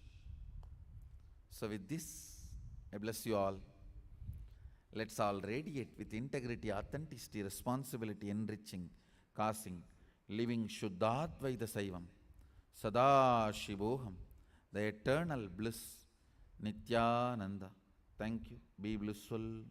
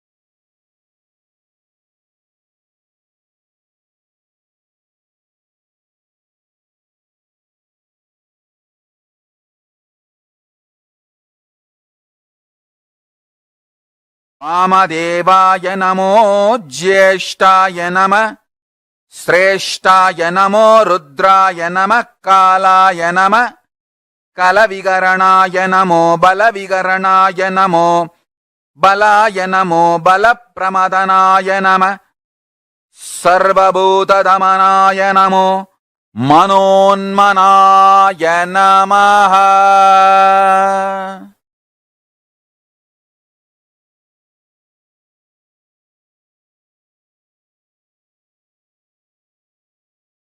అఘోరేభ్యోతఘోరేభ్యో ఘోరఘోరతరేభ్యః సర్వేభ్యో సర్వసర్వేభ్యో నమస్తే అస్తు రుద్రరూపేభ్యః తత్పురుషాయ విద్మహే మహాదేవాయ ధీమహి తన్నో రుద్ర ప్రచోదయాత్.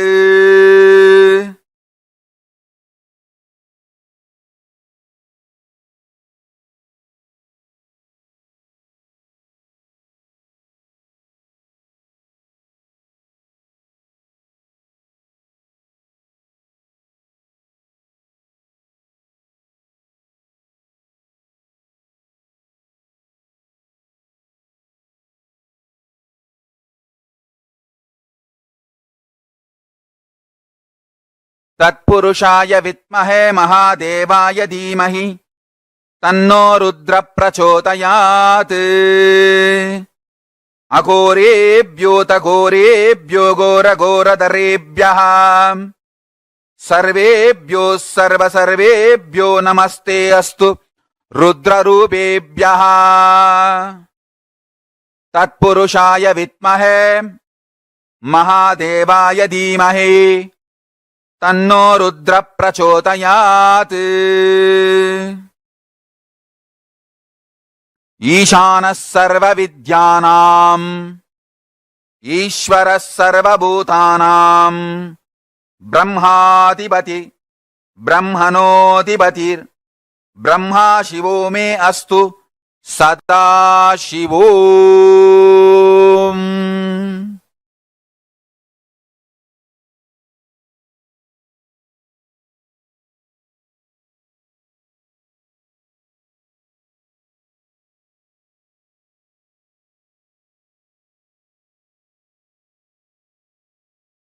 ఓం ఓం ఓం.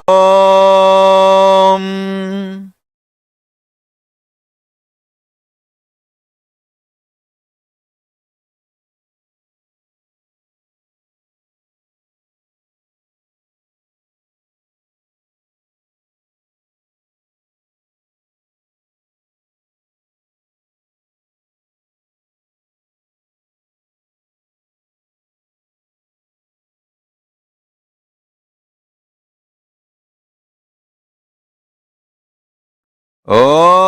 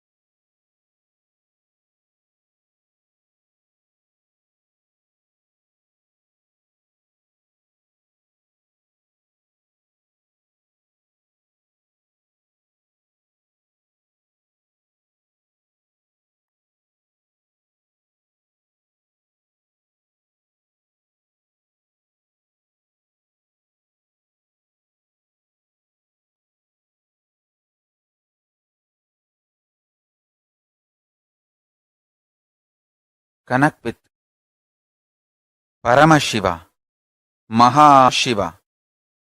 Om Nityananda Paramashivoham. Om Nityananda Paramashivoham. ॐ नित्यानन्द परमशिवोऽहम्।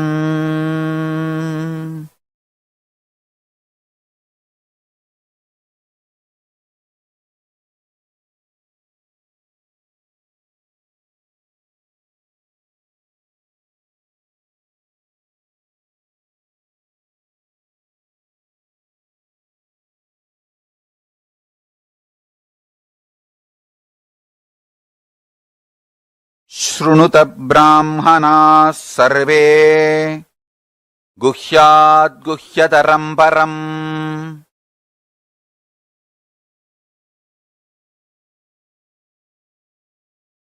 अस्ति मेरोरुदग्बाघे महाकैलासपर्वतः साम्बस्य सगुणस्यायम् सबक्तस्येन्तुमौलिनः संवासे योजनानाञ्च 20 कोटिप्रायतः दौहद्यमेतद्विगुणम् असय ज्ञेयम् द्विजोत्तमः नवरत्नमयम् तस्य मध्ये शिखरमुत्तमम् तत्रालयम् महेशस्य नानारत्नविचित्रितम् प्रकारकोपुराट्टाल वलबीभिर्विराजितम् तदा सिंहासने तत्र महान् शम्भुः सदा शिवः प्रबुल्लः कमलोल्लास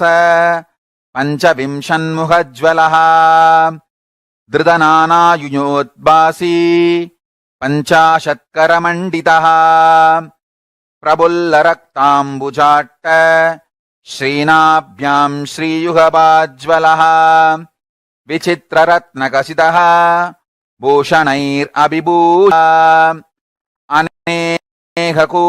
अनेककोटिसूर्याभः परमानन्दविग्रहः अप्राक्तकृततनुः श्रीमान् लक्ष्यलक्षणवर्जितः यतो वाचो निवर्तन्ते अप्राप्य मनसा सह गंगाश्रयजटाचूट चन्द्ररेखा विभूषितः भस्मोद्धूलित सर्वांग व्यालयज्ञोपवीतवान् कपालमालाधारी च व्याक्रचर्माम्बरावृतः प्रतिवक्त्रम् त्रिनयनः भक्तसर्वार्थसिद्धितः प्रसार्य दक्षिणम् पादम् कुञ्जयित्वेदरम् पदम् अभयम् चक्रचूले च डङ्गबाणौकताम् भजे कट्कतोमरशक्तिश्च सुप्रासपञ्चपान् हलाङ्कुशाक्षमालाश्च सुरिकाम् ध्वजदण्डकौ वज्रकुण्डासितम् श्राश्च ग्रहम् च पिण्डिपालकम् 25 तथा नो दक्षिणैश्चुभैः वरसावौ मृगम् शङ्खम् केडपाशव परश्वतान्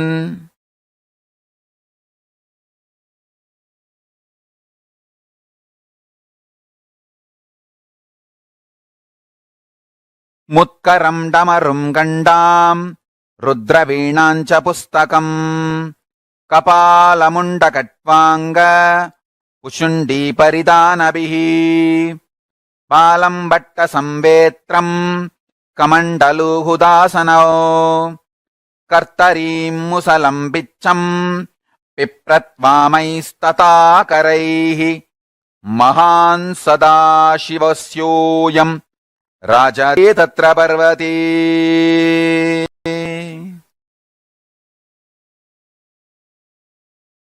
ॐ नित्यानन्द परमशिवोऽहम् ॐ नित्यानन्द परमशिवोऽहम्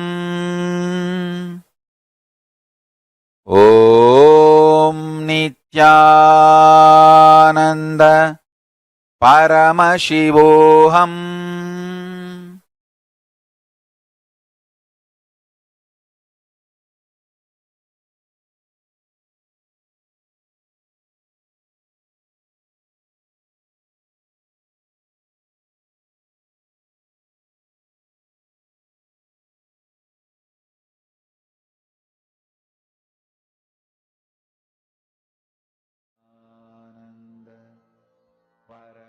परमशिवोऽहम्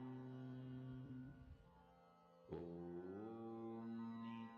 नित्यानन्द परमशिवोऽहम् ॐ नित्यानन्द परमशिवोऽहम् ॐ नित्यानन्द परमशिवोऽहम्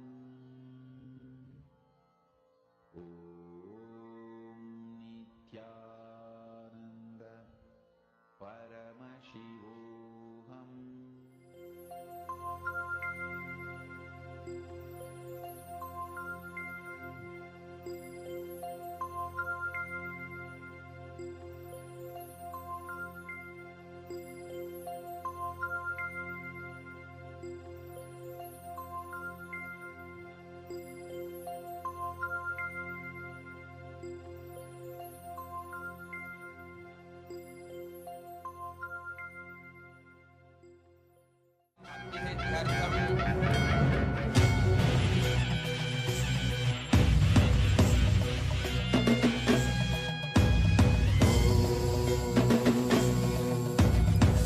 राजाधिराजाय प्रशक्यशालिने नमो वयं वै श्रवणाय कुर्महे श्यामे कामाय मह्यं कामेश्वरो वै श्रवणो ददातु कुबेराय वैश्रवणाय महाराजाय नमः சனடி போற்றி சிவன் சேவடி போற்றி நேயத்தே நிந்ததி மலனடி போற்றி ஆயப்பிறப்பருக்கும் மன்னனடி போற்றி சீரார் பெரும் துறையினம் தேவனடி போற்றி ஆராத இன்பம் அருளும் மலை போற்றி ஈசனே சிந்தை கவலவந்த நேசனே நீ வருவாய் பூவோடு கனிகளை கொண்டு உன்னை பூஜித்தோம் அருள் தருவாய் கலி என்னும் கடலினில் மூழ்கிட்டேயும் இனி கரம் தந்து காத்திட்டு கருணை மழையை பொய்கையில் அலர்ந்திட்ட அலவத்மம் போல உன் திருவடியில் வாழ்ந்திட நித்தனின் வாராய் அருணாச்சலனே நீ வாராய் அகண்ட ஜோதியனே வாராய் அல்லல் நீக்கிடவே வாராய் அகிலம் போற்றுகின்ற ஈசனே சிந்தை கவர்ந்த நேசனே நீ வருவாய் பூவோடு கனிகளை கொண்டு உன்னை பூஜித்தோம் அருள் தருவாய்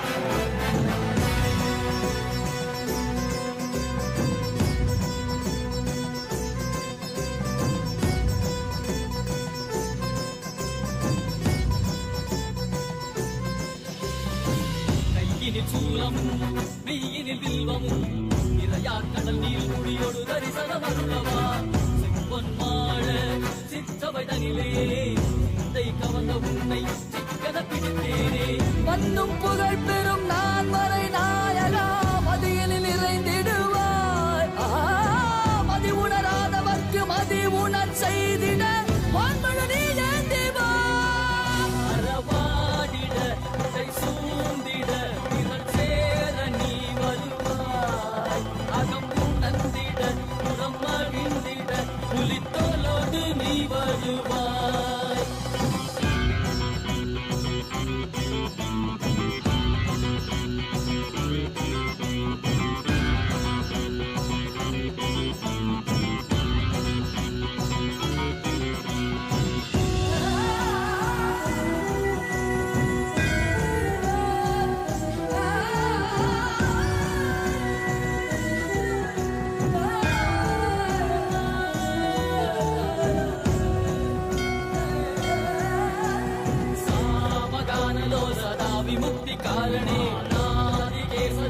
ಬ್ರಹ್ಮರೂಪನೇ ಮೀನಾಕ್ಷಿ ಶಕ್ತಿ ಸಗಿದ ಸುಂದರೇಶನೇ ಅಣ್ಣಾಮಲೈ ಉದಿತ್ತ நித்யநந்தனே சித்து அச்சித்தெல்லாம் முன்னாலே இயக்கும் முன்னாலே உந்தன் கண்ணாலே சிகையில் அணிந்திட்ட மதியாலே மதிலின் மொழியாலே தெளிந்திடும் வழியாலே ஜீவன் முக்தி பெற விழைந்தோமே உந்தன் திருவடியை தொழுதோமே வேள்வியாகினாய் கேள்வியாகினாய் கேள்வி காண பதிலுமாகினாய் ஊழியாகினாய் உலகுமாகினாய் அதுமாகி அருள்படை தரு கர்ம விதைகள் தீர்க்கும் காசிநாதனே எங்கள் கர்வம் போக்கி எம்மையாலும் நேசனே ஏகாந்தமாக ஏக பாதம் தூக்கியே எங்கும் மணியாரை காக்க வேண்டும் நித்யநந்தனே ஈசனே சிந்தை கவர வந்த நேசனே நீ வருவாய் உன்னையே கதிகன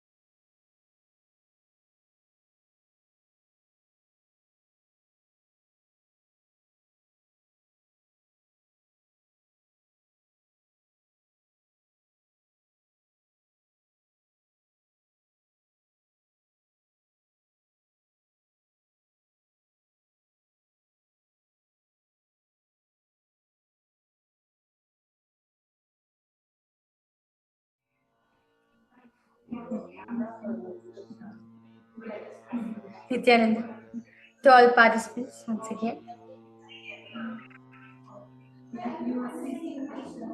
As all of us are now gathered to receive the darshan of Swamiji, we have come to the most waited hour of the day.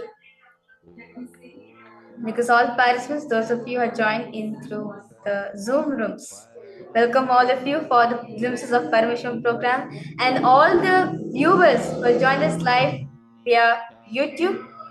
Welcome you too for the Glimpses of Paramashivoham program. As let us all now get ready to receive the most ultimate form of Paramashivoham as Swamiji. Because all of you now, just settle down. Those are the participants who have not kept their cameras on, because all of you to please come on your cameras, as Swamiji is going to be coming and he's going to be seeing each and every one of you. So it's important for his Naina Diksha, his eyesight to fall on you, as when Swamiji sees you. Lots of healing, thousands of karmas which have accumulated for janmas of the janmas just get cured, just get burned just by one sight of Swamiji.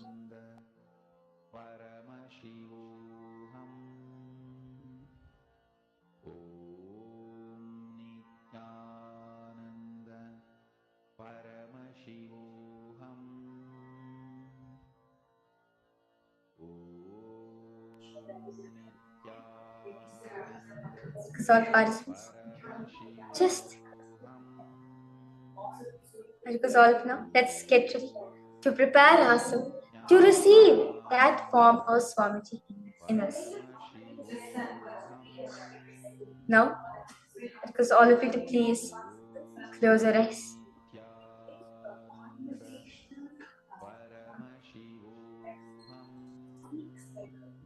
Sit straight, close your eyes.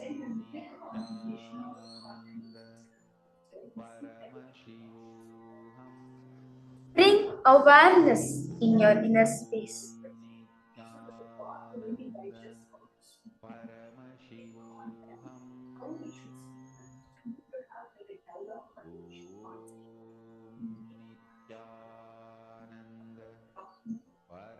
Bring, just overflow with that space of gratitude in you.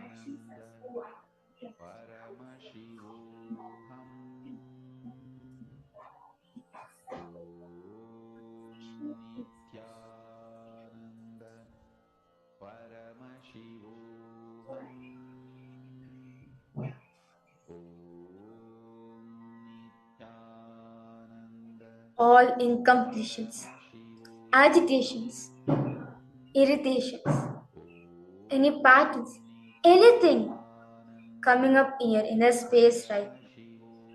Drop everything at Swamiji's feet.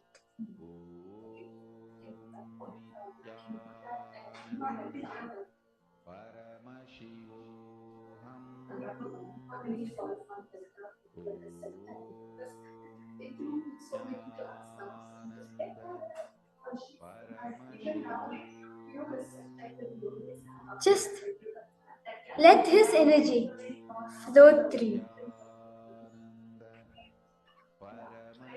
Like how when a tsunami hits, all the obstacles, all the obstructions in its way, it just gets washed. Same way, allow Swamiji's energy to flow through. Allow him to flow through as all the incompletions, patterns just get wiped out as you intensely chant the Mahavakya in you. Om Nitya